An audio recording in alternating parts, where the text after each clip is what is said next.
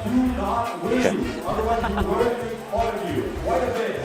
First set is myself versus Destiny. I don't know what's after that, but we'll figure it out.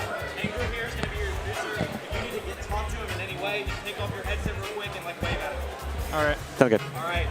So, 5, 4, 3, 2, 1, and go.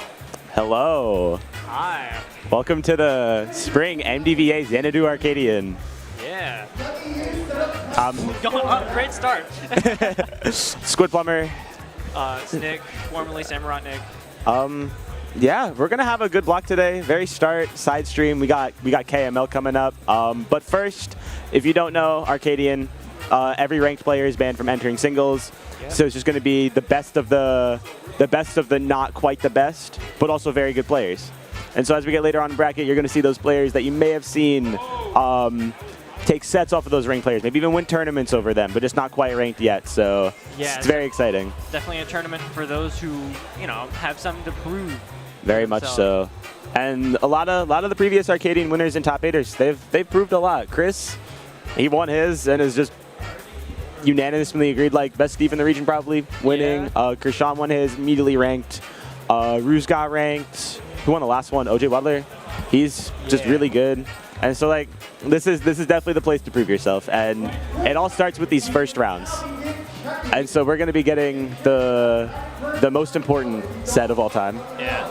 KML versus Destiny. Now, I have some insider knowledge from KML. Okay. I don't know if he's going to do this, but I remember earlier, like in the days leading up, he was talking about like having a dice and then putting like his characters on it and then rolling it out. And then that's deciding what character he chooses. I don't know if he's actually going through with that or not, but I really hope he is. What he's been saying is he's going to go Duck Hunt. Yeah. That's what I've been hearing, which is it's pretty cool. Duck Hunt's pretty cool. And like, but we're getting Duck Hunt versus Greninja. I did my research a little bit on Destiny. Common Nova goer.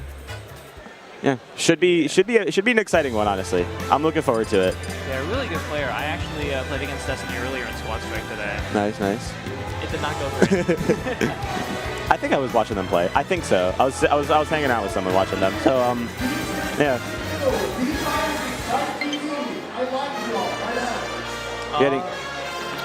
I don't see a dice, so it might just be Duck Hunt. No dice, sadly. No dice.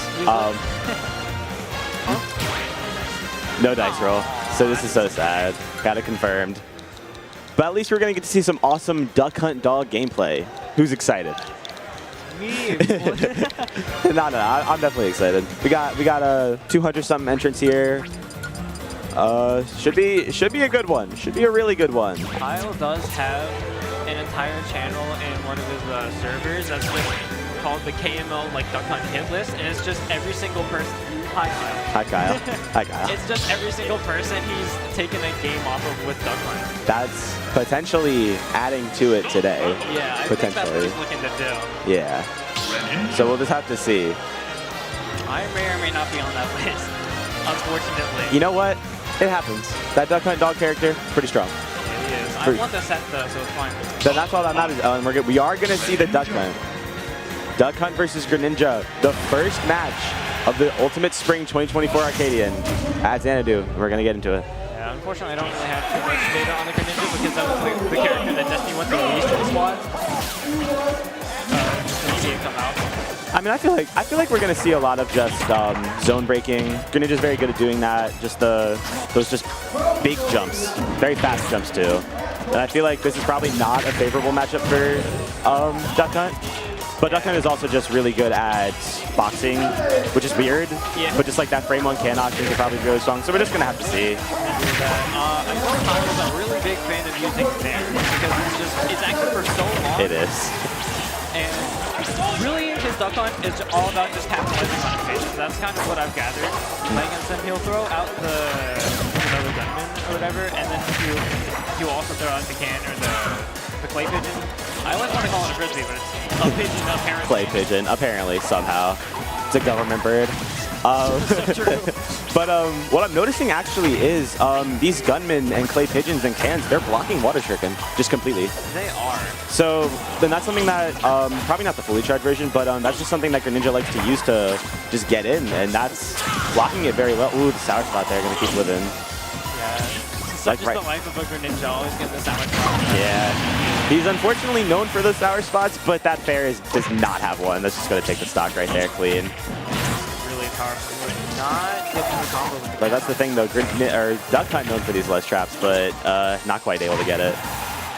But it is still going. Ooh. We got all the projectiles coming out. Edge guarding the stage, reversing the can. Got a lot, and that's the thing with Duck Hunt is there's just the mental stack just starts to overflow after a while, but if you can just remain patient, especially when you have a lead like this, you're mostly fine. Destiny kind of expand on that lead here. Very much so. Ooh, finally getting the Shuriken extension to... Yeah, there it is. There it is. There's more Greninja. But that's the thing though, Greninja is just so strong in other ways. A lot of the time, it sucks that it happens, but it ends up not mattering a lot. It's very interesting to see. Very strong character. Yeah, because Greninja, he's just a character that has a lot of opportunities to get in hits, so even if some of them don't really go exactly as planned, the game doesn't really function as properly. And that's the thing. Like right there, he got the down smash, just like covering the air dodge, and ended up getting the SB, I think, but gets the stock there, and it's just, Ninjas just can just press so many like buttons that just do a lot. Like it's just everything frame traps, and that's probably, especially when you're playing Duck Hunt, because Duck Hunt's floatier. Yeah. So you landing can be a struggle, and that's something that that's something that Ninja can capitalize on really well, and that's kind of just what we're seeing here. There's some nair usage like you were talking about.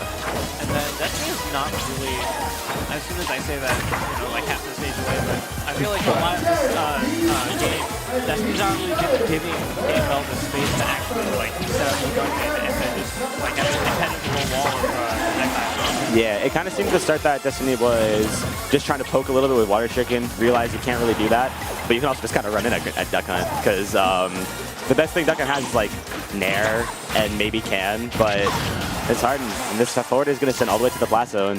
Yeah, but it's like you said, there has definitely been like a lot of wall breaking going on already. Yeah, and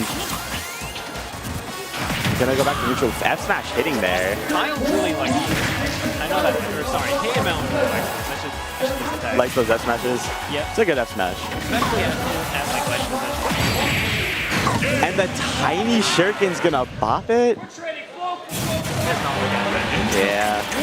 Will we see the counter pick? What are Kyle's other characters? It's like a Joker. Like Joker Steve, something like that. If he feels like he wants to win without like trying too hard for it, he'll go like Rob from time. Rob, gotcha. Yeah, I remember seeing that before. Ron Hollow. Joker. Yeah, I was thinking Joker. It's funny. It's such a kind of shift from his earlier names and ultimates. I remember at the very start he was like K-Roll Crom. K-Roll Crom. Dude, everyone played Crom at the start of Ultimate. That character was Ultimate for a while. Yeah. But I like the Joker pick just because the way to feature Ninja is just contesting with your really big hitboxes, and Joker, especially Arsene, so many of those hitboxes are ginormous and can just kind of stuff out Ninja even if he's falling, rising, it doesn't really matter. Like right here, and that reflector too, I forgot about that. That's going to get a lot of mileage here probably. What you said on top of... Oh, almost getting that. Yeah, very good idea. Just ever so slightly up on the execution. Yeah. Kind of just what we saw last game. Duck Hunt wasn't really doing Duck Hunt things because Destiny wasn't really allowing Duck Hunt to do Duck Hunt things. But you really have no choice in this matchup because Joker and Greninja kind of want to play the same game. Yeah, it's a lot of jumping, landing with your aerials. They have a lot of good counterplay just in the corner too, just because Joker movement very good, and Greninja vertical movement is very good. So, like, I feel like this is just going to be a matchup of like that, like just getting your kill percent, and then getting the confirm. Like you're not going to really get edge guards or anything like that. And right there, the fair drag down is going to take it. Yes. It's a really hard move to tech. It is, especially when you're not prepared for it. I don't know if I've ever teched that in my life. He's on platform. I'm not in threat range. No, you are. And then you are. But I do think Destiny does have a little bit of knowledge here because I know Greninja was actually one of the characters that played in Squad Strike. So Gotcha. definitely at least somewhat familiar with how the character moves. Honestly, speaking of Greninja, you seen those locals in Virginia? with all the Greninja mains. Oh yeah, yeah. I don't know if Destiny's been to those, but that's crazy to me. There's like 5 Greninja players at the same local. Most of the stream sets are just Greninja. This is a common character in this region, which is very honestly exciting to see. I think Greninja's a pretty cool character. Cool character. I mean, that's kind of just been like this entire region lately. It's just we have a bunch of off-meta picks, kind of. That is true. And Greninja's been shown to have a lot of and that's gonna take it right there. So despite Greninja's strengths, he is also kind of combo food because of how fast he falls. And you're gonna get that drag down and kill from like 70. Arsene is so powerful. Like, not too much move time to use there. Greninja already 43. Yeah. Especially this Arsene distracts with the damage, and that's the thing is up there maybe? Yeah. But that's the thing is you do have that as Greninja, but if you can't get that like down tilt fair, like the first stock, then because you can struggle with skill sometimes, especially on a character like Joker who has the tools to survive with just your movement, and he's not the lightest character. But definitely doing a good job of just staying composed regardless throughout, because Joker can rack up a lot of damage, but Greninja has ways to even it up. But you do just have to get those hits. But I'm sure Destiny's gonna pick these moves a bit more carefully now, seeing as how KML just said, I'm gonna down the 2 times. Yeah. And it's a strong. Ooh.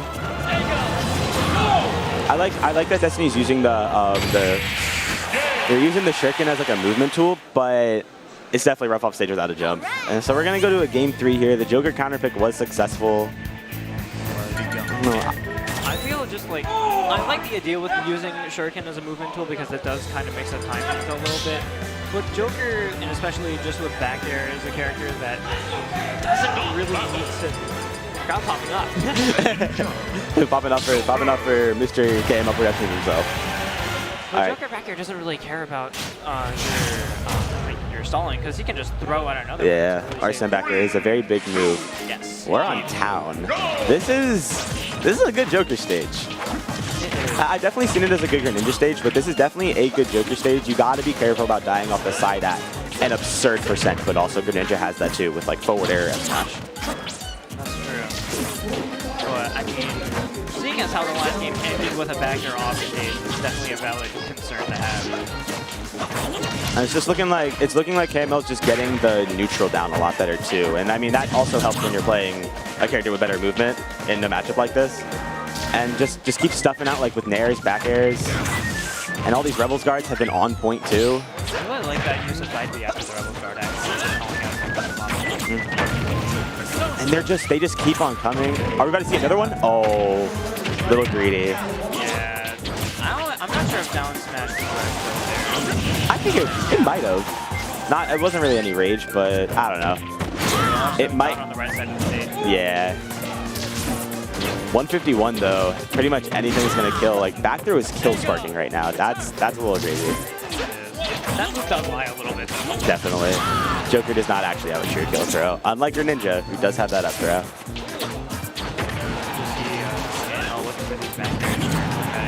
Definitely that time.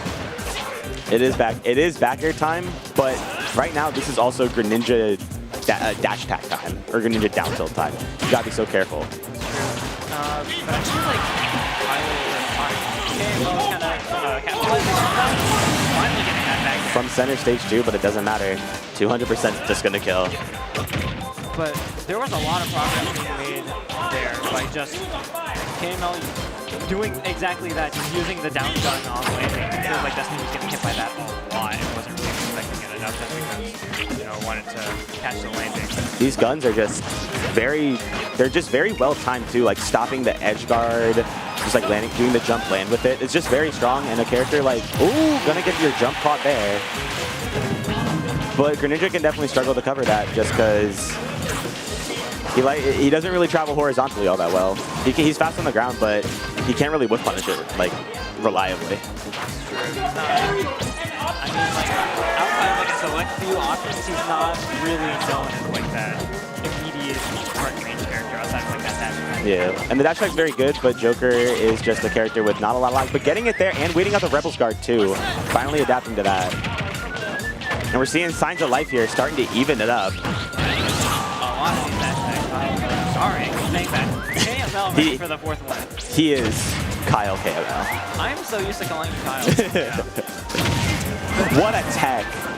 Destiny ready for that, but not that back air. Not out though. Destiny brought that back very well, and we could see it. Was that a taunt? That was a taunt. That was a taunt. KML tournaments. He's a silly guy, you know. Like, I feel like he constantly, when he's not taking the game seriously, he plays like, I'm a production guy, it's fine. But then, once he's locked in, he's really locked in. That is very true. Just a tiny bit late on that. That might have killed. It is one of those weird moves to try and wait out. But, you know, Jokers don't often hold that out all the way. That is true. They mix it up a lot. I feel like you kind of think the same thing happens whenever Hero uses the flying into that same throw. Yeah. How do I time it? Yeah, I definitely. It's hard to time that. Are we? Oh, not quite gonna get the confirm off of that there. Not quite sure what the idea of this grab is, because even if Destiny Tech. Maybe he thought that it wouldn't have gone to. Maybe he thought that it wouldn't have made a tech. I forgot the name for that.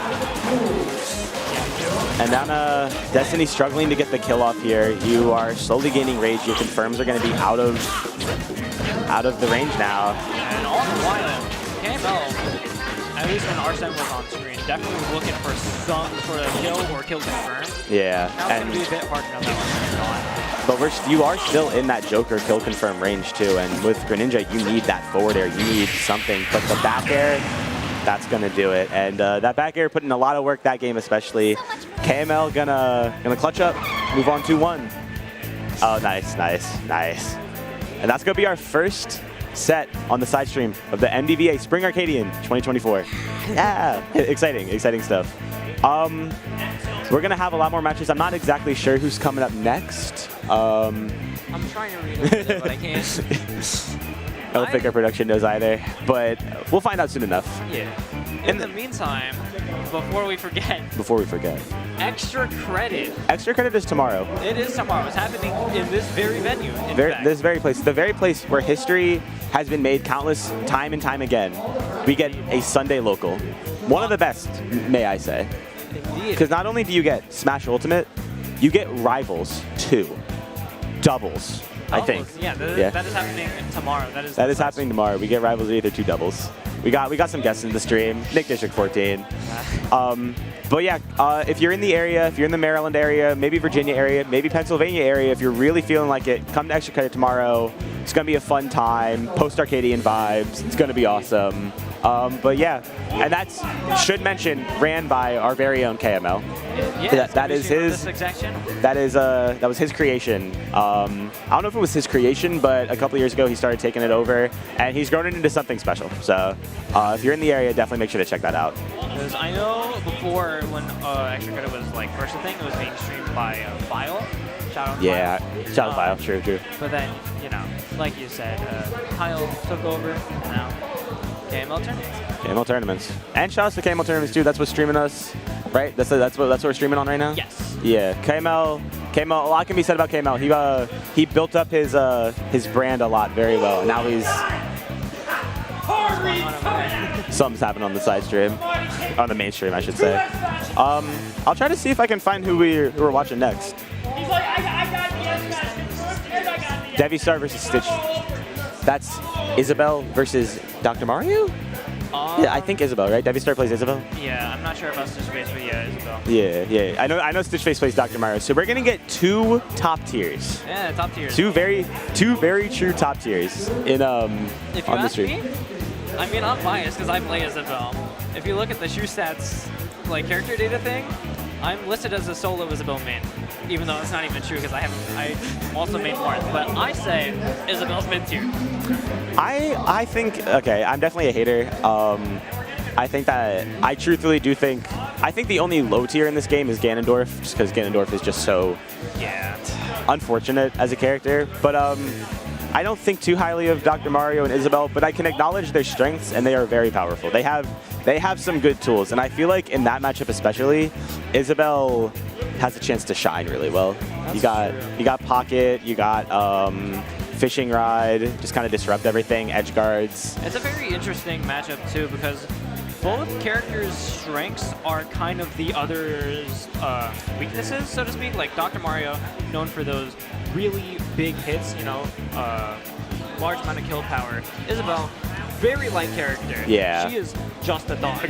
Yeah, she really is. And Floaty too. That's true. Not necessarily exploitable off stage, but it takes her a bit to get back to stage once she's off. And Dr. Mario, if you let him get the edge guard, he could be killing you at like 50 potentially. And so you definitely got to be careful with that. But on the flip side of that, Dr. Mario is also really stubby. Yes, And one of the stubbiest characters in the entire game.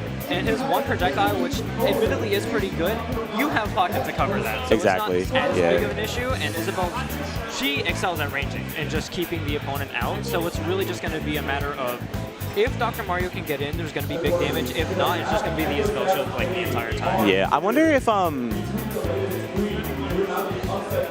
I can't think. I wonder if Cape is gonna have a play at anything, just because you can reflect Fair and Bear, maybe dash attack too. I don't really know if that's gonna come into play at all, but there's maybe a chance of reflecting a pocket pill, and then it's like 5 times power or something. I don't really know what the interaction would look like there, but the strongest pill in the entire universe.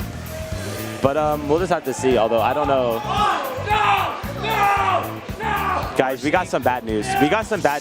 You should stay on this stream right now because there's a Min Ditto happening on the mainstream on VGBC. Stay on this one Speaking for of your own good. Ditto happening on mainstream, if you're just tuning in from the mainstream because you're trying to avoid that, welcome. Welcome. Instead, you get to watch Isabelle versus Dr. Mario, which is definitely a more fun matchup.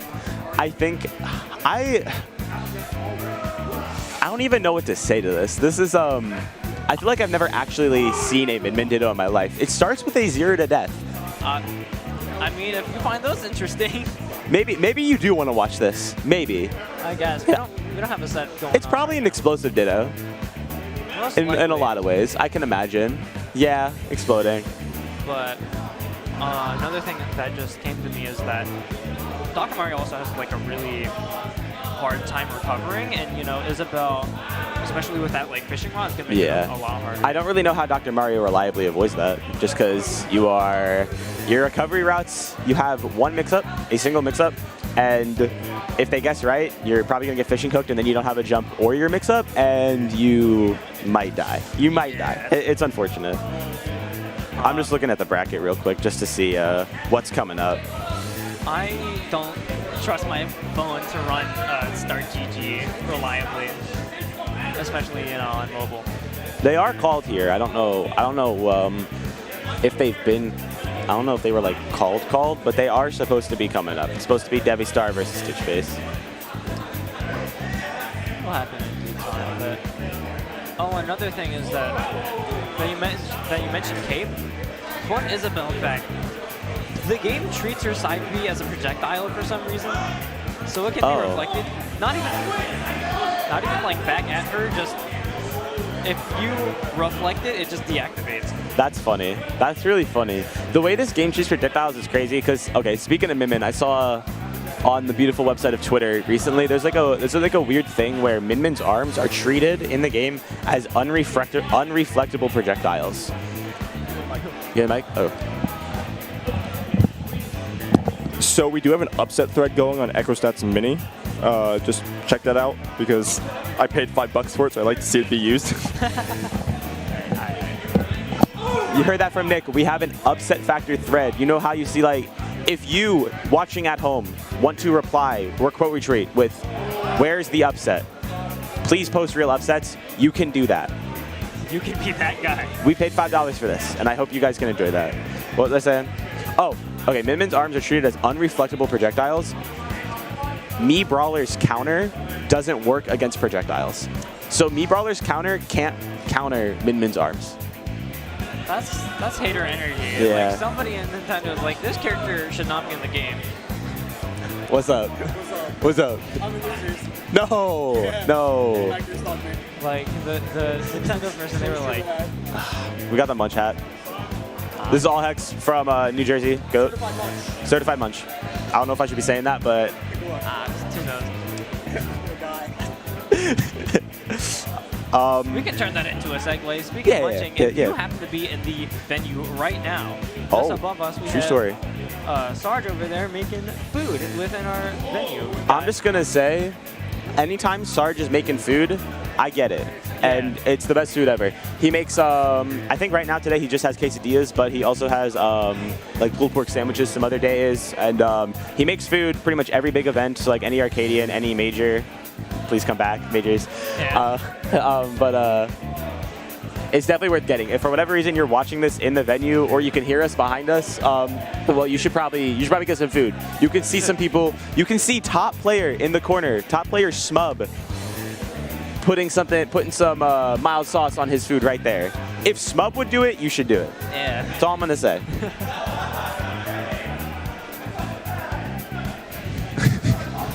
And Delaboy too. Those are two top players. Those are two PR players. Smub, #1 in the region at some point.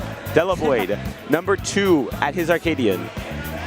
You should get some food if you're in here. Yeah. Moral of this story: if you want to be a top player, get Sarge's food. Eat Sarge's food if you want to be a top player. That really is just the truth. I mean, okay, so since we're waiting for a little bit, I'm just gonna go ahead and look at like later bracket and just see like what the matchups are, because I haven't actually looked at any of them. There's like 5 Leolis in the bracket. The first seed is Bulbor Bob, Steve Main from Sova, #1 in Sova currently. Beat HBox one time. Beat HBox a little bit more than one time. Oh really? Maybe 5,000 or 1,500 something. I completely forgot about that. I'm not gonna leak, but I may or may not know who did that. I don't know. I mean, it's kind of obvious if you're in the know. So we just saw Greninja. Blue, the Greninja, is also 4th seed. We got Sora J, 2nd seed. Trial and Error, 3rd. Blue, 4th. Ripcord, 5th. Unlucky, 6th. Amark, 7th. And Dippy Diddly Doo. And Pondmaster is 8th seed. But there's a lot of upset potential just in this bracket because you have a lot of really strong players. A lot of people don't know who Coltman is. He's like new, as in he only started going tournaments like a month ago, and he's like already gotten PR wins and top 4 at locals, and he's a very good player. Yeah, I remember I was commentating the grind, I think, 2 weeks ago with Scabs, and Coltman did show up a couple times in that top 8 playing against, I think, Dexter and Pink Fresh. And yeah, I was very pleasantly surprised. Yeah. Snake main too. Snake is honestly, all things considered, Snake is a pretty fun character to watch and play. So it's pretty cool to have that. Not fun to play against though, I gotta say. Although you have that range, so you don't really have to worry about that. Is getting true. blown up as much. I enjoy that matchup a lot. But we also have Fiji. Fiji's in this bracket. If you're local, you know Fiji. Sever making an appearance. Ooh, it's been a while since I've seen Sever. And we also have a lot of out of region players. That's what I want to talk about. We have a lot of out of region players. Sorry, dying a little bit. We have a player named Kale, also known as Lettuce Boy. They're not Greninja, Game & Watch from the Pennsylvania area. They made the trip down. A lot of New York made the trip down. On the mainstream, we had Che from New York. They were on there. I'm trying to see who else. There's someone from Central Pennsylvania. His name's TD. He's a Lucina player. He's also very good. Got Waiachi. That's Samus from up there. Floppy Fail. That's a Puff player from New Jersey. Trying to see who else. A good amount of New Jersey people showed up. That's exciting too. We got a lot of. I don't know why with MDVA, the one event we still have that's like massive is our Arcadians, but this is the event to go to if you can. If you're not a banned player, as in like ranking wise. Yeah, if you have done well, don't come. Don't show up. They allowed me in. I'm the first PR player to ever go to an Arcadian. It's a true story. We all have humble I had to mention that at least once. I actually did go 0-2 in dubs. Oh, really? I played with Sassy Priest. He's an Ike main. He's visiting from Ireland for the year. Very cool person. We did not do good. And most of it was my fault. I'm not a good dubs player. I'm not a good player sometimes. It just happens. It just happens. Well, I mean, you were playing Belmonts, right? I played Rob the first set. Oh, okay. And then I played Belmont the second set. And it just didn't go well. And it is what it is. I know Belmonts aren't really the greatest. They're not good in dubs, is what I will say. They are, because you have to worry. You're constantly hitting your teammate, and it's just like it ends up like being like you don't want to throw a projectile, but then you have to, or else you lose. Sorry. What do we got on here? Unlucky versus Chicken on the mainstream. We are waiting. We are waiting. I don't. Maybe they're playing off stream, potentially. I mean, I would hope not. I'm not sure. They did play off stream. Oh. Devi Star 1-2-0. We were talking about Well. Okay, so instead we're gonna get Eric versus Romani, aka Che, from New York. And it's Eric trial and Eric trial. So that's gonna be a fun one. Won't lie, Eric, good friend. Love watching that guy. So is Che, also a good friend. Yeah. Yeah. Which is that's gonna be an exciting one. That's gonna be Ken versus maybe Ken. I'm not sure. I'm not really sure who Trial would play into that. He plays all the Shotos. Yeah. One of my friends played him in Squad Strike. His roster is Ken, Ryu, Kazuya. It's kind of a cheater roster. Kind of a cheater Squad Strike roster. I don't know if you heard me. But yeah, he's hopping on right now. Romani's about to hop on too. Finally getting a match. Yeah. But that should be exciting. Eric, especially Trial, he's been getting very good recently. This season alone, he's already won a couple of locals over ranked players. So he got second at the last Arcadian. Got Grand's winner side. Unfortunately, got reset by OJ Wadler. Couldn't close it out. So he's looking to prove himself in every way possible that he can today. Yeah, the Trial is one of those players that you always see doing well in just like various tournaments, but today could be the one that Trial. Today could be the one. I won't show my bias, but I would be okay with this being the one that he wins. Yeah. Well, no bias. Definitely no bias at all, for sure. But like it would be deserved as well. So it would be deserved. But then on the other side, you also have Ronnie from New York, and up there, he takes some names up there. Like I haven't followed like specifics, but I know that he'd be taking names up there. So like he could get the upset, and that would be a very big upset. It's bound to be a fun set regardless. That's the thing with Shotos, is that they're really fun to watch, but when you're playing against them, you feel like they're more cheesy than Steve. Oh my God! Don't even get me started. Anytime I play Trial, granted I definitely don't do morally correct things in game while I'm playing. I will ledge plank him, but one, he deserves it, and two, it's just terrifying being in neutral versus Ken, especially with how fast he is. Yeah.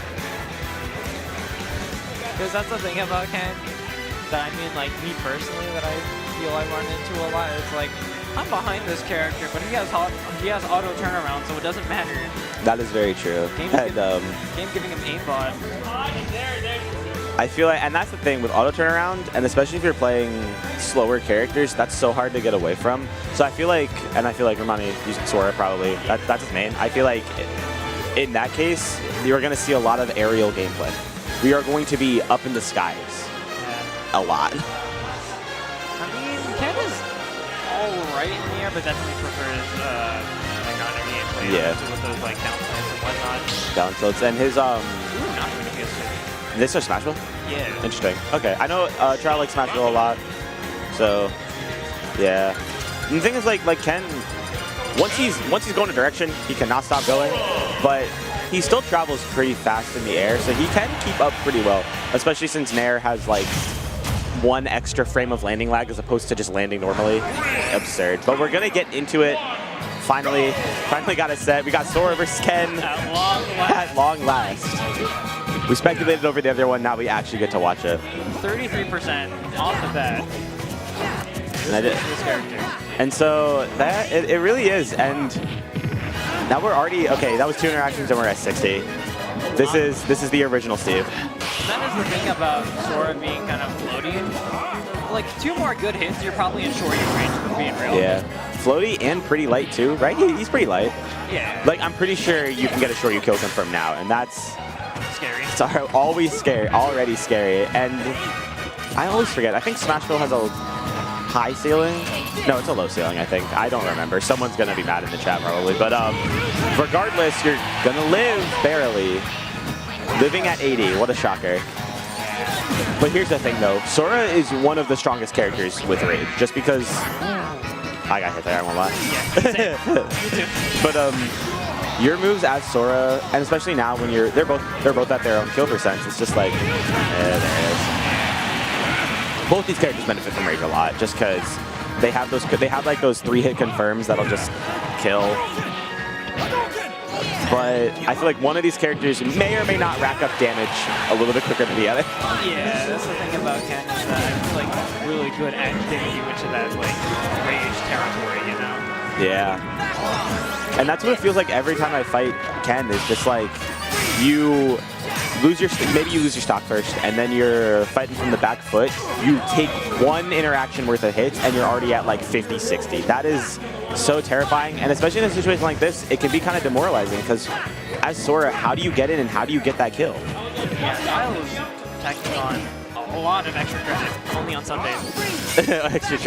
True. Only on Sundays, only as Xanadu. I love doing that. We do have a kill throw. I forgot about that. This character does have a kill throw, and it's a pretty reliable kill throw too. Like, that was center stage. Yeah, taking over 100% before finally finding it though. And so you're one interaction from dying. Yeah. But you're also one interaction from eating it up, because that's just how Sora is too. And I know Romani, he can do those loops sometimes. I've been seeing him.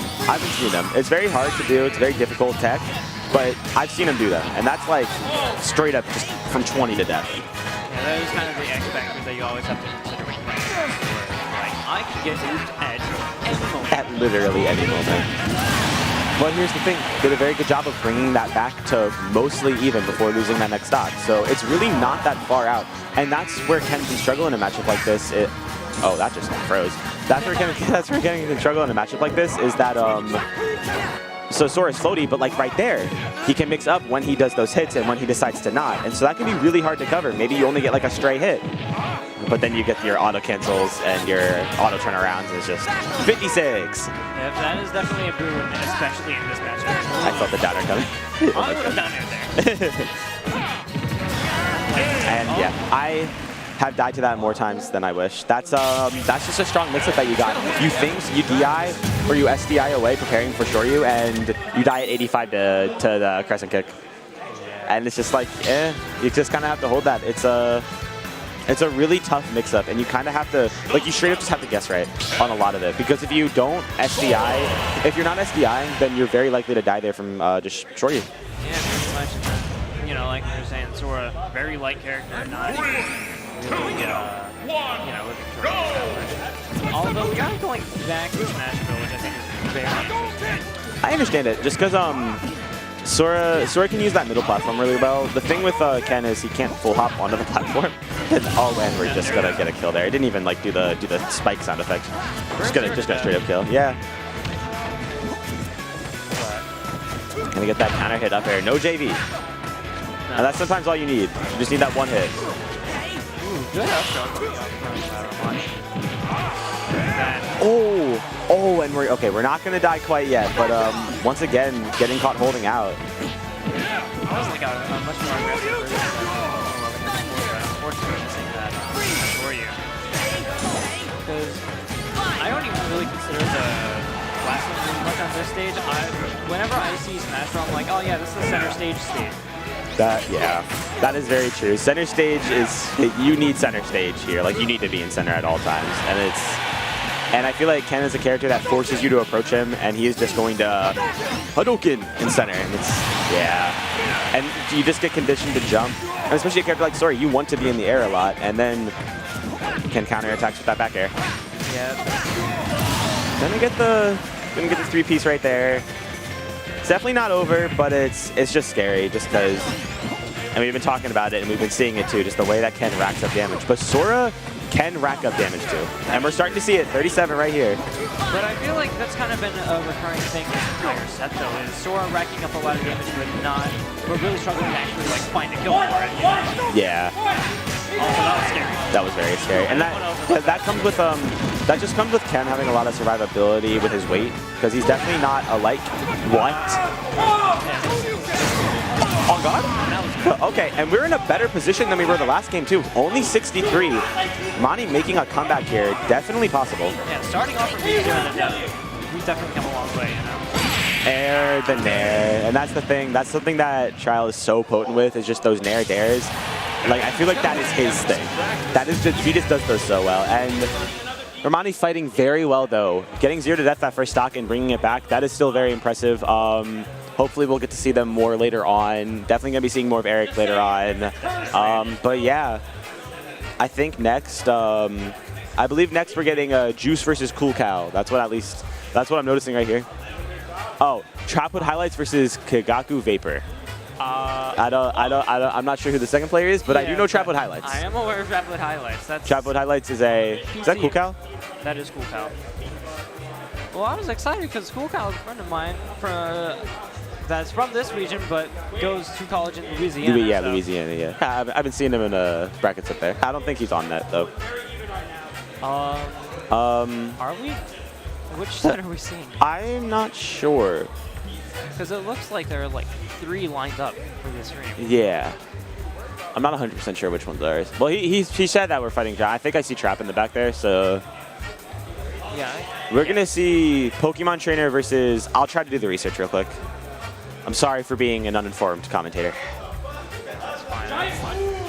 I went into this just being like, yeah, I'm definitely uninformed. That's fine. I'll do that. I'll do the best with what I have. I like to try to know everybody that I can, just like throughout the regions. I know a good amount of like the CVA people, but then there's some people where it's like, if they're from like lower than CVA, I don't know a lot of people, just because I haven't been around there enough. Oh, I'm really bad with geography. I don't even try to call out sub-regions. I want to get made fun of from those, by people from those regions. All right, which is closer to us, Northern Virginia or Southern Virginia?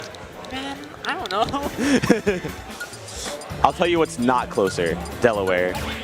That place is very far away. For being a state connected to Maryland, very far away. Very far away. Very professional in-game chat they have going on here.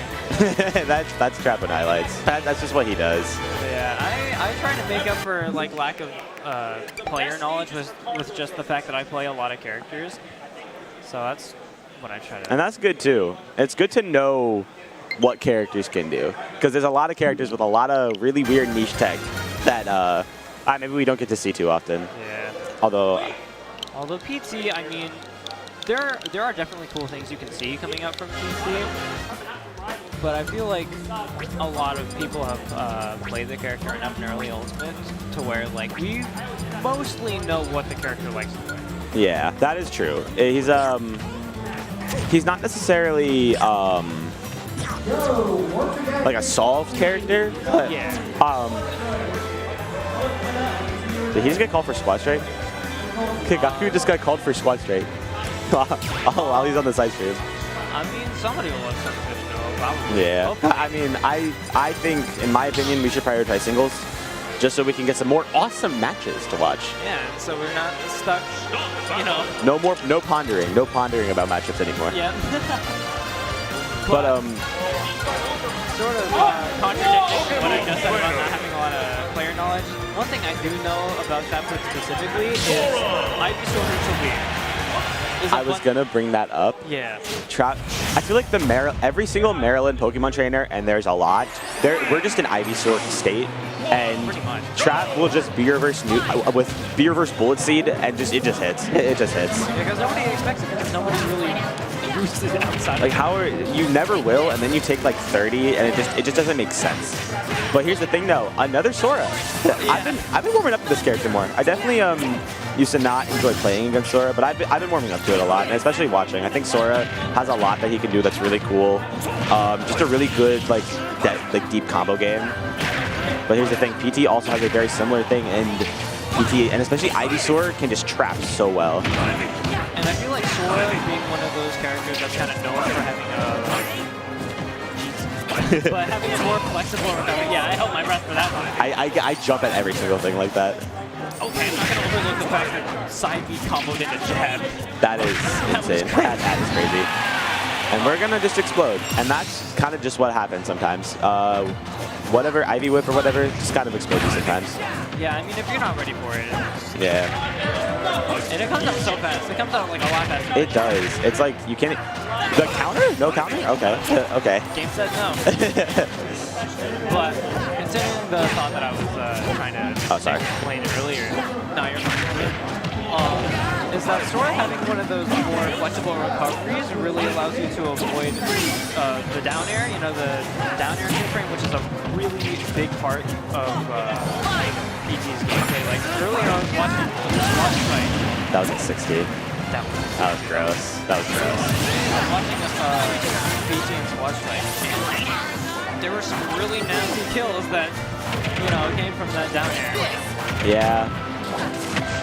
What? Ooh, okay. Trap is kind of starting to style a little bit, but will that cost him? Because now you're at the ledge, and PT is kind of known for not being the best at the ledge. Just a lot of really exploitable options there. And oh, we're seeing some loops. We're seeing some loops. Ooh, I like the idea of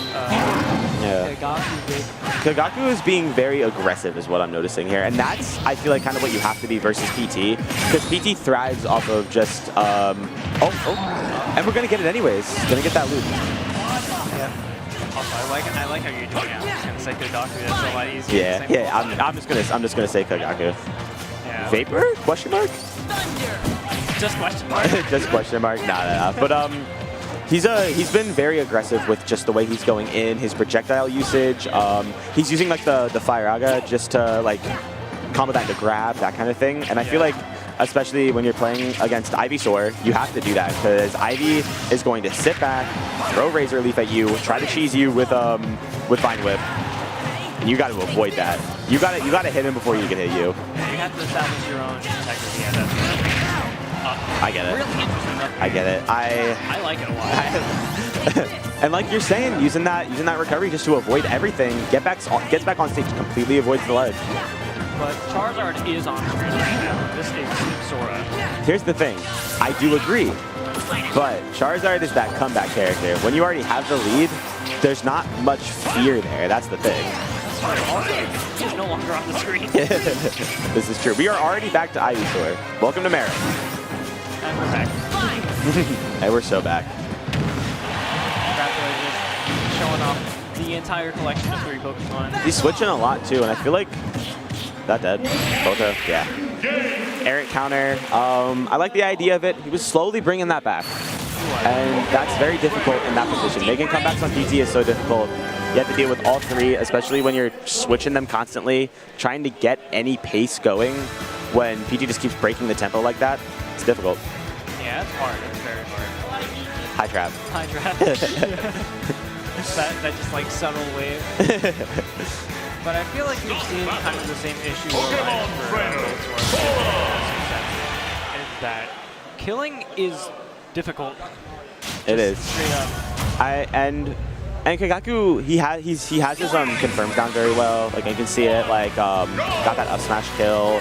He got the 3-piece like nair up air to get like the first stock. So he has those. It's just about seeing if you can continue like maybe longer extensions with it. Just falling out there. That's true. Also, I do like how Tapwood, or I don't know if that was intentional or not, but whenever Tapwood got hit by I was worried for a second. Yeah. When Tapwood, I forgot what the move was called, but the ice one. Blizzaga, yeah. I'm not sure if it was intentional or not, but it kind of felt like there was a mashing, but like avoiding mashing out of the ice in order to not catch like those up airs and up smashes. Yeah. That I feel like definitely would have took the stock otherwise. There's a really weird property with like ice in that like when you're so for example with Yoshi Egglay, you have 7 frames of intangibility. After that, with ice, you have none once you pop out. And so it really becomes a game of like if you mistime the mash out, you could just die because I don't think you can air dodge immediately. I think you have to wait a little bit before you can air dodge. So you could potentially just die, but then to get that up throw, yeah. And so you have to time your mash. You have to time your mash very well. I mean, the 2 moves that you can. That was very aggressive. Very aggressive. I see the vision though. I see the vision. Yeah. But The two moves that you really tend to see the Soras use out of that Bozaka are like, there's the down air, but Soras. Yeah, you're Sora. Gonna just wait it out. Get that up smash. That's exactly what I was gonna say. Yeah, that up smash. And I feel like if the execution was like a little bit better on the Bozaka, the first movie here. Trap has been very aggressive with those side Bs with Squirtle as well. He's been trying to hit a lot of them, but right now, switch to Ivysaur is kind of costing him for that. Good counter too. That's a very Strongest counter in the game. There's no way it's not. Catching the one. Finally saw that initial wave. Coming out from Chaplin. Yeah. Oh wow, that move is to quote the Lord, that move is badly programmed. Thank you, H-Box. Thank you, H-Box. Those words are definitely implied. And I like it. He's trying to get these noops off, but I feel like it's kind of hard on Ivy. Flow to your character. Maybe he can get out. Counter just not going to come out. But I feel like at the end of them, if they are like properly, There it is. if those moves are properly executed, they can't lead the kills on happening. But Yeah. But you have those. like You that. got the three-piece right there. Nair up smash. He has those, and that's kind of all you need. If you can just get PT to like that 80, 90, you can get. Yeah. That's rough. Gonna miss tech versus any of the Pokemon. You're just gonna end up dead. But good stuff from Trap. Gonna move on 2-0. I think there was potential there though for Kagaku. He was definitely doing. He had a lot of really good adaptation when it just came to like clutching up those stocks, just like making sure to at least get to the last stock, and that's something that can be very difficult sometimes, especially when you're down by a lot. And what killed. Words. He died pretty early that first stock, and still managing to bring it back. And that's what we're seeing with a lot of these games and sets. They're close. They are close games. They're not exactly just completely utter dominations from one side or another. Yeah, and Sora being a DLC character does definitely have that, I guess you would say, higher than average damage output. Yes, this is true. Speaking of that, I just saw Juice walk up, or did he? I think, I'm not sure. Yep. Now we got Juice versus Cool Cow, and Steve. Steve. We're gonna see some damage output. We are gonna see some damage get output a lot. Indeed. One moment. Looks like a lot of damage output is gonna happen on that mainstream. Mainstream Deathless versus King P. What? That's such a good set. That's a really good set. If y'all don't know who King P is, it's a Dr. Mario. I think from New York, but he comes down here occasionally, and he just gets like top 8 at our locals and then dips for like half a year. Yeah. Very good player. He's a very, very good player. Deathless also a very good player. Be on the lookout for both of them later on in bracket. I always get to see Deathless play. It's so entertaining. They've been doing really good recently. They got top 8 at a regional, beat Thaz. Some good results. I was telling Cool Cow earlier that if I knew he was gonna wear the JJK shirt, then I would have worn my Gojo shirt. That would have been hype. That would have been very hype. Or the Gojo cosplay. The Gojo cosplay on commentary would be crazy. I've done it before. That would be hype. That would be hype. That's for SmashCon. I don't know, something like that. Supernova. Sorry.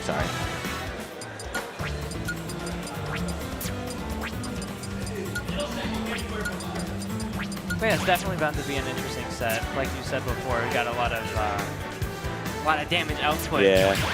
So I believe Juice is seeded to win this, but this is definitely close in terms of player skill. Yeah, and it feels like whenever we have a player that's like from here goes to another region, it always feels like they have just like a massive training saga before they come back. And Definitely. They're always just so much better. And Louisiana is a very good scene for that as well. The Louisiana scene is very strong, and people don't know about them, but they're very good. I do have high hopes for Cool Cow without being biased. Yeah. I'm a fan of both of these players. Played Juice for a while. I played Cool Cow a couple of times as well. Everything is awesome right here. Are we? No way. Are we actually gonna see the? Man, I get to commentate Steve. I'm so happy. I just realized what's happening. I love watching Steve. Like, Steve is my favorite character to watch in the game. Up throw back air. Damn. Crazy. But like Steve is like actually my favorite character to watch. I don't know why, but just the stuff he does is so funny. No, it's hilarious when you're not playing against him. Yeah. And for this isn't really a classic MDVA matchup, but there was a chance it could have been. There's a very big chance it could have been. We just don't have any Steve players around. Is that actually dead? Wow, fair up smash just gonna take it. Although the Steve players we do have are all like very good. Yeah. This is true. The newest one, Justin, guy's so good. We are having everything is cool when you're part of it. I'm sorry. If you know the video, you know the video. It's the greatest video in Smash history. But this is like, in just Smash in general, this is kind of like a known rough matchup for Wolf. Like across just anywhere, this is a matchup that's known for like, okay, Steve gets to do Steve things, Spaceys don't get to exist. That's true, because they do have aerials like cover like all the blocks and then the uses build the walls, but none of them are particularly strong, so they're not great at breaking anything but dirt. Yeah, and that's the thing. If you want to use back air to break the blocks, you can auto cancel it, and with up smash is going to get there. You can auto cancel the back air off the blocks, but you might miss the bottom block, and then you're still kind of in the same position that you were before. And so Wolf getting past walls is so rough, especially with the diamond on lock here, and you're gonna die too. Something crazy has happened on the other Something crazy has happened. They're 1-1. They're 1-1. More importantly, we got these Steve combos right now. That's true. And the damage, as we were saying, is racking up. Especially with diamond on the table. Oh, but we got these spares into the back air. Oh, like 4 bears in a row. Yeah, that Wolf can just do that sometimes. I think Cool Cow should be. This is the thing that like a lot of teams do, and I feel like they get hit by it once and then never do it again for the rest of the set. And then when they're in disadvantage, when they're like above their opponent, they'll drop the anvil, and then if the opponent does have like a reflector, they'll get hit. Yeah. Right. I feel like that happens to every single team. I think it's only a matter of time to do that. Here's the thing, though. He might not even get the chance because okay, Steve with diamond, but also Steve without mats. And you don't have the mats to build, regardless of if you have diamond. If you can't get any leverage anywhere, and you just have to like hope that back air hits, Juice is gonna be able to avoid that. He is a patient player. He will do what he can to avoid that, and we're already starting to see it. The percent is starting to rise a little bit. Wolf, people forget, Wolf racks up a lot of damage. The more and more I commentate this game, the more and more I realize that's him as applicable for a lot of characters. But Cool Cow gonna clutch it up there. Gonna take that game 1 pretty cleanly. He did get to last stock. I could definitely see there's definitely gonna be adaptations. I wouldn't be surprised if this goes to a game 3. But we'll just have to see, because Juice is he adapts very well. That is something that I've noticed. Man, there is something going on with the other game. Yeah, I'm activating my ADHD. I want to pay attention to that, you know? That's a stock. Yeah. So, Deathless, on the other stream we have Deathless, and Deathless is a crowd favorite. That's what we'll say. Deathless is definitely a crowd favorite. But my personal favorite matchup is Steve versus Wolf, so we're gonna go back. I know, I sound like I'm joking. I do genuinely enjoy watching this character. 68% on the board in less than 15 seconds. And that's what you do. You're not gonna kill with wood, but you're gonna rack up that damage. Yeah. I mean, it was kind of a similar thing that we saw at the beginning of last game, where Wolf just got jabbed across the screen. Yeah. Instead, this time it was a horizontal jab. Yep. Into the fair. But ooh, patience with it. Oh, calling that out, almost dead already. Yeah, definitely seeing these adaptations we're talking about. That definitely. The idea is just ever so slightly off on the execution. And Wolf is, he hit that the last game. He's not going to be ready for it this time. These IVs have been very well played. They have, which is something that you don't see very often. Like, definitely not. Cool Cow finally getting the space to actually, like, craft better. Yeah, finally got the stone tools unlocked. No gold or diamond yet, and we're already a minute into the game. Juice is realizing, that's rough. Yeah, there it is. Keep back here, the quick equalizer. Yeah. But besides that, Juice was realizing, like, you kind of have to, up smash gonna call out. That is true. Both these characters can equalize very well. Everything is, good SDI. You can see that. It's so hard not to pay. They're having so much fun over there. It's okay. It's okay. We can lock in on both. That's true. But I think Juice has been doing a better job of finding these opportunities to block, because I feel like that's kind of where Steve is struggling. Because I mean, while Steve does have those relatively, like moderately sized hitboxes that come out faster than they have any right to. Yes. Wolf is still. What a grab! Yeah. Wow. And here's another matchup, actually, similar to the last one, where we have one character who's kind of good at getting these 2 frames and just like kind of hitting you right before you get to ledge, against a character that has a really easy time getting back to ledge and mixing it up in the process. I think both of these characters just have a lot of strengths on the ledge, specifically. Like, both of these characters are excellent ledge trappers. Wolf is known for just his raw, just outplaying you ledge trapping, and we've been seeing a lot of that too. Yeah, especially. I'm sorry. I swear we care. King P took it over. King P took it over Deathless. That is an upset. That is an upset. And once again, we got that upset thread. Echo Stats Mini. You can quote retreat with not an upset if you'd like. Okay. Now we can focus back on this. This is a very tense moment in this game, though. I was just about to say, whoever takes the stock, you are in such a good position. But now, Cool Cow, cracking that diamond, not really having any sort of regrets about it, because that is a thing that Steves do need to account for. When they're at leader percent, perhaps crafting diamond isn't the best idea. Yeah. And like you definitely are forced to craft there. But that's kind of what sucks is now you're having your durability wasted while you're still on there. Oh! And Juice just not letting up. Getting these edge guards out. Very aggressive up here. But look at this. We have a Wolf that died at 193 versus a Steve at 85 with Diamond, but the durability is going to start to run out soon, and we do not have a second Diamond on deck. But everything is awesome. Okay. Okay, yeah. Juice got hit by that like a couple times the first game. He's like, never again. He has that SDI. He has it. Yeah. I mean, it's what you got to do. And Wolf is definitely not as like prone to dying like that, just because he's not as much of a fast faller as a Fox is. That's true. Like against Fox, it's a lot scarier. Yeah. Got a ledge trap situation right here, and look at the 2 walls behind you. That's what you have to do.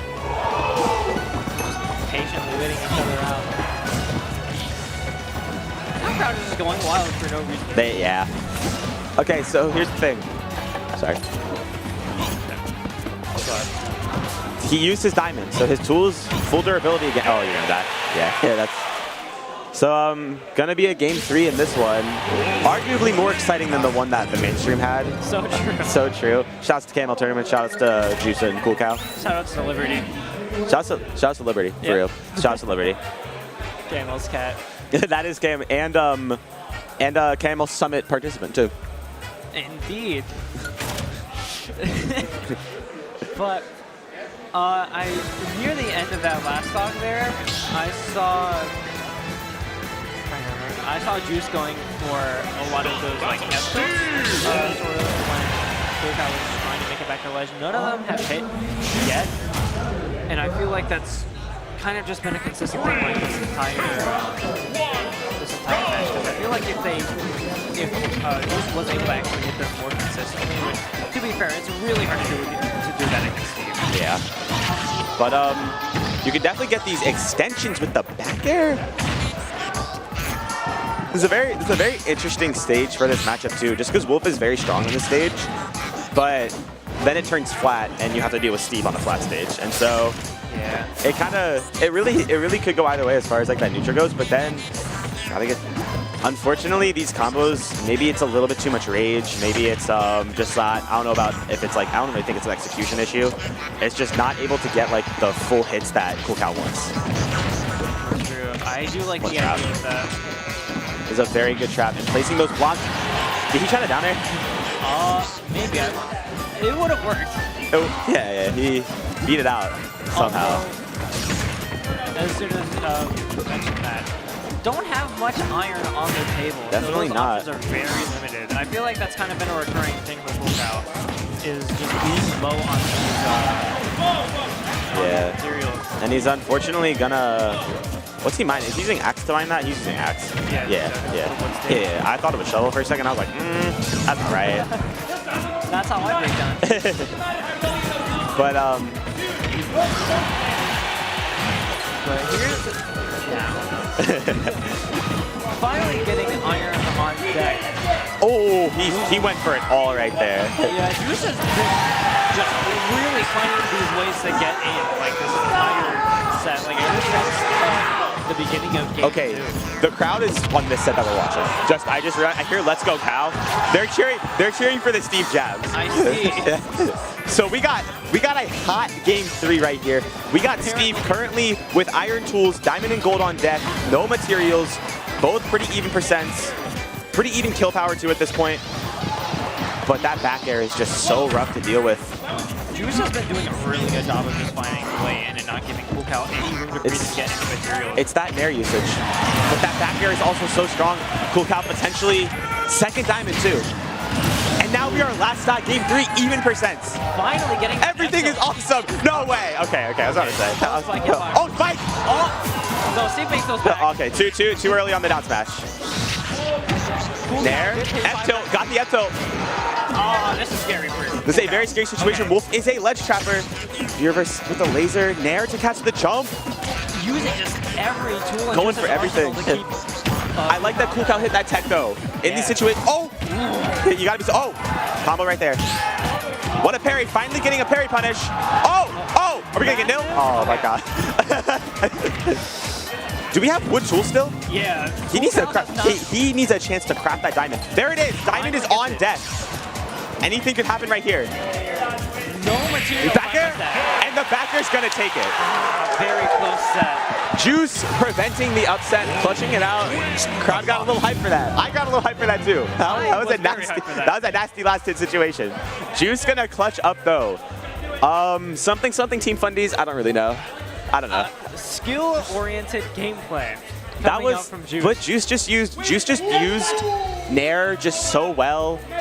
Oh, sorry, I get distracted by we got a big TV with the mainstream right here. Giant. And we got Mega Ant-Man over game 1 over Pawnmaster. Potential upset also gonna happen. We're already seeing upsets this early on. We got King P over Deathless. Yeah. That was a pretty big one. And Mega Ant-Man over Pawnmaster, that would also be a very big upset too. So we have the potential for crazy bracket. Yeah, there's a lot going on. I'm already getting really excited for this. I really like, no disrespect to Cool Cow, like, if you're watching this back on YouTube or something, you're my boy. Of course. Yeah, but Juice played that, like, immaculately. He played that so well. After that first game, just getting in constantly, not giving Cool Cow, like, any opportunity to mine for materials, like, outside of just waiting to come down from the Halo platform. All that. Just, he didn't give him a chance to craft either. And even when Cool Cow did craft, it seemed like he was starting to panic a little bit too. And I won't say, I mean, it's hard not to panic in that situation just because you have to deal with, you have diamond back air. Steve has, or not Steve, Wolf has wolf back air. Yeah. It's like the same, it's literally the same thing. So it's just like, it's stressful in that situation.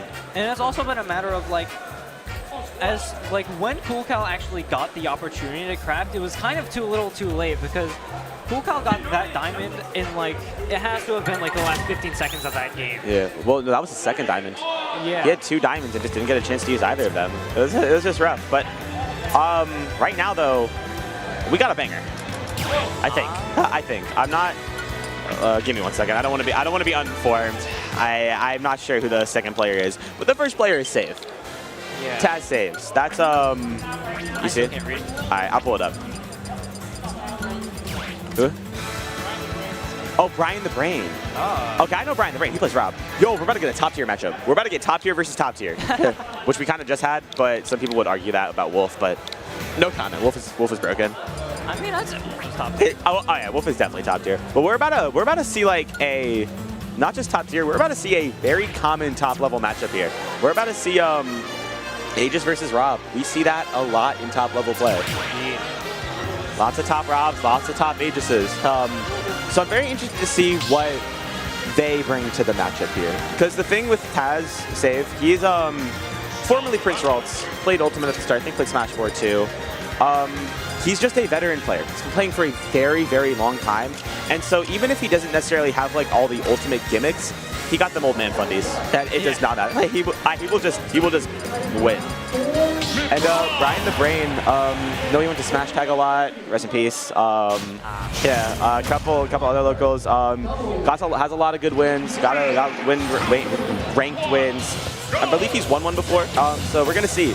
But I know that this is an Aegis favored matchup, and we're seeing why right there. 46, 52, 59. Yeah. You know, it's a very common thing people say about Rob. It's the memes. He's big. He is. I've been trying to play Rob because, you know, everyone tells me to play Rob because that's just top tier Belmont, apparently. And so I constantly get told, play Rob, play Rob. He is massive. Yeah. There are some matchups, it doesn't make sense. And especially in a matchup like this where Mithra, her moves are so fast. Pirate, I like that idea a lot too. And hitting the tech? Okay, Brian the Brain, kind of raw for that. Kind of cold. Yeah, I like that a lot. He's staying alive down there. That was risky too, considering the Pyra. Yeah. But yeah, what I was gonna say is that this is one of those matchups that really comes into effect. Like, Save is just not allowing Ryan to exist. And landing on Pyra, especially as Rob, so difficult because you can auto cancel up air and then that's it like that. And it's just what does Rob do there? It's very difficult. You have to either call out with an aggressive landing or you just have to stay in the air or go to ledge potentially. But then they can get the Mithra switch and just start bullying you. But then you have to remember on the other side, it is Rob. Yeah. Rob has a lot no matter what the matchup is, except for apparently Bayonetta, which is understandable. That character is very strong. Kind of one of those like key principles of play that some characters go with. Like, give them an inch, they'll take a mile. I feel like Rob really shows that off. You give Rob a millimeter, he'll take the entire span of the globe. Yeah. But gonna get the kill right there, and that's the thing. With Rob, you kind of always fight at even stocks. I'm not sure about what Brian's like combo game is like, but these extensions are so good. It's just so hard to deal with.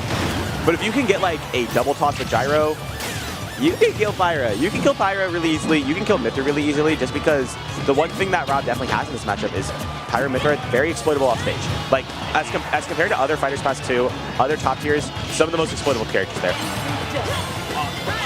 I mean, considering that SD killed first stock, I wouldn't have been too surprised. I have seen Pyra Jab kill. I'm pretty sure Spargo's won a major with that move, which is insane. That's funny.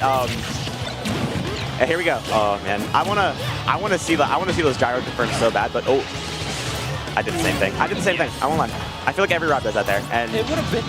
It would have taken the start, like 100%. I like that right there though too. Brian just staying off stage, using that uppy. Oh, I like that. I like that a lot. Yeah, mixing it up. I feel like this game has kind of slowed down a bit for this I mean, I feel like that's definitely on, not like as a bad thing, but I think that's on Brian's part, just because you're in this position. If you keep trying to swing and swing and swing and swing, you're gonna get stuck up by Mithra every single time. So you have to really find your openings, but then you switch to Pyra, and there's a million big hitboxes coming your way. That's true. Like, just a big thing in this game is knowing your character and knowing which other characters that yours can box. Rob cannot box with, at the very least, Mithra. Pyra, she's a bit slow, but it's definitely a lot more doable. There's definitely more boxing options there, but Mithra is just the anti-box character. That character doesn't box. Yeah. That character scraps. I feel like just Rob, being heavy, being big comes with being heavy. Mithra can't really get kills on him too consistently, so you're kind of forced to switch to Pyra. Every kill with that was Pyra. Yeah. All three. So, but the thing is, Pyra. Yeah. Dr. Mario. Yeah. For real? For real. Yeah. Okay. I did not know this was real. I feel like that's kind of what Brian was using to sort of even the percent up a bit, was just using the fact that you have to switch to Pyra, or sorry, Pyra. Yep. I was definitely accepted. Did you know that Dr. Mario's nair gets stronger the longer it's out? Yes. I'm so glad I got to say that on commentary. It's the best day of my life. I'm sorry, I ruined it by actually knowing that. No, it's okay. It's okay. You just have to say it, and then you look back at the Twitch chat afterwards, and they're just like, oh my god. This is what? There's got to be somebody out there who didn't know that. Probably. If you didn't know that, you owe us a follow up. That kill. Oh my god. I've seen a lot of early kills. Yeah, that's just Pyra. That's just what this character can do. And I want to say I understand the Dr. Mario switch. Maybe it's out of desperation. Maybe it's out of just like, oh, I don't really care. Maybe it's like a serious try. And if it is, I understand because I feel like Dr. Mario, his whole thing is just having the most absurd advantage of any weird niche character. And that definitely works on Pyra and Mythra.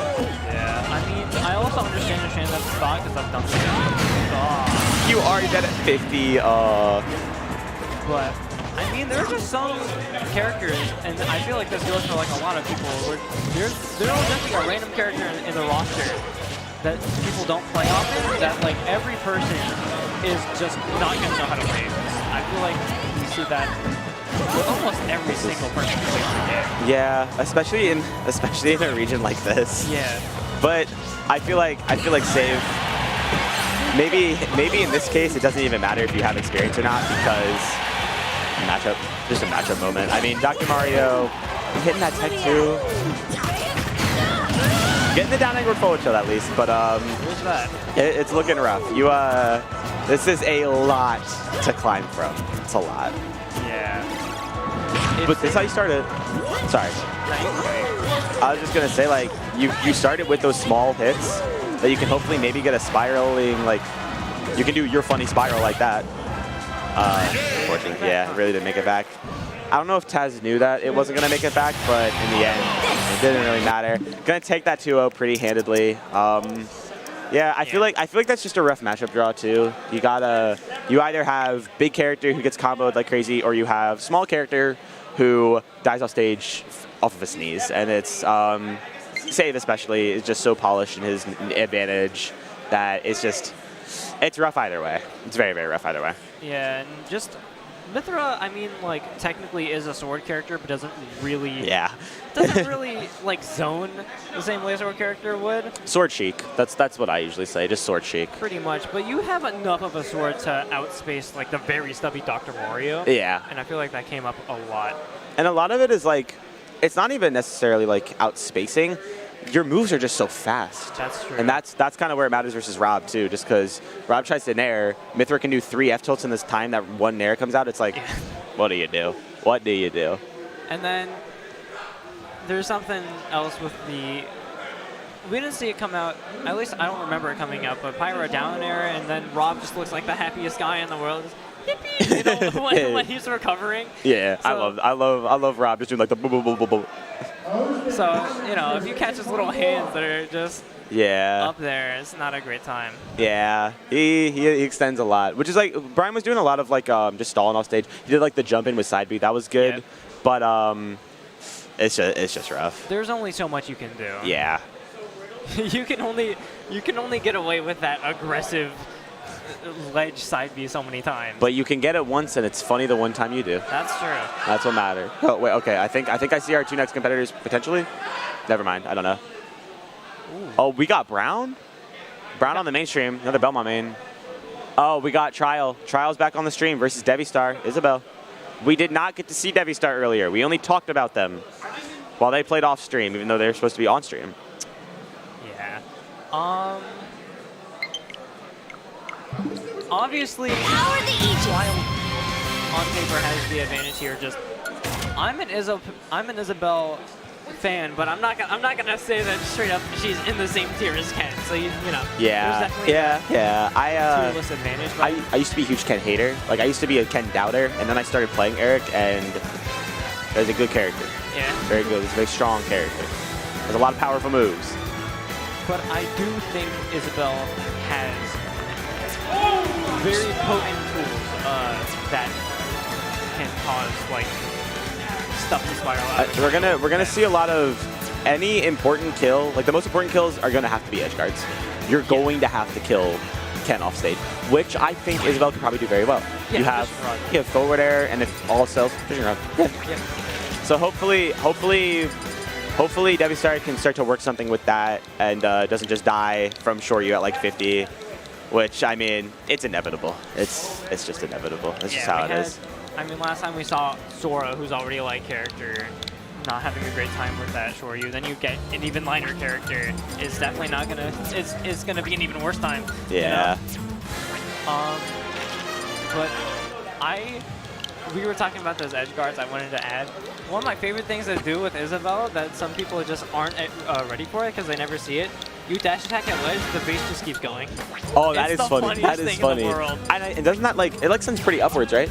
Yeah. That sets up pretty well for like a fair. Yeah. Yeah. So that's you can, exactly how that gets used. so a if lot you of can times. dash attack Tatsu to the side B, Tatsu, Yeah. and then you get the fair, you could be getting those kills, and you could be getting those kills pretty early, because I feel like there's not really much that Ken can really do about like fair trains, bear trains, that kind of thing. Just like off stage, you just kind of just have to hold that DI up and out. Hopefully you're fine, but sorry. No, you're good.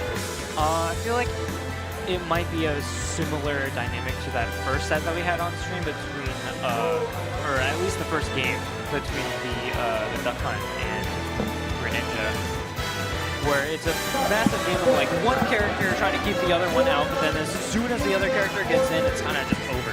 The stock is deleted.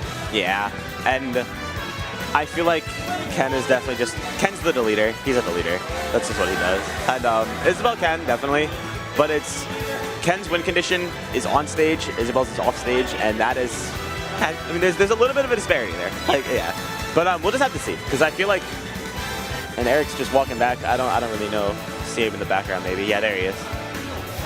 I don't really know where Devistar is. Maybe they're about to play off stream again somehow. We're just have to speculate again. I'm not really great with faces, in all honesty. I don't know if I've actually ever talked to Devistar. I know who they are, but I don't know if I have ever interacted with them.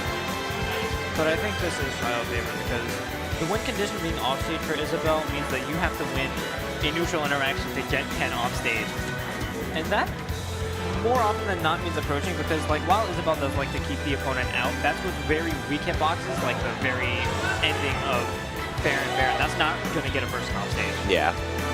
And I feel like if we go to say like Smashville again, I mean, Isabelle, I always forget about the down B, like the Lloyd rocket like upwards. Yeah. That can cover center really well probably. You can use like fishing rod to like make it really hard to approach. But at the same time, Ken can kind of just make you approach him, and then it's, I don't know. Where am I hearing? I'm hearing 75M. You're hearing that, right? You're hearing 75M? Yes. Did they turn that on the setup? Man. No. That one's ultimate. Okay. I mean, that one's the ultimate theme. Where is that coming from? Who is playing 75M? We have a mystery in the venue. Someone is playing 75M on a Switch. As loud as humanly possible. It's.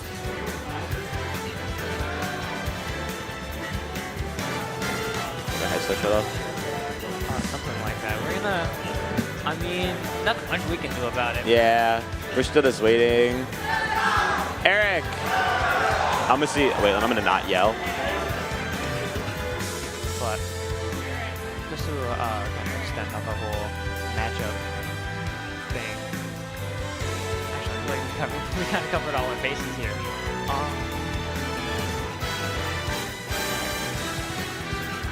Squid is going to traverse the venue to find our players. Or not. What's that? Bad news. We don't know where Devistar is. MIA. It looks like Eric might just have to play me now. Getting cheated out of watching an Isabelle set for the second time in a row. This is so sad. They just don't want us to watch this really cool character. Yeah, I think that character. Character is awesome. Character is awesome. Honestly, instead, let's just peep this set right here. We got I've been keeping an eye out on it. Everyone listening, keep our commentary open, but put on the mainstream so just so you can hear our beautiful voices while we watch Samus versus Simon. Just have 4 people commentating the set. Yeah, honestly, that's kind of meek. That's kind of meek. It's like a summit couch. Yeah. It's a summit couch, but very separated. It's a summit couch where like one half just can't hear each other, so they're all just talking over each other. That's low-key peak. I played Sever a lot. I played Brown a lot.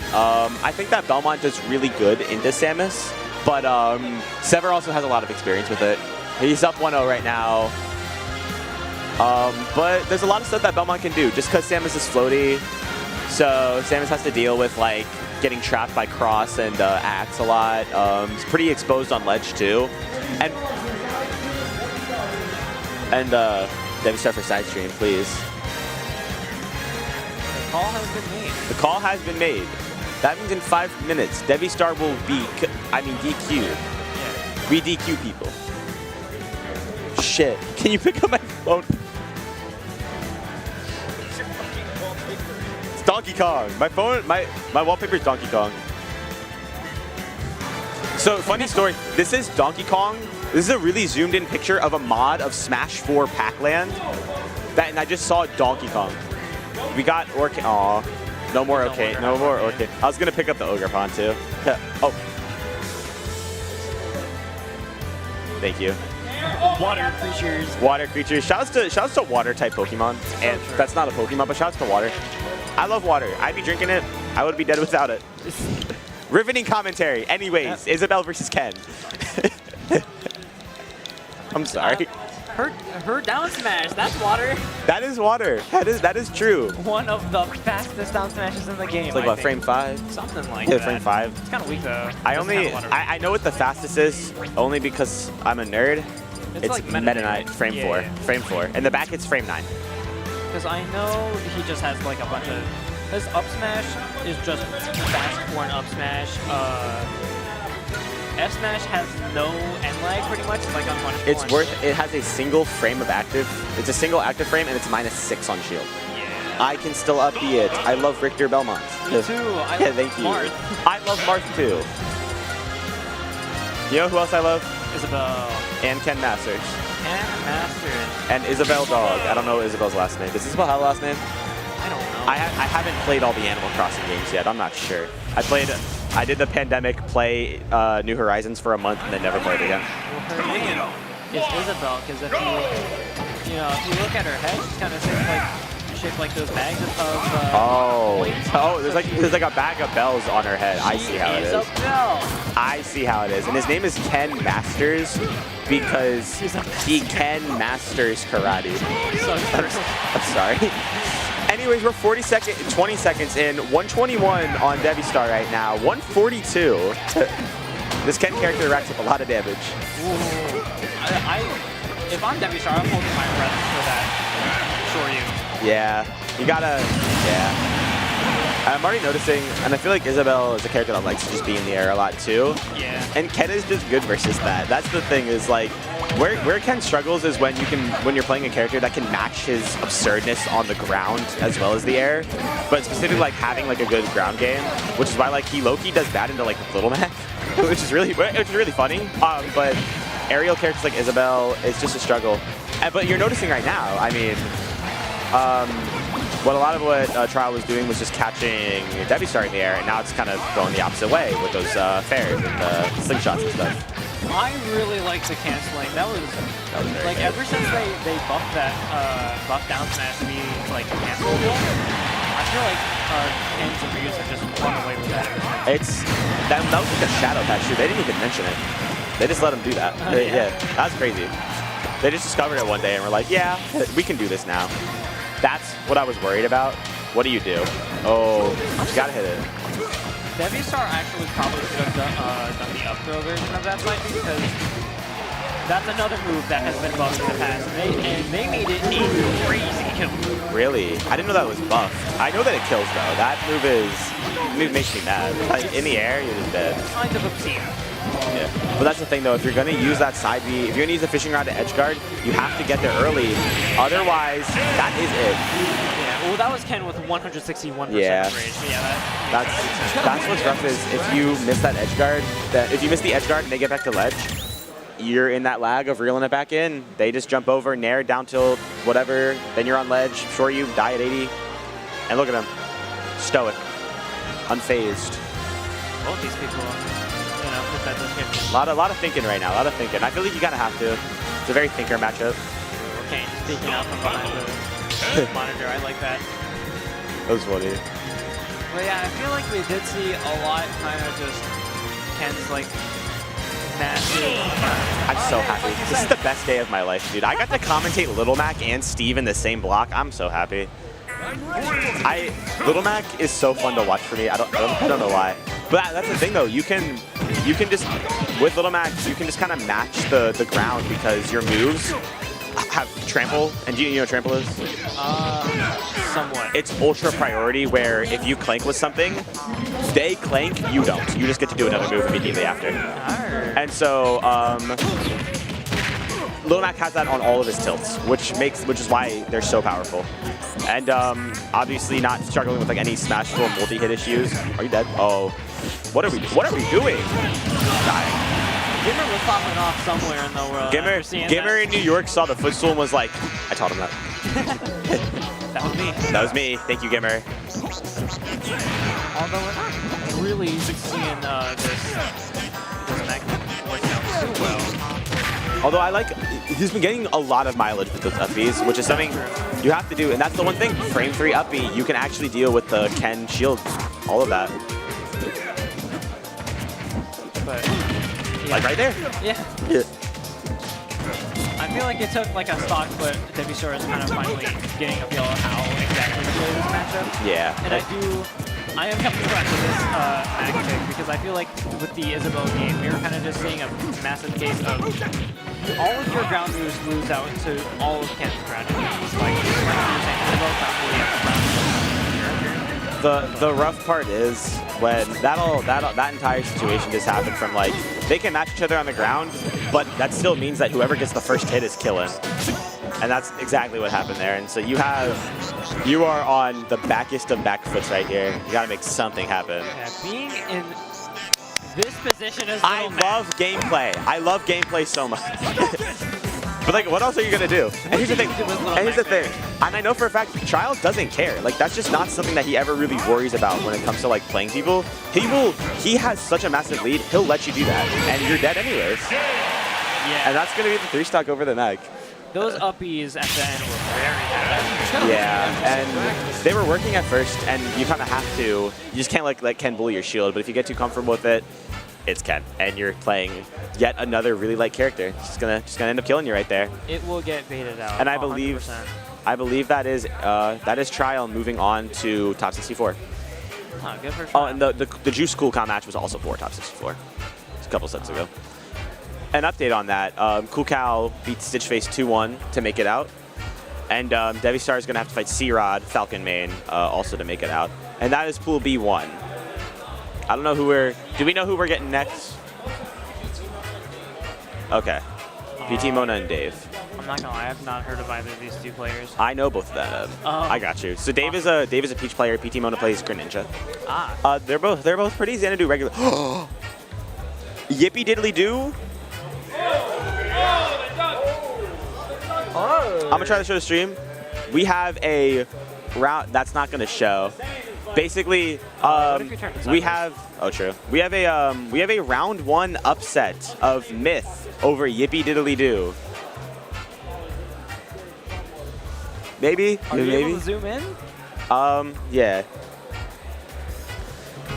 It'll. Yeah. Okay. You can kind of see it. Yeah. There you go. Yeah, there we go. That is a round 1 upset. Like that was Amarx's round 1. Oh, really? And here's the thing. Last Arcadian, he also lost his round 1 and ran it back to 4th. Oh yeah. I 200 remember inch that. tournament. He lost to Big Funny and then completely just 13 sets in a row, Shout just out like Big that. Shout out Big Funny for real. so I mean, we could see another run like that. It's another person who And seems to have gone through some sort of training arc after going out of state to college. This time going to Ohio University. wait, who did? Amarx? Big Funny. Oh, Big Funny. Oh, you're right. Yeah. We actually are going to see Amarx did make it out of pools, beat Deathless.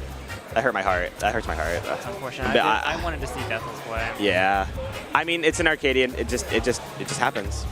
Yeah, We saw Brian the Brain earlier. He made it out through losers. I'm trying to look at the. Oh, Warner DQ'd? What? That makes me sad.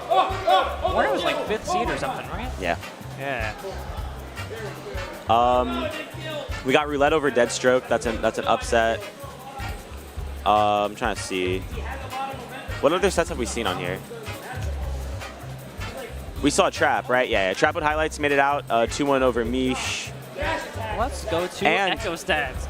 True, the upset thread. And Kagaku, that's Sora, still in. Ah, Yeah, still in. One set away from making it through top 64. We saw him on stream earlier. And then the final pool.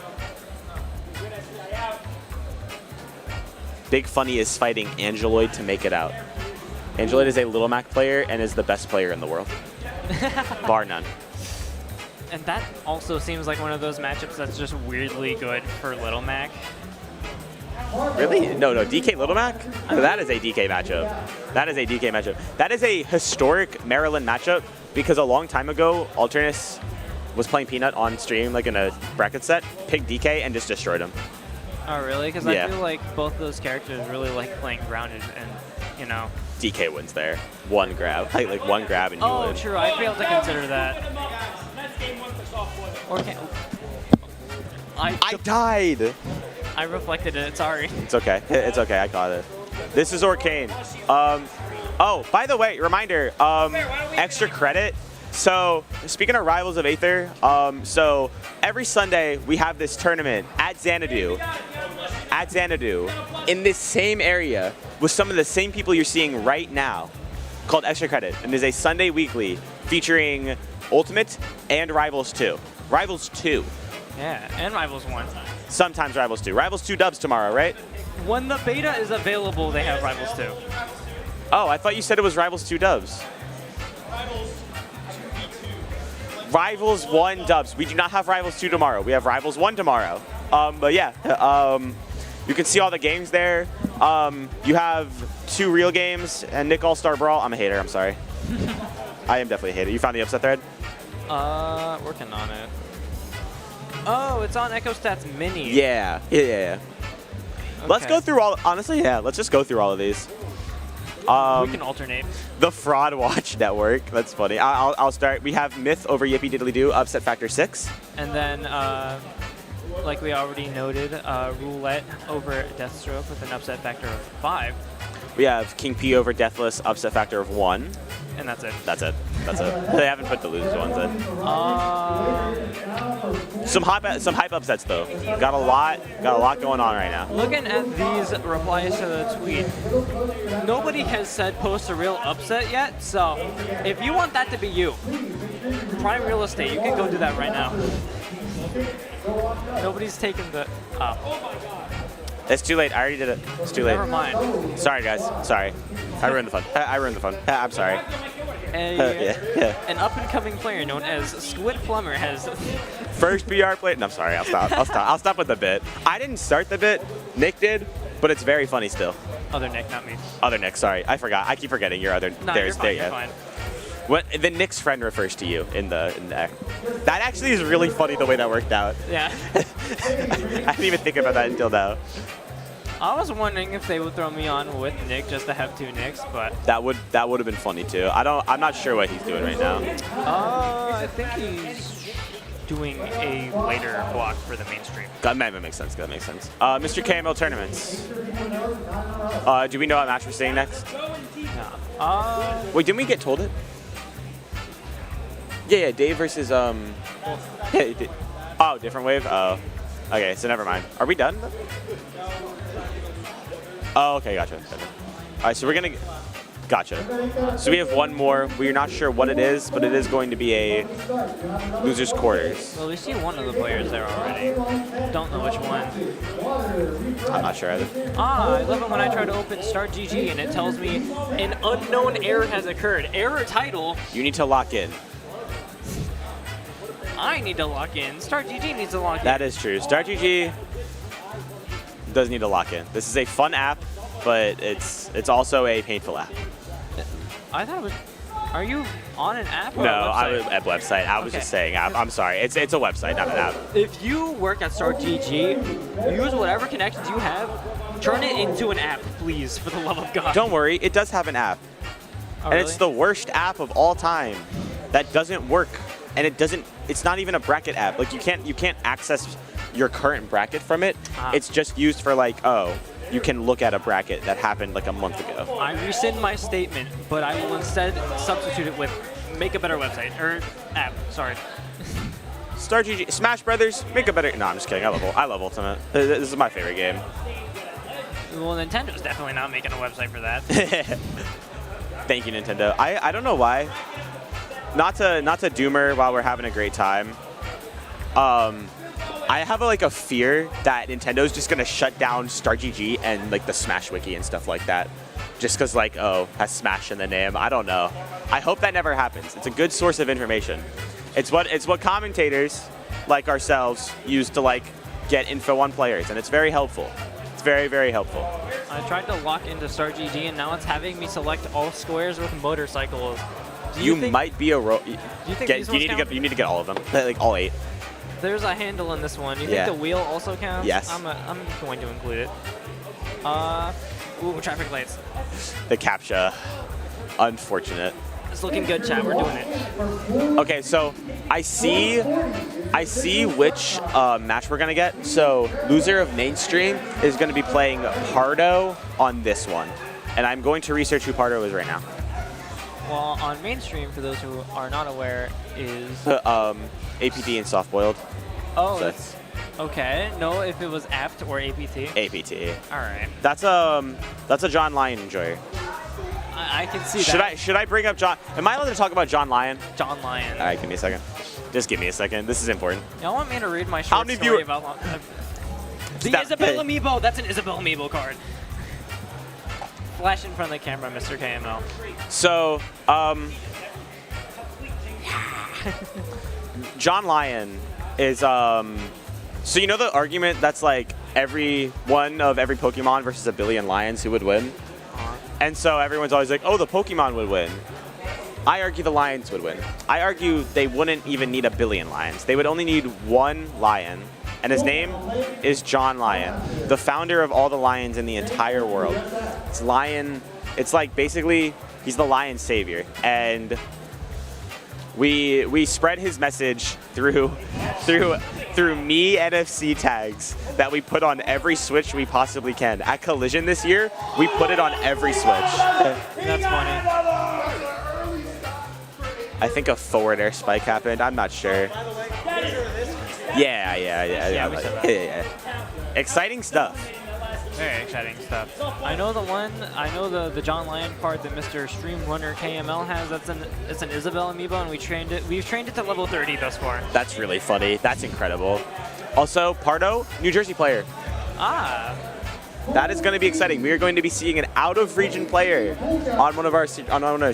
That's the thing. This Arcadian, more than any others, has had a lot of out-of-region players, which there are some people who argue, oh, they shouldn't be allowed because not their region. I think it's very exciting. I like the prestige that the Xanadu Arcadian has, and I think it's cool that, like, above all else, this is our event. We own Arcadians across the globe. This is the best one. We have a monopoly.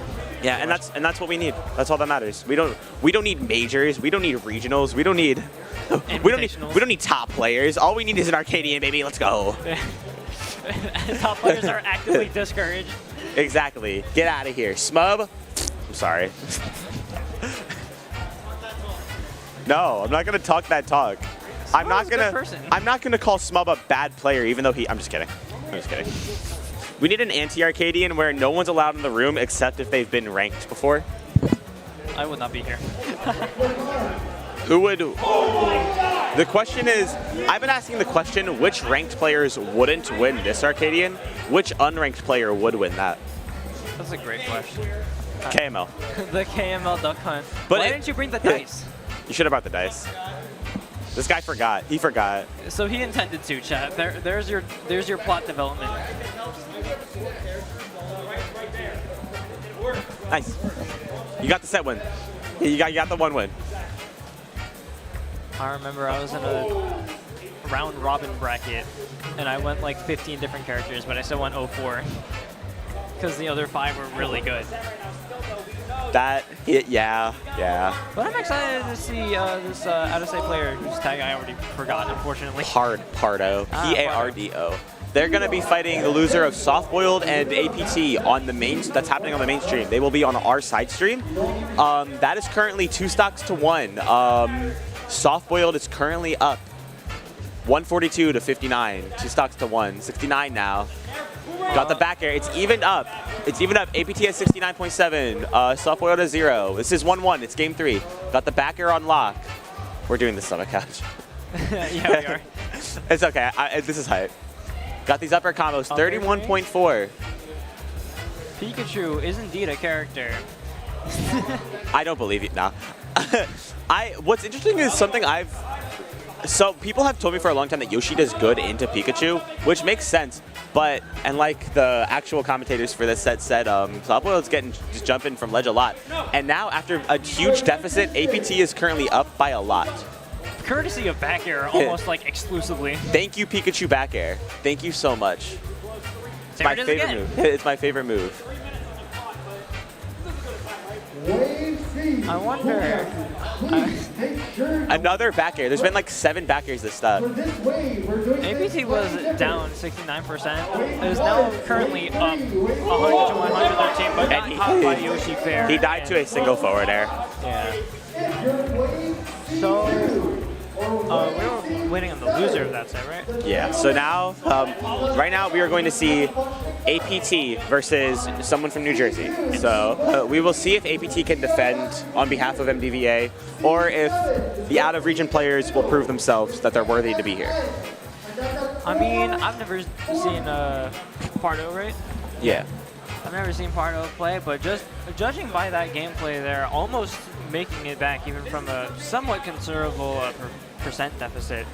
I mean, despite losing, if APT is able to manage to like keep up that momentum, it's gonna definitely be a hard time for Pardo, especially with a character like Pikachu, who, you know, at one point was probably considered to be Is like this a best Pikachu in the ditto? game. Sorry, someone was walking up to the stream with a Pikachu keychain. Are we about to see a Pikachu ditto? I think we might be seeing a Pikachu ditto. That might be fun. Hi, Quinn. Hi. Hi. Hi. Hi. Welcome to Arcadian. Hi, Nick. Hit the gritty right now. Like gritty, right? Hit the gritty again. Do it. Oh, hit it again? Yeah. I say right foot. I'm sorry. You know, I forget that there's people watching this. you ever forget that there's people watching? Yeah. I don't know how many. Hi, Mom. I don't know if my mom's watching. My mom's probably not watching. We gotta call him. We gotta get him on. Kyle, is my mom in chat?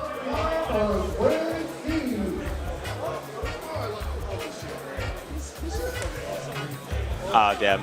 Also, I'm 99% sure we're about to watch a Pikachu ditto. Well, it'll be interesting. It'll be very interesting. I'm excited. I'm excited. This will be our last block, our last set of the block. Yep.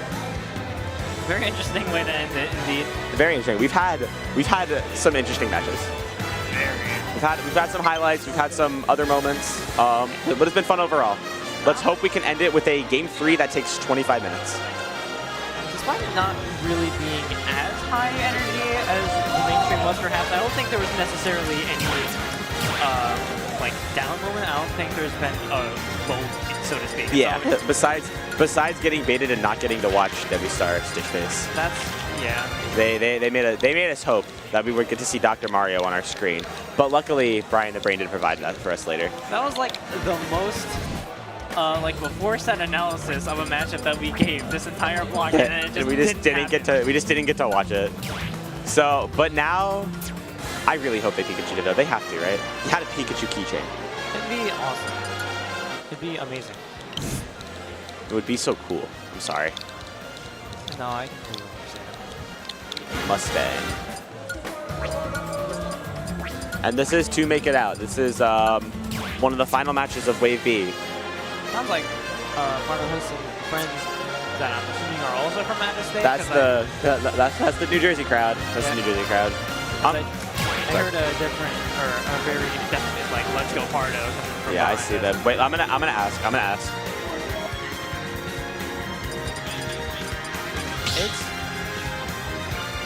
There's not really much analysis that we can give ahead of this set, because it's just Pikachu and Pikachu. Yeah, okay. We have just gotten confirmation that it is indeed a Pikachu Ditto. Pikachu! Pikachu! There is a different person we already said was the best in the world.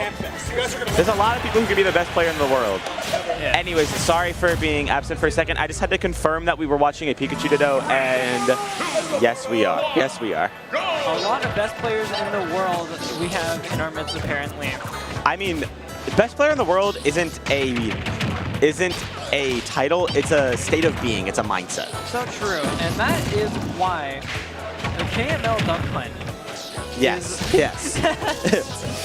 Man, I don't even know what to say about this. I feel like this is just gonna be. I don't even know. A lot of T-Jolt. Lots of T-Jolt. It's always hard to kind of like, because with every other matchup, we're able to give insight as to like how it may go just from the perspective of like the two characters on screen. They're doing the same thing. Yeah, like it's a lot of like lag. Hopefully that's not on their end. It's just a lot of like, APT has a very strong start. That is what we can say. APT is currently 100% up, very strong start. Perhaps experienced in this Ditto. I feel like, I'm not 100% sure, but I feel like he has experience playing this before. Like I feel like he's definitely played this before. Maybe that up throw almost went to stop there. I'm honestly surprised it didn't take the stock. And there's dash attack. That dash attack is very strong. I feel like we're going to be seeing a lot of dash attack kills. Like I feel like that's just inevitable. Yeah, I mean, it's a fast move that both characters kind of throw out, and I feel like it's like, you know, with that backer there, because I feel like that's another move we're gonna see get thrown out often. I feel like that's gonna maybe beat out. I don't know how Pikachu's moves interact with each other. Yeah. But I could see dash attack beating out back air. I think if two Pikachu backers play with each other, I think that it just spawns a pancake on the screen. Yeah. You can hear me, right? Yeah. Yeah, just make sure, yeah. Actually, kind of loud, in all honesty. Oh.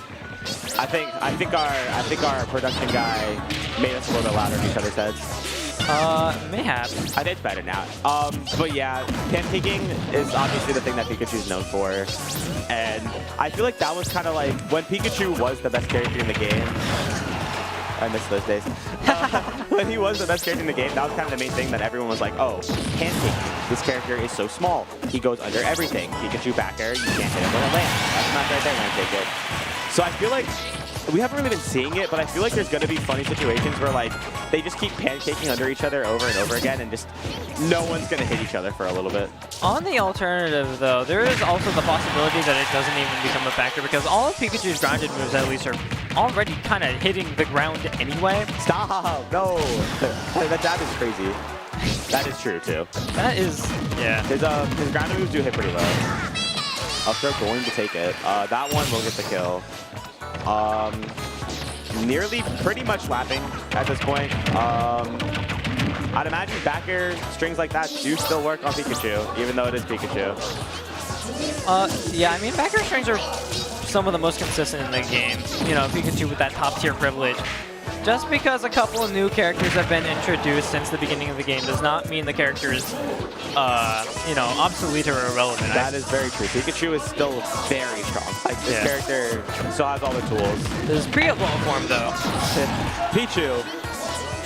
Rest in peace. They did him dirty. They did him very dirty. And they weren't okay with their joke character being good. I miss it. What they should do, give Pikachu old Pichu Epsil. He needs it. So true. Also, Raichu. Raichu in Ultimate would... Alolan. Alolan Raichu as an actual playable fighter, that would go kind of hard. That's a Pokemon with a lot of personality and a lot of cool things you could do with the moveset. Gonna get the fair there. The last hit exclusively. Big move. That is a very, very big move. Interesting though. I didn't really expect like an edge guard, just because like I feel like both these characters kind of, they can hit each other off stage, but they're just gonna get back to stage no matter what. Like it just kind of doesn't really matter in that regard. Also, despite it being Smashville, I don't really think holding center stage was really that big of a factor there, because they were kind of just going at each other's throats the entire time. Yeah. Like, the only real time T-Jolt was thrown out was just like, well, I'm halfway across the stage from you, I may as well just throw out something. Yeah, it kind of feels like a game of cat and mouse, but they're both cats. They're both cats, but they're both mice who act like cats. Yeah, pretty much. Yeah.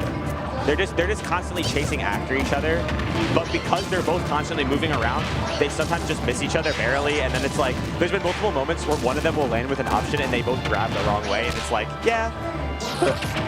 Pretty much Jerry with the disposition of Tom, but still like the smarts and goofiness of Jerry. Yeah, pretty much, and two of them at the same time. Yep. It's bound to be a wacky experience, which is what we've been getting so far. Just interact like that. Like, what was that? Just two moves clinking. Got the jab block right there. Not quite gonna kill. We have some goofy stuff occurring in order to. Sorry. So true. In order to just claim dominance over that one small hole in the wall. Yeah. And APT has been in the driver's seat pretty much, and I feel like a lot of that is just coming down to like just the placement, just the timing of everything. He's swinging second a lot of the time. Oh, I love doing that as Lucina.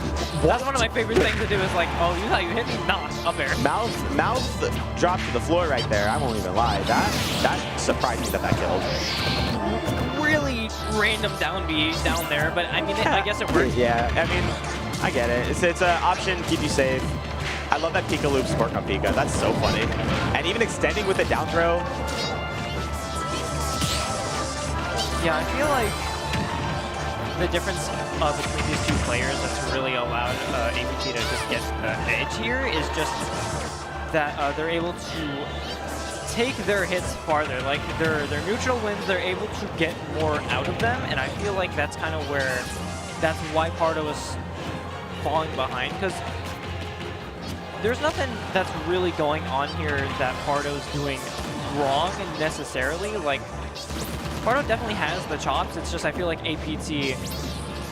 He's very refined in his advantage. Yes. And a lot of what we're seeing is gonna get edge guarded there too. I didn't expect that at all, but I guess Pikachu can edge guard Pikachu really well. And it feels like APT has that knowledge of like, oh, that up air, and has no way. Gonna hit the tech. Yeah, that was very scary. But also when Pardo's been going for like kill options, a lot of them are just kind of like, not necessarily random, but like reads at the wrong time that haven't really necessarily been playing off. Like a couple of F smashes, so much T-Jolt forward air. Oh my lord. Yeah, I think that's another thing is just APT is Look right there. Yeah, he's just having a lot easier of a time actually finding these kills. I'm not sure if that dash attack was sweet or sour, but nevertheless, I was surprised that he lived. Yeah. I was very excited. I hope that was going to take him will out. take it. Signs of life, but... Hollow definitely sealing for that. A little bit of rage too. Yep. But you got to make some work. You got to get your... You have to Pikachu. You have to cheese Pikachu like Pikachu cheeses the rest of the cast. And that is very, very difficult to do. And like as far as like edge guarding goes, APT's been the only one who's really been getting anything off of that. Yeah, it's kind of... But these grab extensions are a good start. Back air coming out, That covers do so it? much Yeah. space. And that's going to take it. APT winning the Pika-Ditto over the New Jersey Pikachu. Moving on to loser side top 64. And I believe that is the end of Wave B singles and our block. Yeah. It was fun. It was very fun. Yeah. I have never done commentary like this before. This is my first time ever doing something like this. Hopefully people enjoyed it. I enjoyed Same casting here. with you. It was a very great time. Yeah, indeed. But yeah, I don't know who we're passing it off to, but Oolong and Toa. We're passing it off to Oolong and Toa. That'll be fun. Hopefully y'all have a good time with them. Yep. Check out our Twitters. Check out our Twitter. Don't follow me on Twitter. Yeah. Please follow me on Twitter. I'm the Twitter guy. But yeah, definitely make sure to follow us. I don't really know. Just go to Extra Credit. Yep. I'll say that one more time. Extra Credit every Sunday. And keep watching the stream. You know, we Yeah, still keep got watching. a lot more Ultimate for you coming up. We have Wave C singles. Yep. If you wanna just get right back into the action, the mainstream currently has some matches going on right now. We'll have it on shortly, probably with our new commentators. But yeah, we I think they're just back there waiting. yeah. So. right. But yeah, it's been very fun. Hopefully, I'll get to see all y'all later at some point. Yeah. If you've been watching, we both go to a lot of tournaments, so Yeah. we'll be at places. But yeah, Arcadian, it's been very fun so far. Lots of awesome upsets, lots of awesome matches, and that's only going to continue as we get further and further into the bracket. Starting Wave C now, top 64 later. Yeah. I'll probably be commentating Extra Credit tomorrow, so just tune back. Check I'll out be Extra here. Credit tomorrow. Extra Credit. See ya. Goodbye.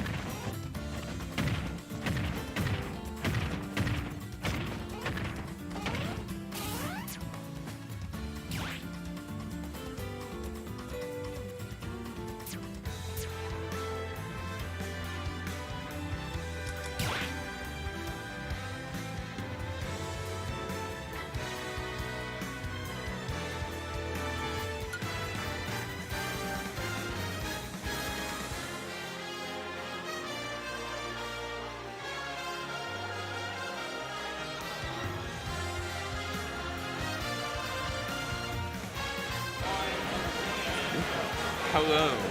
Welcome to the next wave of Arcadian singles. Yeah, we're in Wave C. Got some hot sets coming up. A lot of upsets so far. We have an Echo Stats upset thread actually right now. Echo Stats Mini. Echo Stats mini upset thread right now. I'm Oolong. I'm Toa. PR players, That's how it is. privileging our way into getting commentary spots. You know how it is. True. Our first match is PT Mona and Dade. No, this is not PT Mona. That's- Oh, you're right. Dave. Dave. Okay, you- Oh, PT My Mona bad. and Dave. close.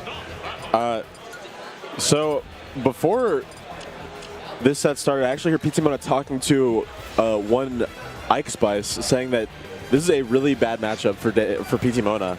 This is like PT Mona's demon. Like as a player? Yeah. Who does PT Mona play? Greninja and PT. And Dave is Peach. Yeah. Peach. Chill matchup. Maybe just Which is like a players. player thing, yeah. But Jump there's scare. a place to do it. It's Arcadian singles. That's true. Winners round 1. This And is they're a just chill getting into matchup. it. Yeah, man. I mean, this is relatively even. Peach, like when they get in on Greninja, does their thing. Can edgeguard the recovery really well with just turnips, but like Greninja's a slippery guy. He's a frog. Yeah, man. I mean, Dog eyes that. already, and he just tosses it. Dave already kind of moving himself into the corner here. Yeah, I was playing Dave last night. He was cooking. He was moving up and down. That's what it seems like. Definitely the aggro Peach player here. I mean, The only Peach player here, actually. Unless you want to count like not Joey. true because Sora J is at Oh, the tournament. I forgot. Yeah, the second seed. My bad. Yeah. But hey, we'll see. Having an item in your hand, just in general against Greninja is really good because it just like helps negate dash attack's pressure a lot because you just get the item toss out of shield because Cool. Greninja's dash attack isn't that safe, but like it's very tricky with cross-ups, you know? Yeah, and Dave was moving there for a second. Definitely a super aggressive Peach. Yeah, he. Ooh, winky face. If he's not pulling a turnip, he's definitely moving at you to like back air you. Man, he is just always going forward. I mean, that's what it looks like both these guys want to do. I mean, Pitimona definitely He's hesitant now. here. He's scared. Oh, got him with the back air on the landing there. He recoiled on that one. Hey, stock one. Stock one is one of the most important stocks. Probably the most important stock normally. A lot of It's matchups- definitely last stock. Last stock is definitely the most important a stock. lot. Dot eyes again. Ooh, takes Wait, it. just tosses it. Not close, yeah. Yeah, I mean, a lot of matchups in this game are just decided by who takes the first stock a lot of the time. Ooh. That was a really good forward air on that one. Second stock, definitely the least important stock. Yeah, this is kind of a mid stock. Yeah. Yeah.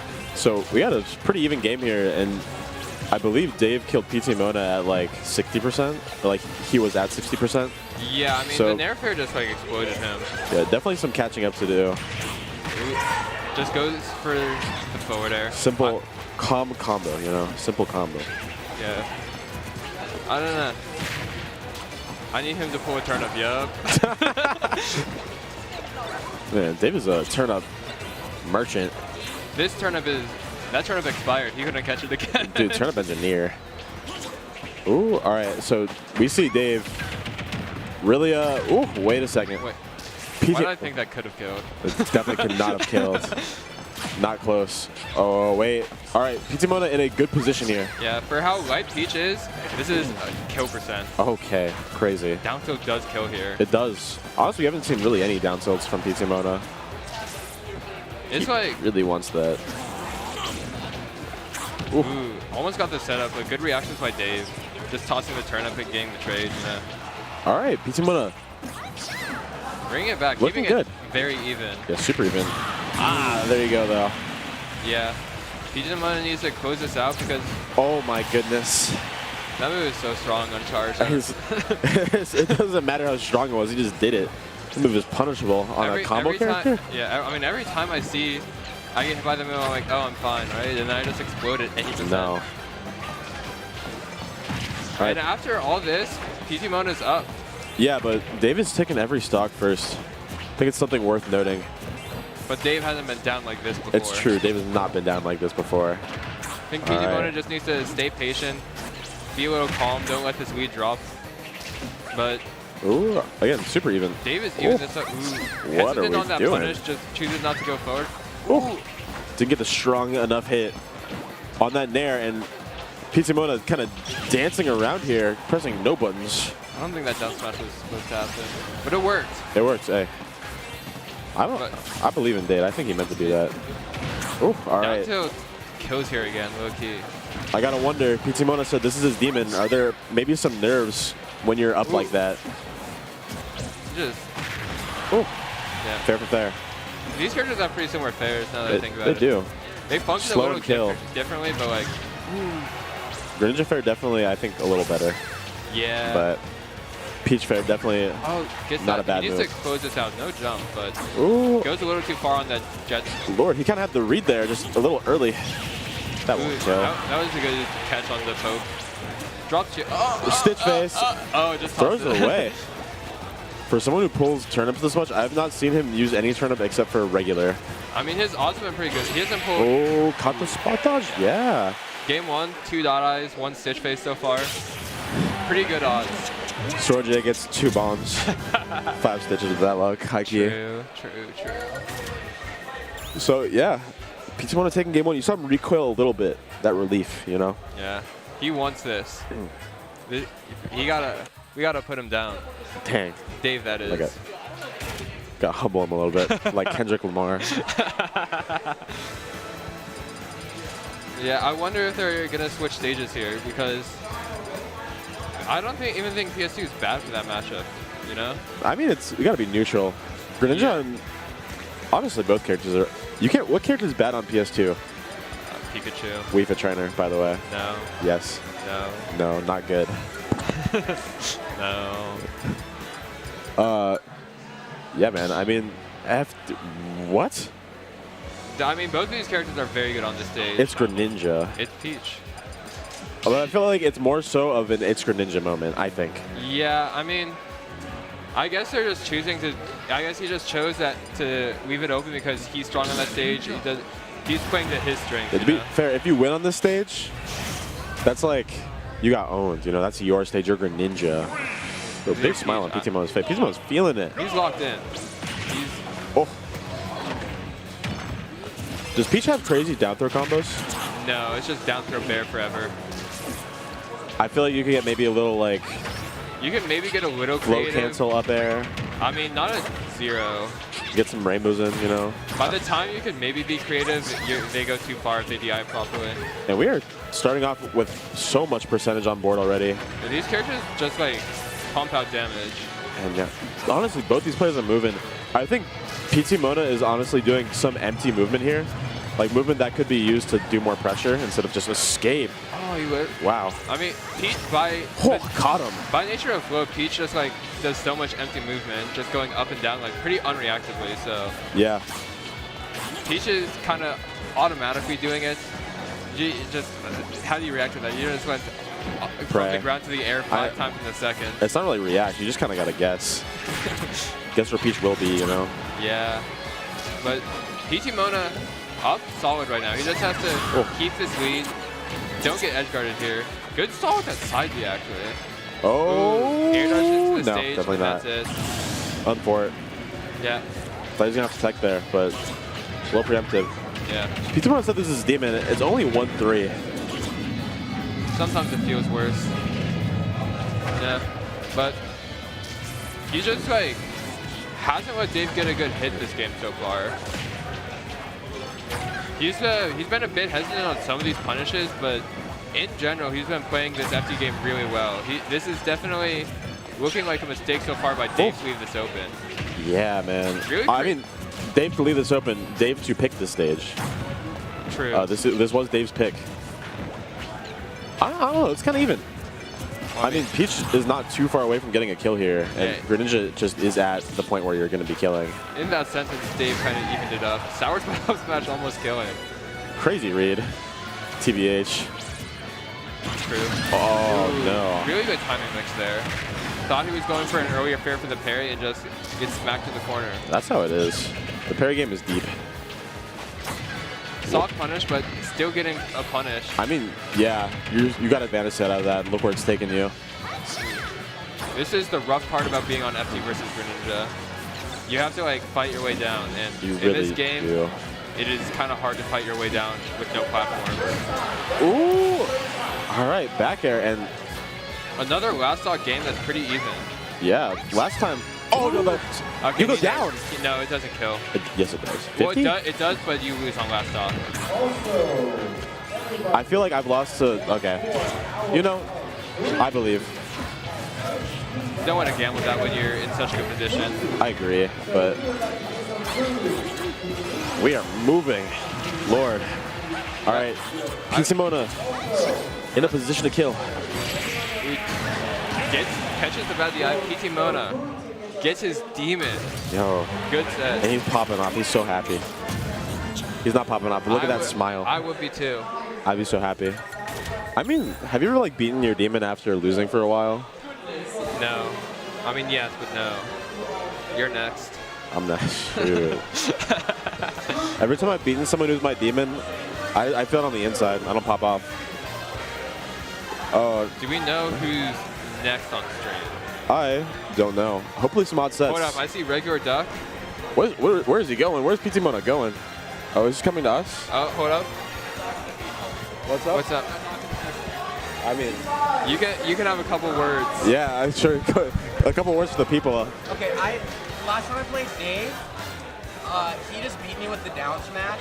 So this entire set, I was paying attention to exactly one thing, and I was like, do not get hit with the down smash. Do not get hit with the down smash. I'd also like it to be known, I broke my controller, so I had to mod my own controller. And then I haven't played for like 2 weeks. Oh my goodness. Because I've been away. And also, what was the other thing? There was another thing that I was complaining about. I don't remember, but it was a hard tournament. And I've won exactly 1 set, which is more than I thought I was going to win. All right. The streamer says the people have heard enough. Thank you, PT Mona. And, you know, honestly, cooked Dave like crazy right there. Hasn't been to a tournament in months. His controller broke. That's his demon. So this is Duck, who is Terry. Yeah. I don't know the other guy. What was the other play? Okay, I can't read very well from here, but I think Me it says neither. Great Time. Great time. I don't know.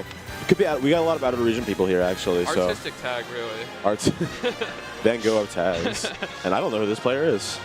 So, hey, But you know who I do know? Regular Duck. that's true. Terry Goat. Central Virginia Terry. Oh, Swag and Muffin. Well, he's back in Nova. Is he? For Yeah. the summer? Yeah, well, I mean, honestly, he's closer to Sofa. He goes to CNU. Is he just pulling up? Well, he was in Nova. Okay. He was in Nova. But he's back for the summer. For the summer, yeah. Shoutouts. Shoutouts. I'm kind of sad that OJ Wilder couldn't stick around for the for this one. Yeah, he left. Like, Oh, he this won last. Wednesday. I forgot he won last arcade. Yeah. He can't play anyways. That's him. Shoutouts. Do I really not get stream queue? Whatever. I think I do. I was just looking wrong. So So it's hard to say a lot when we only know one half of this. Regular Yeah. Duck, Terry. I mean, the right character against Terry can just kind of fold that guy up. And honestly, Yeah. the wrong character against Terry gets folded up like crazy. Even the right character against Terry, so has to play against Terry. You're right. You're right. I don't know. Terry can struggle against some of the meta relevant threats. I think Yeah, but it's Terry. he's still a high tier. That character's so OP. That character is a top tier. I think that character is so good. I think that character. Top tier? I have that character like top 15. Top 15? That character's Nah. broken. Nah. That What, character's- so what character do we got? Oh, any insight? Any insight? Yeah, you get to hit Terry really hard. You can just like keep smacking him. But like sometimes he goes to 100 and you get to like go. That's just kind of any like good matchup against Terry. Yeah. I imagine recovery is kind of hard with Pin in the way. Yeah, a lot of his recovery routes get blocked by Corin, like pin or back air or whatever, very well if you just like react or call it out. Oh shit. And But your goal as Terry is to like stick on them in this matchup, like don't let them space you out. And so far, Duck has been like doing a really good Okay. job of not getting, first off, not getting hit by a launcher, because that's step one. Corin needs to hit you into the air before she becomes demonic. so Great Time is actually Nova, like the region. Yeah, He's just been to 2 tournaments. I was gonna say I've like never seen them. A Smash Tagger. Rest in peace. He'll be back one day. Yeah, the thing is, Corin also a character that just dumps out damage. Like this is already pretty much even again. Yeah, but is You this can't dead? punish No, you're that. not dead. Good SDI. You can't punish that with pin. You're so silly. I haven't seen Duck play in a long time. Yeah. I haven't He's seen like- Duck play since last Arcadian, actually. He like beat Gravity a couple weeks ago at the cave. Oh, nice. Go online. Do the go move. Not that one though. No shield break. That one's so greedy to do. It does break shield. I'm surprised it didn't. Ooh, good th- poke, good poke. that was super safe, too. Yeah. All right, so Terry in this position is so annoying. Yeah, this is my worst nightmare against Terry. Like, you don't want to deal with... Because you're alive. Oh, wow, super dead. Yeah, you don't want to let them get the charge. Terry with Go on a fresh stock can kind of like 2-touch you. Yeah, it's kind of horrible to deal with. Ooh. Speaking from experience. Yeah, Alternus. Wow, none of those jabs caught that spot dodge. That is crazy. Ooh, that was a really good weight on the platform neutral tech, but now we're just back to this where I mean, pretty even. Duck likes to throw out the power wave. Eventually he's going to do with crack shoots. But I mean, Great Time kind of keeping his place here. you kind of, as Corn, you kind of have one more hit to be lazy against Terry, and then you got to lock in. Ooh, 70 Terry's catching up here. Yeah.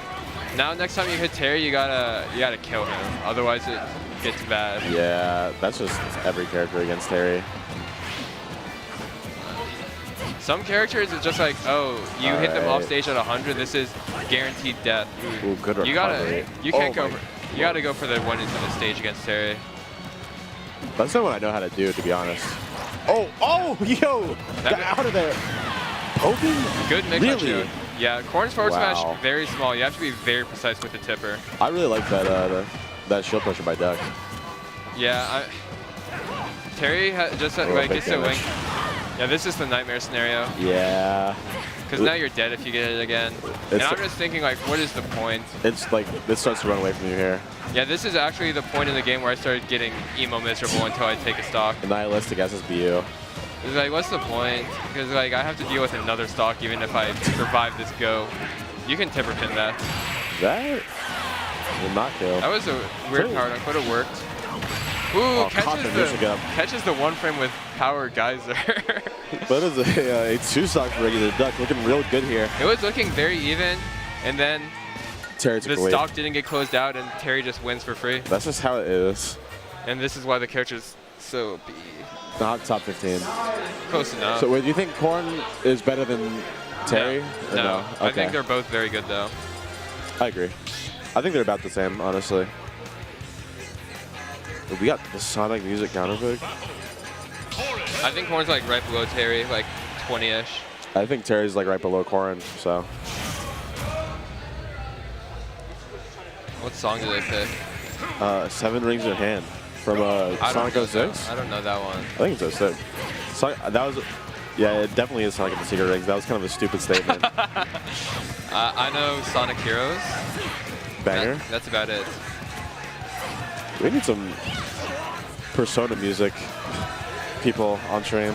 I feel like one of my problems as Corrin is like, I never know what stage to take people to. I feel like all my stages are about the same. Yeah, I mean that's the nature of a character like Corrin. And It's so normal. they're all very good stages for me, so like I don't think this is any better than PS2 for Corrin. I was thinking that honestly, it can be scary for both players. I understand the thought process. But I think it's definitely better for Terry. Terry, rising tackle kills like significantly earlier on the stage, I feel. This is true, but so far, Great Time's looking pretty good. Yeah, We but now do have you have to deal with this. Yep. Yeah. Doesn't Oh, get the full hop on the up air, I'm so for it. it's a hard combo. No, it is not. Actually, it's tight. It's tight. I'll give it up.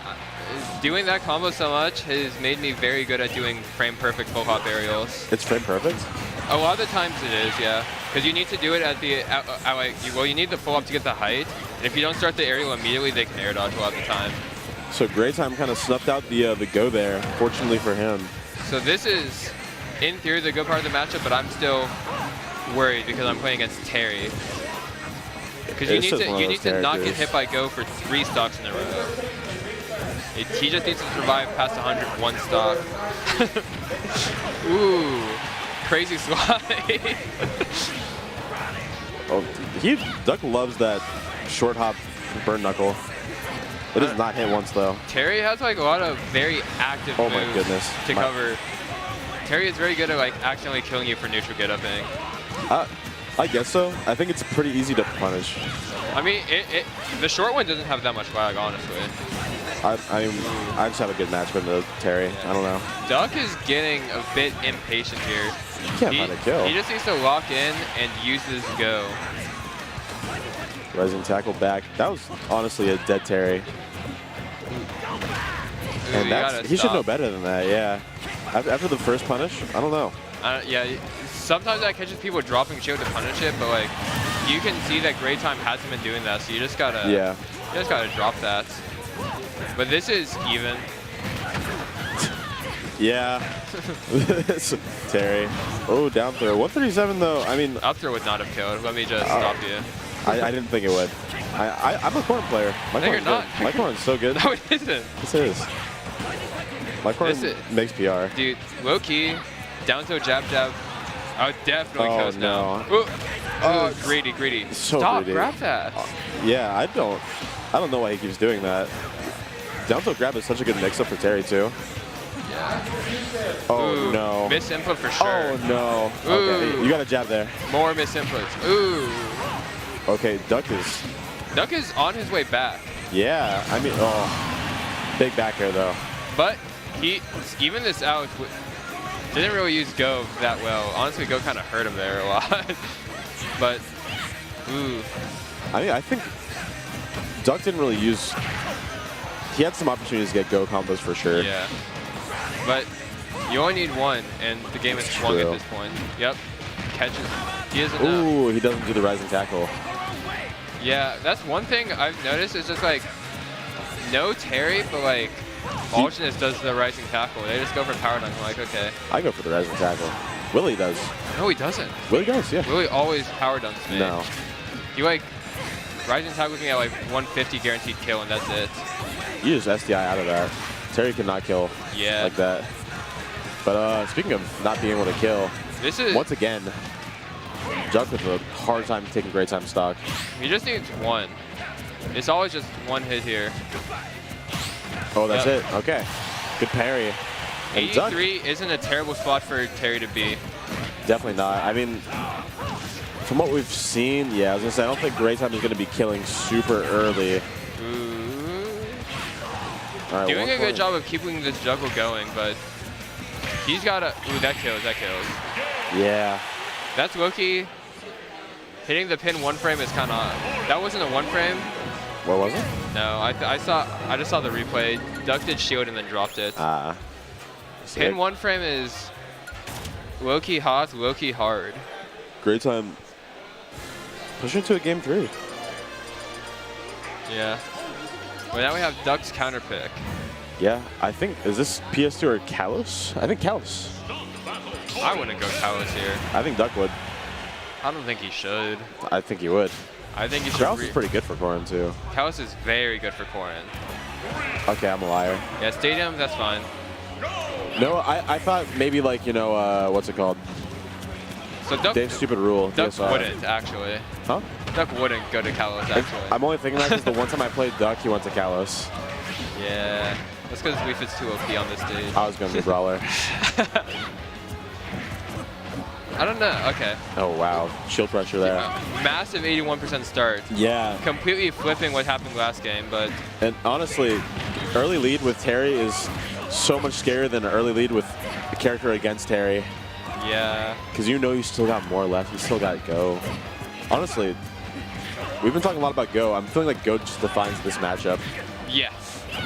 Terry cannot do anything without Go unless you're just like cooking. So far, Duck looking good without Go. The Go is coming. It is coming. It's only 25% more. Honestly, great time to get the stock here of this. Wow. Don't know if that was intentional, but it worked.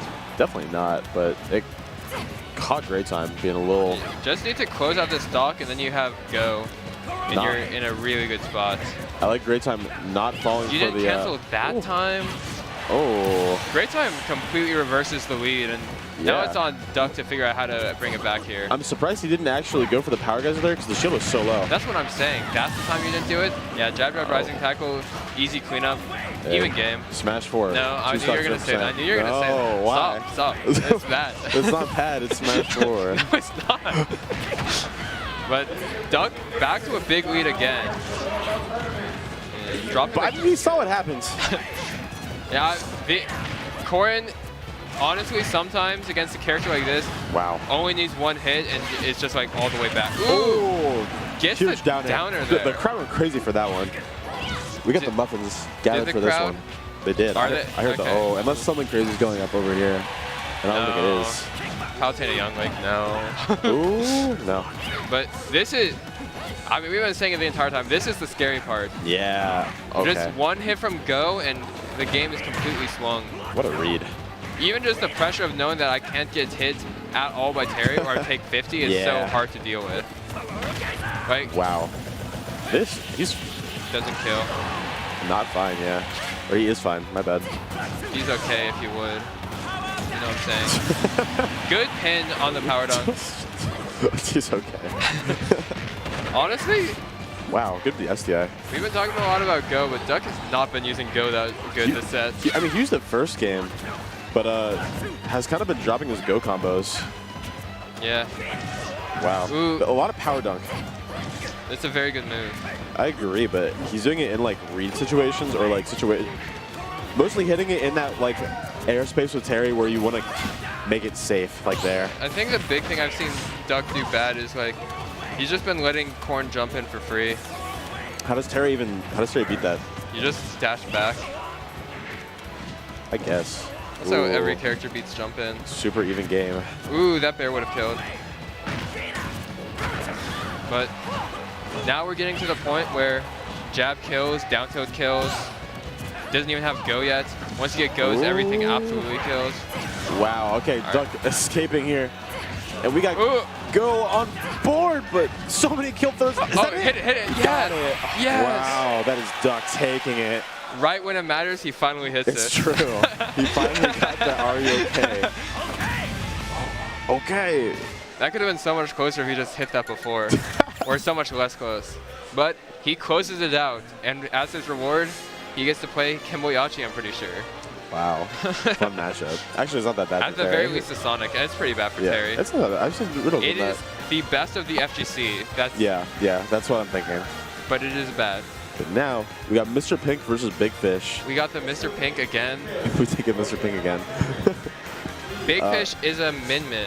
Yeah, Min Snake, I think, from Sova. Yes. Pink Fresh, Me Brawler, Solo. Not Pink Fresh, but Sorry, Mr. he's Pink. not Me Brawler Solo. He's actually Me Brawler Oh, DDD. Me Brawler DDD. I don't think. We probably will not be seeing the Yeah. DD this set. That matchup is quite atrocious, but Really bad. it's there. It is. If- It's on the table. I mean, If the Me Brawler gets cooked, it's there. Me Brawler versus Min Min is not that bad for Me Brawler. It's like Dude, almost Pink even. Fresh hates playing Slashy, and I get it. I get it. Because Yeah. I do too. Slashy's a fraud. I'm Slashy's biggest hater right now after calling Me Brawler solved. I've just been hating all week on Slashy. You know, there's a lot of characters that are solved in this game.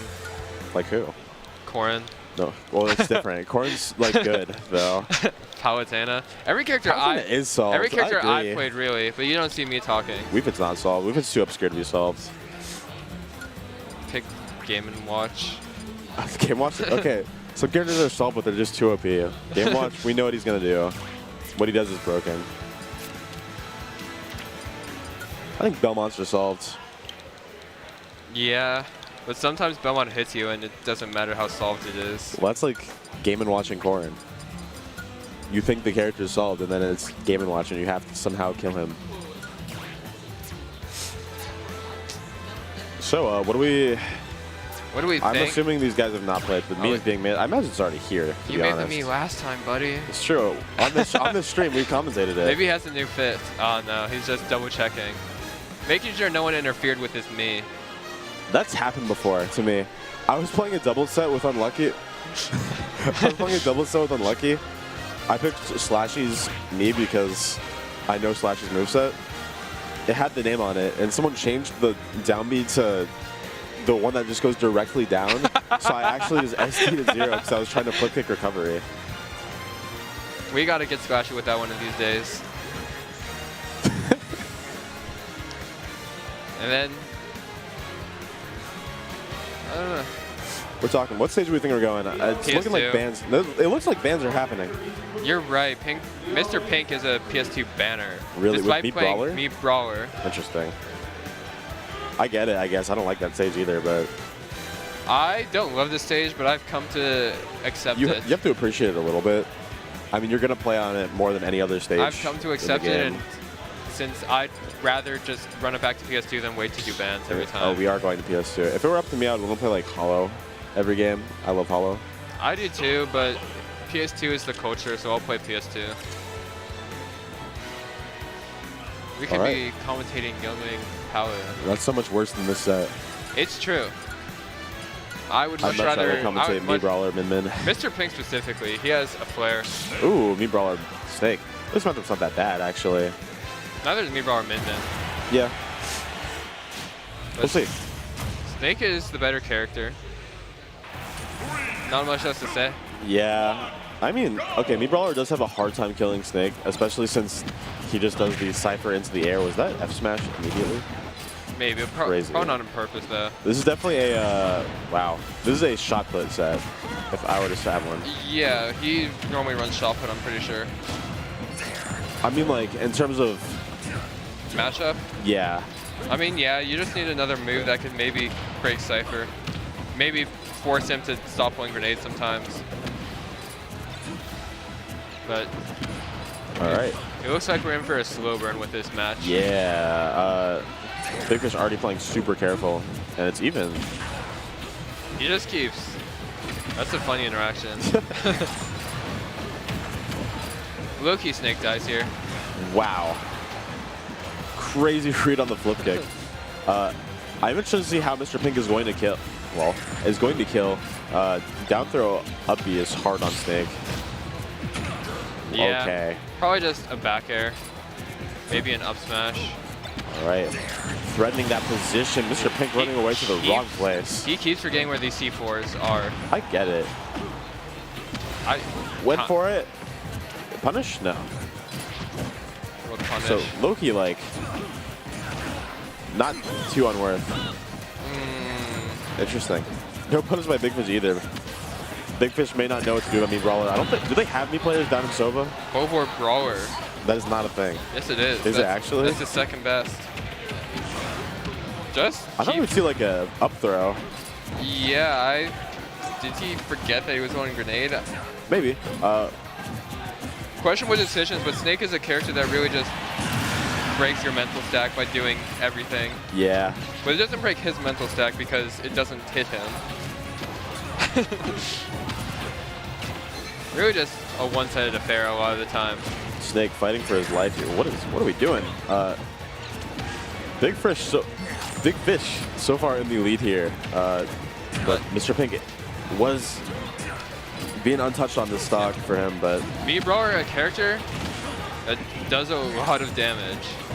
it's true. But we've already But seen his damage missed. range. His damage range is specific. Once he gets like to kill percents, his damage starts to fall off very hard, one hit at a time. I mean, we've already seen the amount of times that Big Fish has broken Mr. Pink's combos just by pressing that B button. Yeah, It's really tough. Snake forces Brawler to be very tight with what they're doing. Gotta be like a humble me Brawler player Like for this Slashy. matchup. Like Jake Cole. Like Slashy. Slashy's the Humble J. meal. Cole of me Brawlers. KML says it's him.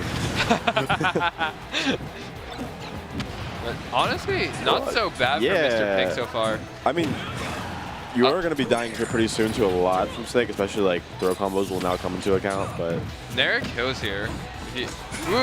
misinput, I assume. They always be misinputting that move. I don't know. That's just unlucky. They always be doing that. Ooh, almost got the ricochet with that. And Mr. Pink is caught up here. Ugh. I think like Big Fish honestly had a couple chances to kill Mr. Pink. Yeah, they're both. Wow. Ooh, really good catch on the air dodge. They're both like dropping a lot against each other, and so far, Mr. Pink is the one on top. I mean, I think Big Fish is more so dropping like crucial moments. That'll take it though. Is that fair? 160, I guess. Big Fish also has done a lot of damage to himself with grenade. Misses. Went the wrong way. Not the wrong way, he just had the wrong angle. Same stuff, Loki. True. Going like the other way immediately. I thought he killed himself. He can't jump scare, bro. I thought he just air dodged to his death. I didn't want Mr. Pink to go out that way. But Big Fish also evening this up. Oh, that was greedy by Mr. Pink, but I like it. You can see the timer. It's not quite going to timeout, but it's a slow game. Yeah. I mean, Big Fish especially has to slow it down here. Up Don't here. forget. Oh no, he forgot. I saw that in slow was- motion. I saw him pop up to chase there. I'm like, Super unfortunate there. By Mr. Pink forgetting most crucial moment.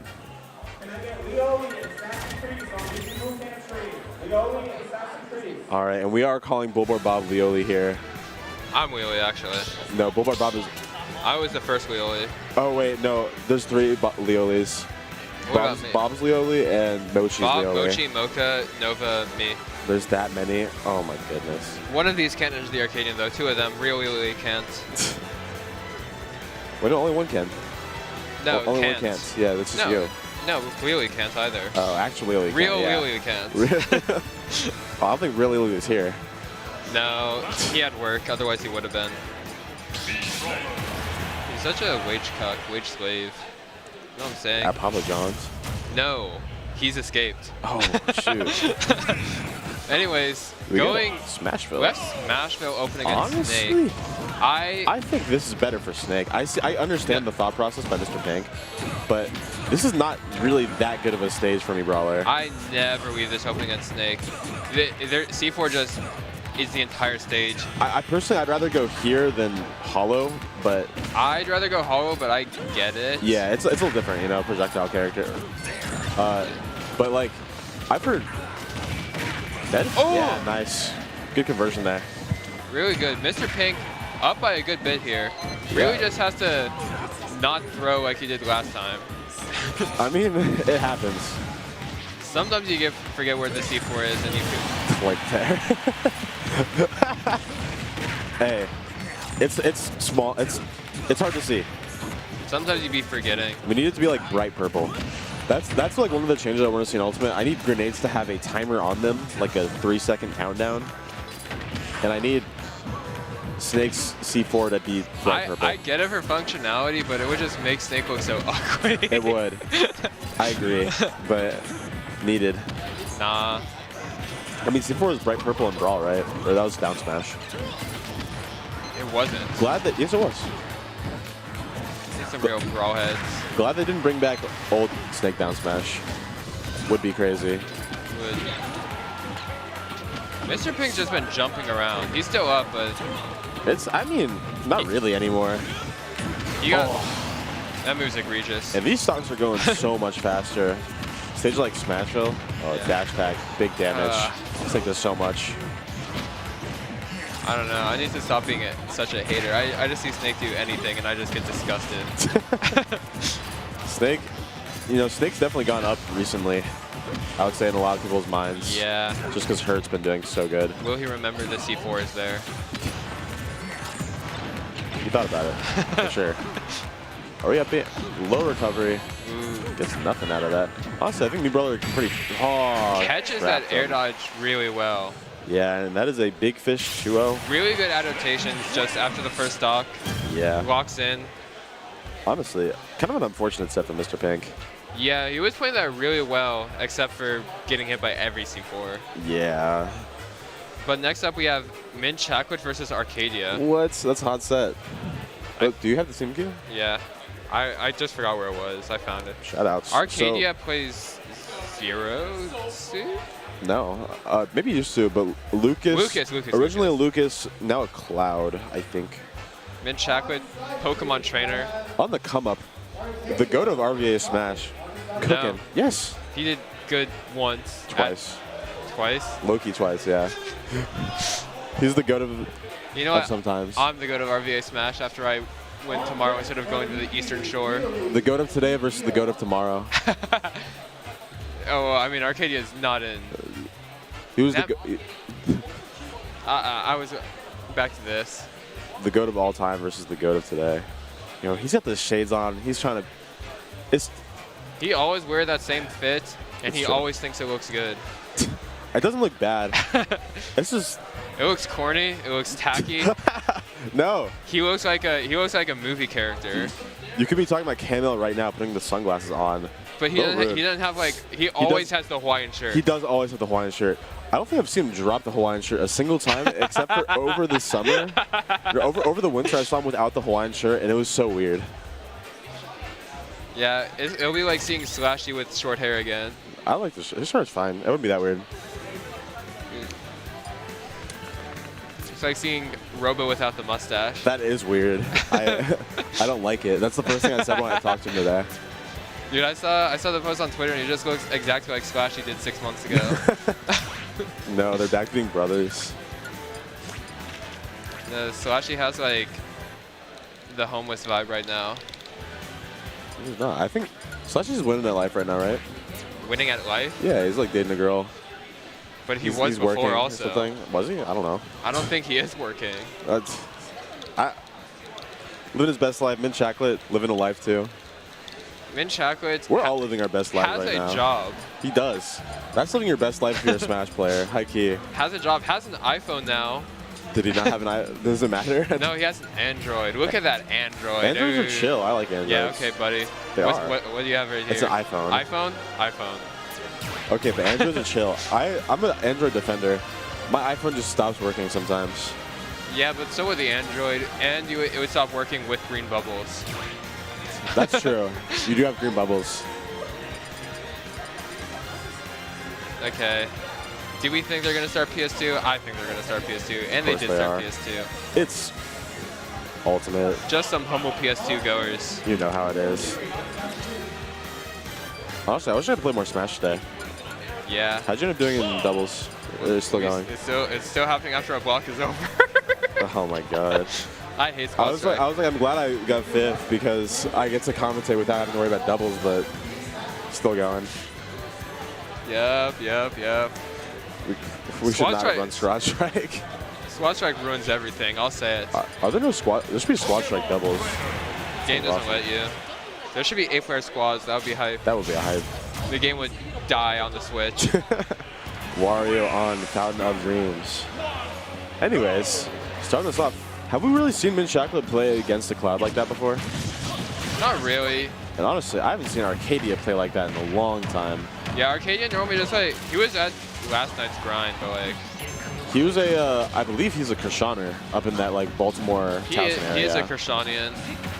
Okay, that's what we call him. I don't know. You call them a Krishaner. Which one's better? I think Krishanian sounds better, but Krishanese. this matchup, it's just Pokemon Trainer versus Sword. Yeah. I mean, so far Arcadia's doing pretty good. Oh, is it dead? Cloud is so heavy. Cloud Loki doesn't die soon enough off the top. All right, we got an edge guard here. Wow. Really good timing mix weight. there. Yeah, that was nice. I get caught there too.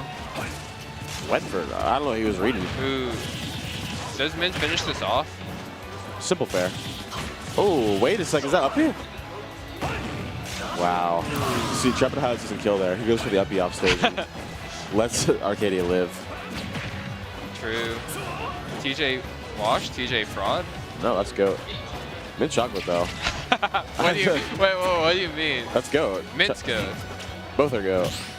We can agree to disagree. It means greatest, okay? There's only one. Anyways, 3 stocks to 1. This is looking like a next game. Yeah. Arcadia was starting out pretty good, too, but he just can't kill. This is just Mint Chocolate's game. Sometimes you're able to make these reverse restocks, Oh my God. especially when you know in your heart that you're the better player, but you need that. You need to have the dog in you. You really do. There's a huge difference. You can tell when there is a potential reverse 3-stock and it is just a go next. There's no dog here. This is just courtesy. Don't get 3 stocks. But next game could be better. That's the thing here. Sometimes It's true. Sometimes you Reset mental. sometimes you win after getting 3 Oh, stocks. that's a tough way to go out, though. He waited. Doesn't matter. Next game. Hey, man. It's how it is. 3 stocks. Nothing. Go next. I think when you get 3-stock, honestly, getting 3-stock feels better than like losing last stock game 1. That's not true. No. That's not true at all. Sometimes Getting 2-stock though. Sometimes I almost get the 3-stock reverse, and then I don't. I'm like, wow, what a waste it all was.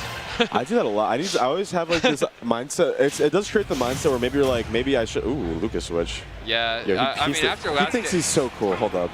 Who? Mint Chocolate piece the camera. He went. That's what I'm saying. He's a movie thinks he's character. so cool. He's a movie character. He's from like, he's like a Hollywood character. He thinks he's so swag. I've seen this exact character in like my TikTok. He is like a TikTok character. Like, who's that one guy? I couldn't think of it in time. Scumbag Dad. You know that guy? Yeah. This is a Scumbag Dad character. Haiku. But already starting off about the same with Lucas, but I mean, Lucas definitely has that it that Cloud doesn't. this is also like your. This is like your soul character, you know? Yeah. Like you dropped your soul mid tier to play a top tier. I get it. I don't actually. But I understand. It's like sometimes you gotta pull out the soul. Sometimes your soul low tier becomes a top tier. It's true. And honestly, I don't know if Mint Chocolate's ever played against the Lucas. There's like He's played crits a couple oh, times. yeah, oh yeah, I forgot about But crits. like, this is definitely a less familiar matchup than Cloud. Yeah, for sure. And already we're seeing this switch pay off, taking a stock. Hey, it is a star. It is definitely a star. He's definitely. And he is up right now. It looks like he's a lot more comfortable playing this character also. Yeah, wow, he is weaving here. He's just like moving where like watching the Cloud, it felt like really stiff compared to this. Yeah, again, soul character. Ooh, wow, that was nice. That was a hot reset. I'll give it up. Yeah, I like that by Mint Chocolate. Taking a well-needed stock to catch up here. Loki took that from my Pyro though. I did that day one. That's okay, buddy. Great minds.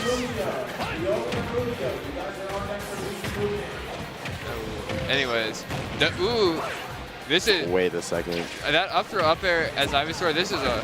You hate to be here. That up throw up B, you also hate to be there. This is so scary. What started out really good, Mint has brought it pretty much all the way back.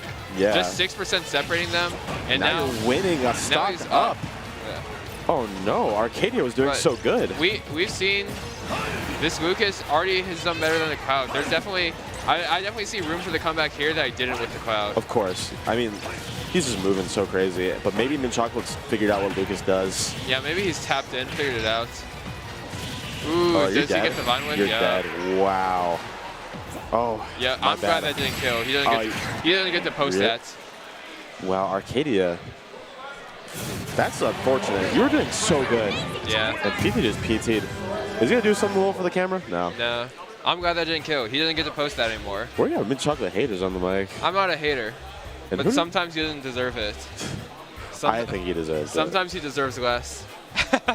He's playing a little bit too much into the Mint Chocolate character. I'll give him that.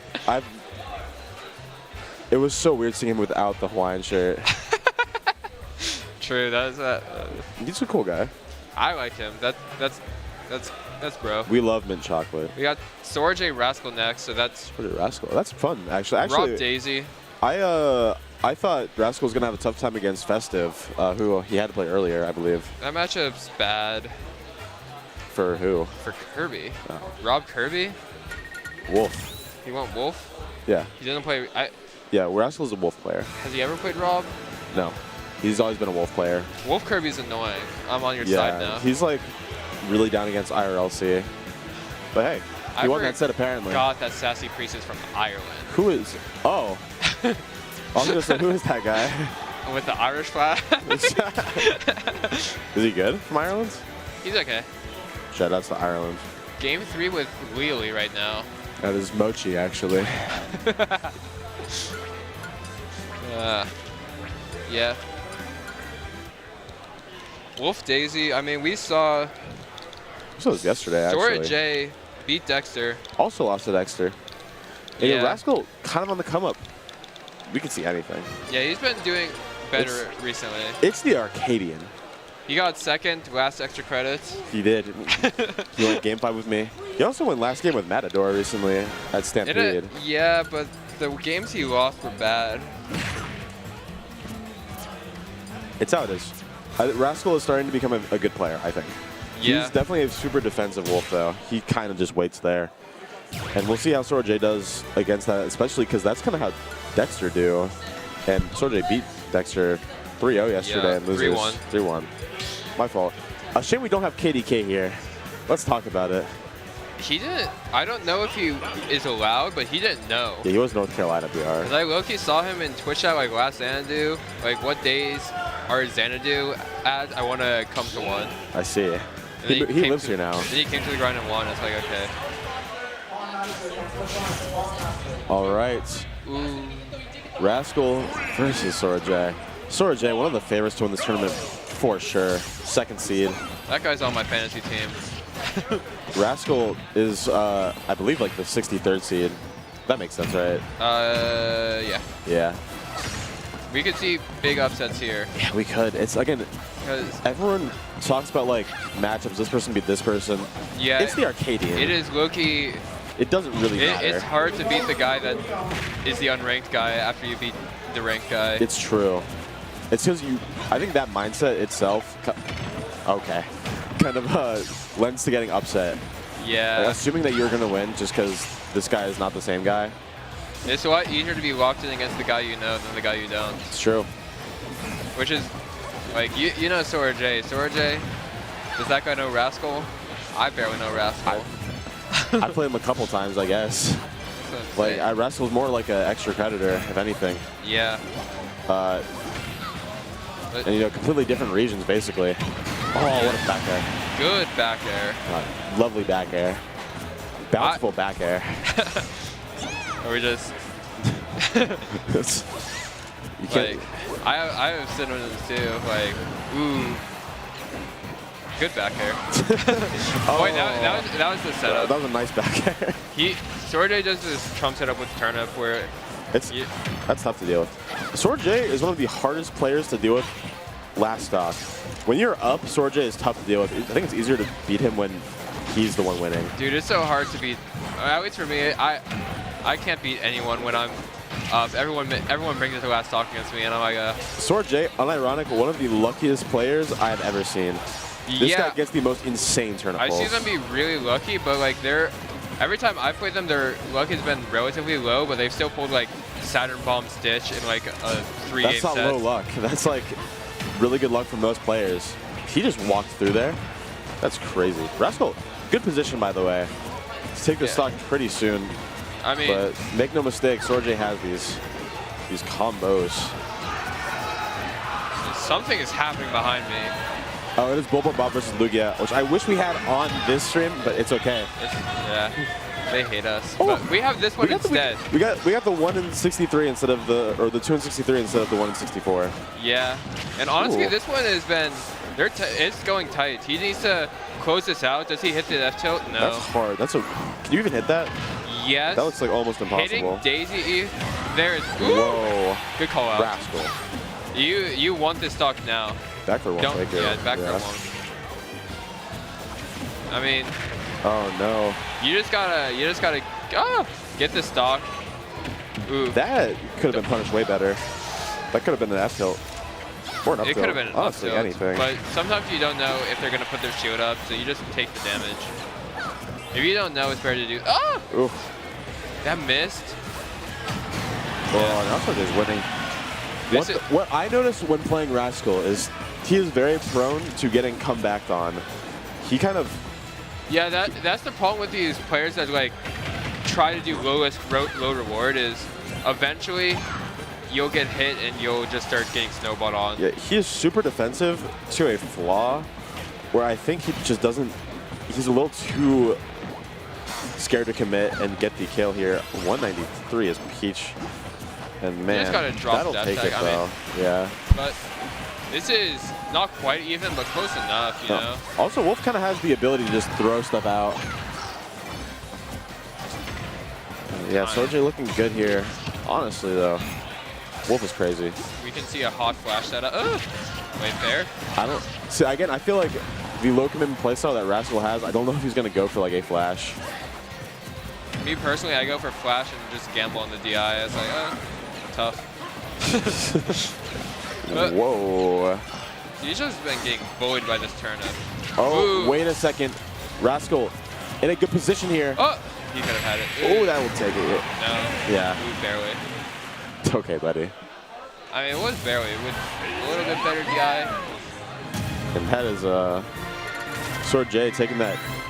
Rascal, again, a little too apprehensive.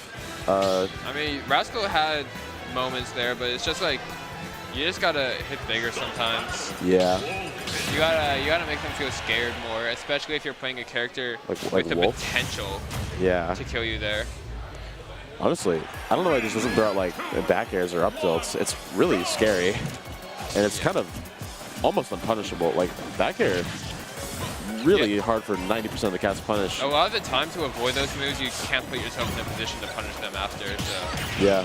But he did pretty Oh, good no. game 1. We can see the same thing game 2, maybe a game 3 if he wins this, but I mean, he just doesn't want to get hit, and I get it. Because like this is what happens when you get hit. Oh, Yeah. unfortunate.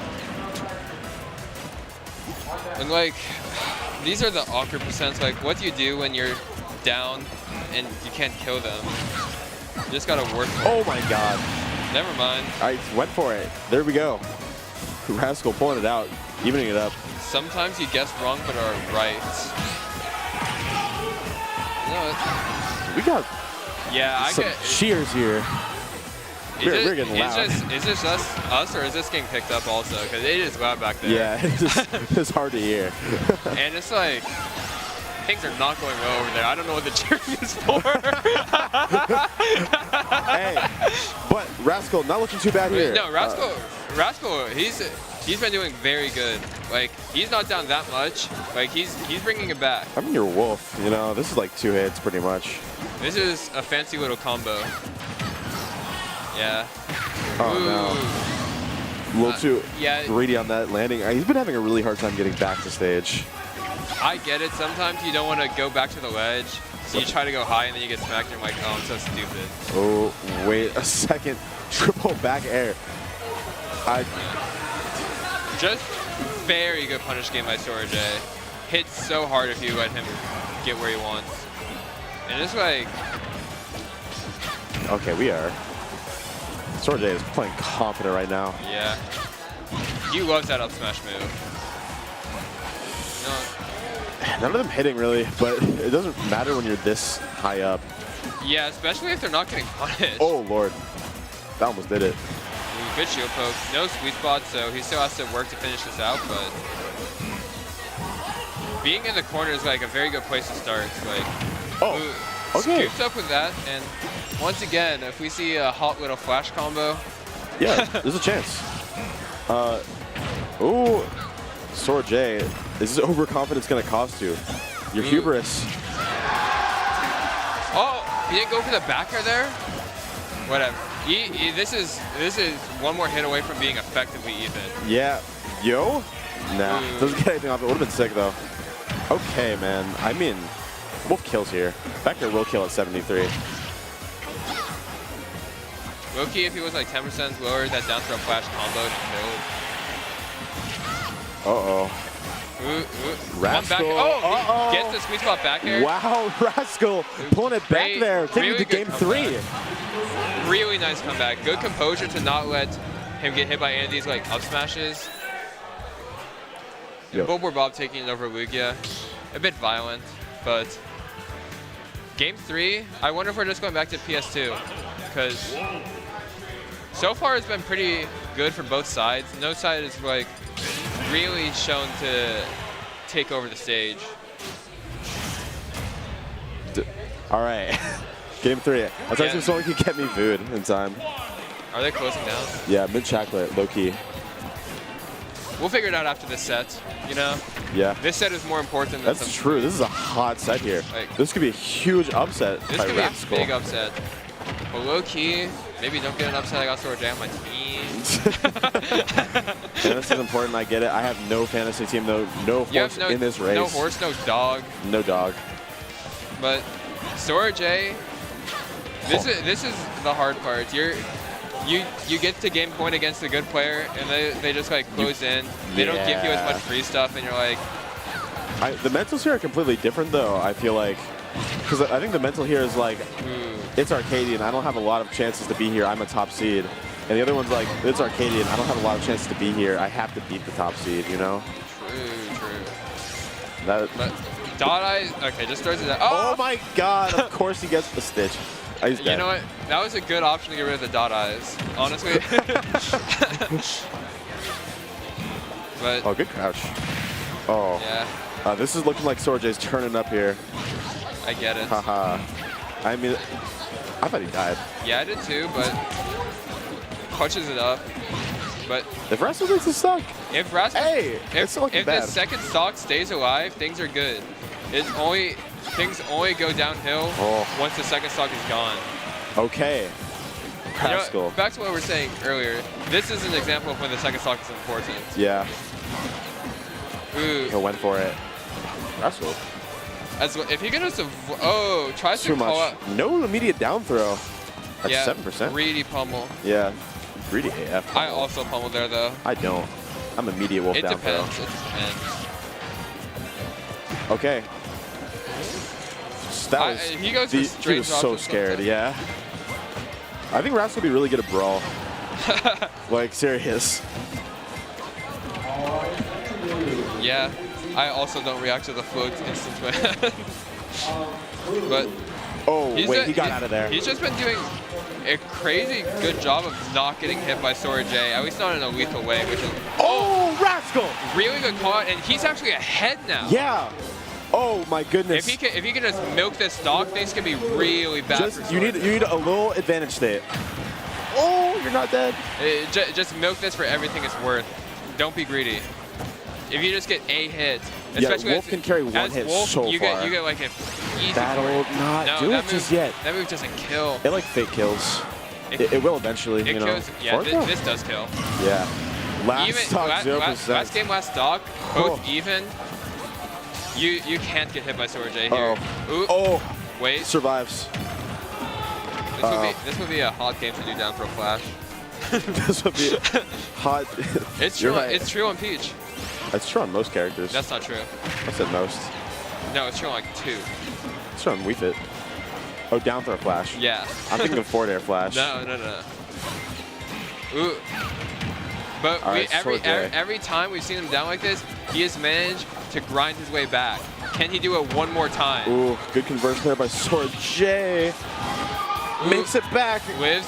Ooh, wait. Oh, Rascal getting there. Went for a greedy reset, but sometimes kept you the have jump. to. He's out of there. Oh, I'm goodness, so- that's it. Wow. Good set. Good set. Close set for heartbreaker for Maryland. But close Yeah. set. He's sort of shaking his head, not happy with that one. I get it. True. All right. Who's our hero? I'm going to see if I can get mint chocolate ice. Mint.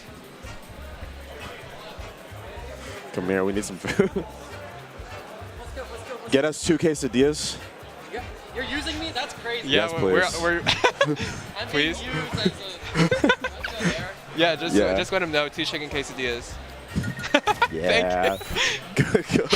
That's that's good. That's good. Hero of the people. Hero of the commentators. Wow, what a close set, man. That's So next up we have Houston versus Avail. Avail switched to Fox Roy now. Yeah. I imagine we're seeing a Roy start, and obviously Houston Mega Man. Yeah, I don't think Austin has another character. He has a villager, but I think it's Oh, mostly yeah. on the wayside at this point. And that was like his old character, right? Yeah. You used to see it a bit more, but now kind of just solo Mega Man. Yeah. I haven't seen the villager in a minute. I don't imagine It's honestly thi- been like 2 years I since don't I've seen imagine Villager. this is the set that brings it back out. You're just double check. I'm hungry. I haven't eaten much today. This is actually my He said- second chicken quesadilla. They gave me he 2. says no more. We might be cooked. He said Did he? no. Yeah, we might be No. cooked. That's okay with me. Well, that's fine. That's fine with me. We'll take what we can get. All right, that's what I'm saying. Yeah. Wait, what's up? So, Austin's honestly a really good player. I think he has the opportunity to win this tournament too, which is like I have him beating. I have him outplacing his seed for sure. I'm pretty sure. he would be on my team if I had a he fantasy took team my, for I'm sure. pretty sure I have him on my fantasy. That's my goat. I don't have him. I might have made a budget cut for him. I'm sorry. Cytomic and Avail are like both players who have been like They're the same player, actually. close. So my bad. Cytomic and Avail. Austin and Avail. My fault. I don't Both know. players who are like close to that PR, like they. I think they're the genre of unranked that have like a couple ranked players that they do good against. Yeah, for sure. Like they definitely have a lot of PR wins. Like Asen, that guy beats me. Like this is definitely to make it out, I assume. Yeah. Like this. This 100%. Asen guy, he beats me, but doesn't beat a lot of other people and does lose to way more, and that's what makes him unranked. Cytomic thankfully not getting Lugia in his path this time. Ooh, and we got a pro controller. It's Evil, evil. Probably Rascal. Rascal? I thought Rascal was a GameCuber. I Kendall shaking don't his head. think Sora J is a. I think Sora J is a GameCuber also. It could have been someone else. No. I'm just saying it could have been. It could have been.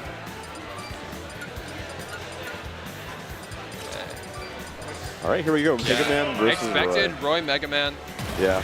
This is a bad matchup for Mega Man. Honestly, part of me feels like Austin has the edge here, just as a player. I think Asen's a bit better, but this is not outside the realm of possibility for Avail at all. This is definitely a super even game, I think.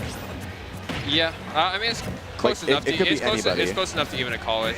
There's no huge favorite here, rather, Yeah, and that is why they're the 2 and 3 seeds of the pool.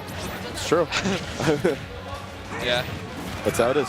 I feel like Houston just like has some habits that are like very hard for some players to beat, but like other players it's just like clean it up. So we'll see if Sciatomic's one of them, but like Yeah, I think he has some unfortunate habits that lead to him getting kind of rolled in neutral sometime, but Jesus. just covered the up B and yeah. That's how it be. Ooh, does he get these up airs? Ooh, only Yeah. one. I don't like that up air move. I don't like this good. Rockman character. Mega Man's good. He is good. Ooh! This is a good character. I honestly think Mega Man has potential to be like top 15. That's like a hot take. Mega but Man has a very good place in the meta as the only character in the game to beat Snake. He also, that is not true. Yeah, Is that true? Game & Watch Maybe does Game & Watch, too. yeah. Also, like, Mega Man doesn't like lose to Steve. But a big thing we're seeing here is that Sciatomic, sorry, Wow. Avail is like, he's like not using he's not playing. He's not running over Mega Man, which Roy has the potential to. Like, Yeah. the big thing that makes this matchup hard is that Mega Man does not have a good get off me button for Roy. So once Roy gets in, it's kind of a cooked situation for Mega Man. But so far, We see Koa, he normally just farms Peanut, honestly. I mean, so far, ousteds are pretty good. I mean, Actually, I thought Peanut said that, not Peanut, or Peanut said that Mega Man has like, how many, like 3 losing matchups maybe. maybe Roy feels like one of them watching it. Like, sometimes I watch like top level Mega Man Roy, and it's just like he's just getting cooked. Mega Man's a heavy, but Roy doesn't make it look that way. I know for sure Palutena beats Mega Man. That's a hard one. Yeah, that's definitely hard. But It's just fast destroying characters that are hard for Mega Man. Like Aegis does very good also. Cloud is good. It's just like and Ousted he just is- needs to find a way like, in. again, so far pretty good. Mega Not the lead he had. Ooh, dead. gets the Jer. A big thing. Wait, Sun won that. Anyway, a big thing is that like pellets make it hard to get your queen hit, and that's like the annoying part. Like sometimes you can hit Mega Man, but like you just like get knocked out of your move, and it's just like you don't get the queen hit you had before. And side top Avail, my bad, is actually winning now. Yeah, he's bringing it back. This is the After- bad part of the matchup when you're getting hit as Mega Man. I think Ousted was like looking pretty dominant for stock. Because when you're getting hit, you can't be Mega Man anymore. You're just a heavy character. True. Ooh, good leaf shield mix. Ooh, Wow, he almost catches the air dodge Wants in. him dead. Wait, farming with the leaf shield right now. Cannot get jabbed here. Jab would spell disaster. It's true. God, a little too greedy.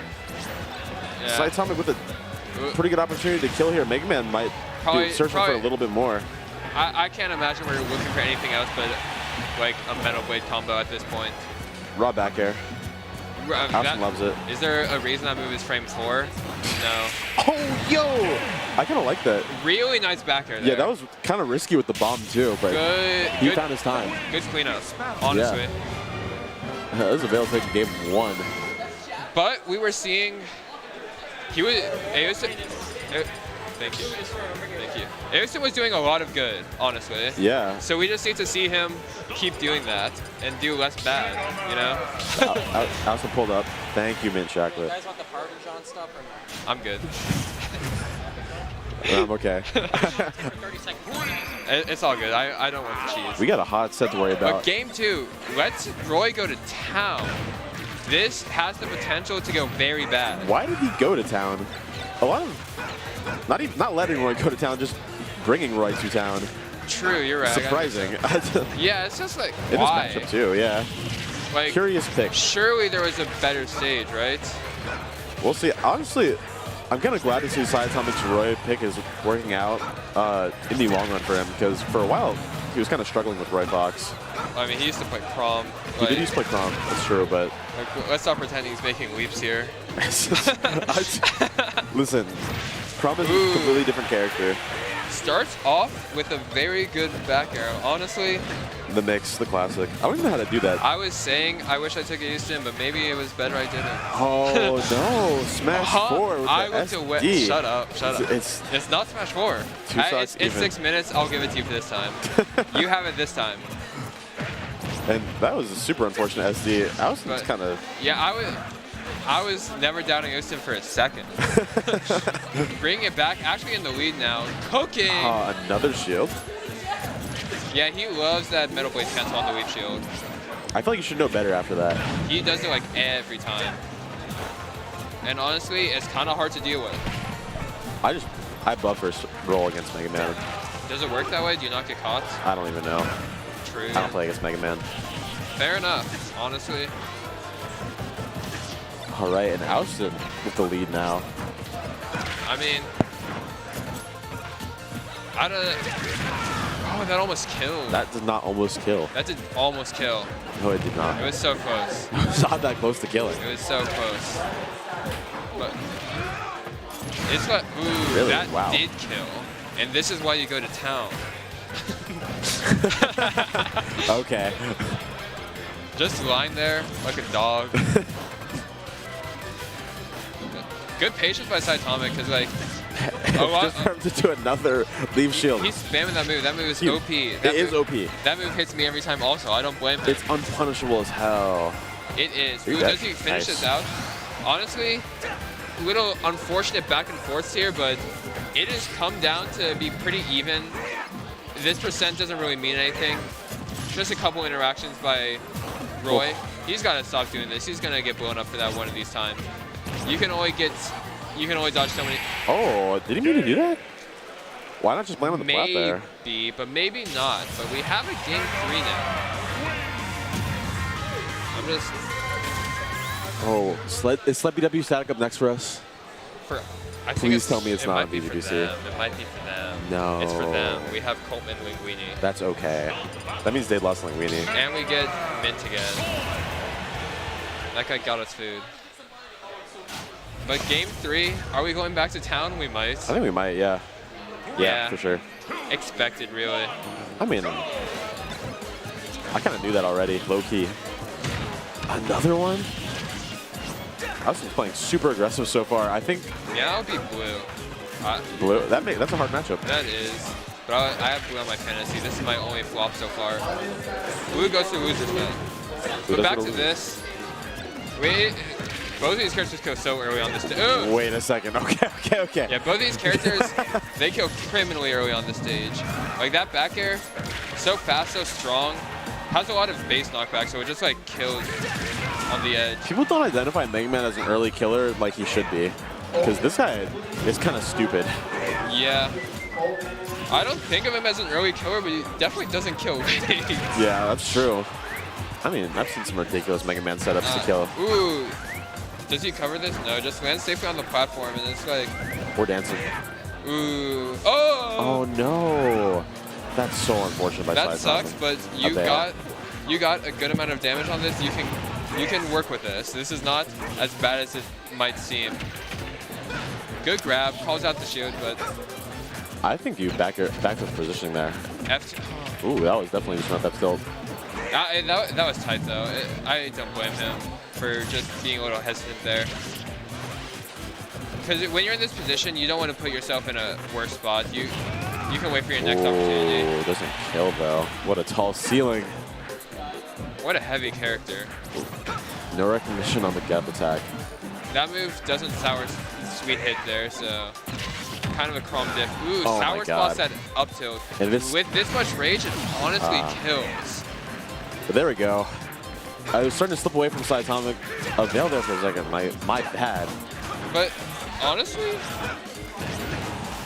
important second stock here. Don't die. Maybe we were wrong about the second stock. I mean, on average, I think the second stock is the least important. But when it depends. when it gets tight like this, yeah, I mean, the first stock sometimes is not important at all, low key. yeah, it's Sometimes kind it's of. the most important. Like camping matchups, first stock is so important. If it's a timer matchup, the first stock means so much. Terry, Yeah. that's how it is. But Ooh. That's so scary. Gets caught in the mix, but he's so heavy he doesn't die there. It's 60. Let's calm down. But it's like Max Ray's Roy on town. You're right. Ooh, That's dead. Good Wow. mix. Okay, Veil. Atomic. Veil after this FD brings it back. Feeling himself, man. Really. And honestly, looks like Goose is kind of getting greedy for this kill. Yeah. And Ooh. there you go. Yeah. And sometimes it just gets given to you. Ooh, Tossed drops the back. taunt. Hit the Akuma pose, really. Last talk. Game 3. I didn't know that Mega Man had the Akuma. That's what Yoshi has. Well, yeah, I know Yoshi has it. I didn't identify Mega Man. I guess it makes sense because he is a Shoto. Oh, that was clean. He was doesn't kill, but he was weighted so well on that. Nice. That really was nice. good, really good movement there. Yeah, clean stuff by It was a bit Avail. disappointed, but Avail played that really nice. Both dropping crazy leads like a lot. And That leads did not matter that set. we have Holtman versus Linguini. That is That's going to be Snake versus Terry. Terry. Let me see if Linguini got a DQ or just beat someone. I think he beat Dade. He beat Dade. Yeah, that's our go. Did Dade lose again? Dade lost to Salvo. Dade. So Salvo made it out. Salvo beat both. Nice job. Actually, Slut tried to get me to snitch on BW Static before their set earlier. Tell him what his habits were. He beat G Extreme. I said no. He's fine. That's kind of what I told him. I'm gonna be honest. Yeah. But BW Static, sometimes a different beast. It's true. I mean, that's the gym rat. He is a newly engaged man, though. I That's a nerf. saw. That's good for him. That is good for him. He's living life better than He got most people in engaged this and room. lost to TJ, which sucks. If I get engaged, I'm not going to a Smash tournament for like 2 more months.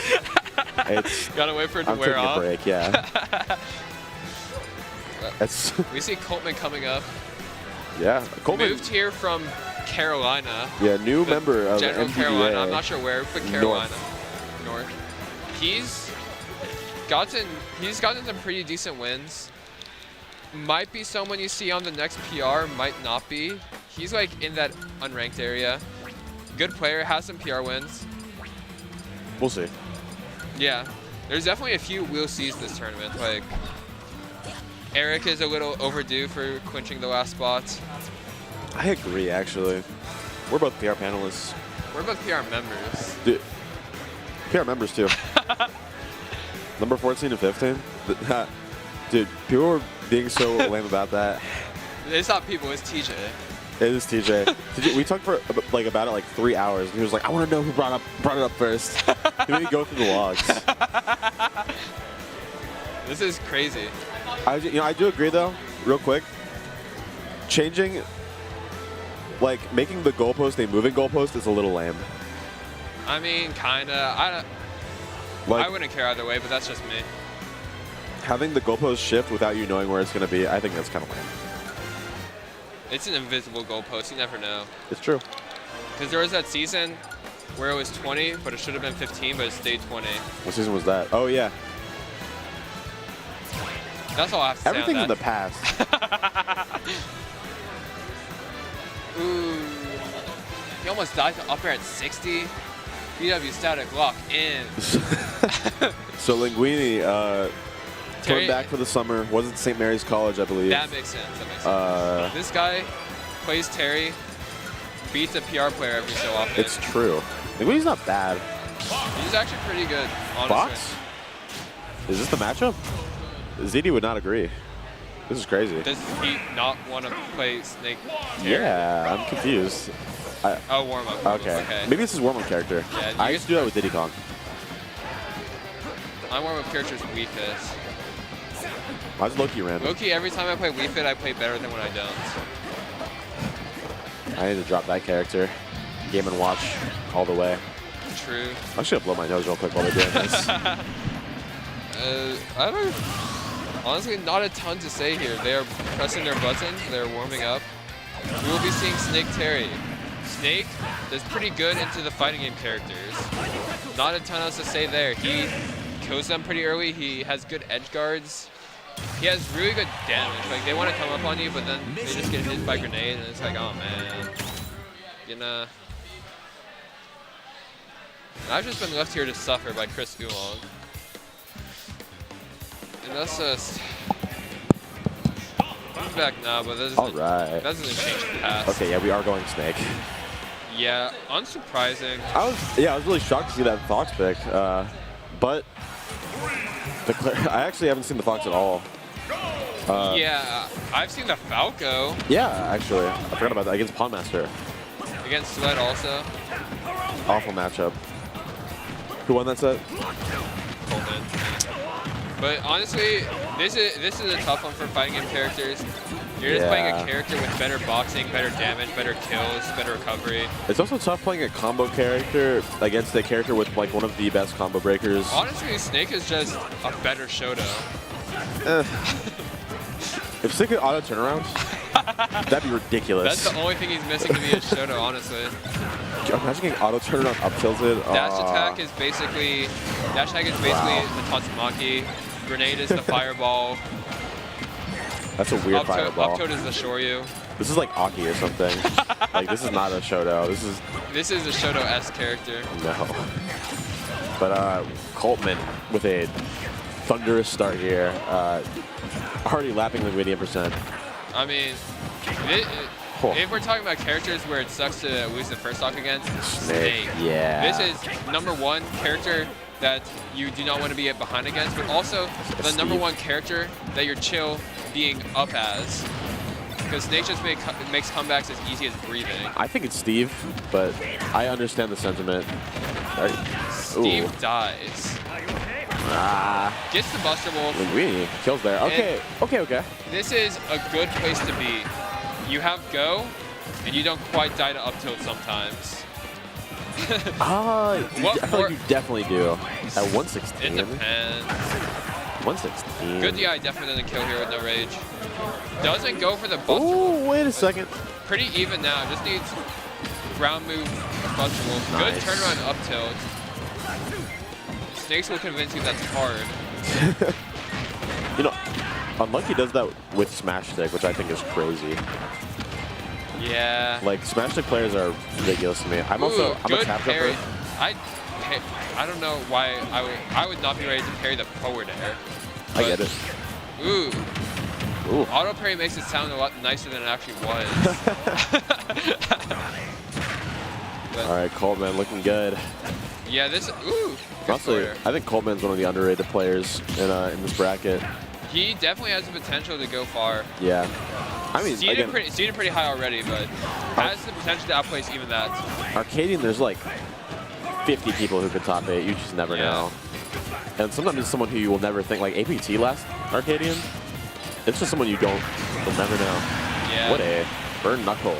And Linguini, not looking too bad. You're definitely in a danger percentage against Snake, though. This is so winnable for Terry Bogard. It totally is, but uses his own Tatsumaki to catch him on the dash back. Oh, wait.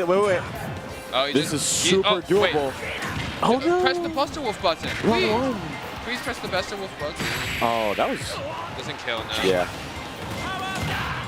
Powered charging by Akita. That was nice, yeah.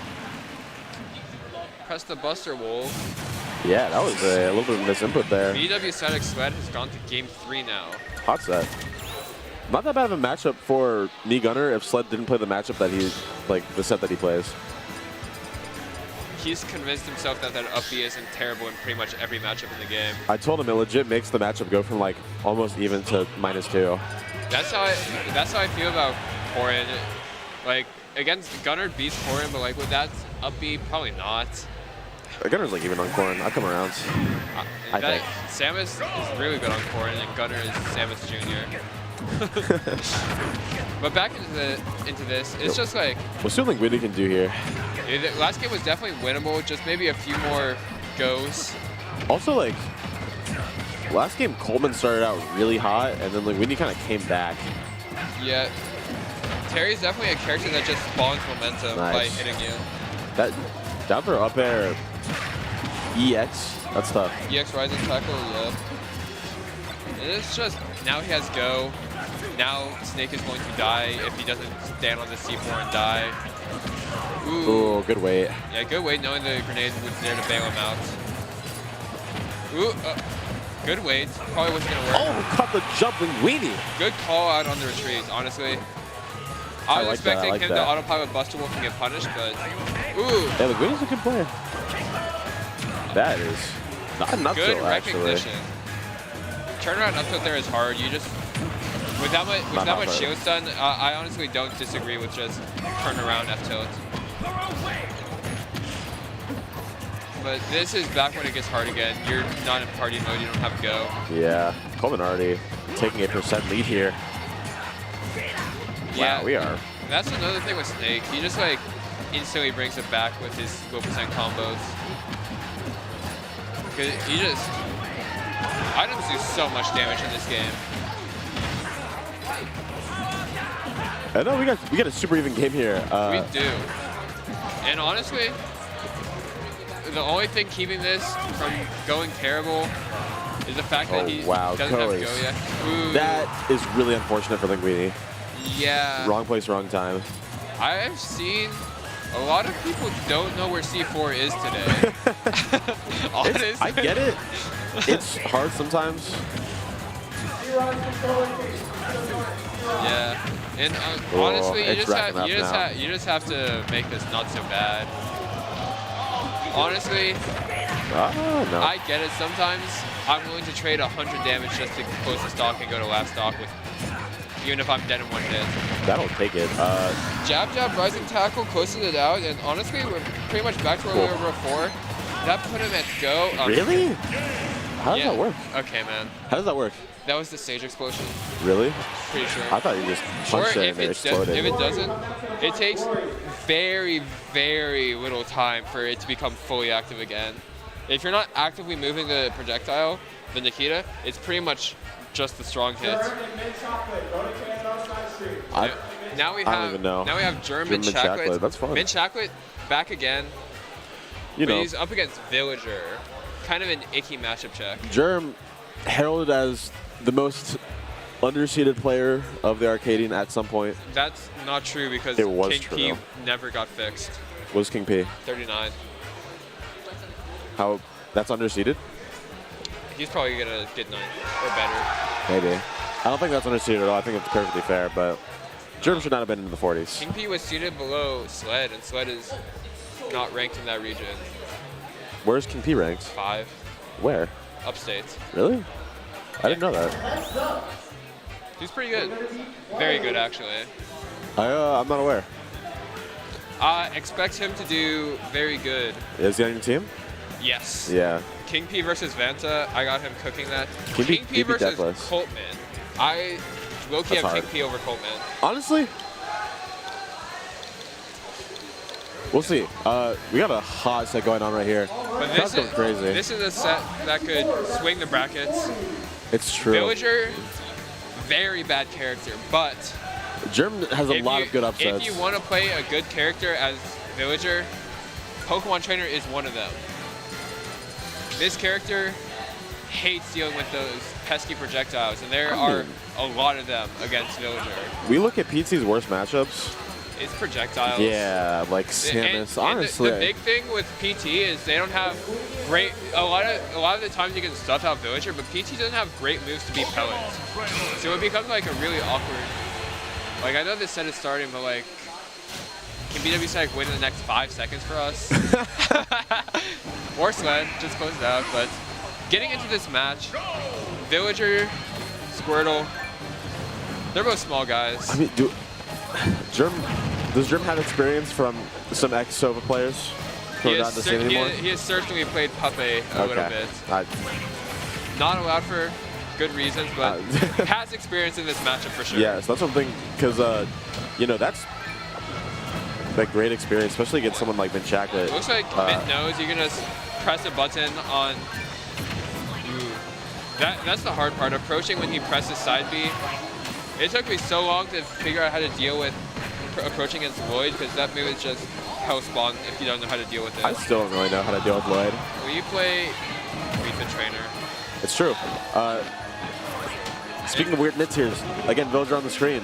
Is he? Yo! Gets the shield break setup. Dead. Also dead. Like, actually just so dead. So that bowling ball is one of the strongest smash attacks in the game. throwing it back at him. And it's also -4 for some reason. I don't know why. It's because it's a projectile. It's because it's a projectile, so it doesn't get treated the same on shield. Yeah. But already starting off with a good lead is Germ. Opening gambit for Germ. And it's hard to wrestle this back as Pokemon trainer because like he just gets to chip you away and you're just like. He was patient there, but just couldn't get it. I don't even know if that kills because it would have been the weak hit. Is Mint Shacklet, he's played against Fast Kid before. Doesn't really. He's played a lot against Isabel, which is like in the same boat, but like Not the definitely same. not that much against Villager. I also think Villager. People think that Villager is not that much better than Isabel, both low tiers. I Isabel's disagree. better. No. Do you believe that? Yes. Isabel's better? Yeah. Why? Side B. Yeah, you know why Villager's better? Side B? No. Lloyd is a solid move. I'm with Slashy. I'm the Slashy Okay. of Villager. Ooh. This is... Yeah. Oh, yeah. You had to switch there, I think. Doesn't. Yeah. I mean, that's just a hard situation against tethers. You hate to be a tether recovering against bowling ball. Yeah. Going for the stage spike. Doesn't get Good it. patience. Now and he's got the wood. Has the wood chip. Oof. Fly doesn't kill. This character is bad. I kind of... What if wood chip was like OP? That'd be funny. He needs it. I don't think he needs it. He definitely does, actually, but I just don't like Villager. Yeah, this guy's a mean guy. Not one of the best characters in the game, that's One of for the sure. worst even. I don't think he's that bad. He's pretty bad. Better or worse than Zelda? Worse. No. I think Zelda's very underrated. I agree, because I think Villager's very underrated. Honestly, I'm waiting to see if this. Yeah, I was gonna see does this Dark pick pay off? Because like, if you finish the stock, that's nice. But if not, it's just like. Yeah, Germ's the stick. Germ's in his mode right now. This Yeah, that's super dead. this Void, it looks like Mint just doesn't know how to play the Void RPS. That move is so good if you don't know how to play the RPS. It's tough. It's tough.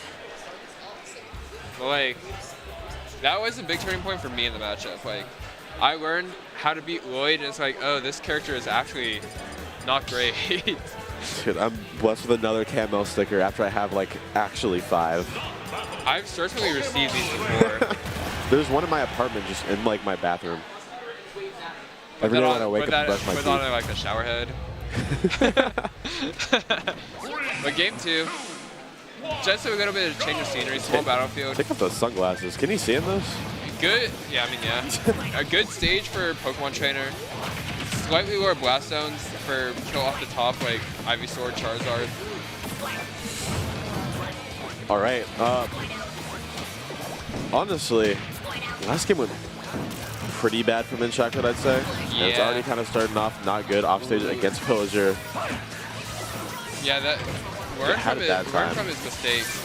Has adapted, but like is suffering in other parts right Oh, now. Lord. Almost dies to the axe. Looking rough. Gets out of there, though. When they buffed Villager up smash, Yeah, move kills. kinda. Kills better. Yes. Wait, Ooh, this is maybe the hit he needs to bring him back. No resources, ooh, but just gets swatted back away. This is, I don't know. When I watch people and they don't know how to deal with Lloyd, it's just like, wow, this looks like it must suck really bad. Yeah, I mean, Germ isn't really Some killing, characters- though. yeah, I Never mean- mind, my bad. Villager isn't a character that kills, is the thing, so he's killing fine. I mean, I think Villager's kill options are pretty fine.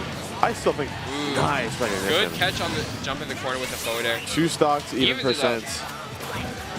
And honestly, this is what you need to keep your head in the game.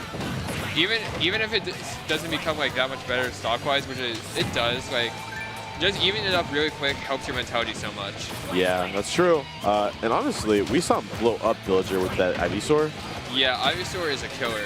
I think we see more like Ivy pressure like that. We could see Mint Shacklet make it closer, take a game here. Honestly, it looks like he's figuring out Yeah, how to this deal is- with Void. It feels like Germ's in a good position here, but he's getting pressured so hard. And Mint is up at this point. Ooh, does he get the Vine Whip? Nice. Really good call out. Mint And chocolate. he's completely turned this around. From what started as like Oh no, you don't want to do that. Smash 4, but you both lost the stock. True that. We'll see it. I think this momentum can definitely carry Mint chocolate. Like it's just a momentum. Mental momentum. He just needs to keep this rolling. Don't let Villager get the Lloyd started. And he's doing a pretty good job. Squirtle is like kind of canceling out this Lloyd here. Mint chocolate's pressure is great. That is so safe. Dude, I hate dash attack from ledge. That is one of my least favorite plays ever because I get hit by it every time. This is looking like prime Ivysaur percents. I get it. I think he wants to. You all learn from last time. Doesn't get hit by the shield break setup. I think Mint Chocolate wanted to put Germ off stage maybe or in a really bad position before switching to Ivy, but does it here. This Whoa, is he the went for unfortunate part something about there. switching to Ivy and neutral is because now you have to get in with Ivysaur. And it's kind of gross. Got the wood chip. Ooh. Honestly, though, we saw Mint Chocolate. This is so winnable. Oh, wait. Doesn't chase that. That's fair. Dude. One balloon. Balloon boy. Ooh. Nice. No. Doesn't get it. That's what we call Villager around here. Balloon Ooh. boy. Yeah. No FNAF, you know. Shoutouts. Shoutouts Scott Kaufman. Mint Chocolate not looking too He's bad just here. been inches from winning this game, and it would be heartbreaking for him to lose. And honestly, Germ feels kind of in control in this situation. Yeah, Germ The has got tree- into his zone. Yeah. Vin has to find a way to break this calm. Cannot mess with these Lloyds as good with Ooh. Ivysaur. And Don't get hit by the setup, switching to Zard, not the right option.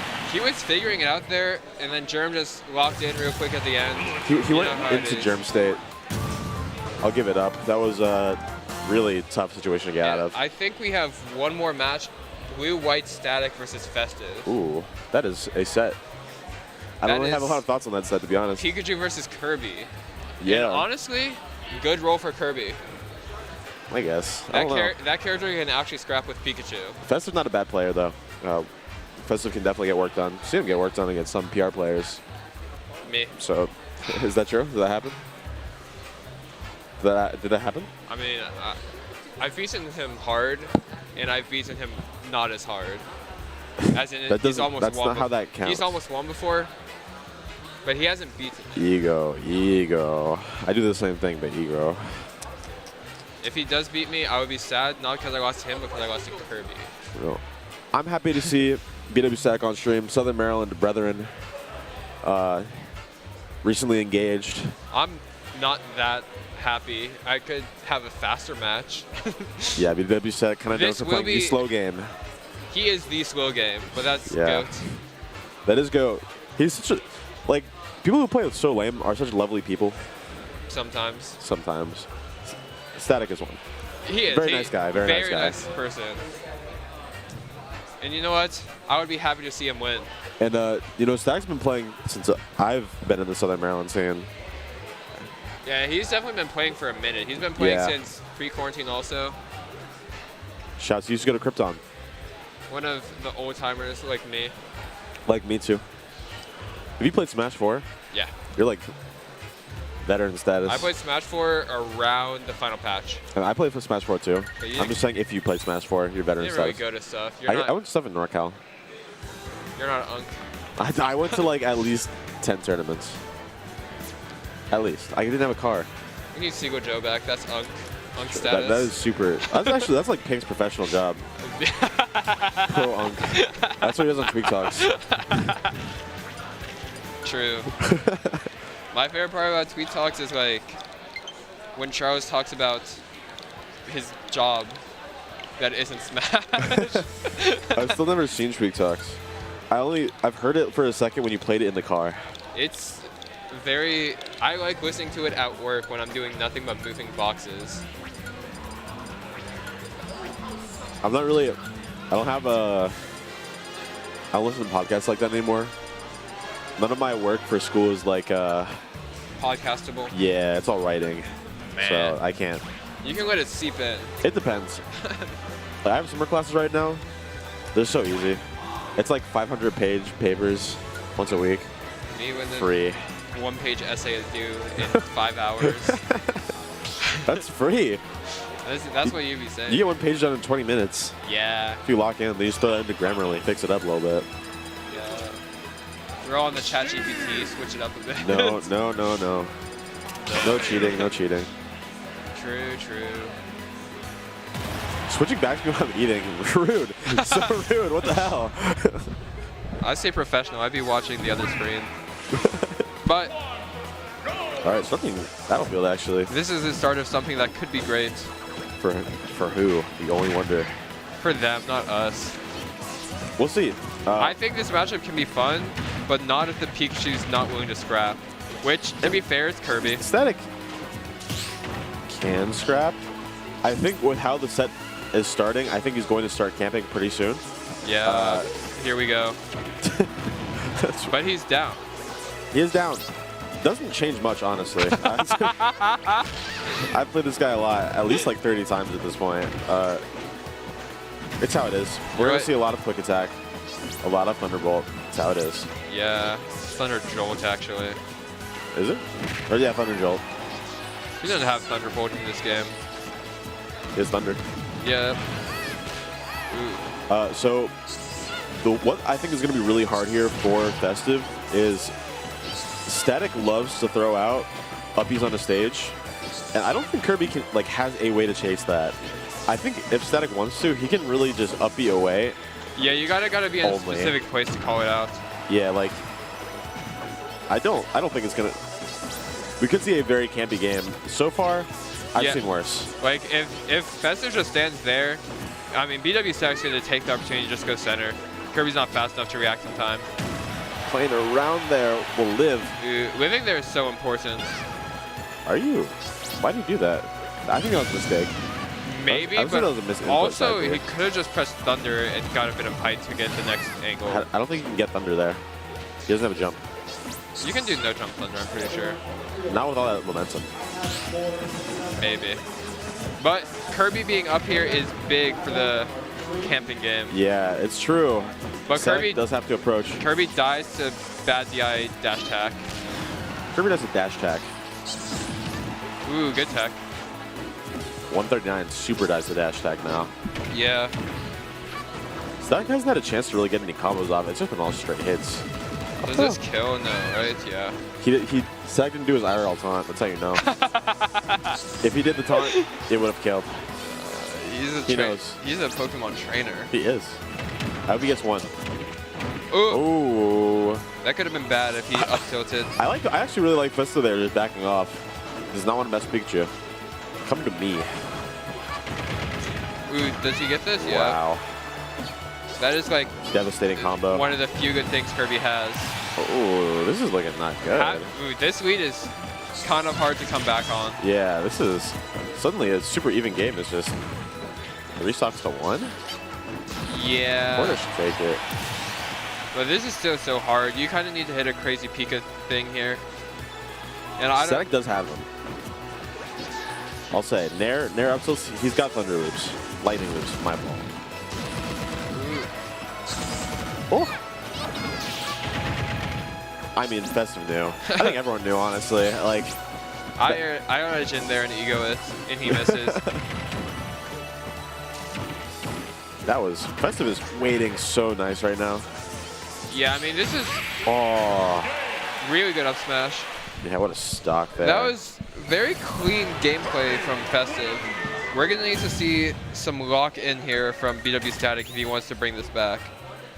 Because if he plays like that again, it's kind of looking cooked, you know? Yeah, man. We got to see a little bit more of, like, approaching. You know what I mean?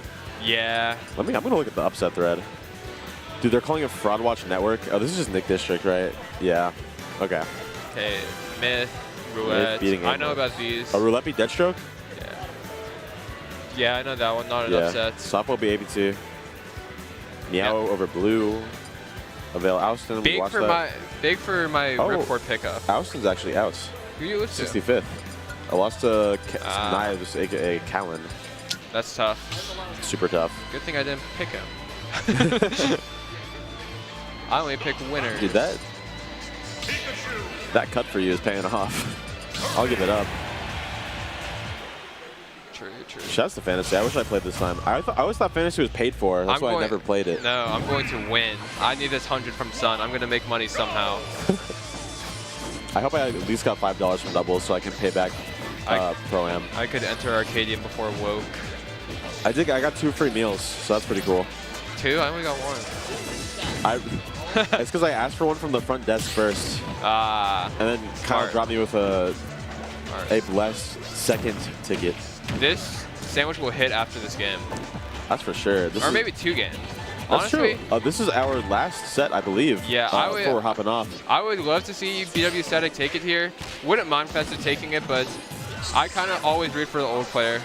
I'm a little biased, but I'll never show that. Yeah. So My bias is to the veterans, not these new age. bias or not, Festive is playing so nice. What a combo. That wasn't even true. The fair F smash was true. The up to fair was not true. No. That was just some funky mix. He's honestly, this is. Let's go, Irvin. This is honestly the hard part about the matchup for Pikachu. It's like, when you get close to Kirby, he just starts beating on you. Yeah, man. And it's just, that's like, if you ever get the lead as Pikachu, Kirby can't catch up to you. But like, when it comes to like actually fighting against Kirby, like, Pikachu is getting cooked. Static is having a really hard time actually hitting Kirby. It feels like he hasn't been able to hit Kirby at all since the first stock of the last game. Yeah. All right. Oh, let's go Irvin. Safe back throw. I can't be biased for this one, but Irvin. But, sorry, let's finish it up. Really good F smash. Call it on the high recovery. But Festive still has a really good lead here. And honestly, we can see a Kirby comeback. I'm not counting Static out at all. he's not down. Wow. He's not down. Yes, he is. Static's down. Oh, Static. I thought you were talking about Festive. No. You were saying Kirby comeback. That's what confused me. I'm in a Static comeback. My fault. Yeah. You got, lightning loops could happen. Anything. Good advantage state, but Static playing super It feels careful. like Festive has just been really good at taking his spots. Hasn't really been giving anything for free. Festive also plays like a brawl player. Festive really wants it. Yeah. That's what I'll say. I mean, it's Arcadian. This is an important tournament. this is an important Arcadian tournament for some, not us. No. I got 1 Arcadian to play. I got 4. Ooh. What, peak 25th, Oof. that's goat. My pick is also 25th. Bro, like half of top 64 at the first Arcadian's PR now. That's true. I lost to like Frostbite, It's like and I placed the same as Jules. me, you, Jules, Frostbite, Bacon didn't make top 64. This guy, generic. Generic is PR now.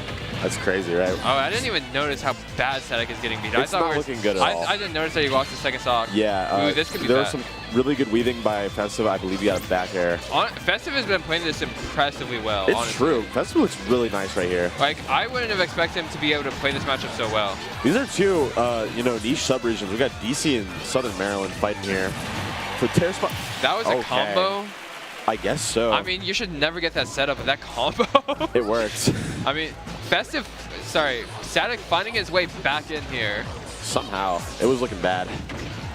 But it's looking possible now.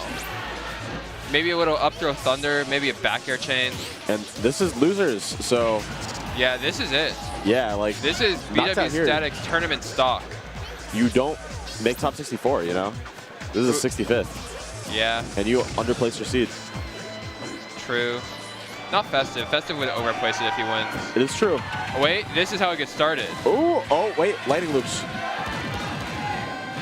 That was a Scam. Give me a scam. Oh, I would love to see going it. for it. Wait, he could have He is won. not. Finishes out though. He messed up. He did not want to pick tech like that. Yeah, really, really good play by Festive there. Honestly, Yeah, good way. Festive, honestly, was just a couple seconds ahead of Static. I expected that to be a bit closer, but Festive really, he played that well. I don't have much else to say. He played it clean. He was just played super simple. He was walking a lot, really playing slow. Wait for Static to come to him. Just got all that damage.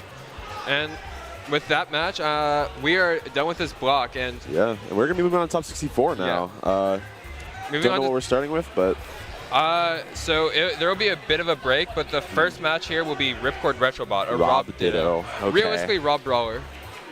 Maybe. We'll see. But yeah, thank you for having us. Yep. Nice as always. Yeah. We'll see you KMO tournaments. Chess Team tournaments. Follow me on @ChrisOolong. You don't have to follow that one. I'll forgive you.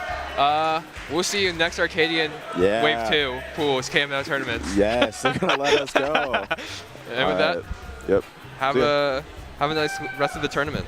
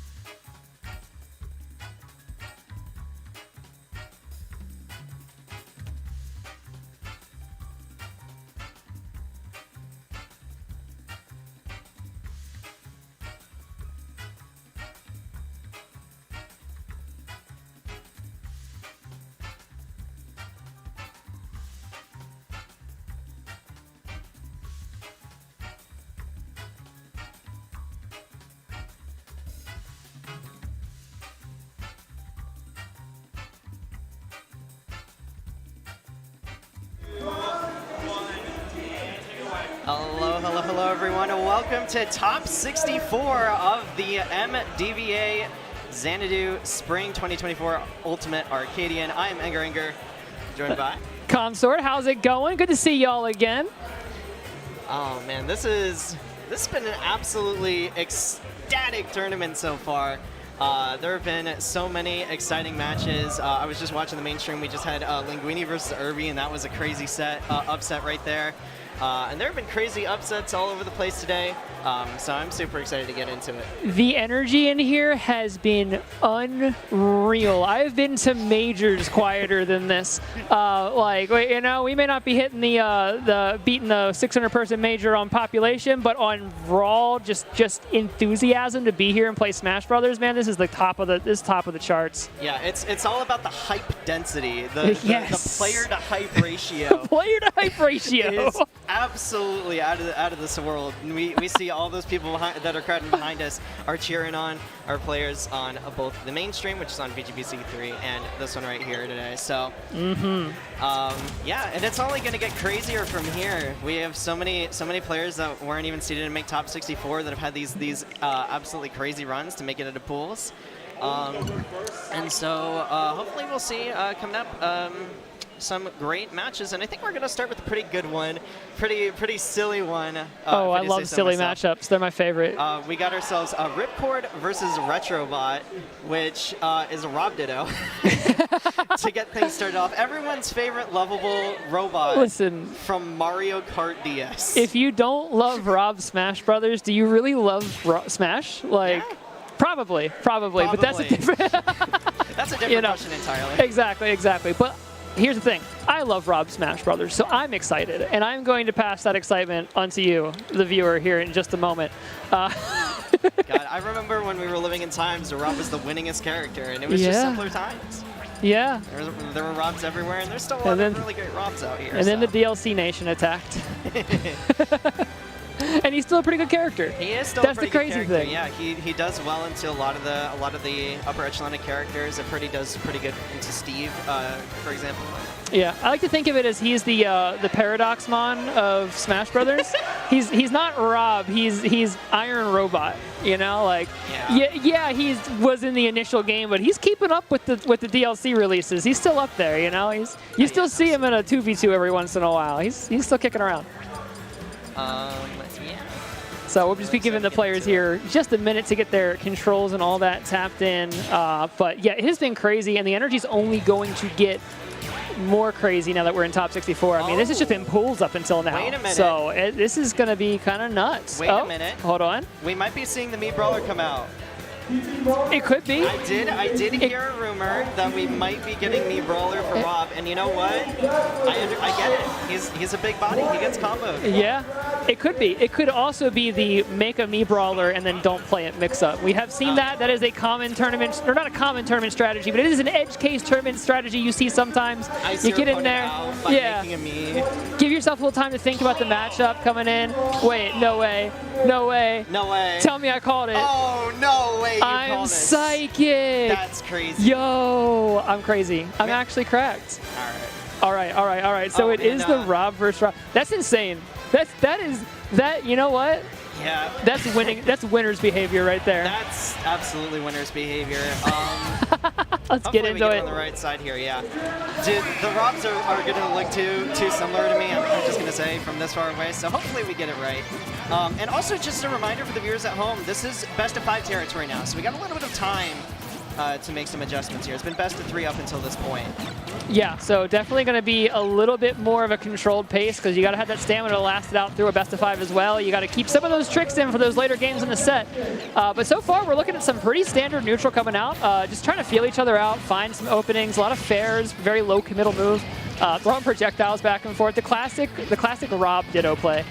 And it looks like both Robs are playing this spin-to-win sort of game plan right now. Ripcord had Retrobot on the ropes right there, but it seems like the name of the game is ledge trapping in this particular matchup because neither character really wants to be too far away from each other. Rob definitely plays that mid-range super well, but how do you get back to stage?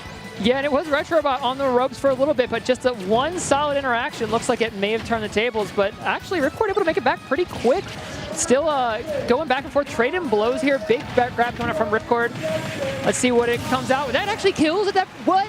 Yeah, Mario Kart DI on that one. Had to take a bit of a guess which way the upper was going to go, and now a bit of a combo coming out from Ripcord. And it's always so scary getting comboed in those positions because you never know what can happen. If you're in the wrong position, you can just die super early. Yeah. But still a lot of percent racked up for the side of Ripcord. Yeah, and a lot of extra credit on the ground already here too. So Ripcord already putting some distance here in this game one. Just playing just that little bit better in the neutral, and that's in the Ditto. That really is what makes or breaks a game a lot of the time. Yeah, and one thing that I've noticed throughout the set is both Robs are opting to play pretty grounded, to throw out those gyros, throw out forward tilts and down tilts to neutral break rather than going for that nair. And I wonder if Rob just has the tools to be able to deal with it. But that being said, Ripcord is already up 3 stocks to 1 and is looking really, really solid coming into this game. No me brawler on the screen, just classic robot. Yeah, and you do have to play very grounded in this Ditto because that nair that you're so used to having as like a safety tool in a lot of matchups, there's just a lot of ways Rob can actually deal with his own nair, especially projectile pressure. That nair does not keep you safe from projectiles. Big up smash. Rusherbot trying to find one stock to call their own here to at least keep this game alive. But man, Ripcord's just so hard to lock down. Look at all this movement. It's just so slippery. Was that the burner boost into back air? Woo! And a 3-stock and a statement coming out from Ripcord to start out this game 1. Yeah, Ripcord's coming into top 60-40 to win. Hi, I'm back here. I didn't realize we could see each other or see ourselves. This is pretty cool. Yeah, no, so yes, really, really, really solid game 1 there from Ripcord. There is going to be some adjustment needed. Retrobot is going to the Mii Brawler this time, so let's see how that goes. That could change things up. We do, of course, got the suit. We got the Sans helmet. You gotta love the representation there, man. If you're going to play Mii Brawler, you got to have the Sans head. I think that's like a requirement. I know other people don't do it. I don't agree with that. And this is already looking a lot more manageable. Retrobot's been able to get in just a little bit more often, but it's still looking like Ripcord's show to start things off here. Down tilts into the trip. A good grab and a lot of pressure coming out here with that. Ooh, the suplex. Yeah, shaking things up. Yeah, it looks like a lot of that momentum from that last set has been quelled by the Mii Brawler pick. It actually does end up getting a stock on the board, Retrobot, with a little bit of this pressure. And I mean, you play a character like Mii Brawler in this situation, you want to get as much of that damage as you possibly can. That is what you're looking for in a matchup like this. And it seems like Retrobot has done a great job of that so far, but Ripcord's got him on the ropes right now, having to use those shot puts in order to try and find his way back to stage. And Ripcord letting him on safely, but not letting him get too out of hand. Has to use the flip jump. Doesn't have the side B recovery. No BDK. Ooh, that was a big risk going for the suplex off ledge like that, but does get away with it. Able to reset to something resembling neutral here, but at this percentage, anything could kill you. The up throw is going to do it. Even stocks, not a lot of extra credit, so Retrobot still has a ways to go to even this setup. Oh, and I love just how raw that call out was on the up B with the high recovery, not letting Ripcord breathe even for a moment. But both of these characters have such great advantage states against each other that I wouldn't be too surprised whichever direction this set ends up taking the wind. And having that gyro in hand is actually going to make it much more difficult for Ripcord to approach, because yeah, you can just do that side B in neutral as a mix-up. That being said, Ripcord getting a little bit of good damage on himself, and I love this juggle that he's putting him in. Yeah, I'm going to say, like, even though you don't get a lot of value off of it, there's something that's just kind of messed up about a move that's a gap closer and a command grab at the same time. Like, it's a burst option and you can't shield it. That puts a lot of pressure on someone. Nice up air right there. Ripcord taking the setback in his control just a little bit and has Retrobot off stage. And I think the one position where he struggled as both characters is finding his way in and just running straight into the gyro. Gets hit by the down smash, and Retrobot having a hard time figuring out the mix on his own character. That was a certified gyro moment right there to take that stock. Ripcord looking pretty comfortable now. That said, I mean, we did see that first stock taken at a relatively low percent off like one offstage interaction. So, Ripcord's still got to be pretty careful here, but getting that opening grab might be enough to open him up. Ooh, good reversal though. Yeah, and I think he was trying to go for the kick, but wasn't too confident in it, and that could cost him some percent here. He wants to take this as soon as possible because you may have 5 games to play around with, but you don't want to take it the distance as either player here. And Retrobot is just having such a difficult time closing these stocks out for Ripcord. I respect the gusto of just, I'm going to grab Gyro and I'm going to camp you. That's so mean, but it's working. Like, look, like, it's so hard for Rob to just lock Retro down now without that Gyro as a tool. And Ripcord's just, Retro's just kind of like chilling at a distance and waiting for an opening. That big grab, though, ooh, that might be the beginning of the end here. Let's see. Yeah, because even though he does have the game plan unlocked, Ripcord is just finding ways around it just a little bit. He's able to poke through with these down tilts, and he's got the read on pretty much every grab. I think his grab hit rate is dang near 100% on this, so.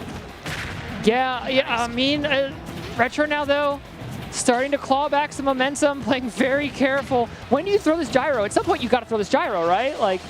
Oh, now is the opportunity, but doesn't take it. Actually, just opt for the suplex, and yeah, it's good damage, but it's a little bit stale, and it's not going to net you a whole lot of great positioning because Ripcord is back in center stage, and now all of a sudden Retrobot completely scrambling to get his hands onto this robot, is stuck without a jump off stage. Ripcord lets it back up, but the up there is going to take it, and Ripcord goes up 2-0. In a pretty convincing fashion. I mean, that game was much closer, but still. I just respect the self-control for somebody to just not press the A button for 2 full minutes. I can't do that. My character is built around hitting the A button a lot, and even if I know I need to hold an item in camp, I'm just not capable of it. I'm sorry. So when I see someone else do it, I gotta win or lose, I gotta respect that. Oh yeah, absolutely. And I mean, Retrobot did seem to have the game plan on lock. I think the biggest thing for them is they just needed to find their way to get in and open this Rob up for more damage, because that's the whole goal that Meat Brawler has, is you want to get in your opponent's face to do that damage. And I think Retrobot slowing the game down and being content to take these grabs, it was good enough to put him on the board in terms of stocks, but I don't know if it's going to be good enough to take a game. And when Ripcord is starting out doing 58-60% unanswered, you really have to find your way in. Man, going for the Thrupper there, just on the jump call out in neutral, kind of crazy. It only gets you 14%, but it did, it connected. So I guess I can't be too critical, but it's not a long-term opening. It doesn't actually get you into an advantage state here. And that's what we're seeing a lot, is that Retro is finding these hits, but it's not the hits that really need to happen to really let Retro get in the driver's seat. It needs to be some kind of combo opener, something that they can really push advantage off of. The suplexes are nice chip. Shot put every once in a while is great, but we need a solid nair that lets us set up into some kind of smash attack or some kind of combo off-stage interaction, right? Yeah, little nair, little up air, down tilt, just something to get a little bit more damage. But that being said, he is winning these neutral interactions quite consistently. If he can keep this up with Ripcord, he might be able to take the stock, but he commits just a little bit too much to that Thrupper, and he's giving Ripcord so many of these chances to be able to get in here. He does have the Gyro in hand, and we'll see if he can get some kind of conversion off of it, but no, he is just very content to hold on to it, and I do admire it, but you're going to die to this up smash here, probably. No, up air is going to be good DI on the play. Still alive, but still in the back seat. I feel like at some point you got to throw this Gyro. I do like the idea of playing keep away, but you got to convert it into some kind of momentum here. Yeah, because it's not really as effective of a game plan if there's no mix-up. If he understands that you're never going to throw the Gyro, then it doesn't really matter too much that you're holding it, because Ripcord could just do anything else, and as we've seen, he has made plenty of good strides, even without it on the table. And yeah, Retrobot just gives up the ledge trap, actually, to go for that Gyro, and I love Ripcord trying to end the stock right there and guarantee himself a really good position, but it's not going to matter too much. Gets the good mash. Now Retrobot corners himself once again, and he just can't find this finishing blow. Yeah, I'm just gonna say no hate, but it would be the Meat Brawler players that can mash out of that grab that quick, right? Like I just listen, I like Meat Brawler. It comes from a place of love, but man, they can hit buttons. Let me tell you. Yeah, but man, now down to 1 stock, and it's looking pretty grim here for Ripcord for this last game in the best of 5. You know, not how you want your top 64 starting out. One big back air, though, is going to take at least 1 stock away. Is this the beginning of a comeback, or is this just a momentary lapse in momentum from Ripcord? Well, I did see a little bit of a combo getting started there. It looks like Retrobot is starting to make a little bit of those adaptations coming into the second stock, but we'll see if it's a little bit too little too late. He is a full stock down. Even in a matchup like this, I mean, you really need to start putting that pressure on. You have that gyro in hand, you're just throwing out these shot puts, but you're opening yourself up to getting hit by things like laser and these down tilts, and it's just rinse and repeat over and over again. If it ain't broke, don't fix it. Does manage to get the mash out, but then gets called out, put in the corner once again. Ripcord trying to end it off with the back air. Is this going to be a 3-0 double down tilt? Tries to find the back air once again, but still not quite going to be it. Retrobot, just a little bit of life left to breathe. I just want to see the gyro get thrown. Throw the gyro, hit him. Let's trap with the gyro. This is the time. It's now. No. Oh man, and I saw the startup of that thrupper too to take the stock, but down throw the up air. Oh, goes to the up smash that time, but that up air is going to be enough. Closes it out with the screen plat, and Sans Undertale is out of here. This robot, this buddy action, lovable creature is going to be moving on further in bracket. I mean, it was pretty much guaranteed either way. These are both Rob mains after all. And I do like the switch to me Brawler, but it really just didn't seem like Retrobot was able to lock in. Yeah, it really just, I think that like so much of the game plan there for Retrobot was there, getting the gyro and really forcing Rob to have to play this slow game without it. But like you have to, at some point, you gotta throw it.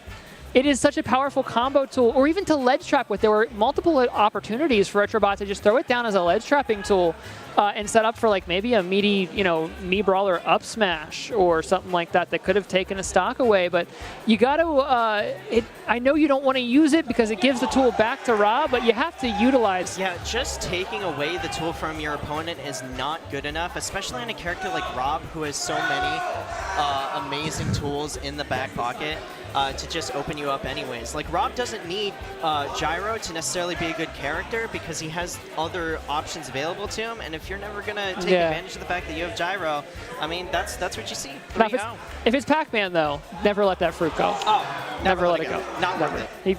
Pac-Man just cannot play the game. But yeah, Rob definitely, Rob has buttons that don't involve throwing an item, and so it is something that, like, you can deny it for certain periods of time, situationally, tactically, but if you're trying to deny it full time, it might come back to bite you. With all that being said, it does look like we are going to be having our next set on stream starting here soon.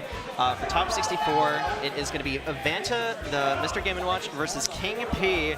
Doc Lee, who has been making so many big upsets today. Guys, we have a Dr. Mario in winner's side top 64. So for those of you who don't see Dr. Mario very often, which is like most of us, let's be honest. So the coolest things about Doc, the coolest thing about Doc, let's keep it to one. Pill combos to anything. If you can think of it, there's a way to combo into it from Pill. It's very cool, it's very fun, and it means that sometimes someone neutral gets ups on ledge, gets up into a Pill, immediately dies. It's very funny, it's very hype, it's going to be great. Yeah, Dr. Mario is a great example of a character who has a lot of great tools and just needs to hit the treadmill. Because his inability to mix up his movement and his landings is the thing that holds him back the most. But one other thing that I think is going to hold him back just a little bit in a matchup like this is just the inability to shield safely. And Game & Watch, I'd imagine Vanta has the game plan on deck, is just going to be sitting in the corner. Oh, yep, like we got a lot of shielding. I see we have Frozen. Oh, well. That is concerning. Hey! Oh, wait, we were frozen as well. Hey! Okay. We have a slight technical difficulty with the cameras that will be worked out very shortly. We have our greatest technical minds on the problem as we speak. As you were saying too, the shield going to be a problem. Yeah, I'd imagine that Dr. Mario is going to have to play like very aggressively in a matchup like this and find ways of getting his hands onto this character.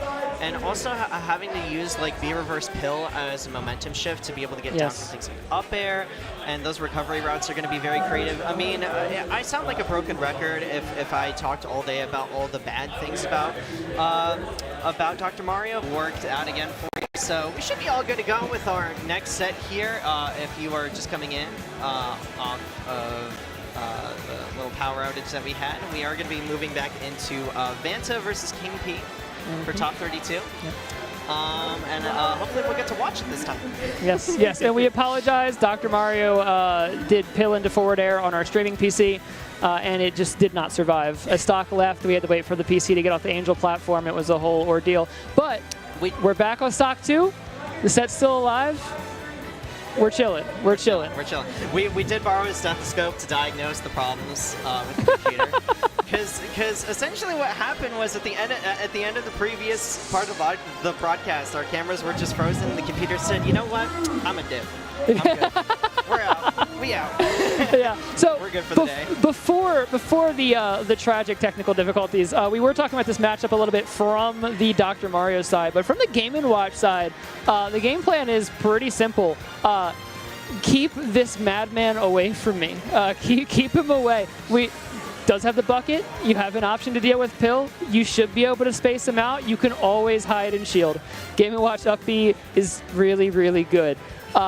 But it's a matter of, boy, if you mess that up just one time with how light you are and how crazy Doc's advantage state can be, that might just be it. That may be an operation you do not wake up from. The Doc advantage state is the thing that really makes Dr. Mario such an interesting character in this game. I mean, he has some of the most unique combos in the game in terms of just like how his routes play out. His up air sends away, and his nair gets stronger as it's out. Hey, Anger, do you know why the Doc Game & Watch matchup is Doc flavored? Why? Because Mr. Game & Watch flatlines. I'm so proud of that one. I regret everything. All right. You know what? That's fair enough. I mean, everyone in the DMV is familiar with the RPS system, but do we know if pills beat paper? We'll have to figure it out. Yeah. That's a philosophical question. I'm not prepared to handle that one. It's more philosophical. Yeah, we got Mr. KML right here. How's it going? I am so tired. I have the sticker. I'm wearing the sticker. We got stickers. Yes. Show up to the Arcadian, show up to Extra Credits and other events in the area, and you will get a wonderful KML sticker. And I have like 10 of these. Sure, man. You can also get the KML tournaments business card. Always, you know. Yeah, make sure you hire this man. In case you have a tournament that needs to be streamed, and you'll have the contact information for Mr. KML Tournaments himself. Yes. Yeah. Make sure to follow him at KML Tournaments on everything. I think we are running out of time to shill, though. We're just about to finally get into this set here. We started tapping controls. I lied. It's all good. Look at me lying on stream. Unreal. Imagine lying on the internet. Who is this gamer? Get them out of here. all right. Sunfish is dead. Yeah. We just deleted Sunfish. Here's a question, because I don't know off the top of my head. What do you think Doc Super Punch kills a Game & Watch at? I think it depends if it's on the ground, in the air, but if we're talking like at ledge, probably like 70. You think 70? I was thinking like 60. But I could be wrong. 70? I mean, yeah, okay, stage is a factor. I think you and I both agree. He's definitely dead at 70. Yeah, for sure. So, yeah, there are zero arguments about you're dead at 70. You know. Which is why you just can't let it happen to you. Can't let it happen to you. And yeah, it is the Game & Watch enigma. He's the best character in the game until he dies at 2. Take it from Consort Gaming. You should never let a doctor punch you. That's a fact. See, this is why we need more Pac-Man players, man. Just apple a day keeps the Dr. Mario away. An apple a day keeps the Docmans out of bracket. All right, here we go. Game 1. King P versus Vanta. I am truly excited for this one. One thing that I did forget to mention, though, is are pills going to be a factor? in this? Not in neutral because of this. Yeah. The bucket is going to just not allow those pills to exist, but as an advantage state option, it could be a thing. Yeah, I mean, it seems like King P doesn't really care so far. He's just ate a couple of those to the face, and gets the combo start on his own. I'm not up to date, but if I had to guess, I would say this matchup is not kind to Dr. Mario on the matchup chart. So there will be a little bit of a struggle trying to get in, I think, on Doc's end. Did he just avoid that with the forward smash? That's Yes. crazy. What a match. Okay, so still alive at 70, but that was center stage. So Yeah, prediction's yeah. a little bit off there, but that's all right.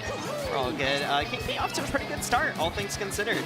Sitting back, I mean, he's having a hard time getting in the neutral, but I think Vanta is committing just enough. We're 85 is And the he kill died. percent, and that wasn't even the sweet spot either. So. Yeah, and that's the danger of this matchup. I mean, like, it felt like King P couldn't get in at all. Vanta was just playing solid keep away, solid, reflection on the pills to not let King P in, but 2 interactions, and that's it. It's over. Your stock is gone. Yeah, I mean, it doesn't really matter. If this Dr. Mario can look like Dr. House and give you that diagnosis right away, you're going to be diagnosed with a stock taken. Diagnosis, 2 stocks remaining. 2 stocks remaining. All right, on the ledge here, though, Vanta got an opportunity to cook something, but I don't know. Having to fade away for now. One solid dash attack and back out. That key, is a bad spot to be in. Oh, and I love that dash attack, too, to cover the ledge as well. Just Vanta keeps overextending a little bit, and I think that's giving King P just so many opportunities to rack up this percent further and further. And when you're playing in a matchup like this, you definitely need to do everything to keep the lead, because I'd imagine, like, the second the lead slips away is when when he will very much so struggle to get in just at all. But Vanta doesn't have that opportunity. He's not afforded that when he's down almost a complete stock, and there's 93% of extra credit on the board, and you're at kill percent right now as Game & Watch. Being this light, and this Doc has so many options in the ledge trap, not quite gonna find it there. Vanta doing everything in his power to get this edge guard, and finally comes out with it. 1 fish, 2 fish. And the blue fish got him. Yeah. Yeah, that edge guard situation is going to be very difficult for King P to navigate. That's probably where Vanta is going to find quite a few stocks. Oh, that up air, though, looking a little scary. Didn't quite kill. Another super punch on the right side of the stage. That's 3 now, I believe, in sequence so far, all on the right side. So that's a scary place to be. I'm sorry, 4 with the stock. 4 with the stock. 4 with the stock, yeah. Gotta watch that right side of the stage. It seems to be where King P is comfortable. Yeah, it's something that I think is more prevalent in traditional fighters, but it is actually something to consider in Smash 2, is some people do have a side preference, right? And it definitely seems like King P is just hugging this right ledge and is absolutely comfortable playing here. Yes. And Vanta just not able to get a whole lot in the tank. It just keeps getting hit by all these uppers. And I noticed that as the set has gone on, King P has been using Pill to get in less and less, because he recognizes that Vanta is just going to let him in anyways. He doesn't even have to try and win neutral sometimes, because Vanta just doesn't have the right options available to take this Doc stock. Vanta was doing so well there at the jugglers too, playing very patient, but just overcommitting onto that shield just a little bit. That's something you cannot do in this matchup. That super punch is just so threatening. Vanta on the ledge now, looking for some kind of way in. One hit of the Nair is going to at least get feet or ground under their feet. Way out to the other ledge now. Bomb. Here's the ledge trap. The up B at least going to keep King P moving, keep them from playing the game. But one solid back air reversal, and this is looking like a grim spot. Oh, and Vanta finally able to get back to center stage, but just yeets him off the stage. I love that back throw. Oh, it's so satisfying. And that is the most satisfying animation in the entire game. Yeah. Yeah, it's, you just lift the man over your head and just... It's so much funnier seeing it like that Bowser matchup where it's just little man just yeet. I know, where was that Mario 64, man? Where was that Mario, yeah. Had to grab Bowser by the tail, barely able to get him up like 2 inches off the ground. Here's my question. Why is Dr. Mario physically stronger than regular Mario? You'd think a plumber would have to do more muscle-oriented stuff than a doctor, right? Because, you know, you're a medical school. Fair enough, fair enough. Game 2. Carry all those heavy books. Okay, all right, you got me. Game 2, we're going to FD, an interesting choice, but I think it makes sense. Not giving the platform mix-up is probably what you're looking for here. You're not really worried about the projectiles as much because you got a one-button option to deal with that. Yeah, not giving King P a place to land, I think, is a really, really good opportunity because you're letting him get these openings, but if you can extend your advantage as much as possible too, I'd imagine on paper, pun intended, this matchup is kind of rough. So we're going for the optimal picks. Oh, just straight to the up smash. And he used the big noggin for that one, and it's got to be a big one for getting a medical degree. I mean, he's got to be some kind of a genius up there, and this man literally does not have a brain. I respect a good reflex check as much as the next gamer, but I don't know about when Doc is charging up smash. That's a little much. Vanta now, though, is able to take the stock up from King P before it gets too out of hand, and this is certainly a much closer game, but it's not seeming to matter. Too close for comfort, but close doesn't matter except in horseshoes and Snake's grenades. Oh! And just the down throw up B, that was a 68% kill confirm. So I mean, that was crazy. He was just dead. You can one confirmed super early. You can see the calculation happening. King P stopped for a second and it's like, is he just dead if I grab him? Yeah, I go. Yeah, something about Dr. Mario's and Donkey Kong's is they're looking for that grab percent. Yeah, ends up working out. But Vanta only a stock down, not the end of the world. Game & Watch does suffer a little bit with stock deficits because it's not a very aggressive character. Well, they suffer a lot more when they're 84%, and Doc is shoving them out to the ledge here. This might just be about over. One more solid back air like that could just be the game, but instead it's going to be the grab from Vanta. But another back air. Man, King P is just so consistent at keeping Vanta off the stage here. Yeah, he is definitely keeping the feet on him right now, looking like Ronaldo, just so much control over Vanta. And Vanta is just like pushing his way in like a battle ram, but it's literally paper mache, and it is not working out. Love that grab there, though, to get King P off. And still, Vanta dropping the ledge trap once again. And back throw, trying to get the DI catch, but Vanta just ready for it. Still sitting at 151, and any good hit should do it here. Has the Skittle on deck, but I mean, this is so far gone. It's going to take an absolute miracle for Vanta to bring this one into an even set. Yeah, and it could be anything here. The up tilt. The up tilt. Okay. Have you ever died to up tilt? I don't think anyone's ever gotten hit by Doc up tilt. That move is small. And, I mean, it worked out anyways. Yeah. He is trying to punch his ticket straight through. I guess when you're Game & Watch and you're at 170%, like, getting looked at the wrong way takes your stock, you know what I mean? But I don't know, man.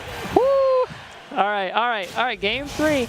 Does Vanta have the adaptation here, though? There has been moments where Vanta is playing this very well. The biggest problem is just going to be getting off of the ledge or just not ending up on the ledge to begin with, because that seems to be where King P is getting just so much advantage. I think moments is definitely the key word, because apart from a few niche interactions, King P has seemed to be all over Vanta thus far. But that being said, Vanta with a really nice advantage state to start things out, getting that juggle going on, and actually putting the stock on stage. Finally having a little bit of a game plan on deck, has to make it back to ledge here, and does end up finding their way in, but nice little chair put out here, and yes, sir, Vanta with the first lead of the set in their favor, and the crowd goes wild as Game & Watch ends up taking the stock. Neutral Air coming out, Fishes get the juggle, and all of a sudden it seems like the stage pick working out for them, or just something starting to click as we get another stock going, and Vanta trying to end this off in just a minute here. 2 stocks gone, we're at AZ%, we are sitting pretty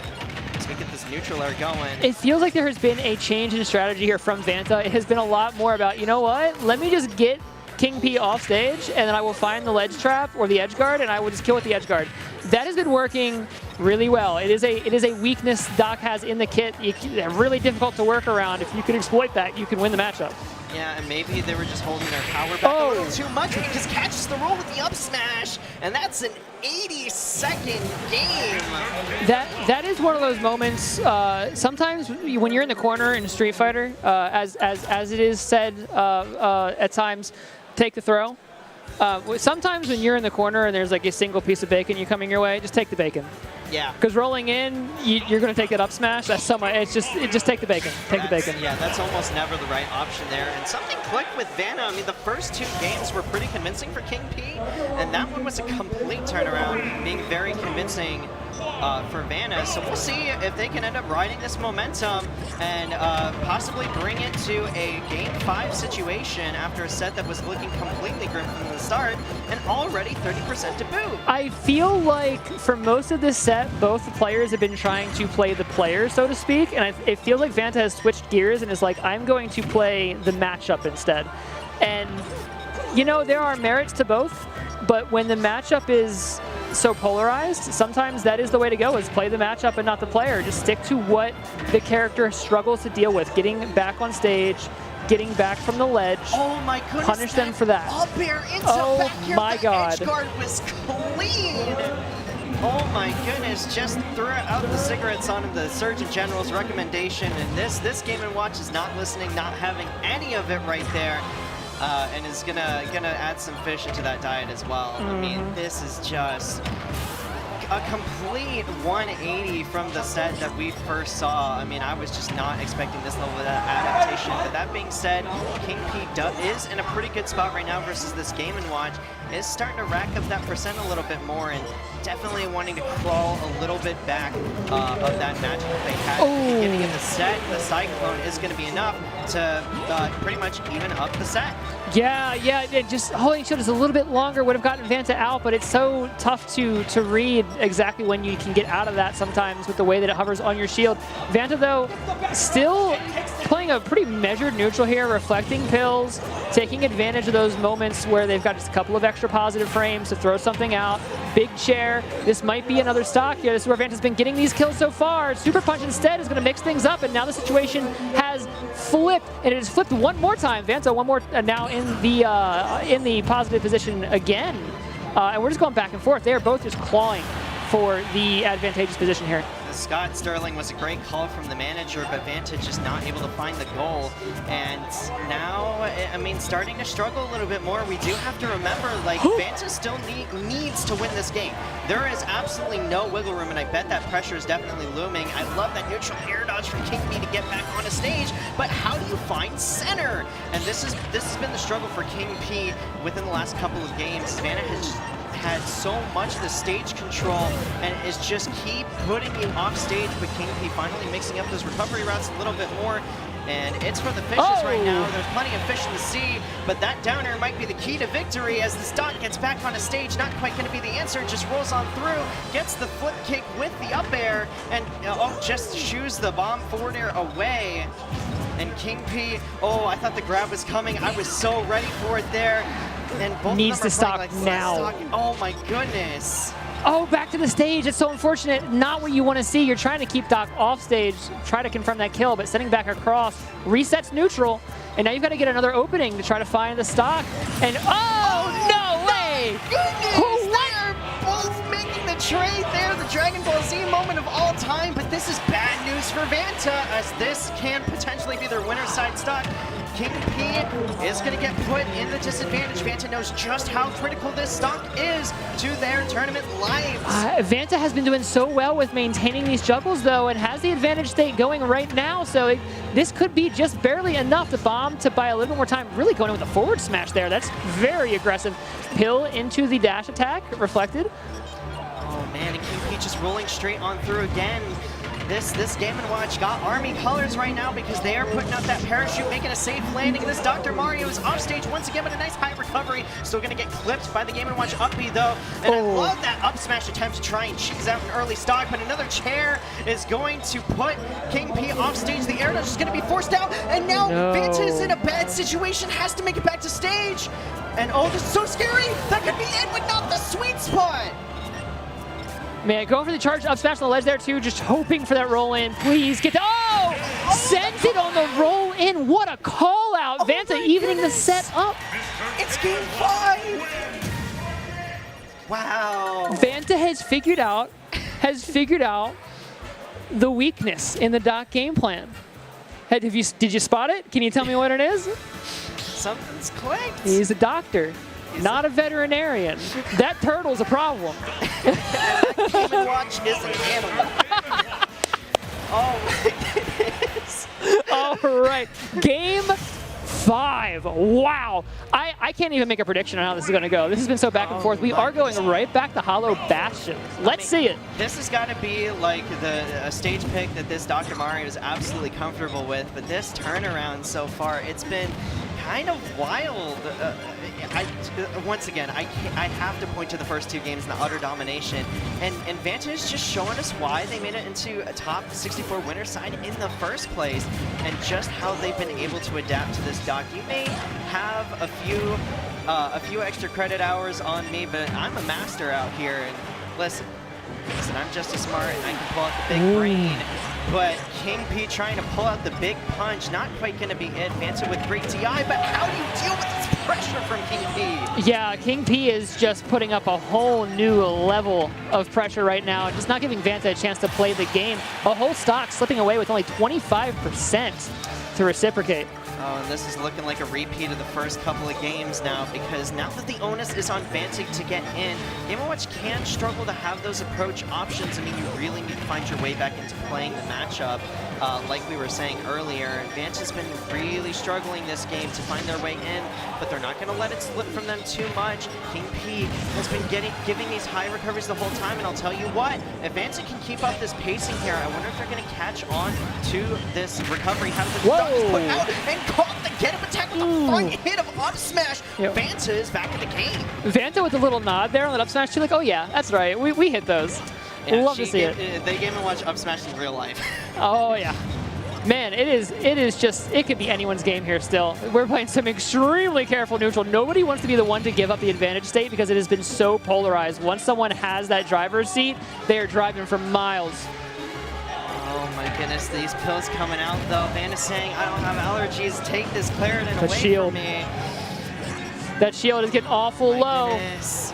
It's a Skittle out here. Skittles are not good for you. This doctor wants to warn you of that. As we have Vanta off stage once again, making the safe landing, but gives up center stage. Oh! And the double reflect! The double reflected enough damage and hits done to confirm into that upbeat.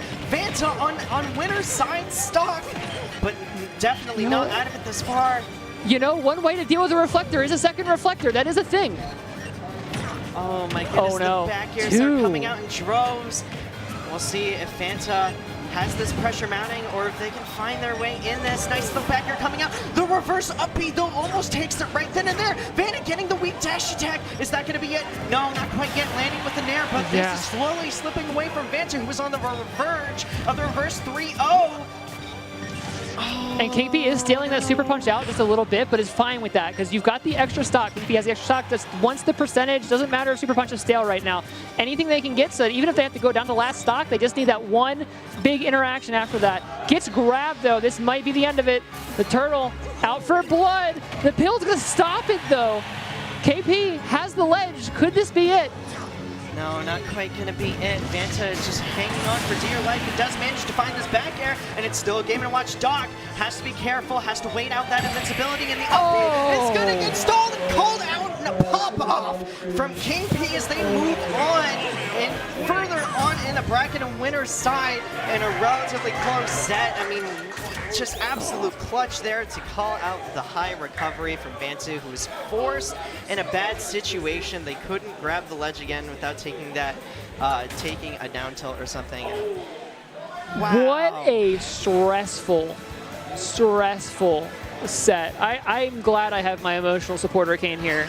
I need it right now, man. I'm losing it. That was so crazy. I'm not gonna lie, just with the characters involved, I was kind of expecting that to be fairly one-sided. It ended up looking kind of one-sided in the opposite direction than I was expecting off of the first 2 games, but something changed game 3, and Vanta just turned into a totally different gamer, and it was something, man, woo! That was an absolute crazy roller coaster between our competitors. It does look like we have something quite a bit sillier in the pipeline for this next game here, though. It looks like it's going to be Sora J versus Sled. Y'all like Me Gunner? Do y'all even know what Me Gunner is? No, I don't. Idea. I've never seen that. Yeah, Me Gunner versus Princess Daisy. And listen, I was on the commentary on the VGBC 3 stream last night watching Sora J play, and she was playing on fire. She definitely had a lot going for her today, but coming into the set, she did actually almost go down to Rascal and Pools. Yeah, and so game one already underway. Tags are already in. Don't need to worry about making a me. Everything is all set and good to go. And Sled is off to an early lead. Oh no, the bomb bouncing off the umbrella though. Unfortunate. Does not break Sled's stride though. Still continuing to put up pressure. Able to get a little bit of distance there. Get that shard shot. Man, look at all the movement. Just forcing Sora to keep up and constantly be moving forward in a direction. Yeah, I think movement is definitely going to be the name of the game. I'd imagine that Daisy has a pretty hard time of actually contesting Meat Gunner directly, and is going to have to really put in some work to get those openings, but gets the turnip train right there, the link set up, and he was super consistent in getting that last night. And we're going to see if he can continue to mount this damage, because Meat Gunner is not going to give you a whole lot of openings, and Sora J definitely has the right idea with making the most out of every single one that he gets. Yeah, and we got a lot of missile, a lot of forward air pressure coming out from Sled here. Turn up, going to connect, but not a lot of damage. The side B though, giving Sora J the ledge, trying to float out there, finding that Gimp, not going to happen, but the Stitch Eyes is going to put up quite a bit of damage here. Oh man, and just caught without a jump off stage. I don't think Sled recognized that they didn't have a jump, and so he is ending up losing his stock for it there, but does get the raid with the back air and has that full charge shot on deck. I mean, who's really winning this game? Sled just kind of blew up that entire side of the stage. Just scorched the entire earth. Incredible. Oh man, and I love the booty bop coming out with that back air. Sora J, an absolute crazy advantage state, and it's still going. The combo might have ended, but it's still his turn. Puts the down smash pressure on, looking shades of melee right here, and Sled is backed up into the corner, but might have packed himself up a little bit too far. And I love that counter coming out. And the forward throw from Sora J is going to put Sled off stage once again. Nice little back air. Nairs. Oh, there are just so many aerials. He is mashing right now. I mean, just rolling the face on the aerials. This one doesn't work. The other one will work. So much movement. So safe. Oh my goodness. Gets the turnaround with the back air. And Sora J showing up why he's the second seed in the first place. And Sled not really able to get anything in that stock, but does manage to find the drag down up air. And the Twinkle Toes going to be enough for Sora J to get down from that one. Listen, if you're one of those people that's like, I don't like Smash Ultimate because there's not enough movement, play Peach. The movement's there. You just got to go find it. The movement's there, the tech is there, the advantage state is there, and he has been on an absolute tear with it today. Tries to get a little something started. What happened? Oh, I love that What up was B. that? So that up B, it has really short recovery utility, but it is so strong. It does 28%. It does have the spike hitbox, so I wonder if that's a matchup thing or if that's just the up B that Sled normally uses. And either way, it's going to be enough to take the stock out of shield. And now, if Sled can slow this game down just a little bit, they could potentially have it that Stitch Face was just a little bit scary, but has Sora J on the platform, not the best of situations, and another neutral air to boot. The counter, though, huge shift in momentum. Sled now having to stand back, get back to zoning, look for an opening. And Sora, oh no, a little committal on that up smash, though. Thankfully, the Meat Gunner forward smash, lots of distance, not a lot of damage. So Sled, though, just trying to use his positional advantage here. Another up B on the landing. Sora's really got to be careful with his landings. Oh, and this has absolutely turned the situation around once again as a misinput. Up B is going to put Sora J in a bad position. This game is completely turned around as Sled has found his footing. And we'll see now, both players are going to be looking to take the stock off of this position. The back air is not quite going to be it, but has to be super careful with the recovery route. And no jump with that recovery. The turnip is going to snipe it out. Still a very close and admirable game for Sled with the seed differential coming to play just a little bit, but making it look even. I do believe that you are going to see a shift in gameplay style and mentality here coming up into this next game, though, because Sled was definitely identifying, hey, I do not need to let this character just land on me. If this character is trying to land on me, I can just throw the up B and make them pay for it. And Sora's going to have to play around that, make some adaptations to avoid that being a major momentum shift in this game too. Yeah, and I think Sled absolutely recognizes the situation and completely respects Sora J as a player. I mean, this player has such good advantage state when he is able to get the hit, so I'm just not going to let him hit me. And it worked out pretty well, all things considered, in that last game. Yes. So we'll see if he can continue this game plan moving into things. And oh, this counter, 29. Sora J, what a big punish coming out from Sled. Is still down, but opportunity for him. Sled moving into those nairs to just enforce space, force that respect at close range so that they can buy a little space to back up and start setting up more projectiles. Turnip in hand now. Ooh, okay, on the ledge, bombs set up. The charge shot's ready to go too, so at any moment that big old energy ball can come slamming through. Trying to call a high jump, force Sora low, keep him on the ledge. Neutral air dodge coming out too, not wanting to get hit in that position, and Sled trying to get a little bit of a call out though, a little aggressive, but I do admire the gusto. The up B, poorly DI'd, gets the reverse up B actually, and that's going to be enough to take the stock. Like I was saying, you cannot land on this character in this matchup. Me Gunner can just throw that up B and punish you for having to come in right on top of him, and that seems to be Sled's ace in the hole, so to speak. Oh, okay, just gonna shoot the turnip on the way back in, but that recovery is just not quite gonna make it. Taking that charge shot to the grave with you. Yeah, it is a double-edged sword. Having that utility of being able to play out of shield with a move that does 22 and kills you at 90, but it also means that you have to play super careful whenever you are in the corner and off stage, which is why a lot of me gunners don't opt for it, but Sled making it work as he continues to inch his way in further and further. I mean, he is playing super safe and knows exactly when he's able to punish in and open. That being said, a nice platypus coming out from this Daisy, getting a little bit of something started, but nothing too substantial, as Sled is not going to let this advantage state rock more than it needs to. And not recognizing that he didn't have the jump off stage and is actually going to die for it. Yeah, that is a painful swing there. Sora now in a really good spot for the rest of this match here. Pressuring, putting a lot of aerial hitboxes with those up airs, but not getting in a lot of actual damage, and already back on the ledge. Yeah, the ledge trapping is going to be coming on for him, and if he can get this stock right now, it's going to be looking in the same position that we were in last game, and you know, Sorge has to find his way through, and actually does with the turnip, and another big commitment from Sled. I mean, I do admire that both of these players are in top 64 and still willing to make some pretty risky commitments. But that being said, sometimes just not in the right places, and that's the risk that you fall. Did you see that I did. We're doing Smash 4 things out here. Ready for that. That was so cool. Just no hesitation on sending that either. Yeah. Like no moment to think, nothing. Just footstool, try to find the follow-up stitch on the ledge. Sora looking for the ledge trap. Gonna get shot away. Oh, and look at that patience from him right there. Just floating outside of the range of Sled to not get majorly punished. And you do have the dot eyes on deck as well. So if you are able to get back, which you're not, it could have been looking not so great. But Sled was also in this position last game.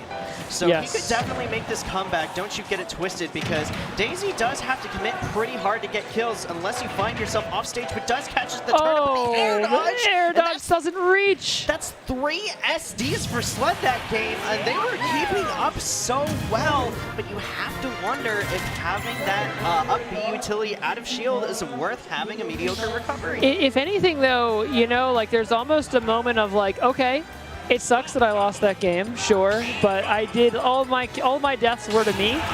If I can sharpen that up, I'm not gonna change a whole lot, right? Like. That being said, it does look like we might have had a switch of Mii's. I saw them go into the Mii menu, because normally it'll just go up to the last one used. So we might be seeing a switch of up B's. I'm not quite sure. That being said, Sorge immediately gets a little bit of an opening, but Sled with immaculate DI as he's displayed this entire set, not really letting get Peach more, or Daisy more than what she's worth. I do feel like the up B we were using Sled was using was working pretty well for the most part. Ooh, catching the turnip with the bomb there, but man, how do you get back? Another one. Let's see. Oh, no. Man, that recovery once again. Coming to bite Sled in the butt. Swift 0 to death coming out from Sora to start off this game 3, and that's a rough spot for Sled to be in. Can they claw it back? 40% off of one conversion, though. I mean, this character is definitely very underexplored in terms of what they can do, and I love that forward air to completely zone out this character, because the forward air, it's not resource-based, it is non-committal, so you can just put it out there. It gives you that momentum to put yourself back in the corner. And all of a sudden, Sled has the game plan going, and I like that he's not going in too much, not getting too flustered or frustrated after the 0 to death. But that being said, just caught without a jump once again. And when you have 0 mix-ups off stage, Sorge in a prime position to take the 3-0, rightfully so. Yeah, and Sorge is, if I'm not mistaken, our second seed for the tournament tonight, and showing why right here in this game 3. Already opening up another combo, another juggle opportunity here, pulling the turnip instead, getting that charge shot out of the way. way. What's the mix? Oh, actually doesn't eat the turnip on the way out, though. Could be an opportunity for Sled here. Each game has just been getting further and further apart from Sled. The first game was last hit, the second game was last stock, and this one is just looking like complete wraps here, folks. As we get a little bit of a combo started, but not quite going to find the finisher into turnip. But of course, when you're this far ahead, you have a little bit of room to play around with, a little bit of movement, a little bit more time to hammer. That personality is showing through. As we try to get the up smash read, and a little bit overzealous there. The forward smash is going to punish, but a huge mountain to climb, and Sleds are going downhill, not uphill. So I wonder if they'll be able to drag their way back up this one. Could be a little tricky. Looking like it could be kind of tough, and now you're on that ledge. You got to worry about those daisy hips. They do take stocks just like that. One solid hit from that back air, and your stock evaporates. Secure, baby. Them hips don't lie, and that back air is absolutely strong. Get him out of here. And a clean 3-0 from Sorajay. Woo! Beautiful, beautiful stuff. Man, you got to give Sled props for keeping that together and just so much work going into the keep away game, into playing neutral, into racking up percent. But it really did just feel like it may have taken 15 seconds or 30 seconds or a minute and a half. But once Sorajay was in, it was a blender. I think Sled put on display the possibility of what could have been. The players in this region are so strong and so decently close together in skill level that, it is entirely possible that your favorite player from the DMV could just get completely knocked out early today. And there were moments, there were signs where I was a little worried for Sorajay that, things might turn around there. That being said, up next on stream, it looks like we are going to have a returning contender. It's going to be Trial. Rockin' the Ken versus Tofu's Luigi. Ken versus Luigi. Listen. Okay. Zero to deaths. That's what I'm expecting. I am expecting nothing but just hits over and over and over again, and we're seeing our players walk up to the stage now, so they are ready to rock and roll. I'm ready. And listen, I'm gonna level with you, chat. I had to play against Tofu in pools. And I don't think I'm a terrible player. I think I've been doing better as of recent. I got 6-star.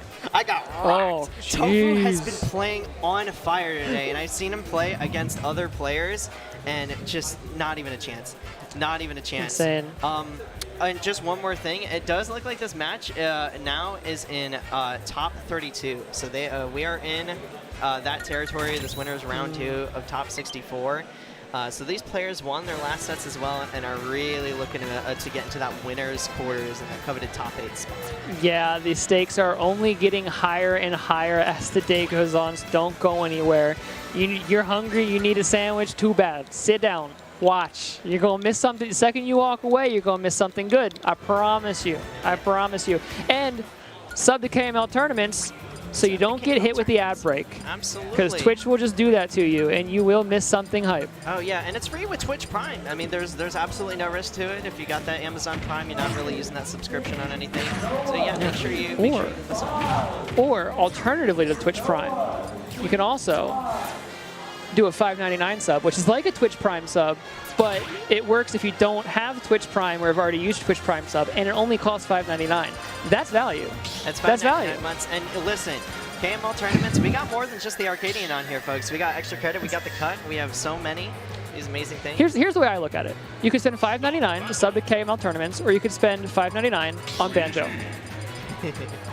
I think we know what the correct play here is. We're gonna make, yes. Or you could spend $5.99 on Midman. I think we know the correct choice. You can do it, or we'll do it for you so that we can run the tournament. But enough financial advice from the commentators. Let's get into it. Oh my Tofu. goodness, that's a character switch? We have the Ryu? Wait, this is... Okay, I kind of get it though, because Ryu still does get to do some of the touch of death stuff Ken does, maybe not to the same level of degeneracy, sure, but you get to do this. You get to say, I simply will not interact with you, funny plumber man. I will stand over here, and I will throw fireballs, and I will make that your problem. My toilet's a clean funny man in overalls, and I don't need you to come in and raid my pantry. all right, we are keeping you out. I am not paying you a dime. That invoice is going to go untouched, and you're going to have to take it to collections because he is collecting these fireballs right now and getting hit over and over again. no. But there's the grab, and this could potentially be stocked, but nice DI from Trial or potentially a fluff from Tofu. The world may never know.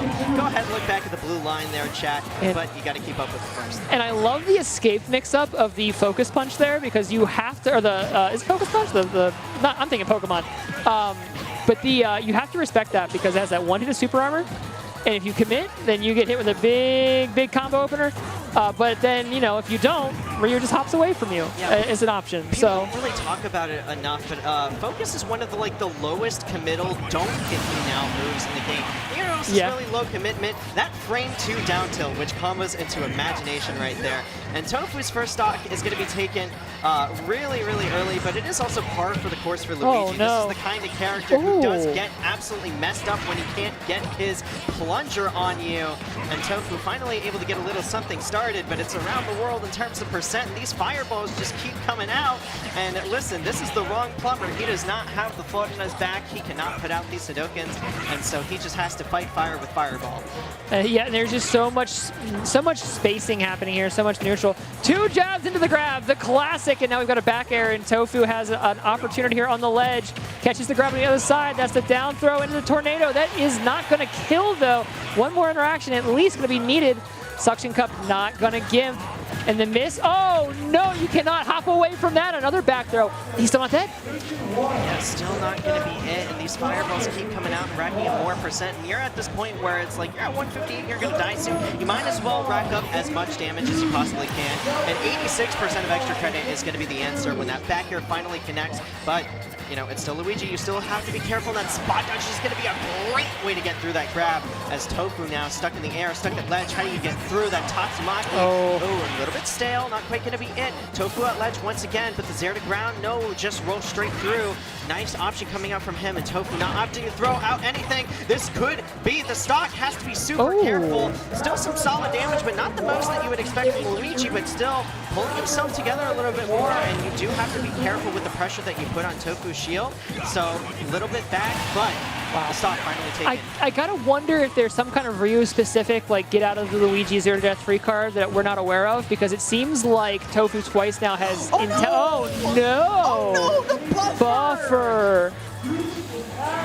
Oh, you hate to see it. Tofu now in prime position to actually steal this one away from Tofu, as just only a little bit of rage is being put on. But look at this, 68 damage off of just a couple of fireballs and a couple of down tilts. This character is really strong, and I love the character swap in front. Like, this is definitely matchup knowledge at its finest. But one grab from Tofu could turn it around. Never forget this character was DLC.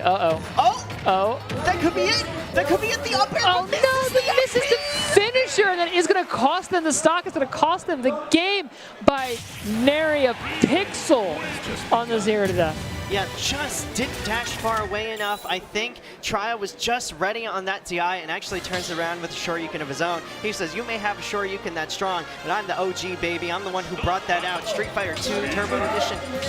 And the Shoryuken's on deck. This is looking a little worrying because I don't see a clearly identifiable game plan for Tofu to deal with this. Like, the momentum shift of that buffered Shoryuken really put that game back in their hands and gave them a chance, but without that, how do you keep these stocks even? Yeah, his game plan so far for Fireball is just to tank it, and that, I mean, it almost worked. Like, he was able to make the most out of his openings, but Trial's playing in such a way that he's making getting these openings absolutely difficult, and as we saw, you know, you're not getting the 60-70% combos that Luigi normally gets, because this character does have that frame 1 armor option that you have to be wary of. So these extensions are going to get cut short, and Tofu is taking up so much damage and forgot that he didn't have a jump. So Trial is up a stock once again, and you know the vibes here. Here are the fireballs. Oh, you know the vibes. We're going to stand back. We're going to throw fireballs. We're going to rack up as much free extra credit as possible.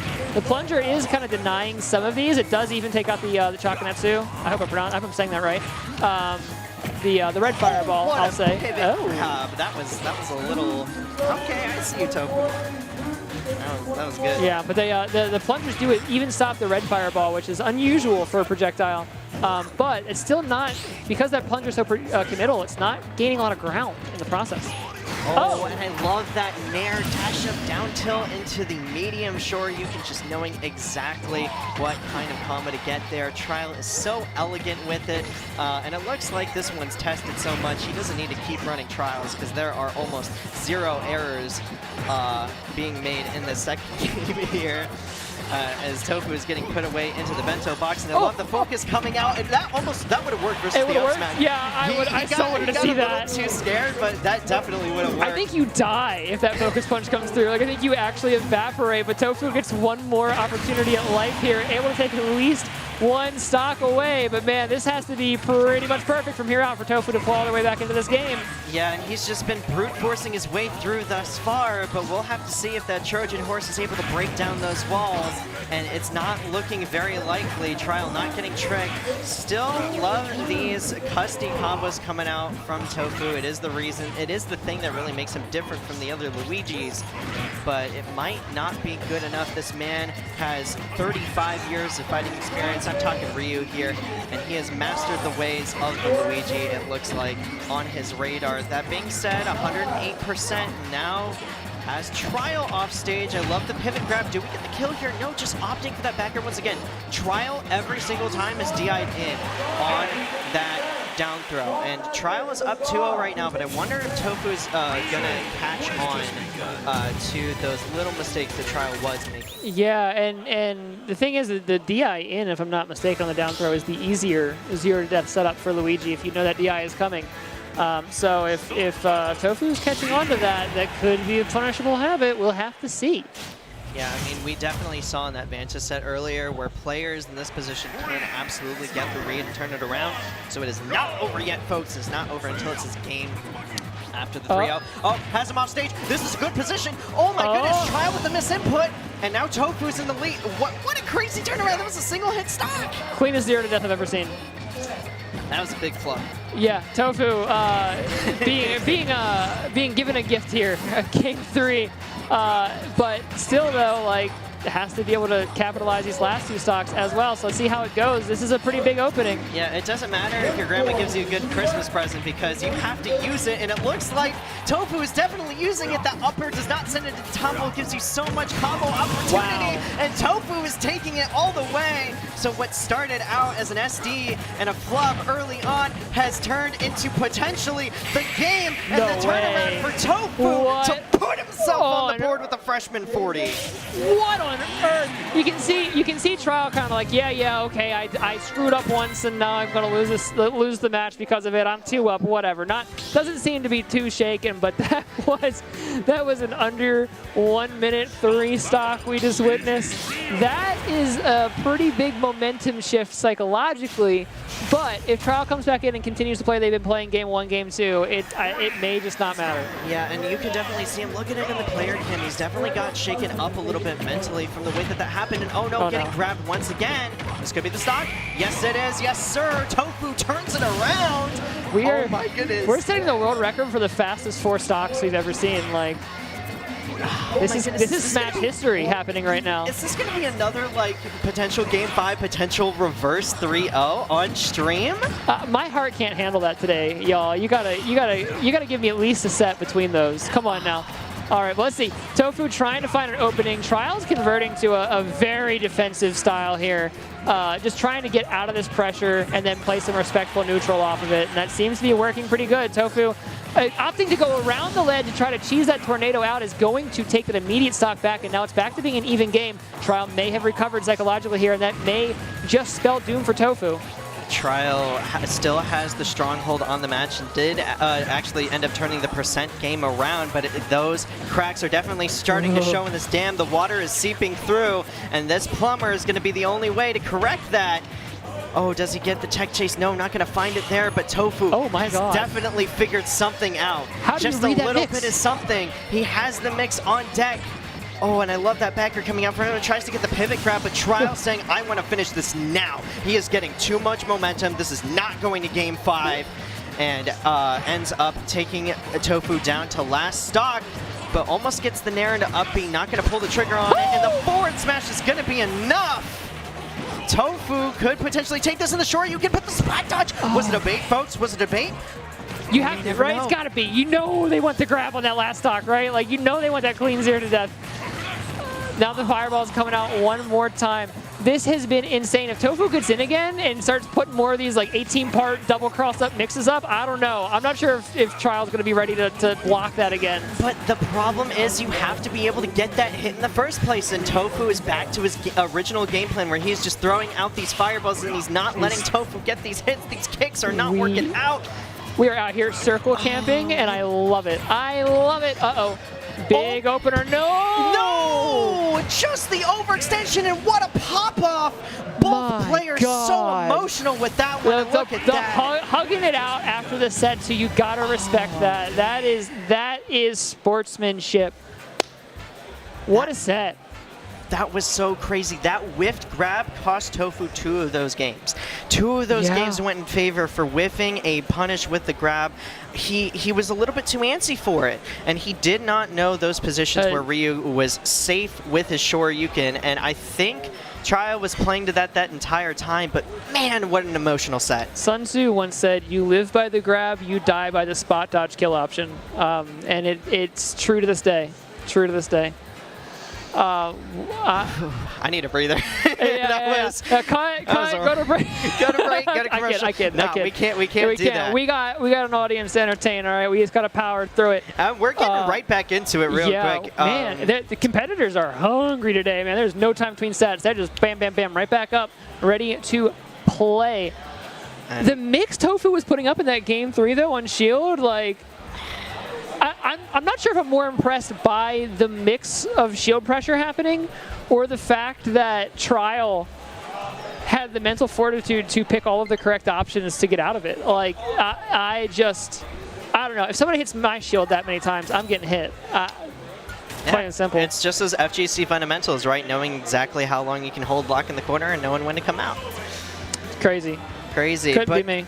But we got ourselves another banger of a set coming up on stream. JJ versus Kale. JJ is someone who actually did take a little bit of a break from tournaments and is representing, I believe, GWU, or is just from DC. I've seen them a lot at the monthlies down there. Zero Suit Samus, Aegis, and a little bit of Daisy, but mostly those 2 characters in the arsenal nowadays. And he's been doing some good stuff. These are my favorite kind of players to watch, the ones that like are taking a short break and just come back into it, because there's this weird habit of Smash players to like take a short mental break from the game for like a month or 2 and then come back into it and just be absolutely disgusting. Yeah, sometimes you need to meditate before you're ready to get back up and fight again. You go find yourself a waterfall, sit under it, you know. I don't know what they're doing under that waterfall when they do that, but like it seems to work for them. I should try it sometime. It seems refreshing. I mean, maybe they're looking for that Aquafina sponsorship to fund their temple. They got to get the money from Listen, Aquafina, if you sponsor me, I'll stand under a waterfall. I promise. We promise. I'll do it. I'll do it. You give me a paycheck, I'll do whatever you want. All right, stand under a waterfall. You got it, boss. I'm not even gonna ask why. One of my favorite quotes. It came from Light. It's "I pledge allegiance to the bag," and we are all chasing after that bag. We're all chasing after that bag. So true. So true. We'll do whatever it takes. So what about Kale? I don't believe I've seen Kale recently. Do we have any information on what Kale plays? I have not seen their sets know today. so much. It looks like they did get an upset win over Sever, though. So, I mean, they're coming in with a lot of momentum. That's pretty big. Both of these players are coming off Game 5 wins in their set. And I'm just taking a look here at the top 32 bracket. There's 1, 2, 3, 4, 5, 6, 7, 8 Game 5 sets. And a couple of those were on stream and they weren't Game 5, and man, it sure looked like it. So these players are so close today. Yeah, this might be the best seated Arcadian I've ever seen. Oh my goodness, it's so crazy. It's so crazy, and people are dropping like flies left and right. I just have to say, as a Puff main myself, let's go Nikon. Let's go. Guaranteed 33rd place with Solo Jigglypuff. Yeah, we got any Mega Man still in, please. I need VODs, please. Please. I'm looking for you. We had a couple of them here today. There were definitely a lot at the last Arcadian, but they have not been coming out in droves. With that being said, we got ourselves CSS Game & Watch, and this is going to be very interesting for Kale. This is widely considered to be Game & Watch's worst matchup, and we'll see if JJ can put it on display as to why. But you know, we saw earlier with that Dr. Mario on stream that matchups be damned sometimes, and Yeah. it may not matter. You know, sometimes even if the matchup is bad, if you're able to adequately play the player, that might just be enough, you know? The matchups are kind of in part an on-paper thing based on previous performance, and sometimes you just need to explore new routes to figure out those matchups, and that can change. Still, on paper though, what ends up making this one of the struggle matchups for Game & Watch is those juggle situations. This ZSS can end up playing so safely, and that flip kick into up B, taking that stock so early is another one to boot, and then this flip jump kick. How do you get in as Game & Watch against the Zero Suit with the lead? And that's the problem, is I'm not sure that you do. I mean, what options do you have to get in? Oh no, not gonna get the spike off the flip kick, but this offstage situation is still really scary. Another flip kick, sending Kale right back out, but the up B off the ledge is gonna give them a little bit of room to breathe. Can they do something with it? Here's your chance. Can you catch the ledge trap? Oh man, just so much contest coming right through, and I admire the cojones coming out from JJ in terms of getting those reads, and look at that flip kick there into that backer, just so clean movement-wise, and JJ is playing hot already, and it seems like Kale needs to get revved up, and needs to get revved up fast, because JJ is definitely playing this matchup super-duper well, and showing us up why it's ZSS favored. But Kale gets on the board. I mean, he's not too far down, and Game & Watch is the kind of character who can advantage state you, but you have to get there first, and oh, I love that little crouch. Oh, here we go. That was so good, because it nets him so much damage. Kale unfazed. Yeah, not even sweating it right now, just continuing to try to find openings, getting those juggles off. The falling there off the top platform, gonna catch JJ jumping. Another grab, some more pressure. The down smash, though, isn't going to hit on shield, and now things are getting a little bit grayer. Oh, the forward air, gonna send the CSS off stage. Kale needs to end up taking the stock before he turns brown. And ooh, JJ just mixing up his recovery options so well. This is the one position where Game & Watch really has to maximize what he can do. And not getting a punish on that side B is not going to be looking so good for him, but he's keeping it fairly competitive. 66 for any other character would be way less scary, but it's kill percent for Game & Watch as one roll read from JJ lands a pretty comfortable two-stock for him. We got the run it back, frame one off the end of the game, too. So we going right back. I'm going to assume it means we're not seeing the character change either, so we're going to see one more. I'm guessing Kale must have a confident idea of what the adaptation needs to be. So we'll see how this one plays out. It's looking grim. This matchup does look pretty bad. For our deaf members of the audience, we have closed captioning for you. For those of you that are in person, we have ASL, and in Smash, we have the Smash sign language, and that twirl of the finger means that we are just ready to get up and going. And I absolutely admire the fact that they are not wanting to sit around and wait. They are not wanting to get iced out, because they look like they're revved up right now. And Kale was off to a pretty poor start in that first game, but it did seem like he was able to get some pretty good momentum to carry him through in this game number 2, and actually using that momentum to carry him to a lead in this first game here. And this is looking pretty good all of a sudden for Kale. Oh, just the edge of that, though, that could have been really deadly. What a read! Sorry to interrupt you, but that forward air was so clean. So clean. Oh, just now Kale once again trying to find a way in. JJ is just playing the distance game, playing the spacing. There has been a habit for Kale to kind of walk into some of these paralyzer or down smashes that I think JJ is kind of like fishing for almost, like looking for that moment where they're not looking for that mid-range option and then trying to just beat him over the head with it. But Kale's playing around it very well right now. He's got the tuna up on deck. This up B going to be coming out. And the one thing that I've been worried for Kale in a matchup like this is how do you close out the stock versus Zero Suit? What kind of confirms that do you have to be able to get it? Because one thing that Game & Watch normally does, he's not known for having too many confirms. So you need to be able to get a really good read on the ZSS. And that is something that is really hard to do with all of these movement options that JJ has been putting out here today. It's going to be Turtle. I guarantee you. I promise you it'll be Turtle. It's got to be a Turtle of some kind. It doesn't necessarily matter that you can put on this much percent if you can't take it. But that being said, JJ has to do the same thing, and 110% in Game & Watch is still a pretty long and healthy life for him too. Both of them have both of them trying to read each other. The forward smash, up smash, and then he's just comfortable to run in, do it again, run up underneath him, and you called it, Caster. I mean, right on back with the turtle. It's like I've seen the future. It's like I know. All right, stock 2 though, even to start, and just feeling each other out still. It does seem like JJ is starting to find a little bit of advantage. Just seems to be one step ahead of the neutral right now. Even missing the Zair, doesn't matter. Forward tilt is on deck, but this is an opportunity now for Kale to get something happen here. We get those fish juggles, the puff puff, toot toot, getting that extra damage in, grab on the landing. Oh, the bomb too. JJ's in a rough spot now. He's going to get caught by the up air, the bomb coming out, but just going to booster kick right through it, flip kick to center stage, and we're back to neutral. And it looks like Kale has absolutely been taking notes on JJ's habits, because it doesn't matter the matchup, like we said. He is absolutely playing the player right now and is trying to figure out all those little ways, all those things that JJ is doing wrong and opening him up in so many of these positions. And it is even in terms of that percentage count, and both of these are extremely light characters. One good read from this Game & Watch on this recovery could do it, and reading the flip jump that JJ has been doing so many times with the forward air, and Kale with the first lead as that, oh man, that boost kick almost getting punished by the Nair, but just falling out of it, not able to get too much damage. But that being said, is able to turn it around, and 18% of the light character is a great way to start it out. With Zair in the back air is going to be enough for JJ to bring it down to last stock himself. Yeah, and we are down to a last stock situation. I gotta say, I admire how Kale is just playing the fastest Game & Watch I've ever seen. Like, this is the most aggressive I think I've ever seen a Game & Watch play, especially with the advantage state. Like, slowing things down in neutral, because let's be honest, it's Game & Watch, you have to.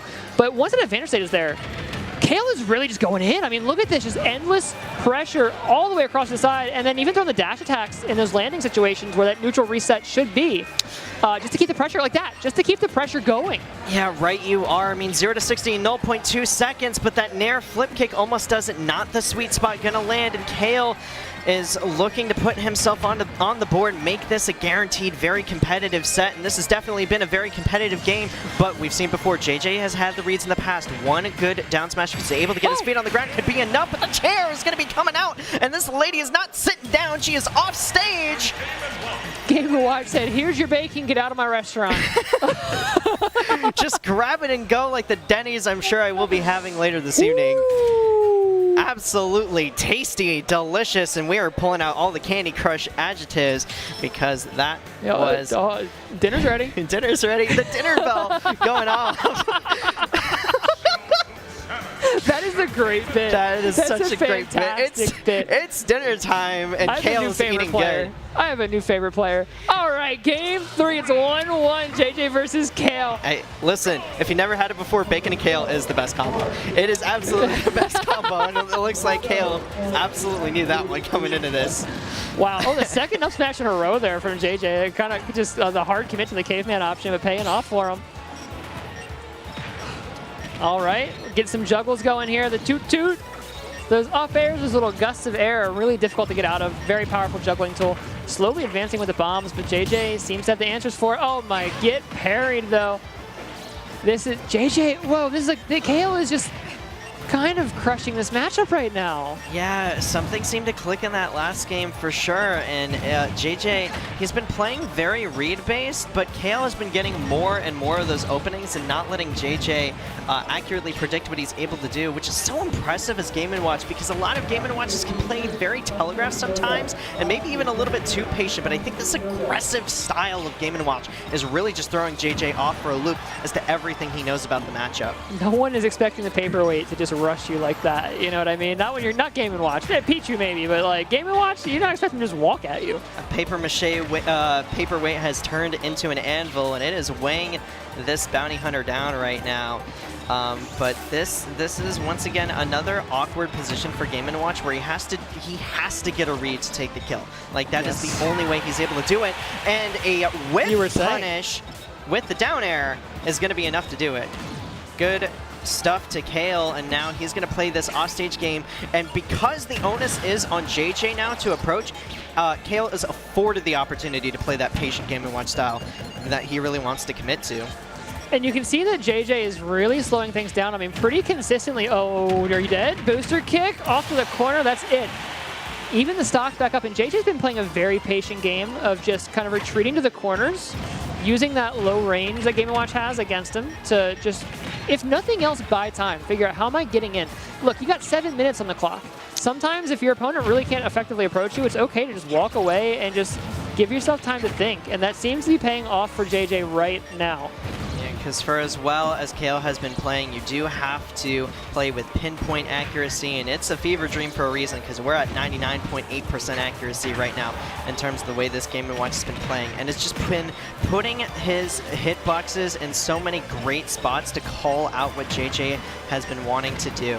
That being said, one mistake from Kale is putting him in a bad situation offstage once again, and JJ tries to get the read and play patient himself. That precision-based game plan is going to be coming out and almost catches the neutral get up with the down smash, but not going to find its mark there. And we have Zero Suit in a bad situation, no flip jump until her feet touch the ground again. Finally does end up doing so, but ends up missing the turnaround up being not enough hit lag, or hit stun on that, excuse me, as Kale continues to grow this lead further and further and further, as JJ does not parry the right hit of the back air and still gets clipped off by it anyways. Wow. And the up air ends up pulling him out of the end lag that he otherwise would have been. That could have been a great opportunity for Kale, but still more damage is racking up. This has become a battle of wills originally, like for the last minute or so, where everyone's playing super safe, super calm, trying not to give an opening, and slowly the caveman options are being woven in. He tried to read him with the judge?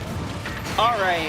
Nah, you're not serious. Nah. You did that for the fans at home. There's no way. There's no way. The only thing that's getting judged right here is you after pulling that move out, but it's not going to matter too much because Kale is looking up to go 2-1 versus JJ, who is poised to make the winner's side run of a lifetime in the winner's quarters here. The audacity to be on even stocks and look for the clip is crazy, but Kale is making it look good right now. It is even stocks, though, and JJ's put up a lot of pressure right now.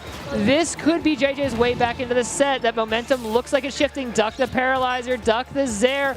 Oh man, just out of the way of everything. Finding that one opening is Kale putting up so much pressure here. Even the missed jabs just not available for punish. Another bomb way off to the side, forcing these flip kicks back and forth across the stage, not letting JJ touch the ground. This olden character back from the pre-color days is looking to play rock, paper, scissors, and this bounty hunter has brought a paralyzer into the mix, which destroys and vaporizes all three of them. And Kale is just saying, you know what, paper is stronger than the paralyzer. We got to come up with new rules for the game. 100% onto the Zero Suit. One good down smash, one good up smash, one good dash attack at the ledge, one good back air off stage. So many options for Kale, and JJ not having any of it, just flip jumps right through. Invincible with the blue, pulls it out there and is now starting to slow the pace of the game down, but maybe too much. I mean, you're still down by 80% here, and you do have to find your way in.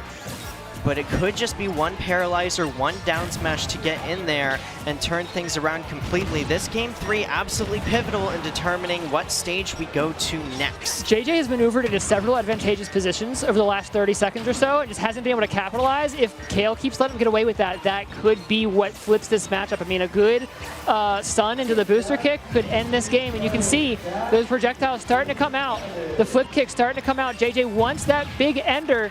And Kale's got to be so careful playing around it, but still playing so fast at the same time. One big mistake could spell disaster for either player in this position as we throw out the chair once again. And good old Blondie is not having it. Paralyzer coming out once again and gets the spike hitbox, the flip jump kick in the back air. Not quite going to be it, but an offstage situation for the game. And watch, does the high recovery get caught? No, the up B going to be coming out, but this game is inching closer and closer. And gets the nair dragged down into the chair. And Kale taking 2 games straight and is up in the set and looking to push his way further and further into winner's quarters. Nair to chair, and he's out of there. And Kale goes up in the set. What have Can I we get the gotten you bell started again? on? Can we get the bell? No? No bell? I don't hear the bell. It's all right. Oh, come on, give me It's the. all right. I need it now. I crave the bell. I crave the bell. Oh, wait, we we're getting got something something. else? We're gonna shell on stream. Yeah, the All right. live. Okay, live I shell. respect the lack of bell for the live shell. That's a Okay. valid mix-up. That's That is a valid mix-up. I get hit by that. I mean, we both just got hit by it. We're shook. yeah. Oh, and look at this right Oh, here. off the bat. So JJ had the last stage pick to small battlefield, which didn't end up working out, and actually switches that up here to FD. And I do like this pick because now you give Game & Watch even fewer mix-ups to land against these airs and against these up airs that he has been sharking with. And of course, the forward airs have been doing a great job in terms of spacing. And it looks like this particular switch is working out for JJ a little bit better. Yes, yeah, the flat stage definitely seems to be helping out just a little bit. There's the bacon covering that ledge. Without that platform, it's a little bit harder for Kale to really put up like effective, safe ledge pressure that accounts for the flip kick. And if you're not accounting for the flip kick, this can happen and you lose a stock. Yeah, JJ now looking poised and in the driver's seat. I mean, you don't want to be too shook after losing a game like that. And then game 3 was reasonably close between our competitors. And it's like we've been saying this entire set, Kale does have to play perfectly because every single little mistake puts Game & Watch in a much worse position than I think he can do to zero suit directly. But that being said, he does have his game plan on lock. He is putting the zero suit off stage and reads the forwarder. Once again, that forwarder has been the bane for JJ for the longest of times, just being a little bit too committal of an option to throw out in those positions and not really accounting for what JJ has in the back, or Kale has in the back pocket, as JJ takes 39 and Kale takes the lead. Which is crazy that we're living in a world where we're like, ZSS forward air is too committal here. But I mean, look at the data. Look at the data. That has been the case. And JJ is going to just have to figure out a way to play around those options and be a little bit more conservative with those aerials. And now we're seeing Kale slow the pace of the game down just a little bit, is content to just space out with those forward airs. And might be actually playing it a little bit too slow. Is caught without a jump here. And what a read from JJ as we see everyone in the house just completely shaking their boots for that one. That was a pretty early stock for Kale. And now Kale stuck in the corner. JJ is looking to get yet another early stock when they have this momentum going. Gets the grab back throw into the Zair and is looking for another ledge trap, but neutral air. The fishbowl finally going to be able to come through and give Kale just a little bit of breathing room.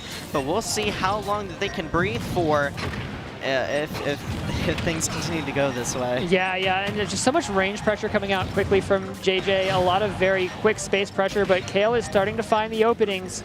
Trying to find these juggles, no chair connect here. Paralyzer's probably not going to combo. The escape button with that up B going way out for the turtle, but the flip kick does clear it. But man, look at Kale just stick to ZSS. You'd think this was a rushdown character, the way Kale is operating it. I mean, he definitely has some tools. His buttons are great, but they're not good enough in that position. The dash attack just a little bit too much in shield. I think might have been looking for the cross-up. And ladies, gentlemen, everyone in between at home, we're going to yet another game 5. Now, what is with these games? This bracket is never going to end. We're going to be here till Tuesday. You know what? I'd be happy to be here for till Tuesday with the way that things are going here. I love it, though. I mean, this has been incredible. I want to make a callback to last extra credit and say that if you told me when I woke up this morning that the most hype set I was going to commentate was Game & Watch versus ZSS, I would punch you.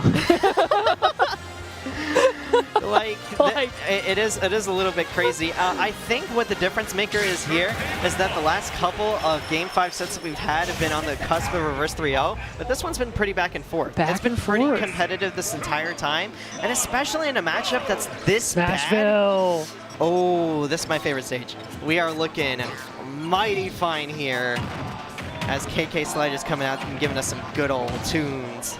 Yeah, all right, let's see it. Let's see it. Who has the advantage? We have not seen the stage yet, this matchup, so this is a change of pace here. Definitely seems to be a little bit better for Kale than that flat stage we played on previously. FD not doing Kale any favors, but JJ feels pretty comfortable, it seems. Yeah, I mean, if Kale is going to opt to play the rushdown Game & Watch, I'm going to play the rushdown Game & Watch, and I'm going to go all the way through. And the first down smash of the set is going to keep Kale right back in it, as he is just completely pressuring JJ in this corner and putting so many buttons on him. and JJ keeping it a little bit collected in terms of his position. I mean, I think JJ's game plan has remained unwavering this entire set, which has made him a little predictable, but it's also made him consistent. And we'll see what ends up coming out to play, as a missed whiff punish from both sides of it is not going to get caught up in that situation. But look at the percentages right now. I mean, it speaks to just how even the set has been in its entirety. But ZSS falls out of the back. We're used to saying ZSS sucks, but it's not going to matter too much because this Game & Watch ends up getting the down smash there, and it's getting a little chump change for it too. Wow, yeah. And that consistency you're talking about starting to shine here. I mean, you've got that extra space to think about what can I mix in, what new options do I have. 2-frame on down smash? Yeah, let's send it. Why not? Try to find these mix-up options. I tell you, I'd rather be predictably consistent than consistently predictable. Oh, but that side B is going to be enough, and there's the mix-up that JJ has thrown in. They weren't really using that side B too much in the last couple of games and are throwing out when the time is right. And of course, when it's crunch time for your winner's side life, you got to pull out all of the stops that you can. 61% though racked up onto him, but one good opener, one good advantage save from JJ could spell disaster. Nair flip kick. KO has consistently been ready for the DI on that this entire set, but look at this. He was up by 61%, and now it is even again. These dash attacks that catch the retreating flip kicks have been so good too. It just seems like there's not really a lot JJ can do about that. Oh no. That's a stock. That's a stock. KO behind once again, and it seems like the story is starting to write itself. The black book is writing the fates of history, and Kale wanting to turn this around before the ink has dried. Yeah, this is looking like a rough spot here. JJ may have found the winning option. Seems to just, the stage, I think, it definitely seems to be helping. It's still not as advantageous as the FD was, I think, for this matchup, but the stage definitely doing JJ some favors here. Oh no! Wow, that was a complete turnaround from everything that we have seen thus far. And it's weird to call that anticlimactic, but more unexpected, under-anticipated to see the set end like that. Kale had the immaculate DI that entire set, and just right at the very end, one flub, one mistake, and such a bad matchup. And JJ really pushes through. It really felt like Kale was just consistently in the driver's seat over the last couple of games, minus the game on FD, consistently in the driver's seat, and only just maybe had a blind spot once or twice here and there. And JJ somehow just found those small blind spots and took entire stocks off of them. Entire stocks. I will say, though, even though JJ did take the set, I mean, that was a very commendable Game & Watch. I wouldn't be too surprised to see him go so much further in bracket, because the gameplay that I saw on display right there, I have never been so hyped for Game & Watch. That was one of the most unique experiences that I have gotten to see. I'm not going to lie. Usually when I see a Game & Watch in bracket, I'm snoozing a little bit. I'm tuning a little bit. I'm letting the commentary happen on autopilot. Not today. Not that. That was pretty cool. Yeah, that wasn't a Game & Watch. That was a watch and see. Yeah. And we were watching. That was a watch this game. Watch this game. And you should watch this next game coming up here as well. We got a return of SoraJ to the stream setup versus Coltman, who I believe I saw on the VGBC stream earlier, and I forget who they play. But seeing the big return of SoraJ in winners quarters this time. So the winner of this moves on to winner side top 8, and the loser of this has to duke it out just one more time. So this is as crucial of a set as ever coming up, as we are just waiting for Coltman to make his way in here. And of course, as you're acquainted with, Anger, anytime you're looking at a Peach or Daisy game on stream, you're looking at potentially some extremely nasty movement, some crazy combo game. This is one of those touch of death characters that gets in, hits you 600 times before you can do anything about it, and just rips that stock away, and you're left wondering, why is that allowed? And just kind of moving along a little further here too, in terms of SoraJ in particular, his execution oh my God, is that KML? Is that KML? Absolutely on fire. Oh my. Sorry. All right. Shoutouts to KML for putting on this amazing production here today. You should definitely drop the follow down below. you already know, and follow him on all the social medias because, you know, this wouldn't really be happening without him behind the mask. And even though he isn't up here commentating today, he is arguably more integral than the rest of us today because technically speaking, we could run this game without us, but we couldn't do it without him. Shout out Surrogate Boy. All we have to do is talk. KML's got to do all the crazy tech stuff. So. Yeah, we just got to recline back in our chairs, watch, and big stretch. See. All three of us right now in unison. Everyone at home, big stretch. You've been sitting for a while. You haven't been doing anything. You don't want to get a cramp. You don't want to like get low blood pressure when you stand up. Big stretch, y'all. I just imagine, remember on the Wii when you were playing like Wii Sports or something, there was just a reminder to go outside. Reminder to touch grass, you know? But not right now, after the tournament. After the tournament. Well, at least wait until after this set because this is going to be a really good one right here. Unless you get good Wi-Fi outside, then you know. This is a run back. This is a run back of a set that we just saw yesterday when Sorajay fought against Waluigi and was ended up taking that set really convincingly in a 3-1 fashion. But we'll see if Coltman has what it takes to bring something new to the table. This is going to be kind of crazy because Snake is one of those characters that's kind of known for escaping combos and escaping pressure with pulling those grenades. But you can't pull grenades if the combo is true.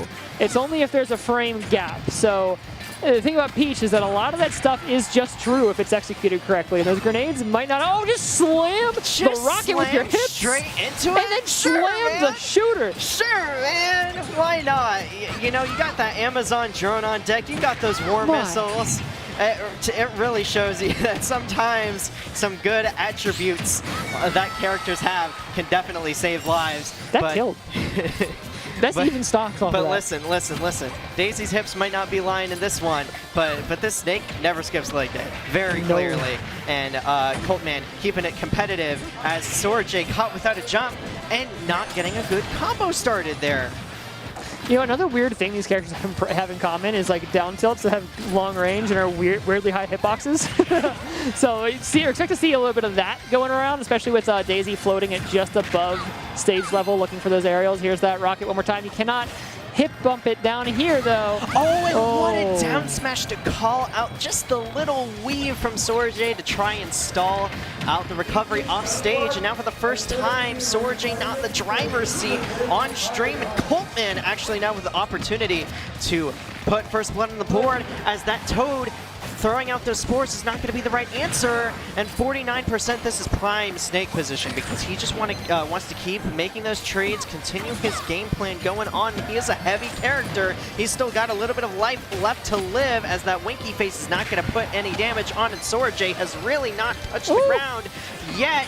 She's doing a little bit of gardening, but you got to pull out the shovel, and you gotta take it at some point in time. The up air not gonna be enough to armor through, and this stock is still alive for Coltman. This is insane. The way Coltman is weaving out of this pressure is wild. Has the grenade, does he drop it? Is safe off stage. Coltman's got a whole stock left. Gonna hit bump that grenade one more time. The fair, it comes just a little bit short. Coltman with the retaliatory up tilt, finishing that game 2 whole stocks up. Dash in, dash out. Dash back in and up tilt on the punish. I mean, sometimes this is plain as simple as it gets. Keeping it simple. A lot of players in that situation would scramble. They would throw out the mortar, throw out a bunch of grenades, B reverse, the C4, all this complicated stuff, and Coltman just says, up tilt. Game 2. Let's see if we're running it right back. You love to see that. You know, just like, hey, you know what? That was a fluke, not a problem. Stage wasn't the issue. Absolutely taking this game too. And look at Coltman already just absolutely on fire right now, and is definitely an explosive character, pulling out as much damage as they possibly can. And Sorajay has really not gotten a great combo starter, but finally opportunity, and it's cut short. Didn't read the DI, but still able to get the grab. But it doesn't matter, 60 or 107. I'll take the 107, please. And when you're a character that likes to make these trades actively, it's looking pretty good for you. But what's not looking good is this recovery route, but the back air finally able to pull his way through. And Sorajay trying to rack up that damage, but just one overcommitment, and Coltman keeps the lead. Trying to catch Coltman slipping on the shield drop with a double back air there. Oh, what a tech from Coltman. Still keeping the stock. That second back air, though, is going to be fatal. Sorajay now has the lead and has that turnip on deck. Snake stuck on the platform. Coltman looking for some kind of opening. That grenade might just be it. Whiffs the grab, but still has the follow-up. One more grenade on the ground. Daisy having to shield, eating the grab. Grenade on the ledge. Oh, it slips off, though. Sorajay has an opportunity. Still nothing. And Coltman, and Sorajay rather, is definitely throwing it back, but Coltman is throwing out these hitboxes, and everything is absolutely hitting for both players right now, as both of them are starting to play on those platforms just a little bit more, and Coltman is actually going to get caught out without a jump. But I love that back air coming out once again. A lot of Snakes will do landing back air in that position, but the rising back air actually throws off the timing. The stall! The stall coming out, and the forward air crown just pushing her way through. Daisy, oh my goodness, Shields just the drone, throwing so much out. has the all this ledge. pressure. How do you Here's get his backers like the parry. That's how the parry. Call animal control, because that platypus is on deck, and we'll see if Coltman is able to pull out some more stops. And love the up tilt coming out right there. The back air once again. Coltman looking for the upside of a lifetime and looking to go up 2-0. The edge guard coming out though, missed tech, and Sorajay is showing us up and keeping it close. 32, not traditionally considered a whole lot of advantage, but when you're a character like Snake who's going to be making trades and is heavy, it is a kind of a big deal. Grenades in the handle that down air. You are going to eat that explosion. Still more or less in the driver's seat. They're looking for more pressure. Snake able to slip out, but only for a moment. Here comes the combo. Oh, the drag. Big damage. Another drag down the tech. Oh my goodness! That was a lot of damage from Sorajay. That was the biggest combo that we've seen so far in this set, and we'll see if that momentum can turn around for Sorajay. But we also can't count Coltman out too much, because he is not too far behind, he's actually ahead in terms of that percentage. The grab, the tomahawk grab. Off stage, heavy is the crown when it hits you in the freaking face. And Sorajay takes game 2. Hits him with the sharp side of that crown, those puncture wounds going through the drone, breaking those propellers down, and Sorajay up. Before they run this back, I need a spot of analysis, and they're not going to give me a lot of time.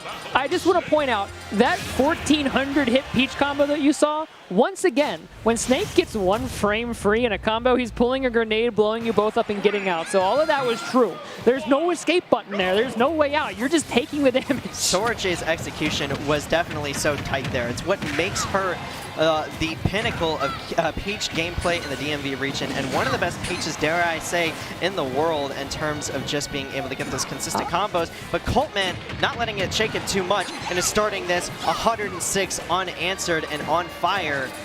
And Sorajay just lagging behind.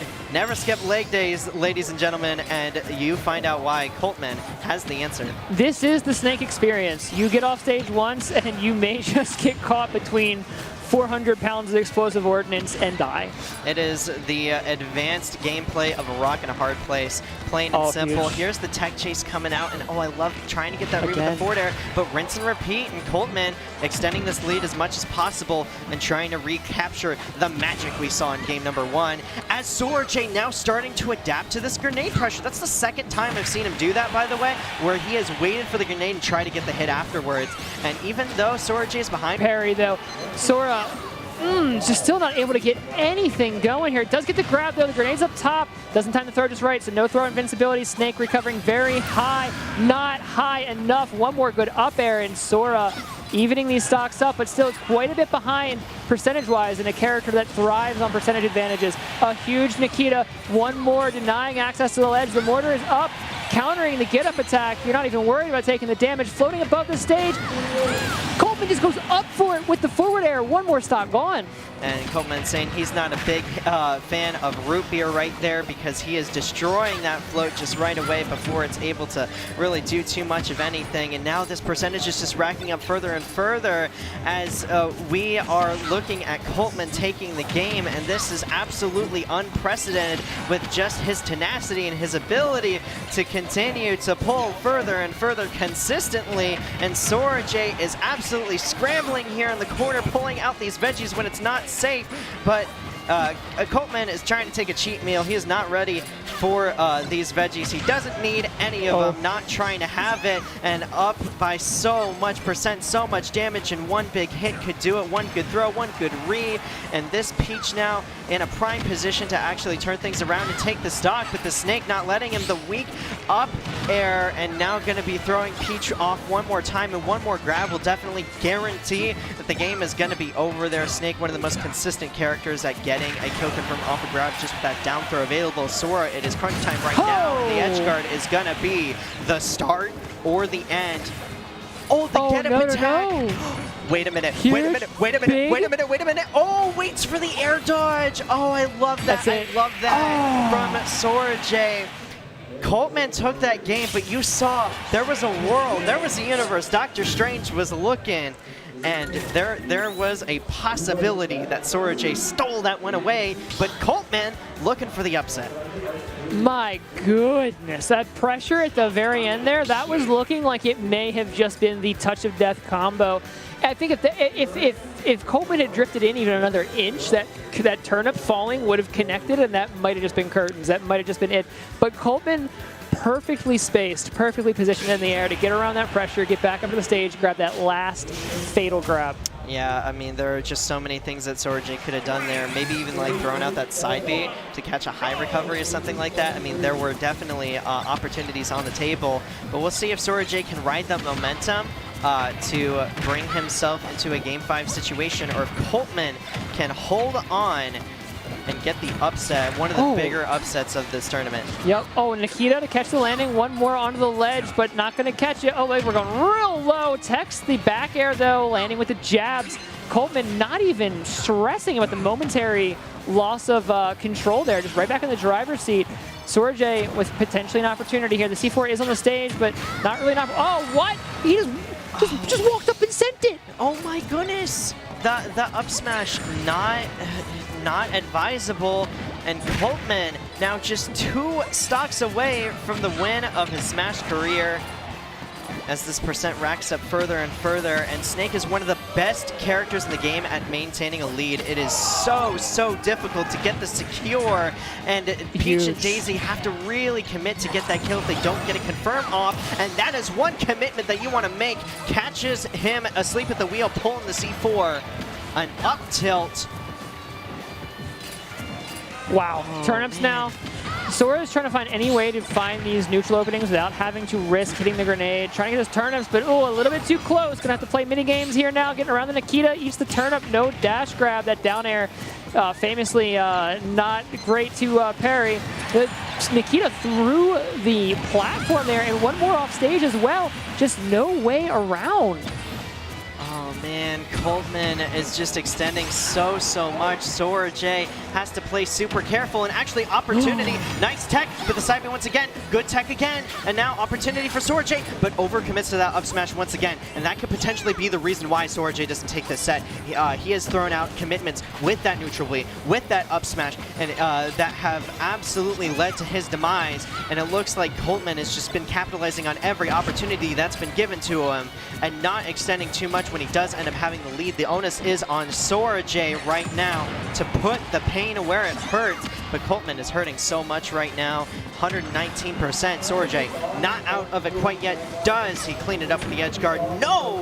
Coltman finds his way through. No, look, Coltman just able to navigate around every mix-up on the ledge here from Sora. Sora, though, still managing to control the neutral for the moment, at least. Playing around these grenades so well. Crown for the grenade does have to take that trade, but it does mean that Coltman's off stage one more time. Huge parry. Coltman once again has the ledge. Man, it's just back and forth.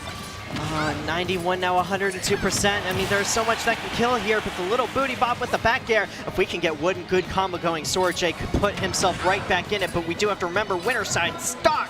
113%. That pressure is mounting, and Coltman's gameplay is unwavering as a neutral air comes out the forward smash. There's no jump off stage. Tries to get the forward air, but that's not going to be it. Forced to air dodge back to ledge and just barely survive with the magnet hands. But the C4, he forgot it was there. Coltman standing up right away, and that's going to be the set. 3-1 Coltman over Sora J.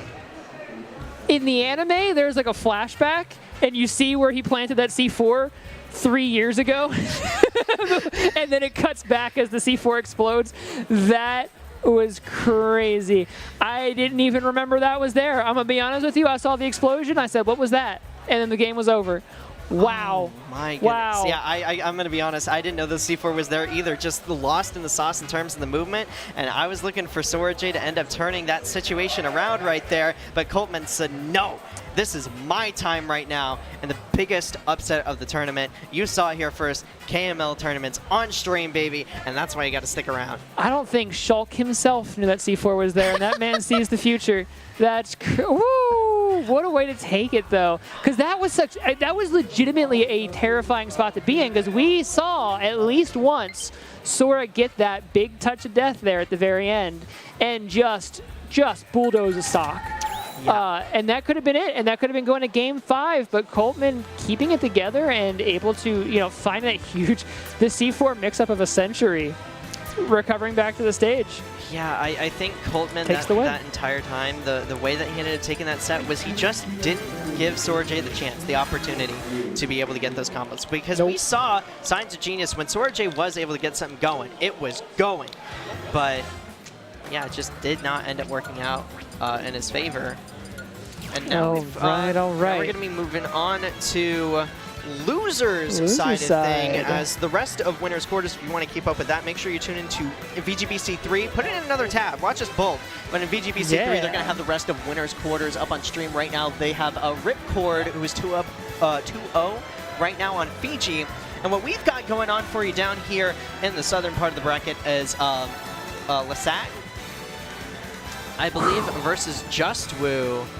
And I'm going to go ahead and see if I can keep an eye on Just Woo, the Sonic player, okay. Doing some good stuff. We are finally getting the top tiers here. Yeah, Just Woo has been making quite a bit of a loser's run for himself.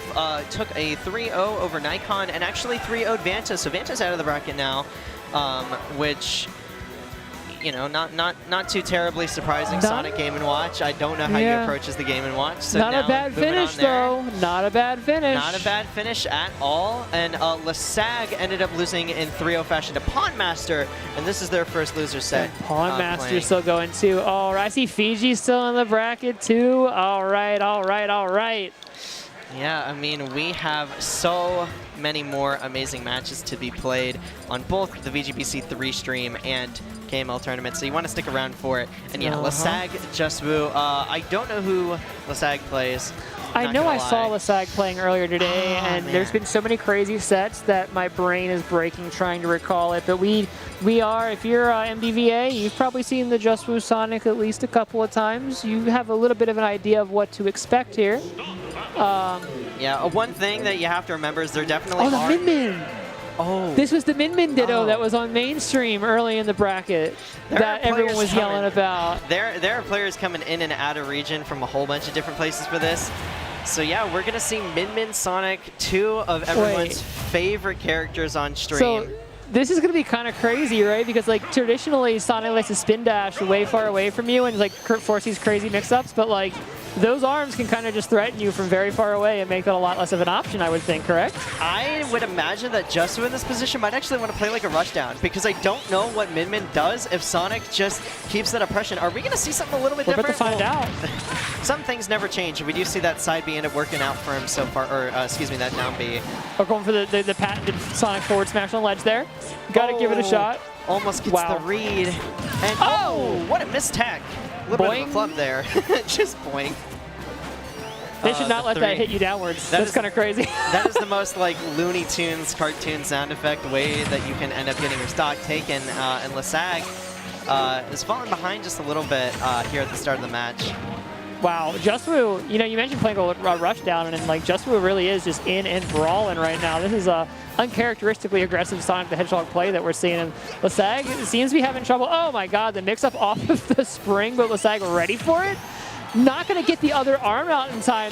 Sonic's just too fast. There's too much horizontal momentum here, and Lasag just praying to land on stage and not have to be on the ledge. I mean, the DMV has absolutely proven today that we have some aggressive players out here who are able to do some really strong things, but Lasag, though, able to finally get that Dragon Arm in, but reads the roll with a forward smash. Some things never change, and that has always been an extremely strong option for Sonic just to be able to have that glove as intangible. You cannot contest it. It's got priority over everything. It'll do it, your attacks for you, and Just Woo in the lead. Dash in F smash is such a crazy call out. Like, there's so many ways that could go badly for you. But, oh, wow. Okay, this pressure, though.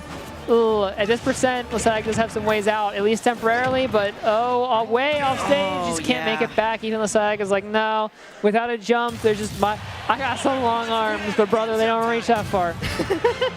Yep, we gotta just go ahead, clear our headspace, run it back, not even try and make that recovery there, because that is it. And Just Woo, I mean, that was a pretty like aggressive and confident game number 1, and despite the fact that both of these characters normally play patiently on their own, sometimes in certain matchups there are just different ways that you have to spin things, and it looks like that we're going to have a character switch, and this Ridley is going to be spinning a different direction with tools like that up smash, that neutral air coming out, and we'll see if it's going to be able to call out this Sonic. I've never agreed with the character switch more in my life, and I don't think it was Lasag's fault. That matchup just looked kind of unplayable. Oh, yeah.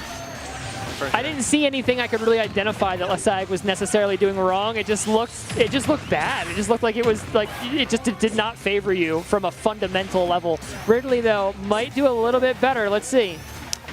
Yeah, it looks so far just for his complete forward smash? Okay. I love it. I love the random forward smash in neutral. It's my favorite. Oh, Nair in the back air. Just was absolutely unfazed by this character selection. It doesn't matter if you are taking yourself up against one of the best bounty hunters in the business. You're one of the kings of evil in the Nintendo realm of the universe, because this is Sega time, everyone, and Just Woo is here with the music blaring in his head. He is going faster than the speed of sound, and he is ready to go. But he's actually slowing the game down just a little bit. I mean, he's still playing quite aggressive for a Sonic. I love that option coming out there from Lasag. It looked like a bad option, but honestly, if you get that call out, it does the most damage of any move in the game. You get that call out, this game's even. You know, this hasn't been working out for Lasag so far, but I respect it. I love the guts, the raw courage it takes to throw these options out. Like, that's... I'm rooting for him. I'm gonna be honest with you. I'm rooting for him now. We're rooting for the home team, and Lasag is, well, these forward smashes. Yeah. But one of them's gonna hit, and it's gonna be the clip of the century. Just watch. That would have been the time. That would have been the time. If there was a forward smash that needed a hit, it would have been right there. But just Woo denying us of the perfect opportunity. It does just really look like Lasag just may not be familiar with this matchup. But you don't need to be familiar with the matchup to know that if someone's on the platform, you Ridley up smash them. That's a pretty universal thing. So that is going to be a stock converted for Lasag, but it's a little behind schedule here. It's looking a little grim for the Space Pirate. Oh man, still though able to. Oh wait, without a jump. I love that. I like that idea. I like that idea so much. You're at like 130% on your second stock. You have one to play around with and an opportunity to turn things around. Bring me the second worst down air in the game. I love the idea behind that there. And actually, in terms of advantage state, has been able to turn this game around almost completely with that forward smash, and is still going and going a little bit. I mean, this is quite a turnaround from the last game. Just Woo getting a little bit flustered, but he is still in the lead. Just Woo is playing to win, but Lasag is playing for the people. And you gotta respect that. It's weird to say that a main is playing for the people, but I guess, yeah. They're on Ridley right now, all right? Yeah, leave me alone. We're on Ridley. Yeah, sure. Smub at home, everybody. Uh-oh, there's no... Yeah, the regrab is going to spell death. Yeah, this is looking pretty grim. This looks like maybe a matchup Lasag just needs to get into the lab with, find some Sonic reps and grind out, because right now it's just looking like there's just no answers here. Yeah, this Sonic was definitely seeing a little bit of shades of red right there, because he may be Sonic the Hedgehog, but he was showing out some No, the red one is there. Shadow. What? It's Knuckles? The one with the shades of red is Shadow. He's Yeah. black with the red shades. But I made a Knuckles joke. That's why I said shades Oh. of red. Because he You're brought right. out the Knuckles. You're right. You ruined my joke. Oh, no. no. I was so primed. I didn't. No, it's okay. We're all good. We're right back into it. Game As this Sonic, oh my goodness, almost takes the stock right there. Oh, Oh my goodness. We almost didn't get to see it. yeah. We were still in the 2 boxes that stock was converting. That was. That was a fast one right Oh there. my Oh God. my goodness, just all over Lasag. Sonic is fast. He is fast. Does everything fast. He runs fast. He eats fast. He kills space pirates fast. That is that's the character. Oh, bam, bam. Another back air. A third. Speedrunning with his life right now. Oh, the air dodge around the ledge. I don't know. I would have just grabbed the ledge there, I think. Just instant get up option. But, you know, it's fine. It's still in, just still in the driver's seat. Still putting up a lot of pressure. The fadeaway stab, looking for that big hit. I mean, Lasag has to find something huge, right? Like, yeah, when you're in the position where where you're going against a Just Woo, a Sonic player who can play this very slow and patient style, non-committal game plan, is up 2-0 against you and his stocks ahead. You really have to bring out something crazy. These forward smashes are crazy. It's the right idea, but the wrong timing. And Just Woo is absolutely all over this dragon as the back air trades with the down tilt and puts Lasag on tournament life right now. And it is looking grim for our Space Pirate.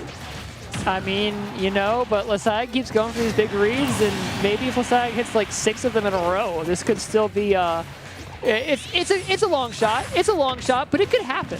We'll have to see. The jab's out. A moment in the driver's seat. Oh, immediately back off stage. This is not where you want to be. Just Woo with a homing attack, looking for the back air, baits the air dodge. Oh, a little too late on the second homing attack, though. Lasag, one more chance to play the game here. Yeah, powers himself through with the up B, gives himself a little bit of an opportunity. But this is not looking too good right here. Wall jump for Just Woo, gets him back on stage, but does get the forward smash. Hold. The set is not over until it's his game. The set is not over until it's his game as Lasag is feeling himself right now. If he can just get his feet to touch the ground one more time, an opportunity as he tries to do just that. Oh, and contest the forward smash directly. I mean, you have to in this position. Up air, not going to do it. Goes for the double, not going to find it there. And oh my goodness, look at the No! Oh, that's tragic. There. Oh. Good heavens. What an SD. Oh no. That was so like. I was rooting for him. I really was. But man, that sometimes these things happen. Look, if you've ever SD'd in bracket and lost a set in bracket and you felt, you went home feeling dumb, don't. It happens to everyone. It happens to good players. Like, it literally happens to the best of us, as we've seen here today. Yes, unless you're one of those characters that snaps the ledge for free and then it doesn't happen to you. But yeah, good for you, I guess. Whatever. Good for you, I guess the Byleth players don't have to worry about that because they can't accidentally misrecover and die. So, but mid-tier anyways, so who cares? I don't know why I'm throwing strays at Byleth. There's like no reason for this. Yo, yes, the camera. Sorry, I got the. Yo, KML sticker. Yeah, we got on the side. Yo, what's up, Glenn? Forgot the cameras flipped, so I'm like, Do you have anything to say to the stream? I will cautiously give you this mic. Be a good person. I don't know if this is a good idea, folks. I'm always a good person. This is a convicted commentary felon. We're giving a microphone. I don't know. Don't worry, I will be a good person. This time. This time. Hey, all I'm saying is I didn't make any weird jokes last time I was on commentary. Fair enough. Fair enough. Anyone can be redeemed if they try hard enough. Anyway, I just want to say hi. Follow me on Twitter at Quincario. Follow KML Tournaments on Twitter and Instagram, LinkedIn, Twitch, Facebook, anything that we have. I don't know. What There's a KML Tournaments LinkedIn? Probably. I don't know. Kyle probably made one. I'm getting a no from KML himself. Well, so. now we're gonna make one.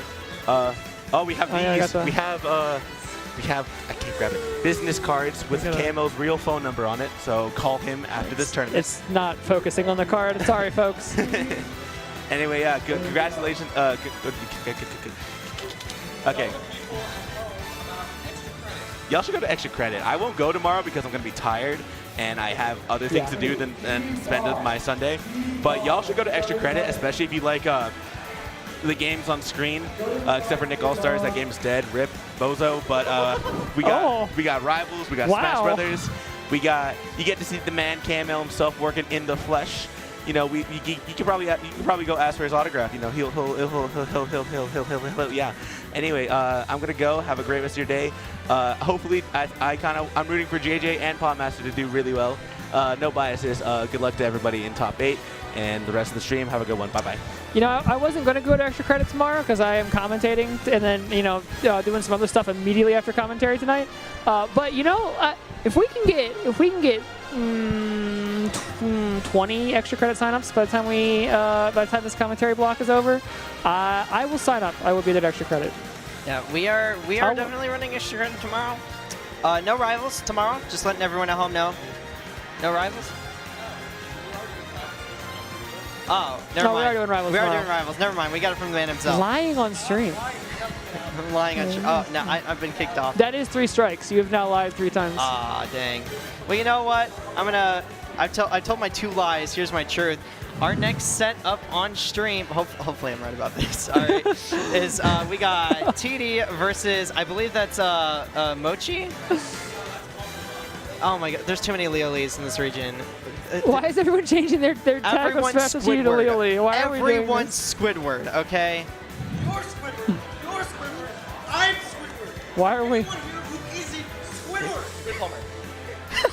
I'm not Squidward. I'm Consort Gaming. Find me on Twitter. Find me on Twitter too, at the tag below. Check out what we're doing at Ace I'm not Cards. Squidward because I'm employed. That's right. I went there.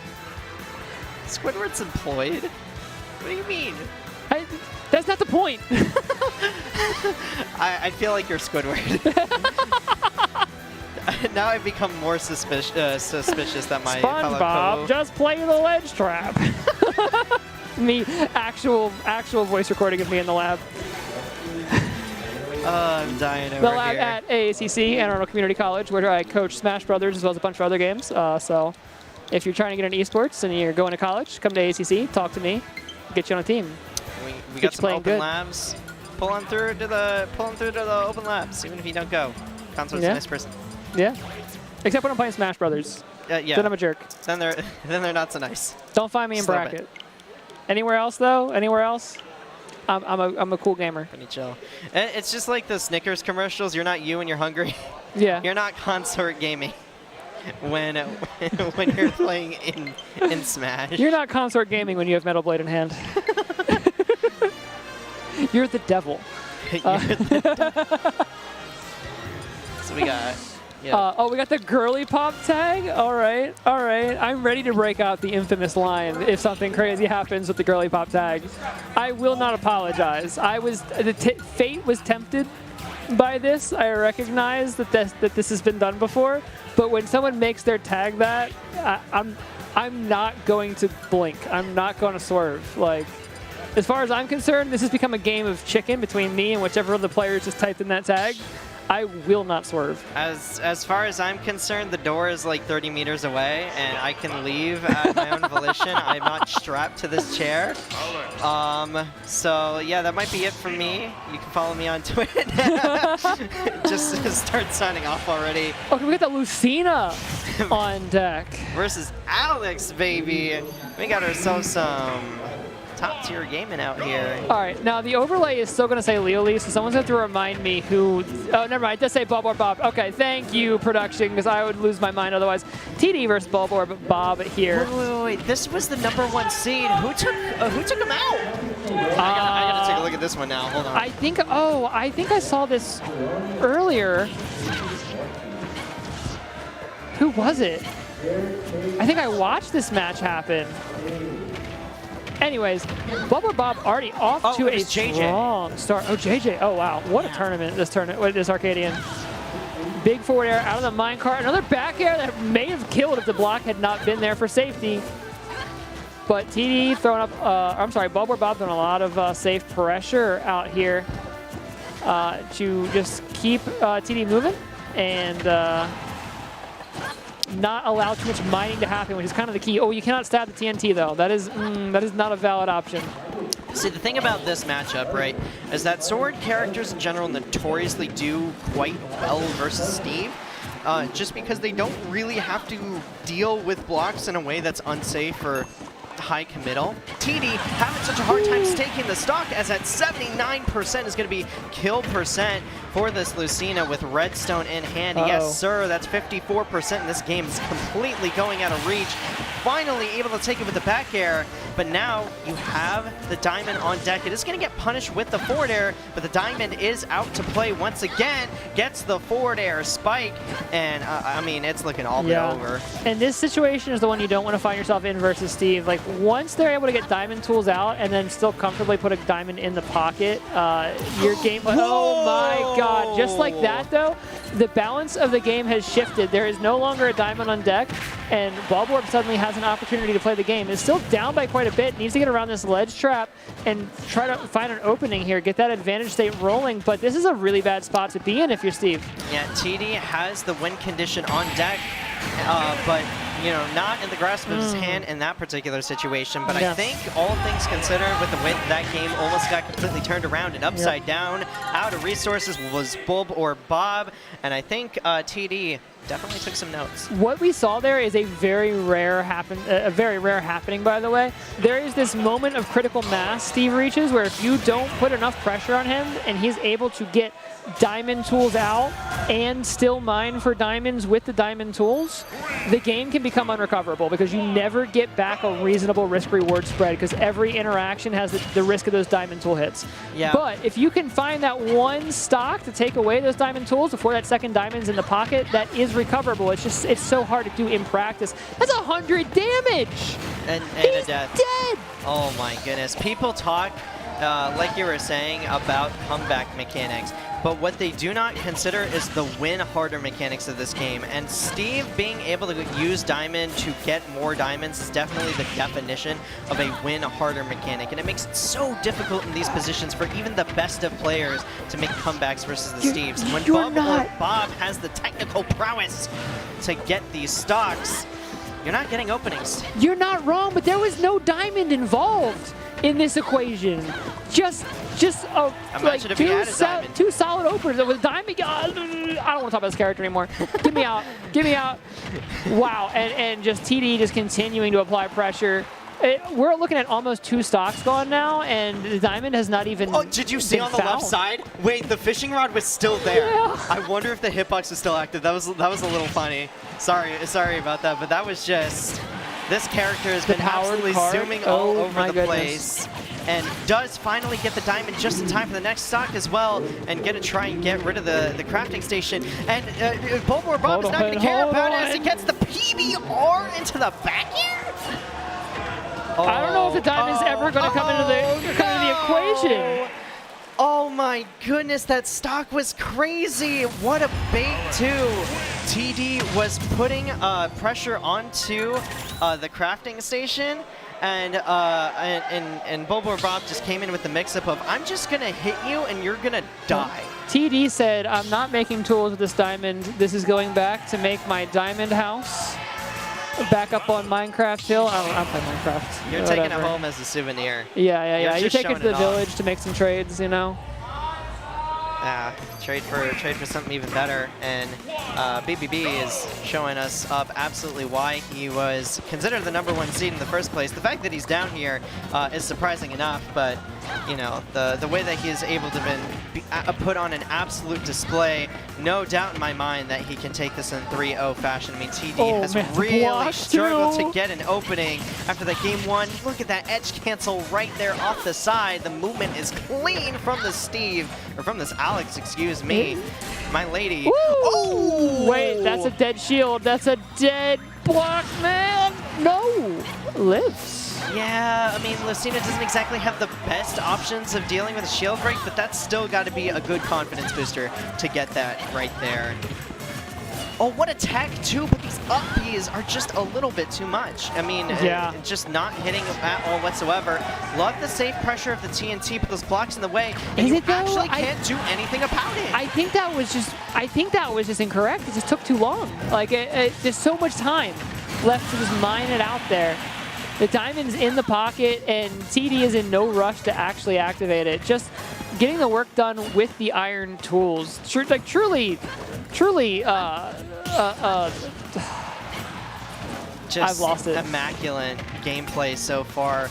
The ability to be so successful without even having all of your resources available to you. TD finally takes the stock, but this is going to be another situation where now you have to deal with Diamond Steve.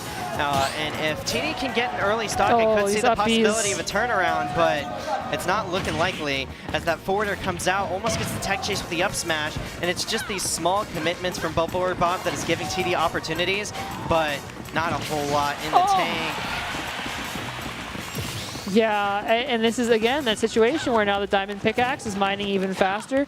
You're losing stocks faster because that diamond damage is such a crazy risk-reward spread on every interaction. And, like, how do you stop it? You're not going to be able to play defensive long enough to break the tools without them being able to mine more. Oh no, jump. Oh, does have the jump. I thought I saw the ring, so that's my apologies there. Another chance at life for TD, sitting at 45%, but you've got a Diamond Steve with a little bit of resources left. Actually, if TD ends up taking the stock here, it might be a good position. You're only going to have the 3 iron to deal with, and only... Oh, that's not even... that's the 3rd layer of tools that you can have. So, I mean, it's not the worst thing in the world for TD as we see a much closer game than that game, too. Yeah, this could be... Oh, man. Just getting as much juggle pressure as possible with the up airs, the forward air. Hold on. Catching these air dodges so well. TD might have a little bit of something, but you have to get this game. The shield break? And the shield break! Oh, you called it out so well! TD got Bulborb got a little too comfortable with it, and we see in the background, I don't know if that's picking up on the mic, but people are shouting him out right now as TD holds on an opportunity for yet another big upset. I felt the spirits grip me and say, the shield break is coming. Because it was the only way out. It was the only, you needed that to finish, to take that game. And in that moment of need, in that moment of crisis, Shieldbreaker was there. Shieldbreaker was there, and TD gets another go in this set. We'll see if this momentum is running, though, for TD. It does not need any minecarts to get this steam engine rocking and rolling for them. And we'll see if they're able to put on this pressure and actually prevent Bulbor Bob from getting those critical resources that has made him such a menace to deal with it. And I called it in that first game, right? You don't have the diamond available to you. Sometimes you don't need it, but when you're in a last stock situation and things are starting to fall apart, you definitely do. And TD is keeping this much closer, much more competitive off the back of a game with 2 shield breaks. But on that note, too, it took 2 shield breaks and barely eked out the win. It is still an absolute mountain to climb, and you have to win 3 games in a row versus the best character in the game, versus the best player in the venue by seeding, and it could happen, but it could also not. The energy here is indescribable, but I don't think I need to because I'm pretty sure y'all can hear it behind me. It is insane. I mean, TD is just giving it everything right now, and it really does feel like Bulbor's kind of on the back foot all of a sudden. Struggling to get Diamond in the pocket, struggling to find neutral wins. Oh, but one solid forward smash, catching TD getting a little overextended, and Bulbor Bob now has a stock advantage. But look at those resources. Look at those resources. You just have the 3 iron and the gold. Oh my god. You just have wood tools. If TD can make the most of this situation right here, he can actually turn it around once again. And he's got to be careful not to be too aggressive, though, because the one thing that's going to let TD or Bulbor Bob mine the most is going to be getting too aggressive and giving up these neutral interactions, and that seems to be more or less what's happening, but a good down air is going to break that momentum up. Oh, but it's with tools, you live. You're still alive, yes sir. but those resources are coming back online for Bolt War Bob. They're not the best ones, they're not the good ones, and it's still so close between our competitors as off stage delays the recovery, but still has the double jump to make it back to stage. The down smash is going to be it, and oh no, now it's starting to fall apart a little bit. The 3 wall setup gets put on, but still low resources on the resource bar. I'm telling you, TD still could have this in the bag if he can take it, if they can take advantage of this. It's by no means guaranteed. It's by no means necessarily even great, but it is possible. There is a way out of this for TD. You have to play to that win condition though. It Yes. has to come. And now might not be the time. Poorly DI'd on the down air, and TD definitely had the win condition in the back pocket, but Bolt War Bob is going to be moving on. That last single brick of iron used to make one last anvil to drop TD out of the bracket.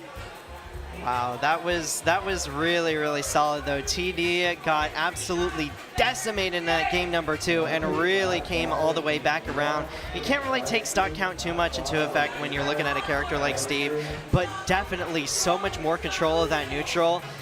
If this was like a best of 7, I don't know. I don't know. It might have gone either way. I mean, that was a little. Whew, it was looking kind of nasty there for just a little bit. My soul left my body on that shield break.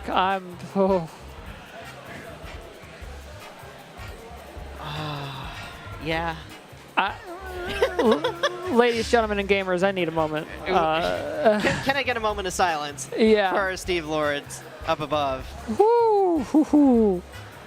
We still got games to go. In Minecart we trust. Can I remind you that this is not even top 8 yet? This is not even top 8 We're not even top 8 yet. And looking at the matchup that's going to come next on stream, I'm surprised this is not top 8 because I believe both of these players made top 12 at the last one. Yippity Doo, who got upset in pools again at this Arcadian with the Minmin, is going to be fighting against Platinum 5, who I believe is rocking the Sephiroth. Oh, so we got a distance demon kind of matchup. Distance demon matchup, and this is yet one more round further into the bracket.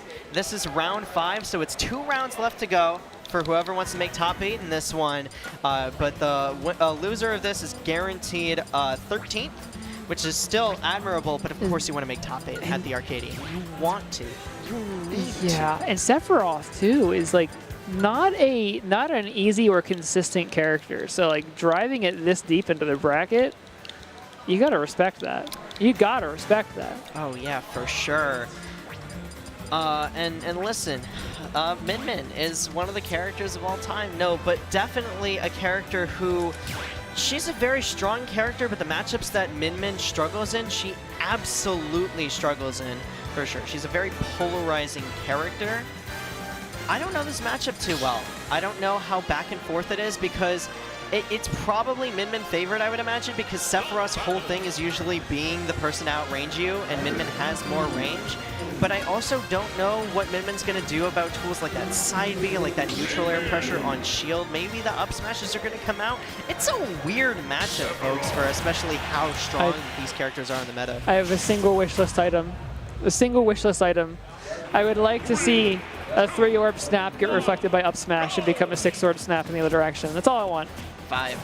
Oh, you're right, yeah, 5. You're right. 5 is the max. Oh, that's a 3-orb off the bat, though. There it is. Yeah, no. It's like I was saying, it's not as black and white as you would think. No, they're purple, actually. You're killing me over here. I'm dying. Wow, okay. The Platinum finding the opening, though, after some patient mid-range play. Both players poking each other out, but oh my god, 3 more orbs. It's time. What's the mix? Oh, go to the ledge. I love that. Honestly, we're actually, like, I was joking a little bit, but it actually really worked. Like, that got the ledge back for him and everything. Yeah, there is also the option where Min can't. Oh my god, you can't keep letting him do it. You can't keep letting him get away with it. One thing that I'm wondering that I will see is if the orbs get reflected, or if he's opting to reflect the orbs after they're put on him and hit like Sephiroth away, which might be like an intentional game plan idea. A couple of other orbs being put on, and Platinum 5 definitely has the game plan on deck. but the percents are even. Yippity not in the best position right now, though, and Platinum 5 just content for the ledge trap. I think in a matchup like this, you should at least pressure the edge guard, but maybe not wanting to let all the cards go early on. Wing is on deck. This is where it gets scary versus Sephiroth. He's a bad character until he pulls out the Angel Devil dichotomy inside that. And you cannot neutral get up on ledge against Sephiroth because you will just get forward tilted on reaction and it will kill you. It's kind of crazy that he can do that, honestly. But look at this right now. I love that reflector, still though. Has the wing on deck, has another jump and a way to get back to stage. But yeah, you're dead after the Ram hit. Look at the taunt. Look at the taunt. Yippity is feeling himself right now. Oh, yes. Gotta respect that. Dropping the yippity yeehaw. The yippity yeehaw, I love that. I don't know. I don't know where that came from. Oh, okay. 1, 2, 3, 4. Give him the old left, right, left, right. The 1-2 punch. He got trained. Did he get trained by Doc Lewis? Because the just grab. Just throwing it out. The Dragon Laser! All the way down there. You can't hide from this ramen restaurant owning amazing chef. Cannot hide from this ramen ravager. This ramen ravager. I love the alliteration we have on the mic. The energy that we've created today is a little something beautiful. But what is nice about this for Platinum 5, it is maybe a blessing in disguise, is you do get that wing a little bit earlier, being a stock down, and you get it for a little bit longer. You get it at 70. That's a neutral get up again. You can't do it. You cannot do it. Oh, look, and Platinum 5 had a taunt of his own. So they are both playing with fire right now, and it is burning and burning inside as this game one is so close. Oh, huge shield, gets the opening with the grab. Looking for more orbs, but we have not seen nearly as many orbs connect as we did in the first couple seconds of the match. And man, Platinum's really taking a second to think. Okay, looking for, 3 more. What's the mix? Oh, and actually gets hit within that time. Now the percents are even. The wing is on deck. It's like I said, being a stock behind could be a blessing in disguise in a last stock situation. Has it earlier on, but the pressure, the ledge. you How need do to you get find your way. Yeah, you need to find your way out of this. Now you have the powered up dragon arm. Oh, held on for too long. Still alive, but on notice now. Just above the laser, recovering back. Another laser onto the ledge. Roll straight throw through, him out. Now Min Min is off stage. Min Min is off stage. Still has the double jump. It's gone, though. It's gone. Does he recognize it? No, he doesn't find the back air in that situation. But now it's an opportunity for a ledge trap. Platinum trying to turn the situation around as Yippity misses the roll through. We're brawling. We're brawling. And it's going to be the Megawatt coming out of that scramble situation that's going to seal the match for Yippity. The one weakness of the Mr. Incredible right there, that game plan was incredible, but had that ball put on him and just absolutely exploded him off the stage. Still a fairly competitive match between our players who are both playing with such confidence. I mean, they both pulled out the taunt, so one of them technically taunted to get body, but I think they're both ready. They're absolutely ready for whatever stops the other player is able to put out. And I mean, when you have the potential to move on to top 12, you're gonna pull out everything that you possibly can in order to win. And I wouldn't be surprised to see a set like this go the distance. Yeah, we're going to game 2, runner right back to Pokemon Stadium once again. And once more, seeing these safe interactions, these little pokes, looking for openings, looking for some way to control. That's 3 more orbs on deck already. But we got to capitalize is the thing. Platinum's been getting a lot of orbs out, but hasn't really been getting a lot for them, and that's kind of the issue. It's still a lot of solid damage to put on, but I absolutely agree. When you're playing at this level of gameplay this far into the tournament, you do need to make the most out of every single opening. And one thing that I'm a little bit worried for him not doing is because Min Min is such a polarizing character, the win condition is to get these edge guards. And he is just letting Yippity back on stage for free. I feel like a little bit too much, and it could come back to bite him because this neutral game is keeping up barely even, but you need to pull out every little bit of advantage that you have in the matchup, just like Yippity is trying to do with this ledge trap. Yeah, this is relentless on the ledge trap. Yippity is not trying to let anything get anywhere near that ledge, let alone Platinum 5. Regardless, Platinum 5, though, able to get back, feet on the ground, and is looking for that big opening at dash attack, though a little bit committal, but only going to be punished by the rapid jab, sending him right back out. We're back to this staring contest. Who's going to blink first? Looks like it's going to be Yippity. Platinum finding the opening, forward tilt on shield. Not going to be enough. That back air is going to catch him slacking. Oh, and a little bit of a trouble in confidence there as they don't pull the trigger on the back throw in that position, but they do get a back air. Platinum 5 does end up taking the early lead, but Yippity not too far behind. We'll see if he's able to get this stock fairly quickly, and I love throwing out both of these arms and just playing so safe with the spacing game, mixing up the timings of when or if he pulls out the second arm and in what direction, as the back throw should be enough to take it. Yes, Sephiroth is the weight of 5 Peaches in a trench coat. It is the meme that everybody is absolutely ready for, but what you're not ready for is the Sephiroth off stage. Oh, I think he tried to grab the ledge with the up B1, but I love that that counter, that punish counter out of the corner as the Sephiroth misses the ledge trap once again, and Platinum 5 starting to lag behind as they're getting put onto the platform and put into the blender. Yippity's trying to put him in the mix, Yeah. and it does not look good. These fadeaway fairs are just not really giving Platinum a chance to play the game, but Platinum somehow able to find a way out. Once again has this ledge. This is where you need to win your interactions in this matchup, but Yippity just able to swing out.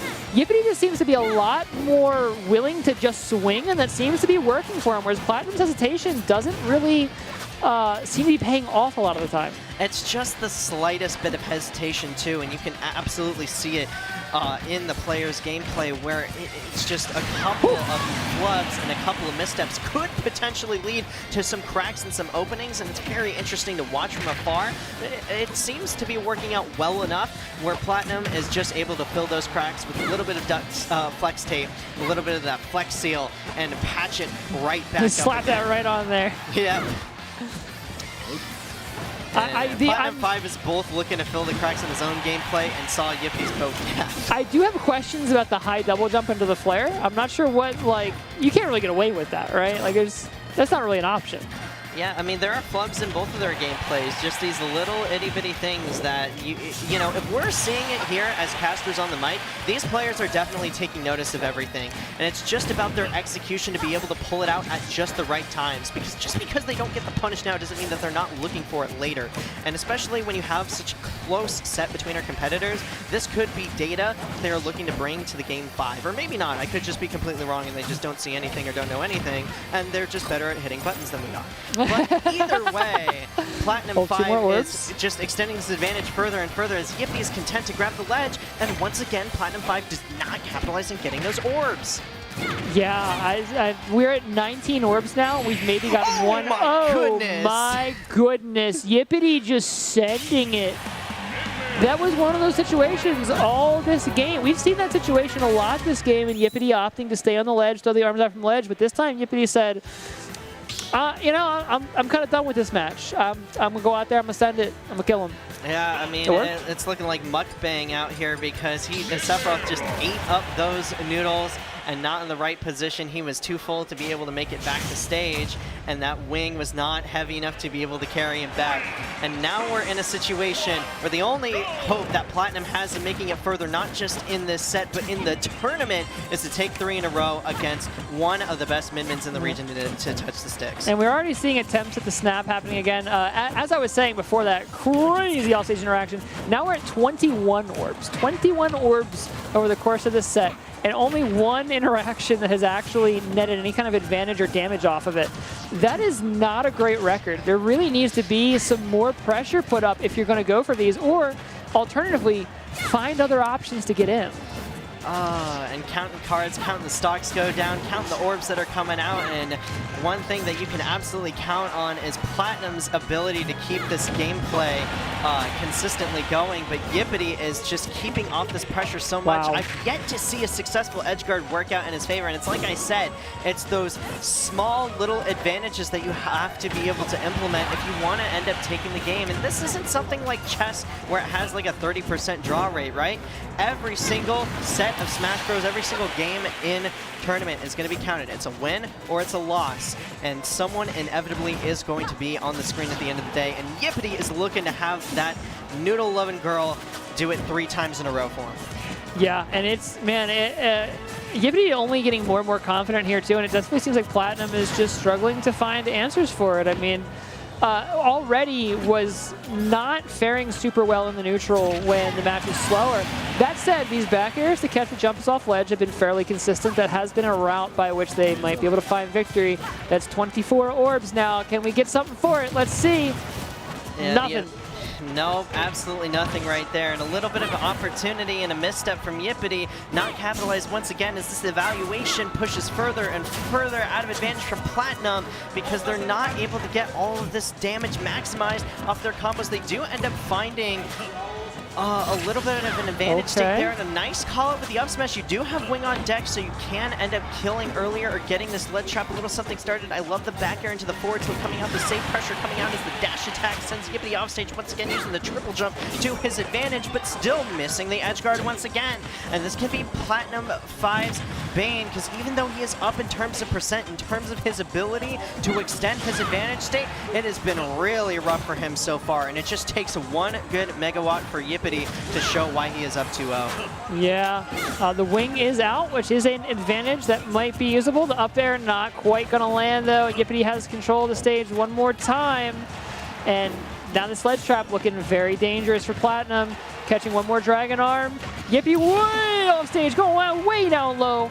Doesn't even matter that it's the Ram Ram. Still going to kill. Firing right back, though, is Platinum 5. I have a noodle kebab right here with that up tilt. Platinum really trying to stay alive. Anger, here. please. I haven't had dinner. You got it. You're killing me.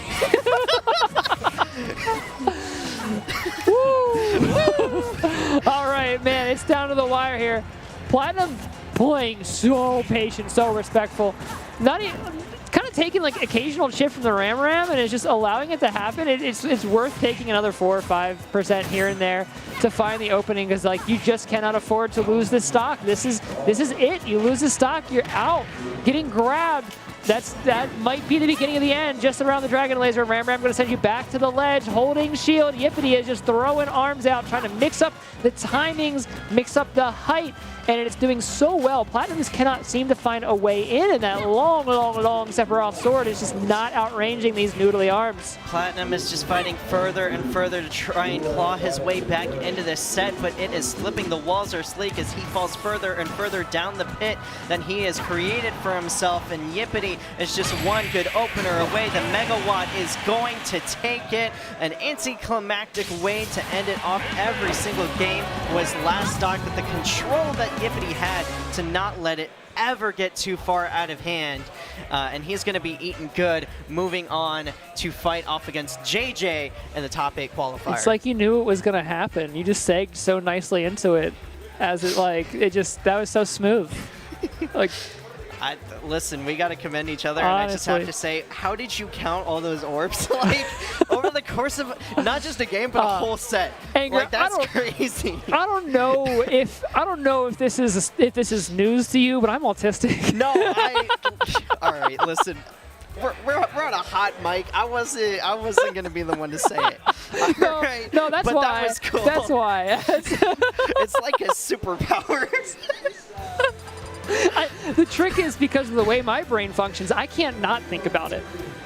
Now, like that's the funny thing though with the way my brain works. That if those orbs were actually getting value, I would not have been able to count them.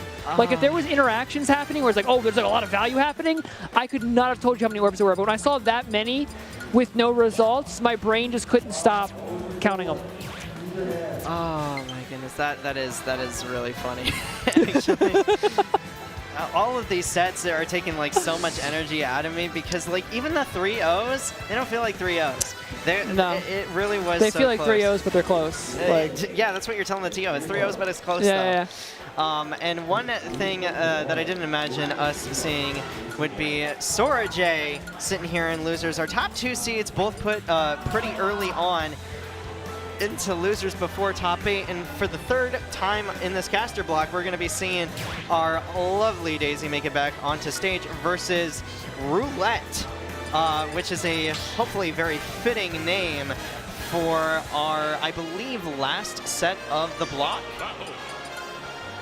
Yeah, I do believe this is the last set of the block, and I believe that means also the last set for KML tournaments tonight, because after this we move to the top 8, and then that's going to be just on the VGBC3 channel. So this is the last one here. If we are moving on, we get a little bit of Little Mac to round it out.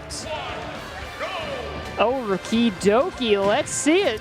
And this is definitely the right region for it. You got Alternus, you got Peanut, you got Angeloid, you got Combo Freak. There are so many amazing Little Macs in this region, and this is just one of the many of them. And it's a little bit funny to call Little Mac almost meta-relevant, at least in region, just with how many of them there are. But I'm not sure about Sova. I'm not sure if Sova has the Little Mac experience. And I have heard, yes, you are going to die in that position, but I have heard this match was almost even, but not with the Mr. Saturn on deck. Oh, the shield coming out. Oh, I was so scared. Oh, I was so scared. Oh, yeah, the Mr. Saturn is like an opportunity, but no longer. It is. It's gone now. He's dead. Mr. Saturn has perished. A moment of silence, please, for Mr. Saturn. Rest in peace. Play the taps, and Roulette is sitting behind, not going to get the best of that bet. Oh my goodness. And Sora J betting on that parasol, saying, I'm not going to fall for your low-tier shenanigans. I'm going to clean my way up into top 8, and I'm going to cash out. Mary Poppins out here sending Little Mac to bed early tonight. Just a spoonful of sugar, baby, and she is moving on. 61%, and this boxer from the Bronx is having such a difficult time closing it out, looking like it's going to be a TKO round 1. Not even going to let it happen. Oh, KO punch though doesn't mean so you can get back, and Sora J can't. So one stock is taken by virtue of the fact that that was not in fact securing the stock. Could this be momentum? Could this be a way back into the game? Listen, everyone gets at least one haymaker on the board, but Little Mac's only tournament victory ever was on April Fool's, so we'll see who's going to be the fool at the end of this set. Sora J for throwing out those counters, or Roulette for playing Little Mac, because it is just going to take one good hit to be able to finish it off. I love trying to get that recovery around with the down, but when you get your jump snuffed out, no side B, no resources left on deck, not going to get the counter there, and that's going to be a clean 2-stock for Sora J. Oh man, that... Roulette got like one last shot at life there, one last way back into that game with that recovery, but it just wasn't enough. Yeah, KO punch, not the way you traditionally want to use it, but in a pinch, if you're otherwise going to lose or die, KO punch can be an additional recovery tool. Yeah, and to his credit, right? I mean, he was down Steve? What? Right. Huh? I agree, honestly. What? Oh, sure. I agree. Yeah, I guess it's time. I mean, this is just preparation potentially for Sora J to fight off against the #1 seed, BBB. Yeah. But, I mean, who knows? Maybe Roulette's wanting the Ditto. Maybe we're going to see, like, a pretty big switch here as we get to see a different style of Steven on the screen. Yeah, something a little bit different. Looks like it's a lot more calculated and kind of leaning into the mining a little more than we saw with BBB. So we'll have to see how this works out. Man, Sora just relentless with the pressure. Is not trying to allow any kind of mining to happen. No, sir. Oh, look at the efficiency that Roulette is putting on. Not necessarily the same level of like technical movement, but this neutral coming out from them, and their efficiency at being able to put down that 3-wall setup, way more efficient at being able to do so. And Sora J does end up taking the stock, but you do have resources on deck, and Steve is definitely the kind of character who can rack up that damage and that percent to make those comeback. So we'll see if Roulette is able to change up the game plan, and all things considered, a much closer game as Roulette rolls the dice on that up tilt. And the gold tools are not something you see commonly. They are very fast, but don't tend to have the kill power that some of the other tools have. But that's why that up smash felt a little fast to you. I think that's going to be the reason. Yeah, they are faster, but they are more fragile. That's the big trade-off that you get when you have gold tools. But look at this already. Already has diamond, and that is much faster than we have seen from the other Steve on stream, just because Roulette's game plan is completely different. And so you wanna see how Roulette is able to make use of that diamond to get that consistent damage in order to try and turn things around versus Sora J. But you do have to get your feet to touch the ground eventually. But the grab. And mining away, looking for that second diamond. Gotta have second diamond. There it is. Time to play the game, baby. Card in. Get aggressive. And I will say he does have the lead right now, then. but I do not like the way that Sora J is playing this, allowing Roulette to get these tools, because there you see the powered up minecart is going to send him off stage, but all you have are fists. That's all you have. No axe in deck, wanting to save the diamond, and I actually do agree with this decision making there. You want to save the diamond for the last stock.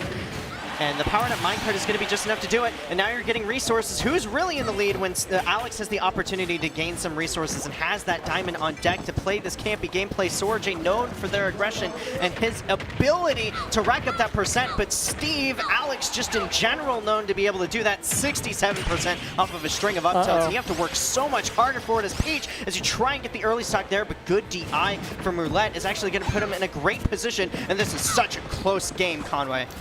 Yeah, this is really coming down to the wire here. I mean, it was looking pretty bad for Soraj with those diamond tools out. That is usually a bad sign for your game plan, but now Soraj is just winning neutral. Oh no, you got a ground ledge. Oh, you made it back. Wow. Oh my goodness, the ledge trap. A moment of quiet on the battlefield, feeling each other out. The pickaxe going to be that first connect, but not enough to combo Sora safely on the platform. It's going to be that crown coming in overhead to seal the game. And despite the resource advantage that we spent most of that game talking about, despite the fact that Steve got into that position, Alex got into that position where that second diamond was in the pocket, that snowball point for Steve players. With good execution, Soraj pushing through. Yeah, with all that being said, I mean, this may be Princess Daisy, but it is looking like Coronation Day in Sarasa Land as she is trying to promote her pawn to a queen and bring this in a set to a 3-0 fashion. Take this as quickly as he possibly can to move on to top 8. Roulette on the back foot. I didn't know we were doing Mario ROM hack references. That's a deep cut. Hey, listen, if this is going to be our last casting block and potentially the last game, you got to pull out all the stops in the mic too, am I right? Yeah, fair enough. You know what? Fair enough. I've been slacking. I got to turn it up just a little bit. Speaking of turn-ups, one of them going right into the crown, baby, and Soraj taking a huge opening lead. Looking to take this stock as quickly as possible. This is a speed run right here, and Roulette looking to slow it down as much as possible, but has that turnip in hand. Not going to do much justice as you don't have that many resources on deck. Farming. We have to be camping out here. We're farming these veggies. It's Animal Crossing now, baby. That's the wrong sandbox. Don't you know who you are? You're Alex. Play Alex. Do Alex things. This is not Stardew Valley, and we just hear the I know! And the up B is going to be coming out, not going to take the stock. Oh my god. Just the I know in the Oh, can you background. still clip? Yes, yes, yes. Around the down smash, another turnip in hand. The cart's going to send you right back out. Roulette has the ledge one more time. These carts are a real problem. Catching the turnip, too. Thank you. Here's an axe. And, man, this ledge, Soraj is having a hard time getting off this ledge, but we are getting there. We are once again farming for them good turnips, those high-value, high-bell turnips. But it's going to be the sword forward smash from Roulette taking one more stock. And you cannot discount the utility that these diamond tools have. And another one on the deck for the last stock as well. Roulette doing everything to bring this to a potential game 4. He's down in percent. Oh, yeah! Misses the tech, and that's going to be potentially the last stock for Roulette. They need to turn it up right here, right now. Gets the double hit of the minecart, and the onus is on them to push the aggression as they are throwing out every single tool in the toolkit to be able to take this princess down, but she has got her army pulled up right now as one good turnip throw could lead to some good damage. Just a modest 24 to start things out, but it could turn into absolute disaster, or we could see a really solid comeback. Either way, I'm here for it. Another turnip out. Yeah, and you know, you got to respect the emergent gameplay happening in this matchup where Soraj recognized that another option besides pressuring out the resources was just to farm the good turnips. Just keep rolling the dice on the turnips to find those high value. And look, here we are again. We're looking for the good stuff. These smiley ones, these ones, they're not so great. They'll do in a pinch, but we're looking for those stitch faces, maybe a bomb-on. You know how hype a bomb-on would be right now? I would actually die for a bomb-on. That would be so sick. But it's so far, turnip, Sora looking for some kind of edge guard there. Okay, back on with the standard turnip. Big committal in the up smash is going to cost a stock, but you still got one to play with. Let's see how it goes. Opportunity for Roulette, though. One good combo string, one good NIL combo, or maybe a jab string could be enough. Peach is floaty, so it's going to be those up tilts that are going to be especially good for combos, but does manage to land the axe to get it started, and just a modest 44%. That diamond forward smash can kill super early, but that crowd will kill it and end it off right there, right now. Soraj moves on into top 8. My goodness. What a set! What an evolution of game plans we just witnessed between the turnip farming, the mix-ups with the movement. I mean, just dipping into the mine carts through the middle of that set and towards the beginning, just absolutely insane. You know, they say Isaac Newton discovered gravity when an apple fell on his head, but Roulette discovered gravity on that turnip hitting on the head on stock 2 off stage.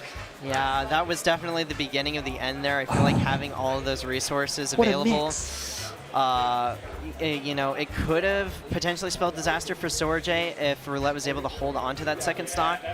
But yeah, having that turnip in hand and not being able to get the tech, and that pretty much spelled the end of the set. Absolutely insane. And that is going to be Sorajay moving on to top 8. And speaking of top 8, that is what's going to be next. But that is going to be all for us, for myself and Anger. That's going to be all for KML tournaments today. No, we're still going? We're doing like 3 sets of 10.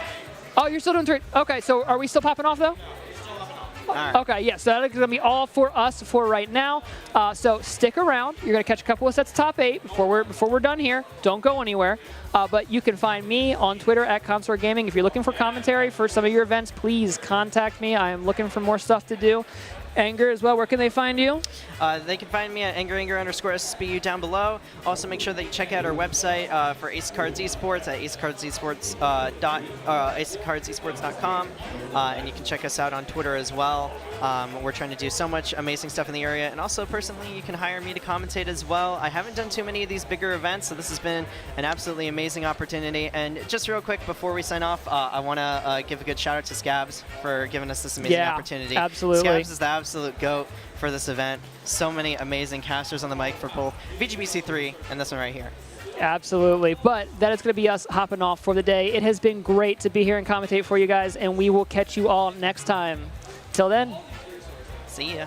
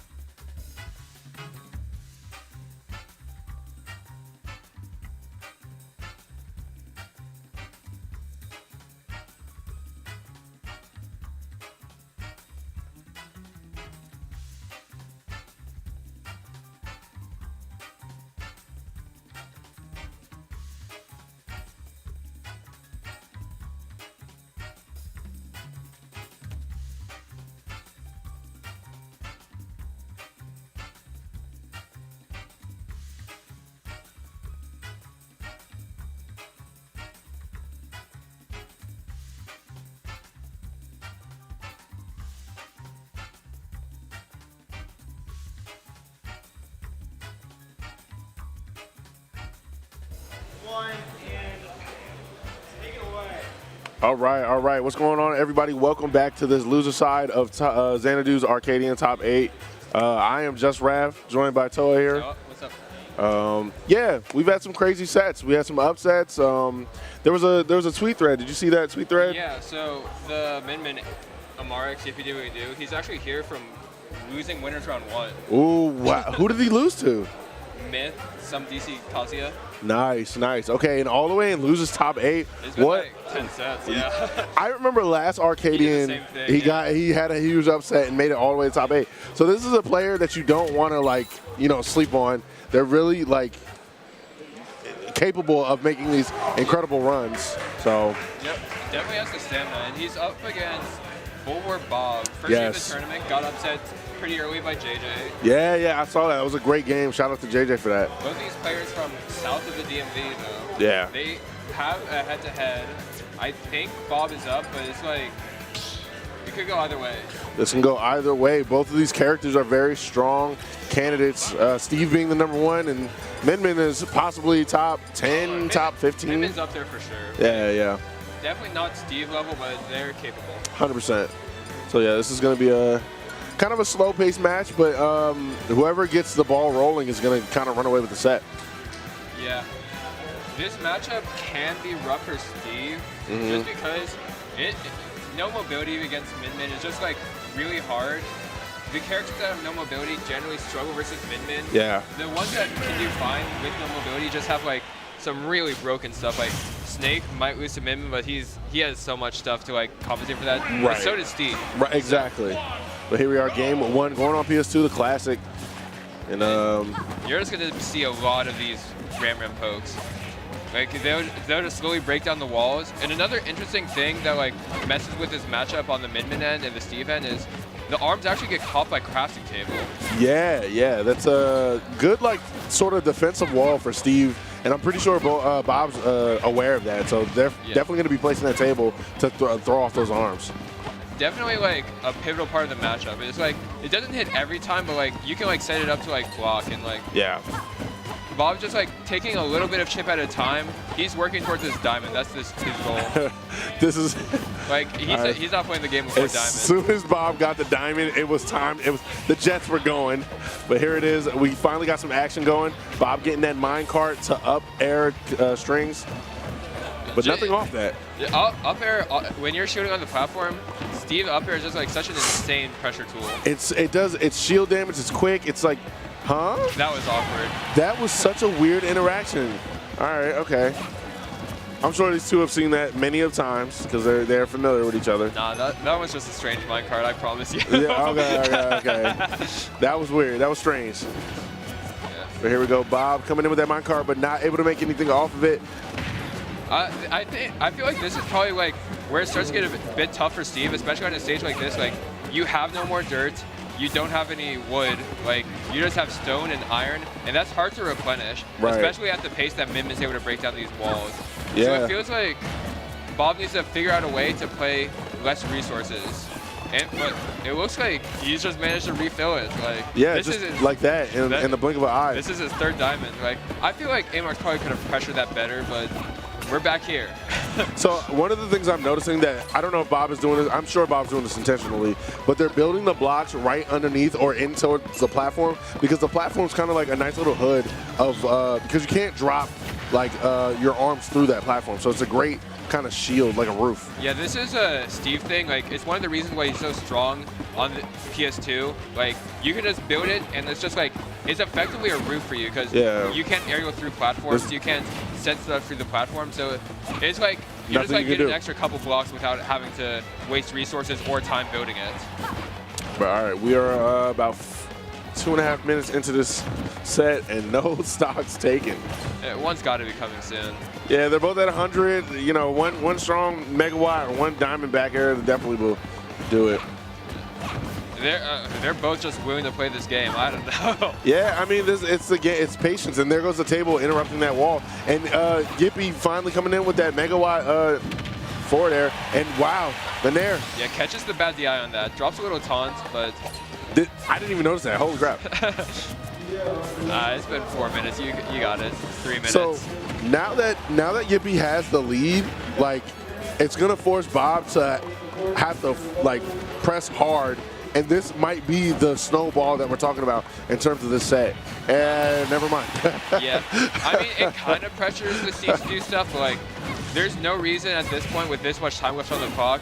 If you're already playing like this, you're just gonna wait like a little bit, get your resources up before you like actually try to play. Right. But yeah. The hard part here is Bob wants these close-range boxing options that Steve has really bad. Yeah. Because his punish game is really good. Like, if he lands an up tilt, Amarks might die. Right. Like, he doesn't have the blocks to finish it, but, like, that's the theory behind it. And like, he is really good at these nils. For sure. And Bob is already out of resources again. Kind of struggling to get their footing on ground. Able to mine. Yeah, this is rough. Oh, going for the grab. That was kind of a strange option, but all right, Yippee turning that around. Yippee dropping the kill, but like that was almost a fatal mistake by Bob.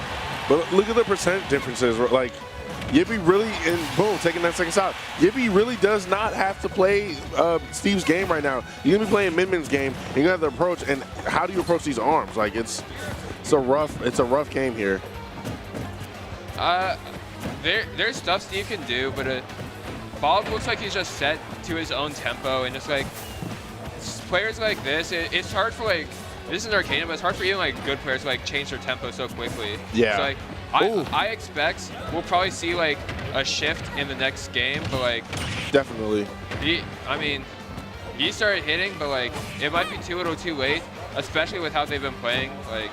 Yeah. This is a rough spot to be, even if you're trying to be more aggro because the clock is down. Steve does need his resources even to be a bit aggro. Like, you're nothing without your iron resources. You do need some blocks just for defense and, like, some setup. Right. So, like, he's running out of time. He has to do something. Yeah, this clock is ticking. Bob needs to make something happen now, or, yeah, Yippie's going to run away with this timeout. Yeah. Oh, okay, yeah, don't run. The Randy F smash, like, come on now, Bob. Another one? Bob is desperate. This game is looking a little cooked. It might be go next. Like, yeah, this is GG. Shake my hands. With how they've been playing, like, with his punish game, like, it's not over. Like, it's definitely not over. He isn't able to do the nose air to death, but in general, like, you're probably not getting that hit. Right. Like, you're Steve, so it's not time to give up quite yet, but like, it's looking rough this game. But it's definitely, yeah, definitely GG's. What's your bands type vibe right now. Yeah, with this there it setup, is. yeah. If that setup, it was more of like, it would be like Yippee dropping it more than Bob winning, you know? Exactly. And sometimes you have to play for that, but like in general, those are the rough situations to be in. But all right. I'm looking at the bracket, and it looks like Ripcord beat Pawnmaster. Ripcord's in winner's finals, it looks like. Yeah. Yeah, we were commentating that. That's impressive. That Pawnmaster's been on the up and up. Dude, Pawnmaster's been going crazy, winning the UMDs and winning the, like, I think they got second at Xanadu recently. Pawnmaster is somebody you need to pay attention to. So is Ripcord. Yeah, I'm Ripcord too. a bit biased, but let's go. But back to this match. We have a smaller stage, so that might alleviate something. I really like this stage against Min-Min. I don't play a character as immobile as Steve, but like in general, I really like the top platform against Min-Min because they don't really have good ways of pressuring it. Like on the side platforms, they can like stick their arms out and you just have to like awkwardly take it. Right. On the top platform, they have to commit like a double jump and they only get one. Like they have to set up to pressure you on top platform. So it's like a good little like retreat for some time. So like the thing, basically what you were saying, like it. Again, like the arms don't really go through the platforms as easily, so it is a good like a defensive thing for the other player. So this is a good stage pick. Like, that's something about playing as Min-Min. Like she is very strong ground to ground. Her weaknesses are that like she doesn't have the best way of contesting you when you're in the air. She doesn't have great air to airs. She doesn't have great ground to airs. Right. But like, if she has the space set up, like that's perfect for her. Like, and that's the rough part about Steve, because Steve is a very grounded character. Like, he has terrific aerials, but he's not a jumper, you know. Ooh. Ouch. Blows himself up. I know that's not what they were looking for. Listen, I do that sometimes too, and then you're like, oh yeah, that's TNT, obviously. Right.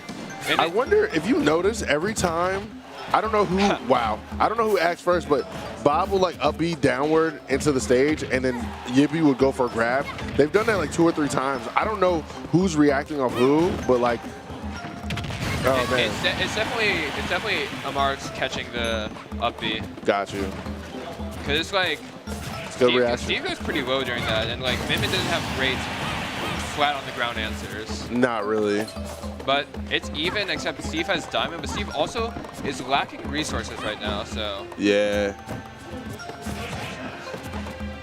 Yeah, Yippie's doing a great job of just keeping that distance, throwing out these arms, and just playing the keep away game right now. And normally Steve is good at playing keep away, but like Min Min's kind of got it in the bag. And what a grab from Yippie, calling out that forward approach there. Generally, yeah, you're right. Generally, Steve is trying to get you to run into you, but it's like hard when like Min Min's not really running into Steve. Like Min Min's problems are she doesn't have a great get off me button, which Steve doesn't get on her like that. Oh. Like this is just like, this is not a get off me button situation. This is just Steve up tilting you. Right. But like Min Min never has to like play the close quarters against Steve. Like it's just so hard for. Oh, that up was B. a really good up B. That was fantastic. Like that's just something that Min Min can do, because very strong move, especially powered up.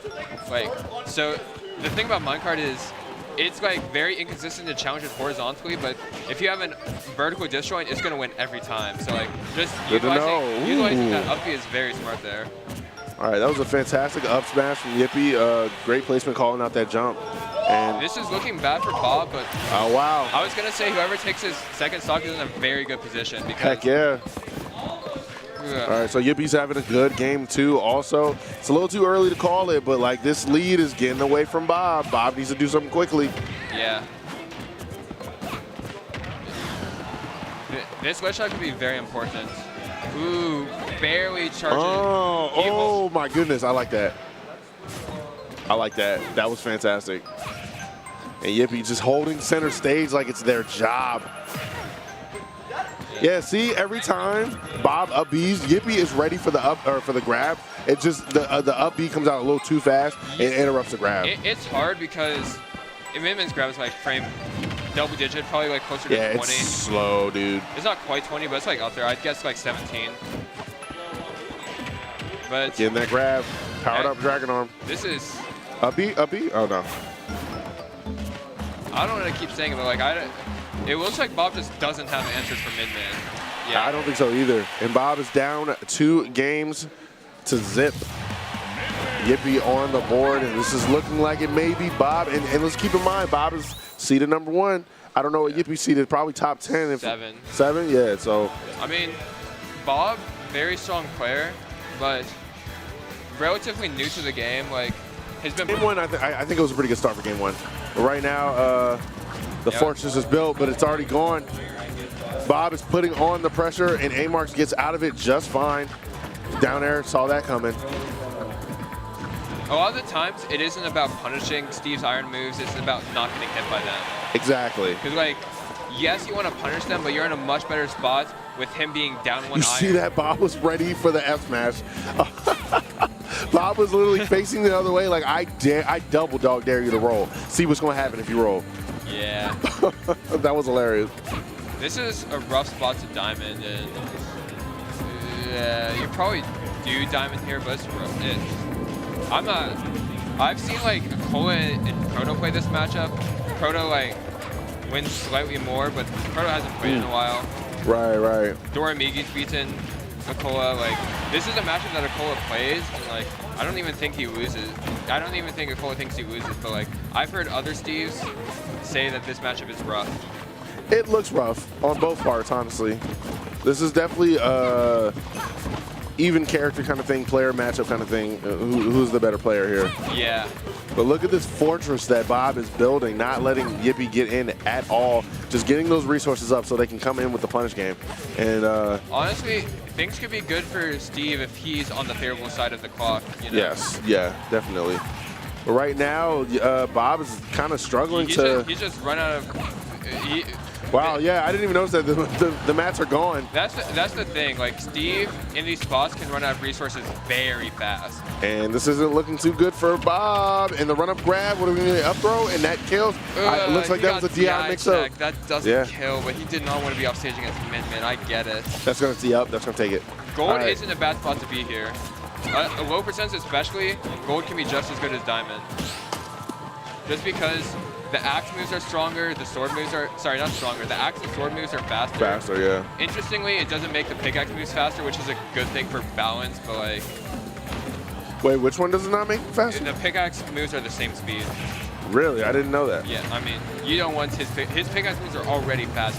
That's what, yeah, I think, yeah, But the axe and sword moves being fast, they're like notably faster, like in terms of like their applications, especially their end lag.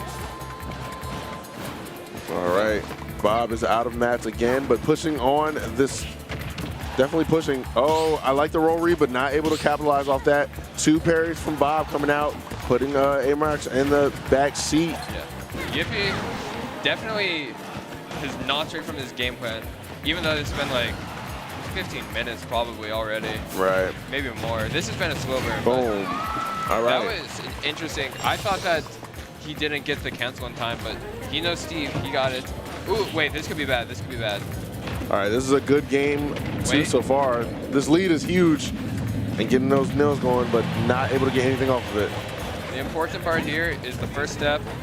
The most important step in the reverse 3-0 is winning game 3. Because you need the game on the board, and just like winning game 3, it's like step 1 of getting in their head. Like exactly. It gives you a mental boost. It gives them a mental debuff. Like it's a different spot being up 2-1 than it is being like 1-1 and then going up 2-1 like that. Exactly, yeah.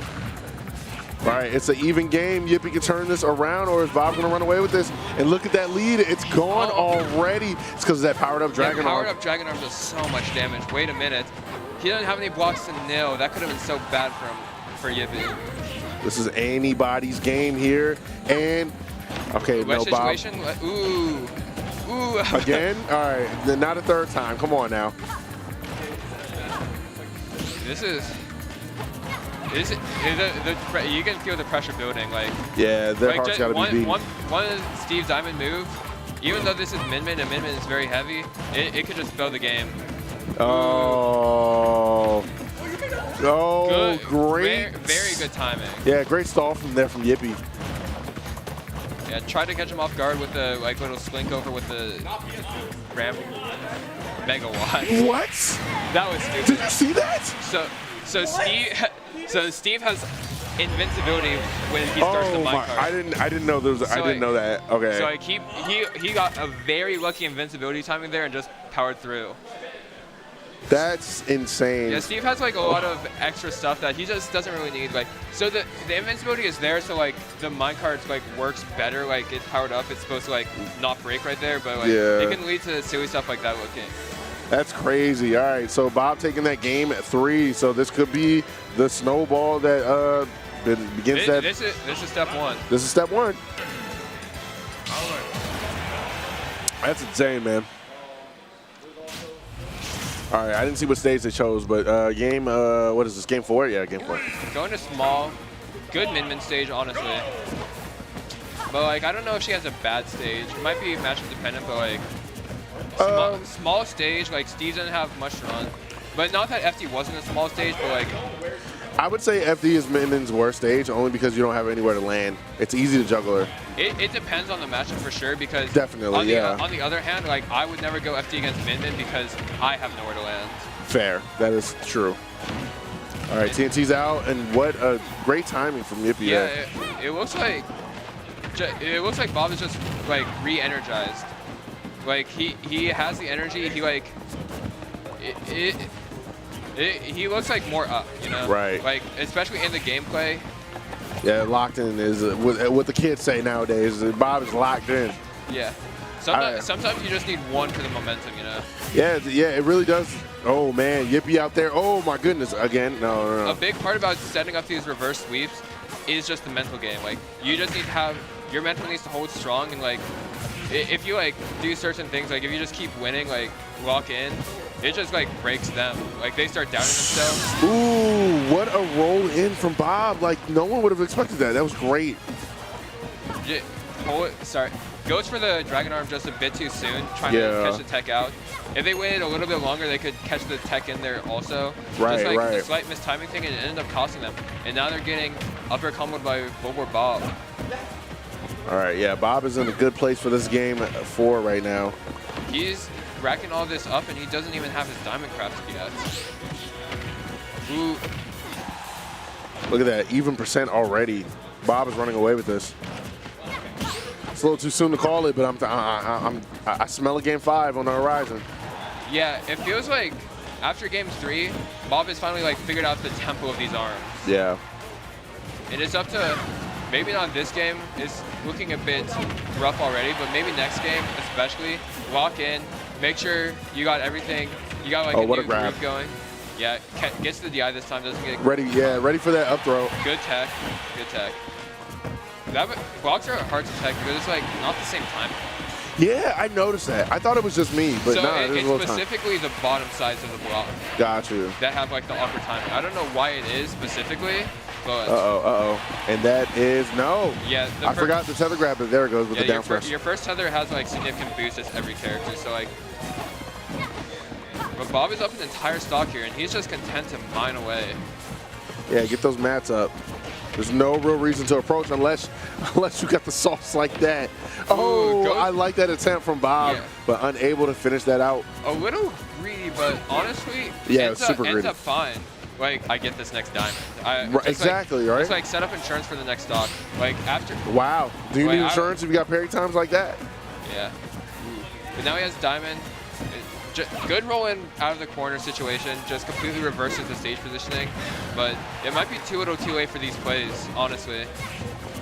But we've seen Yippee play perfect for entire stocks before, so who's to say he can't do it right here? Right. Yeah, the game's not over until it's over, you know? Like your percent doesn't matter if you get hit, you know? Yeah. Or if you don't get hit, but... Yeah, I know what you meant. Oh, nice up smash. Oh, wow. I'm surprised that didn't. Honestly, I'm feeling Bob get a little, like, antsy for this kill. Yeah. And you just can't do that. It's bad, not just against this character, but in Ultimate. Just in general, you got to, like, let it come to you. You can't force it. Ultimate is a game of such massive swings that, like, you just have to, the patience is so important. Exactly. All right, Bob, steady getting those materials out. Yeah. Looking for the diamond, but gonna be there soon, honestly. But the gold breaks before he gets diamond in this mining rotation, so he might have to craft, yeah. Another gold. Nah, it's just a stone pickaxe because he used his gold on the minecarts. Got you. There it is. But diamond.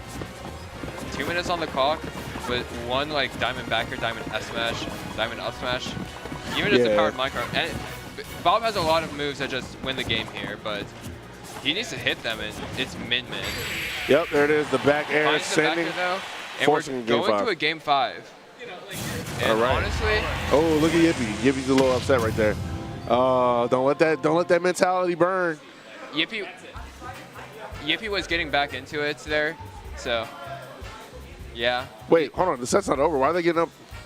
Probably calling the backer stupid, and it's like, yeah. Yeah. True. I get it. I get it too. But it's looking like Yippee was figuring stuff out, but Bob also has figured out a lot. So right, Bob's adaptation was fantastic in the sets. A big thing here, like who starts out this game 5 stronger? Because like it looks like if you just like set up this lead, like they both have like such oppressive game plans for when they have the lead, but like, they struggle to force it back from each other. So like the first stock here is so important. It really is. It's just yeah, whoever gets that ball rolling. So this is anybody's game, game 5 going into this right now.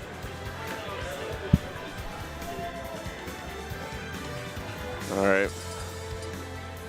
Yeah, I kind of, what would be the stage, like what is the best stage choice for not Toe, I was about to call you. for Yippee, like, what are you gonna? I feel like he's looking for a big stage here. Like Like you lost on Towns? FD, smallest stage pretty much. You lost on small battlefield, pretty much same size as FD. I think it was Hollow that he just chose. He won on PS2. I mean, Hollow is bigger than these other stages. Not quite like a town, but I think Yippee is really looking for some space here. Like Right. And like he's good at forcing Bob like all the way to the corner. So maybe he just needs to like just have space to like just to keep forcing him away. Like if Bob like gets in, he has like way more space to back up. Gotcha. And that awkward formation like breaks arms because like blocks interact with projectile is so weird. Like if you don't hit them, like have you seen the hitbox of block? Like it's not the square. There's like a circle in the middle. Really? Yeah, but it's like different than the collision box. So if you don't hit the hitbox, I'm pretty sure with the projectile, it doesn't count. Oh my goodness, I did not know that. It's like, that's why he's sometimes, Oh, wow. like you've probably seen inspecting. Sometimes you see like a projectile hit it and it just like does no damage. Yeah, that's a good point.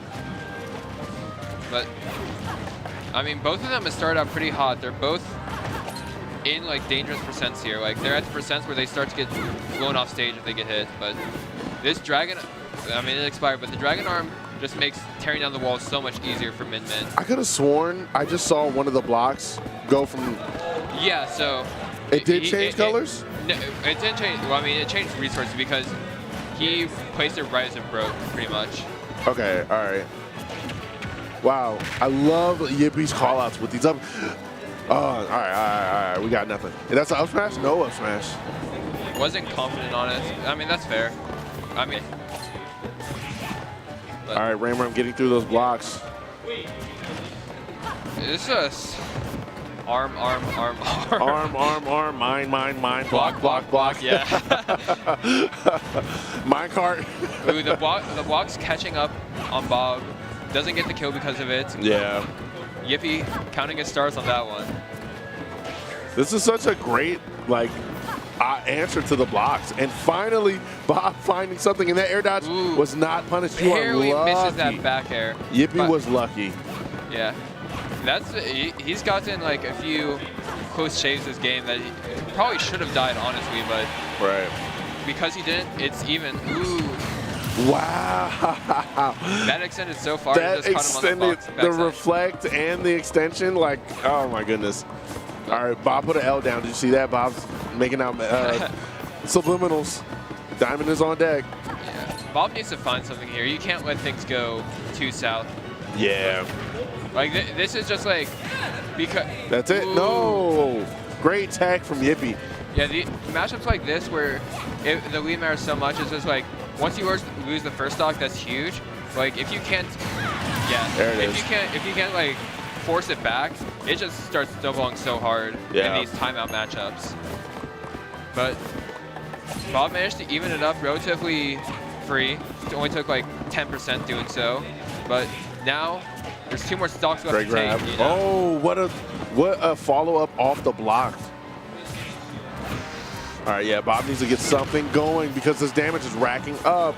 Yeah, I mean, Mimit, like the way Yippie's playing is like, it doesn't do a ton of damage in one hit, but like Bob's not getting his hits, so it's just like adding up like 20, 20, 20, 20.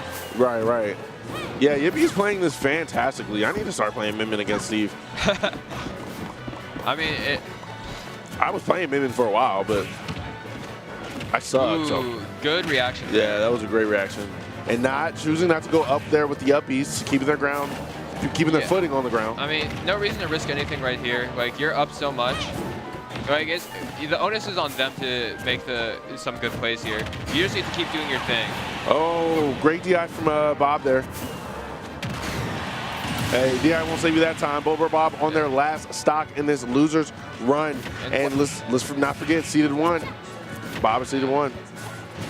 Does he have what it takes to find this here? I mean, I don't know. Especially the way Yippie's playing, just putting on a percent. Oh, that might be something big. No, able to. What a match from Yippie. Yeah. It looks like Bob just wants an up tilt or a dash tag or anything. He just needs to get into like a strong advantage position, but Yippie's not giving it to him. Not at all. Playing this fantastically. Yippie needs to get out of these combos. This could be bad. Able to get out of it. That knockback kind of biting Bob in the butt. Yeah. Oh, what are we going to get here? Nice. Catches the with the lingering dragon arm. But Yeah. All right, Bob is on high alert. Needs to get back on the center stage. Able to make it back, but still getting pushed right back on stage. And the Megawatt taking that stock. No, fantastic DI. Megawatt tilt doesn't kill quite yet, but There it is. that's it for sure. GG, shake my hand, and Bob is out. Yippee on the board. Moving on into losers, top 8. Good stuff. I mean, we're supposed to commentate the other losers quarter or the losers ace, but that took so long. Yeah, it's already on the main stream. They're already on the mainstream, so we're gonna just we're gonna hang out for a little bit. We might hang out a little bit. We might get the next AMR set. Oh, that might be it. We're just waiting. Yeah, we are just waiting. All right, but yeah, that was a fantastic gameplay from honestly, Yippee, man. We're just missing another timeout match, so I don't think this is fine. Yeah, it's like kind of timeout. Like, let's look at the bracket real quick. Come on. Like this took a while, and that's the reason over here. But this would have taken just as long. Just as long. I'm pulling bracket to see who's still in, because I think it is a bunch of timeout characters. So Waiachi, the Samus, is playing Amarix, I think. Okay. And then winner of this is playing. Winner of Just Blue Sword J is going to be playing. The other side is going to be playing Pondmaster, and we have Ripcord versus Coltman in winners finals. Oh, Coltman. Okay, that's a good player. Yeah. Yeah, I need to drop Falcon, man. I'm playing the wrong. I need to play a camp out character. Like I'm playing Rust Down. Yeah, characters like Falcon require you to be too good. I'm not. Yeah, I have to play so perfectly. Like, this is just not a Rush Down game anymore. Like if you don't have the passion or the time or the skill, it's just like so much easier when like things get handed to you. You know. That's what I'm saying, man. So I might just. I was thinking about picking up Roy, but even that might not be the answer. It's the same concept. Same character, just with a sword. Honestly, I feel it too with Corrin. Sometimes you just gotta work, and it's just like, are they working? Yeah, they're not. It's like there's a term for it. It's called like sunk cost fallacy, I believe. Where you put so much time into a certain character that I just like Corrin. Yeah, and I just like Falcon, man. I've been playing Falcon since '64. Like, I've been playing Corrin since 4. Yeah, and I just can't give up the character. Nobody. I mean, I've played other characters. I like this one. They're a good character. They just work harder than some characters. Right. But it looks like they're setting up their controls. Yeah. So it's gonna be Samus versus Samus versus Min Min. Okay. I think we saw this earlier, didn't we? Like not these two players, but these two characters. I'm pretty sure. Actually, no. I saw Sever versus Bullboard Bob earlier. No, that didn't happen. Let me check. So. Or maybe it wasn't Sever. Maybe it was another Samus. It was definitely a Samus player. There is Sever. Oh, Sever did lose to Bob. You're right. Yeah. So here we go. Yeah. Honestly, off the dome, this is probably like a relatively even matchup, I'd say. Yeah. One of the things that, because I play a little Min Min, the reflector doesn't come in that, like you would think it's like, oh, your go-to, but it really doesn't work how you would expect it to. Yeah, reflector, even like good reflectors are kind of just like a nice little thing to have just because projectiles have so much timing mix and you just can't react at like a lot of ranges. Yeah, it's not like a Fox reflector where it's like whatever frame that is, it's instant. I mean, even Spaceys can't like react to everything just because of like the nature of it. Yeah. And they have like a frame 2 versus like a frame 9 reflector. Right. And it's just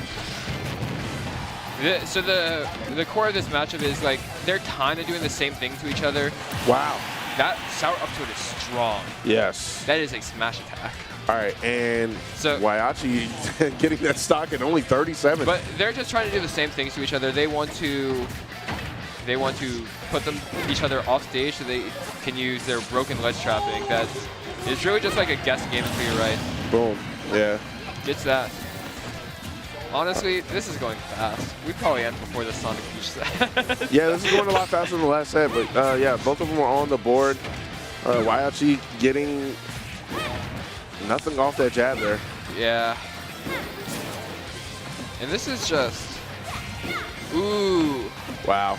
That combo is kind of finicky now, but like, when it hits, you just die, and it's like, ooh, Min-Min, you know? Right.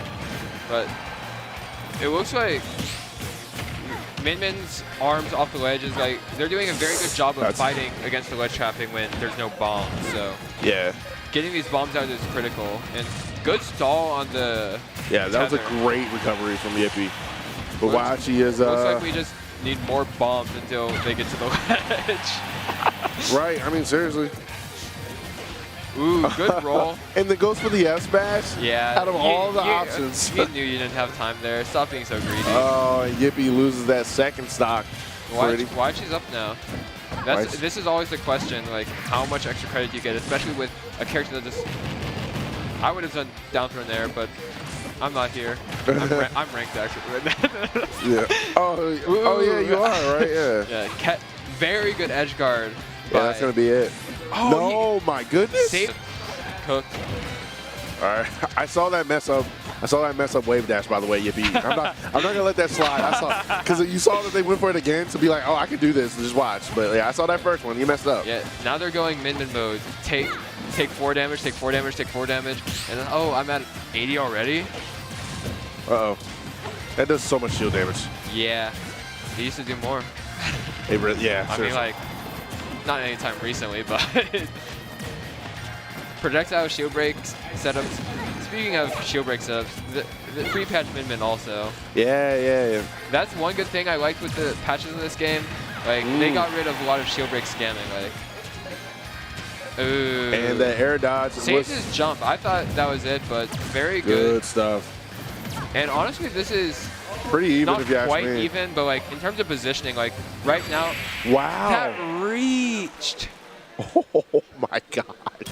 Min-Min. Yo, that has to be so frustrating.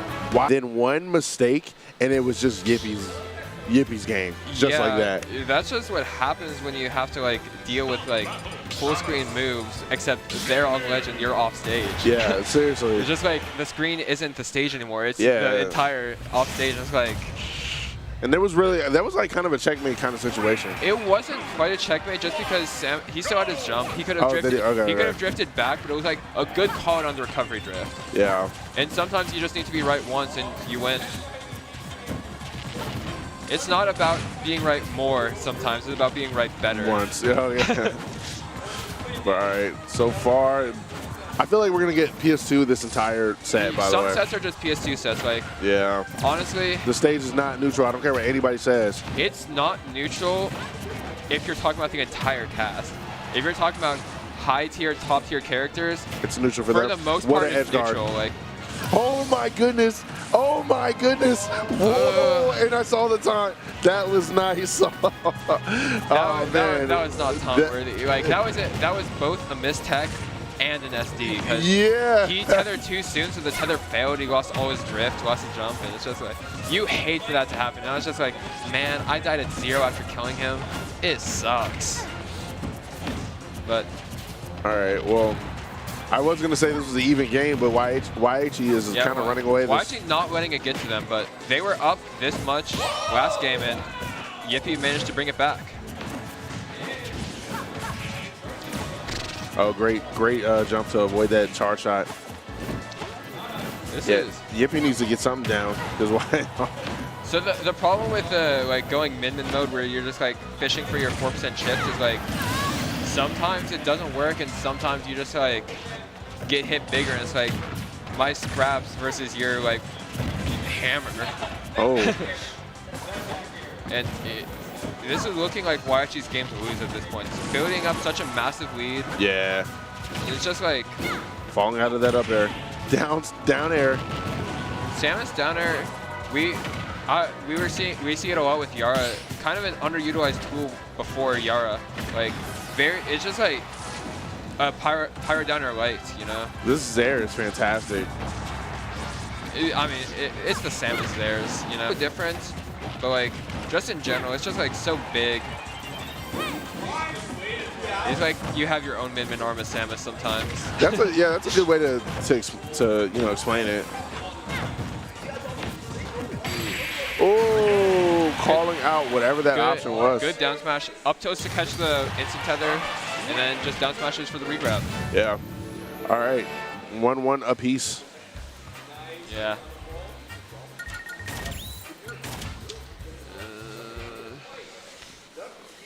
All right. I wonder what stage they're going to choose this time. Not PS2. Small. All right.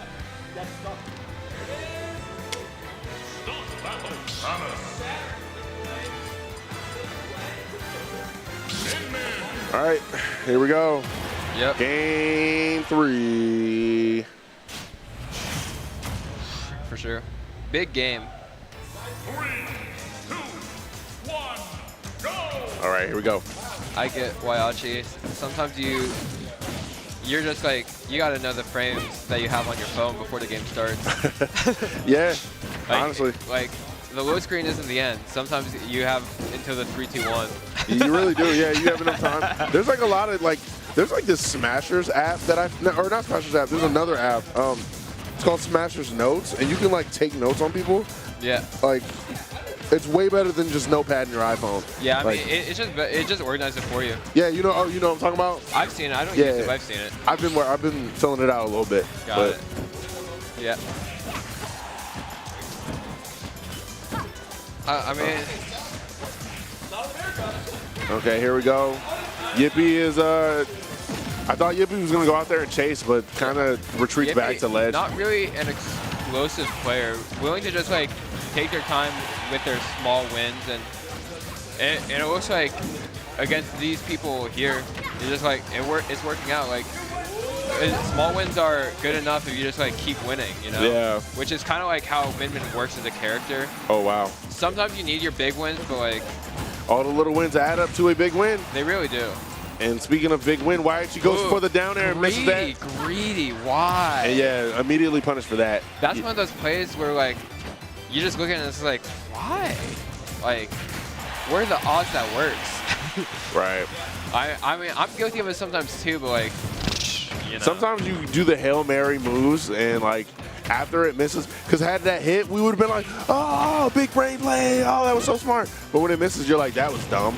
That was stupid. Why would you go for that? So it's one of those kind of moves.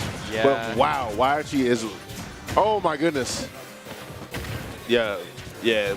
Having a hard time getting it all out the ledge here. And then back to another corner. Yippee is. I mean, Waiachi's been doing a good job of just playing Samus, like. Right. But they have the Samus neutral down. Like, I feel like watching them, their bottom ledge traps are a little weak, but like, it doesn't seem to matter. It doesn't seem to matter right now because they just have like, just a general solid control over the stage. Like, yeah. Almost kills. Samus is going heavy. deep. Yeah, that's. No. Yippee close out this edge guard. Save the jump the whole time. That was a great play. Yeah. Goodness. Some characters saving jump is so important. Like saving jump is important for bad recoveries, but good recoveries it just makes it like impossible. Impossible to take out. Like, yeah. You think about like Prom, Roy, Widowmac, like save your jump. Obviously, you need that to recover, but like these really good characters, just like it's just like I did all that. Bad for I did all that, and they have a jump, and it's just like.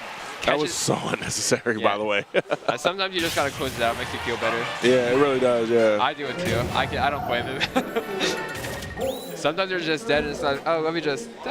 Sometimes you gotta like make that statement, like, yeah, you weren't gonna make it back anyway, but I'm just gonna punch you in the face. Let them know, really. Yeah, just to let you know, like, I'm in control here.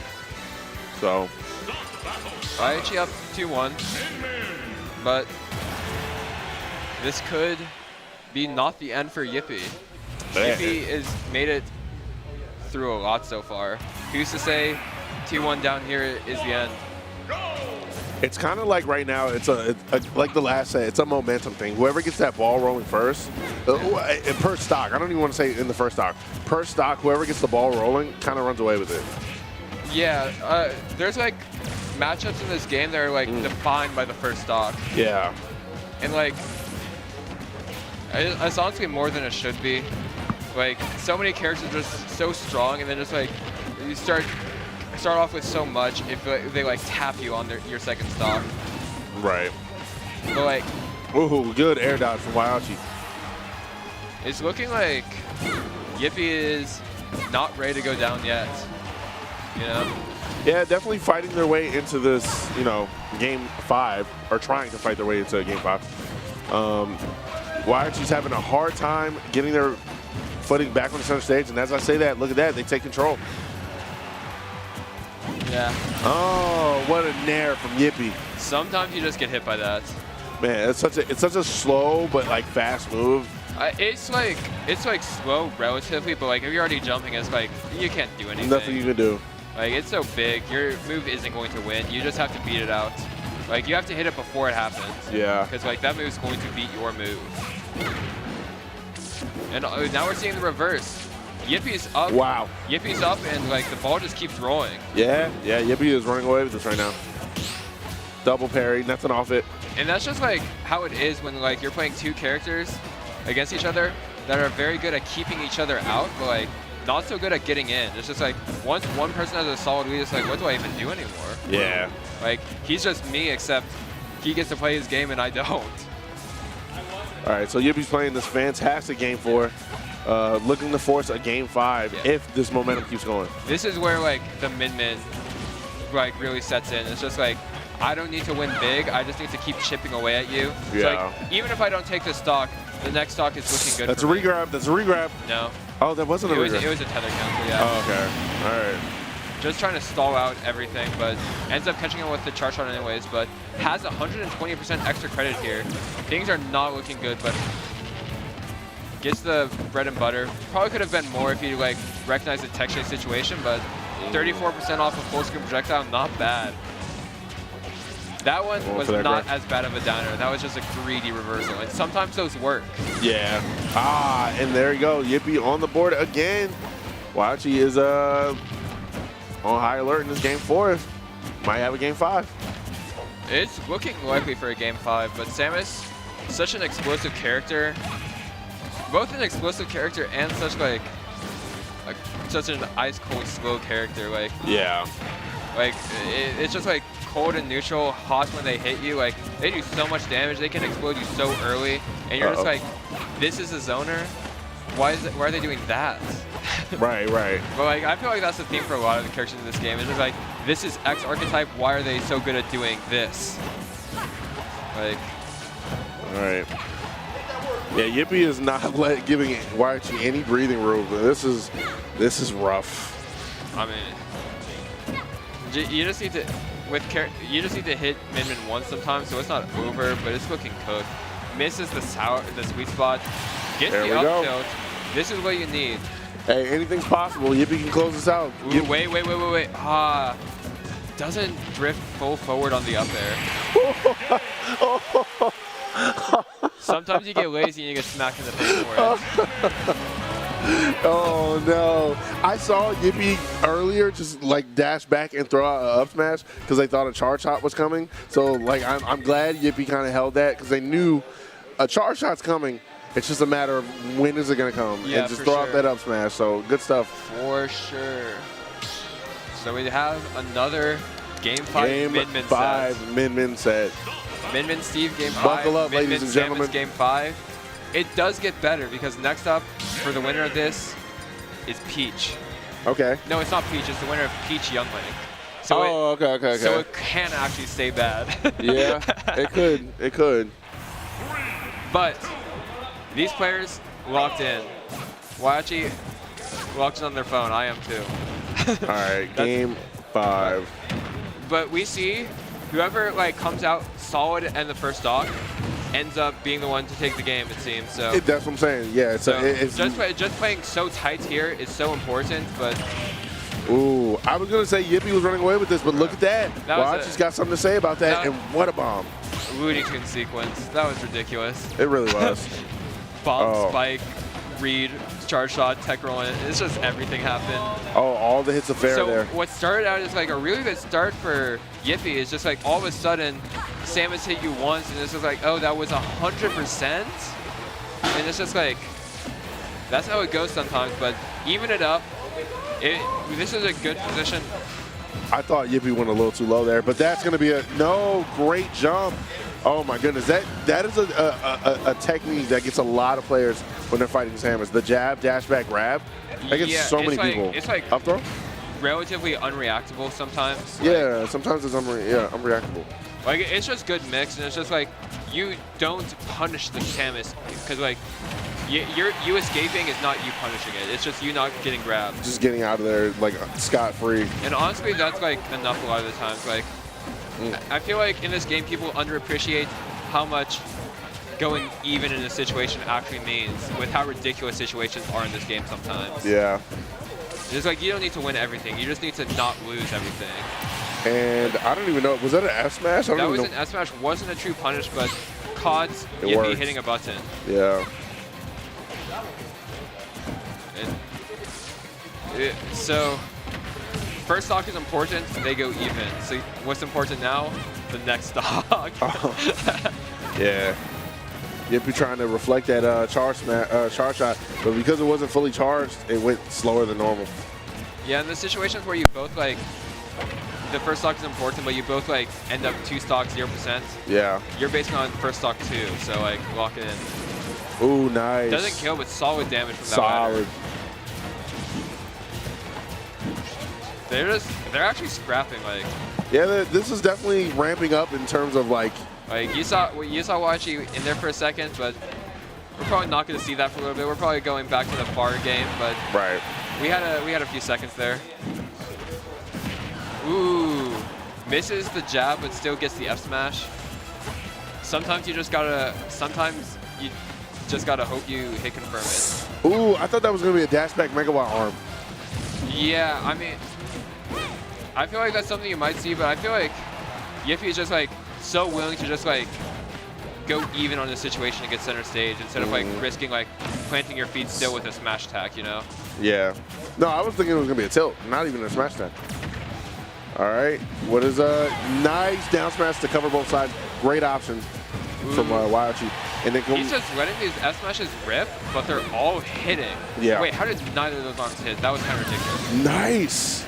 That was good recognition of the situation. All right, yeah, Waiachi is Waiachi is up now. Whatever they can do, that's a quick 26. You needed that punish. Now things are just like going downhill. Just forward Getting there. a little greedy there, kind of. Sometimes your heart says downer and forward just kills.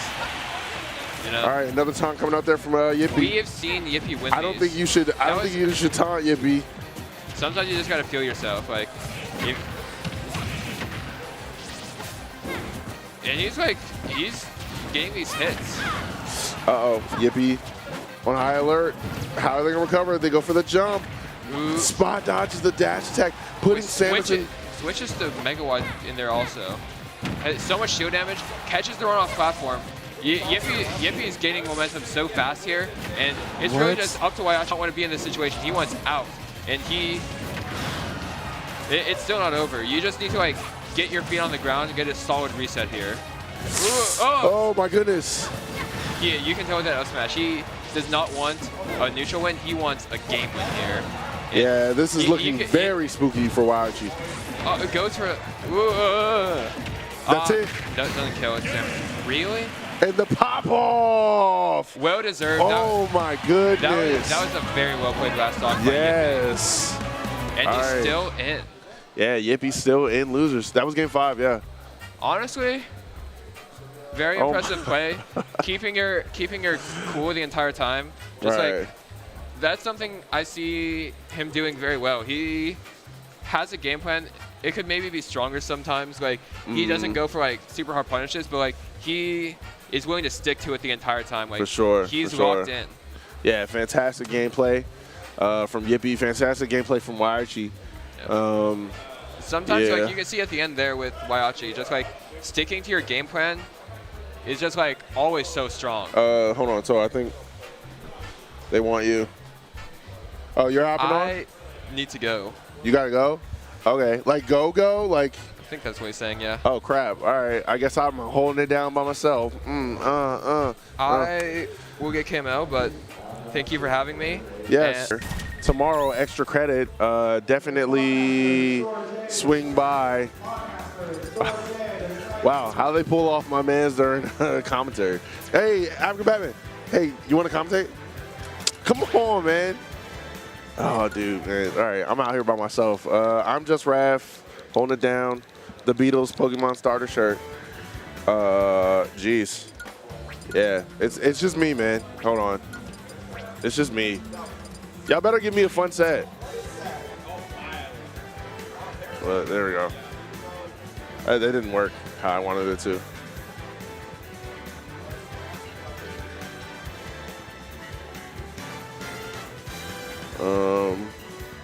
No. Yeah, I guess I'm holding this down by myself. So it's going to be Pawn Master versus Sora J.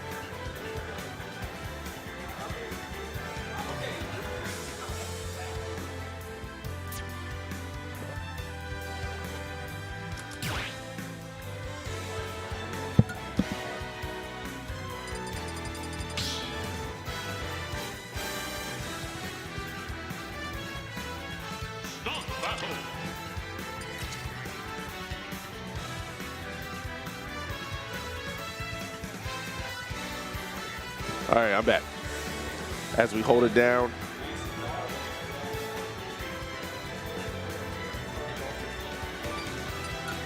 So I was saying earlier, so Sora J coming off a grand finals. Hey, look at that. I'm joined by Samurai Nick. All right. Thank you. I did not want to do this by myself. All good. Kyle screamed at me a lot. Thank you so much. Nah, it's fine. All right. So, yeah, we got Pawn Master versus Sora J. Yeah, I'll go up. Pawn Master, one of the, a player that's been doing very well lately, coming off a bunch of UMD wins. I think coming off a Xanadu win like a couple weeks ago. Something like that, yeah. Yeah, or making top 8 every Xanadu that they attend. Yeah, very Sora J, another good player. Sora J was in Grands yesterday for the pre-local. So, is that right? Yeah, oh yeah. Definitely reset the bracket on KDK, which is a Donkey Kong player, and wasn't able to close out. But here we are going into this game 1, probably on PS2, Young Link versus Daisy. It is definitely going to be interesting. I don't know if I've ever seen these two characters in particular play against each other too often. Yeah, this is kind of a new one, but it's going to be combo games. A lot better than the last 2 sets I had to commentate. I've been playing friendlies the entire time, so I haven't been paying attention. Yeah, you're good. You're good. It's a good thing you didn't pay attention. But here we go. Pawn Master cooking right now. Cooking with gas. I saw Min and tuned out completely. Oh, dude. And wow. Oh, I thought it was going to be an early stock for Pawn. Pawn keeping Sora J at bay on the ledge. Yeah. Sora J finding that grab, though. Now it's going to fall to Pawn Master to get off the ledge, which Sora J is definitely making him work for it. Yeah, Sora J is pretty handy with these combos. Yeah, it's late. Uh-oh. Going for the trump. Unfortunately, that was a little mistimed. And the back air from Daisy taking that first stock off Pawn. All of that hard work for no reason. Yeah, very consistent tool that character has. What?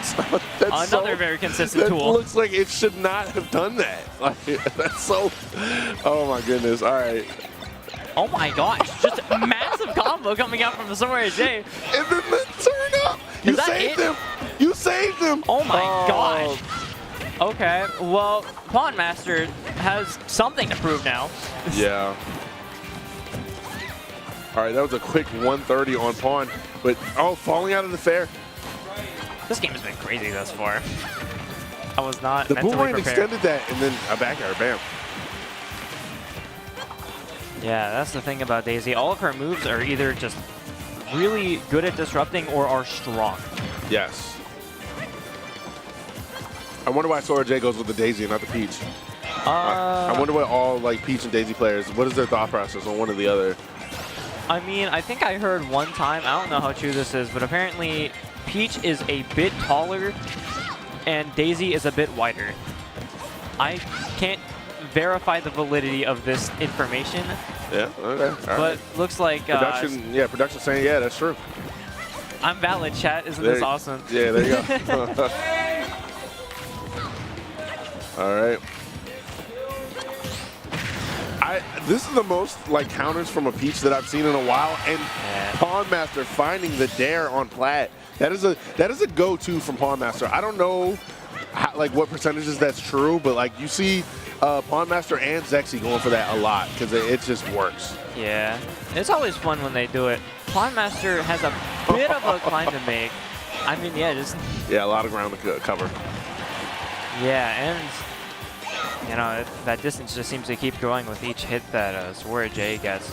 It's like every single aerial from Daisy that's coming out just feels more and more destructive. You know, just like that back air. So did you see the wink that Daisy did? I didn't know she winked when she did that. Oh my goodness! Like the kill screen, she just like hit him with the hips and then winked. That's hilarious. I know oh my gosh. option is crazy. Yeah. Something's happening out there. Yeah, we hear some screaming back there.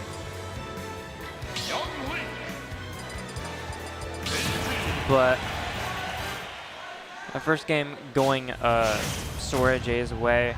Oh yeah. I think I think it was very doable for Pawn Master. I think just Yes. look out for those aerials a bit more, and then you know do your Young Link stuff. I think. Right. The way both of these players are playing, it could go in anyone's favor. But you know, right now, Sora J having that game 1-up, it could be a mine. It could be a mine. Wow, Sora J has his combos on deck. Yeah, Pawn Master just struggling to find any sort of ground here. Stage phase online.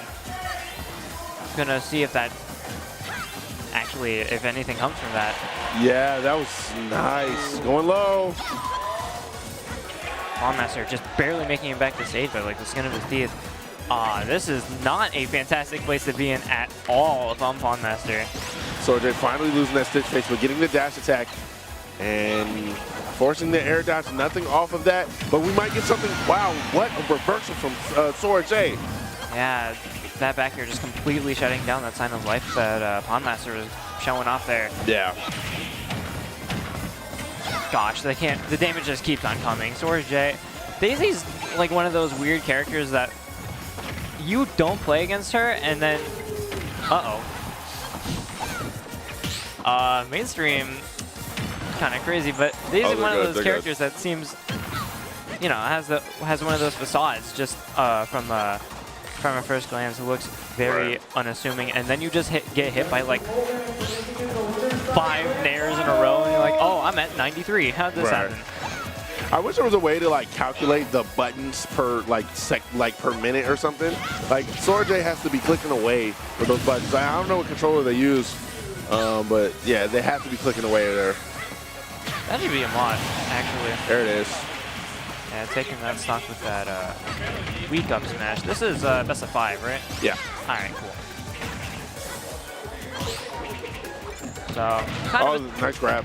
yeah, similar situation to last game where Pawn Master really just has to make something happen to even up this game, let alone. Oh, looking for the sweet spot in there. Unfortunately, was able to get double sour spot. Great air dodge from Sora J. Pawn Master was doing so well having Sora J at ledge there. I feel like that's where a lot of the damage is coming from this entire set, pretty much. Right. Man, the shield pressure that Daisy is able to just inflict on you, that like shield damage and just pressure, like when she's doing those like pop, pop, pop, pop, those attacks, like, oh man, finding that fair. Like a deep guttural sound effect, so it inflicts like spiritual damage on you as well when you get hit by them. Emotional damage. All right, up air, no, nothing. Pawn Master getting some connections off the boomerang, finding the grab to up air. Not enough to take that stock, but still keeping the string going. Daisy can't get her feet on the ground. Yeah, very dominant display coming out from Pawn Master, but a few good hits from Sora J. There it is. That was a kick to the throat. Run back, yep. And this late in the bracket, it's PS2 all day. It's PS2 all day. Get ready, get used to this. Uh-huh. All right, Sora J taking that. Or I'm sorry, Pawn Master taking that. Here we go. I do like that Daisy ult. That's like my favorite ult between both Peach and Daisy. I need to look through them. I don't know which one's my favorite. But there we go. My favorite Chrom ult has like that exact same color scheme. Oh, okay.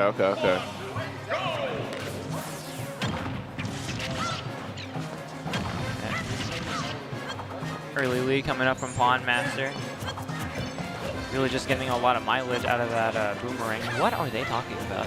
I have no idea. All right. Right now, no one's getting any. Oh, up tilt from Daisy. You rarely see that, but Pawn finding that up B.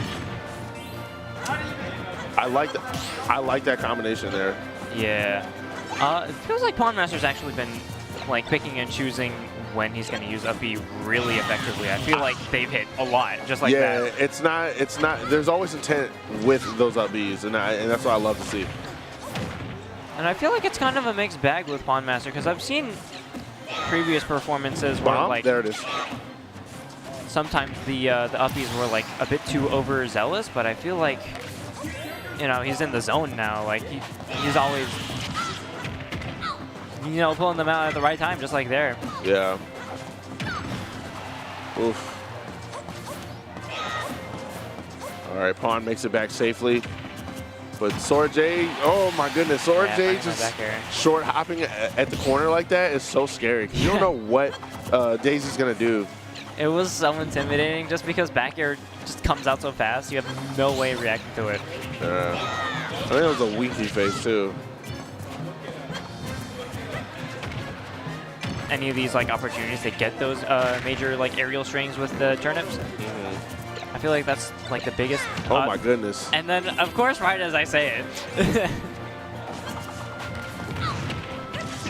Finding that fair conversion. That bomb almost hit. Yeah, that was like. That was so close. That was a Matrix maneuver. Yeah, that was like threading the needle. Good discipline on Pawn Master's part, only going for jab 1 on that shield. Nah, I ain't gonna do nothing. And that counter, yeah, came back to bite you. Yeah, really hard.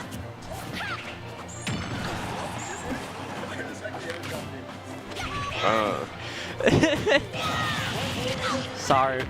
Inter commentator communication going on here. Yeah, they're bothering us. And finally, that counter coming in clutch.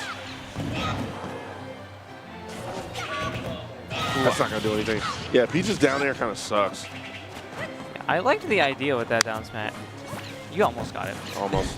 I went for a mosquito kill, y'all. You know that One Punch Man episode?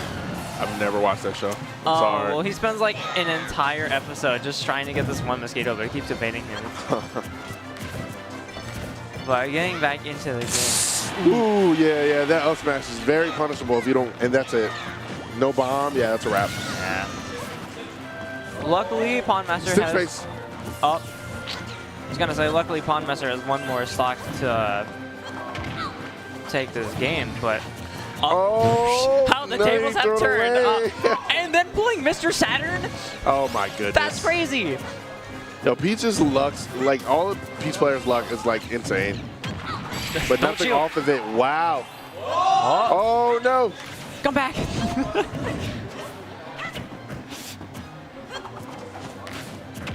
Mr. Saturn is still here. This is wild. And you shot him with an arrow. How dare you? How dare you? Don't shield, don't do it. I've gotten hit by that one time. I felt ashamed of myself. It happens, bro.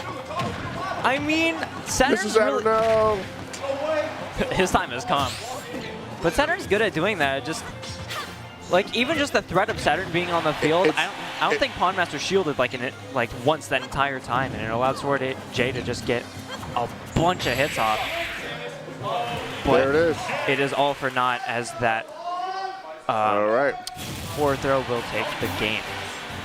Cool. All right. So Pawn Master up 2-1, I believe. Yes, I think so.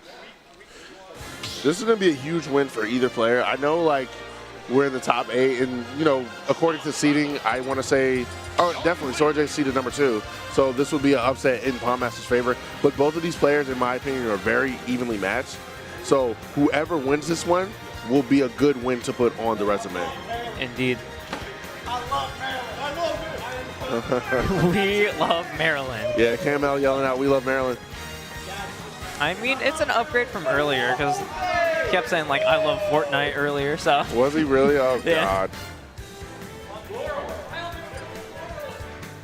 We have some shenanigans going on. We're having fun. Yeah, we do. All right, can Pawn Master close us out, or are we getting a game 5? The alt change coming up from Sora J here. Oh, dressed in all black, ready for the funeral. Yeah. We are locked in. Yeah.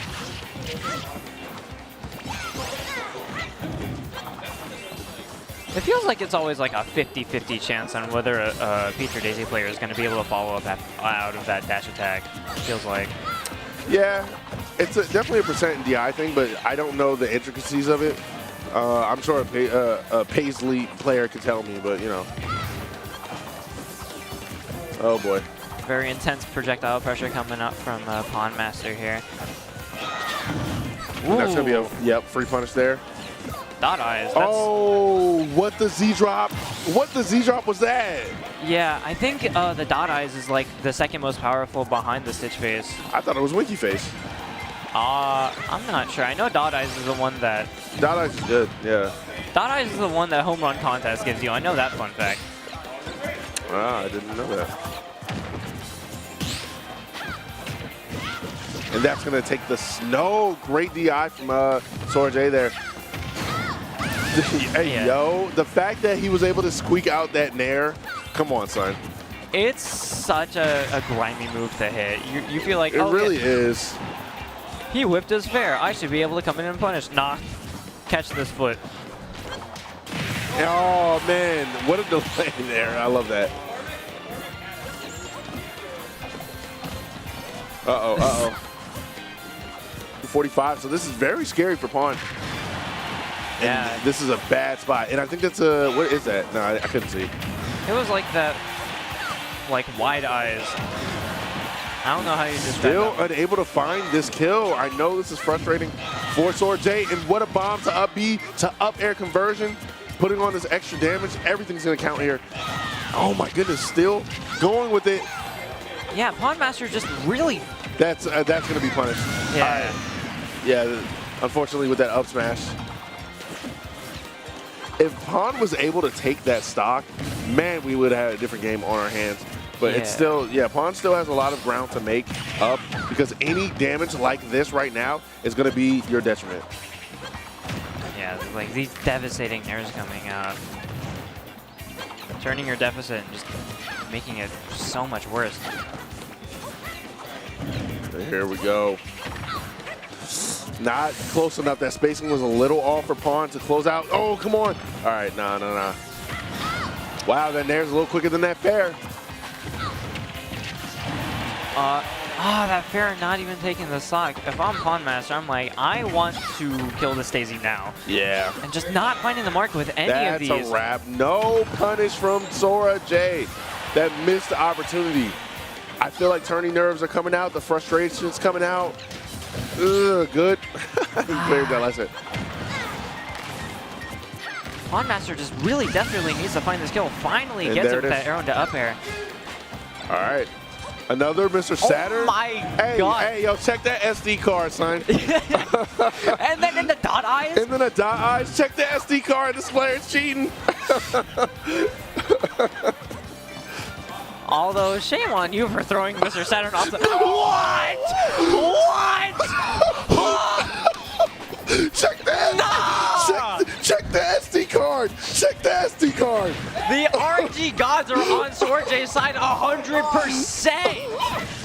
Oh my goodness. What? Oh my gosh. Oh my lord. Oh. Yo. Pawn. No. Oh my goodness. It's, despite all There of it that, is. this game is still very even. There It's it is, there it is. crazy. Holy crap. This game is so intense. There it is. Pawn No, gonna that pop move off. lies, that Yo, move lies. Pawn's gonna pop off so hard right now. This is intense. Oh my goodness. Sora J is seeded number 2. Let's not forget. Still alive. Still alive. Very scary position to be in. Oh my gosh. Oh my gosh. Boomerang online, Oh not my following gosh. up. Oh my gosh. No. Whipping both there. And then getting off of the down smash. That. Oh, Sora J we- popping off. Oh my goodness, man. Oh, sheesh. RNG didn't even come into play there. That was Yeah. just all Sora J when we are going to game number 5. Oh, crap. What a turnaround. All right. Now let's hope, because me, I'm a doomer kind of player, man. That would get so in my head. Yeah. It's fun. Hey, that works. Yeah. So there's four casters for the stream, y'all. This is gonna be on 2 different YouTube channels. Jeez. Oh my goodness. All right, game 5. What a turnaround. This is intense. If Let's see. I'm not even playing the game. My heart is still beating out of my chest for Oh both my these players. gosh. And then watch this be the most like mundane game to ever like occur. They're both camping. No, I don't want to take risks anymore. All right, Pawn getting a huge start, 50%. Yeah, very reminiscent of the previous games that we've seen in the set thus far. But Sora J, just very capable of dealing a lot of damage very fast. But Bondmaster just doing a really good job of not allowing that opportunity. Yeah, for sure. And oh my goodness, the boomerang stuffed it. That's a free punish. Oh, but you saw the boomerang coming back to save that day. Bondmaster's just not been having very much luck with these up smashes at all. There it is. Yeah. All right, Sora J is off stage. Parasols gently back to ledge. That was close. And then Sora J knocked it off stage. This is scary. Makes it back safely. How will Sora J respond? Regains center stage. Down smash. We got Pawn off stage now. Sora J goes for something crazy but gets stuffed out by, I think, a Nair that was. Sora J just keep racking on %. This is a scary position to be in for both players. And wow, finding the fair. Oh, Pawn looking a little flustered there. Don't let that get into your head. Oh no. Daisy with this much rage is such a scary opponent to have to go against. I love the Z drop. But finding the Nair, Pawn on the board, 54%. All Pawn needs is like the same gameplay that we saw in Pawn's getting tilted. Yeah, you can see it. Just jumping up and down on the on the seat. And look at Sora J just locked in, calm, cool, and collected, just ready to play, ready to handle business. So I definitely be getting in my own head if I was Pawn Master right now. But Sora J, this is another Tuesday for Sora J. Is that another dot eyes? That's crazy. Yeah. Ouch. But if I'm Pawn Master, the urge to just throw out really strong moves to prevent Daisy from getting all that rage again, it's like unbearable. Right. But you know, you can't get overzealous. This is scary for Pawn Master, but makes it back to center stage. Sora J comes in with the fair. Ooh. Pawn Master very not happy to get hit by that fair. Yo, that was a projectile collision in the back air. All right, Pawn shaking their head. Pawn is very upset right now. I feel it, man. I feel it. The crowd's going wild right now. Nice parry from Sora J. And we got back air shenanigans. That's free. No punish. Dropping shield and getting up aired into oblivion. Not quite taking the stock though. That's going to do it. The fair? No. Oh, Daisy's heavy. Those kill sparks have lied every single time Pawn Master has hit that move. It's crazy. Wow. Up tilt of all moves, taking the stock. All right, one more stock. I want to hear them chants, y'all. I mean, if Pawn Master can just replicate that first stock to a T, it's doable. This is so scary for Pawn. Sora J's going to walk away with this. Another dot eyes coming out. Yep, there it is. No, still alive. Pulled the bomb out. Barely holding on to life. That was, fantastic recovery from Pawn Master. There is life. There it is. Okay. Ouch. This is scary. All these lying kill spars, man. The tippy part of that up B getting Sora J. And Sora J's going to come in with a back air. You know it's coming. That was such an aggressive roll in. I'm surprised it didn't get punished. There it is. Yeah. Yeah, and Sorjay with the pop off, sending Pawn out of the bracket. Sorjay moving on in this Arcadian. I told you this player was going to make top 8, but like, this player is fantastic. Shouldn't even be here. This player's too good, man. Sorjay's crazy. What The happened? mic, the camera can't even like handle Is that it. us? Okay. That's crazy. That's crazy. Yeah, That was crazy. Oh my goodness, man. Jeez. That was insane. That is breaking the camera. Yeah, that gameplay broke the camera. Bro, that back air broke time and space. Man, I know, like I said, that's got to be very frustrating for Pawn Master shaking their head as I see him walking away, but yeah, they're upset. I mean, understandably so. Man, you got to check. Don't be upset. You got paid. Huh? What it says. Wait, I don't This get guy cannot. Oh, you couldn't. This bro cannot spell. All right. And just no Twitter handle. Okay, that's how it is. Yeah, there it is. All right, who do we got next? You're done. We're done? Oh, okay. All right, y'all. Check out Extra Credit tomorrow. Yes. Check out Extra Credit. Follow VGBC on TikTok. Follow KML. Subscribe on YouTube. Subscribe to VGBC. What else? Follow our Twitters, even though mine isn't here. Samurai_Nick Follow for me. our Twitters. There's nothing cool on my Twitter. It's very boring, but follow it anyway. Hire me for commentary. I'm out. Bye. Me too.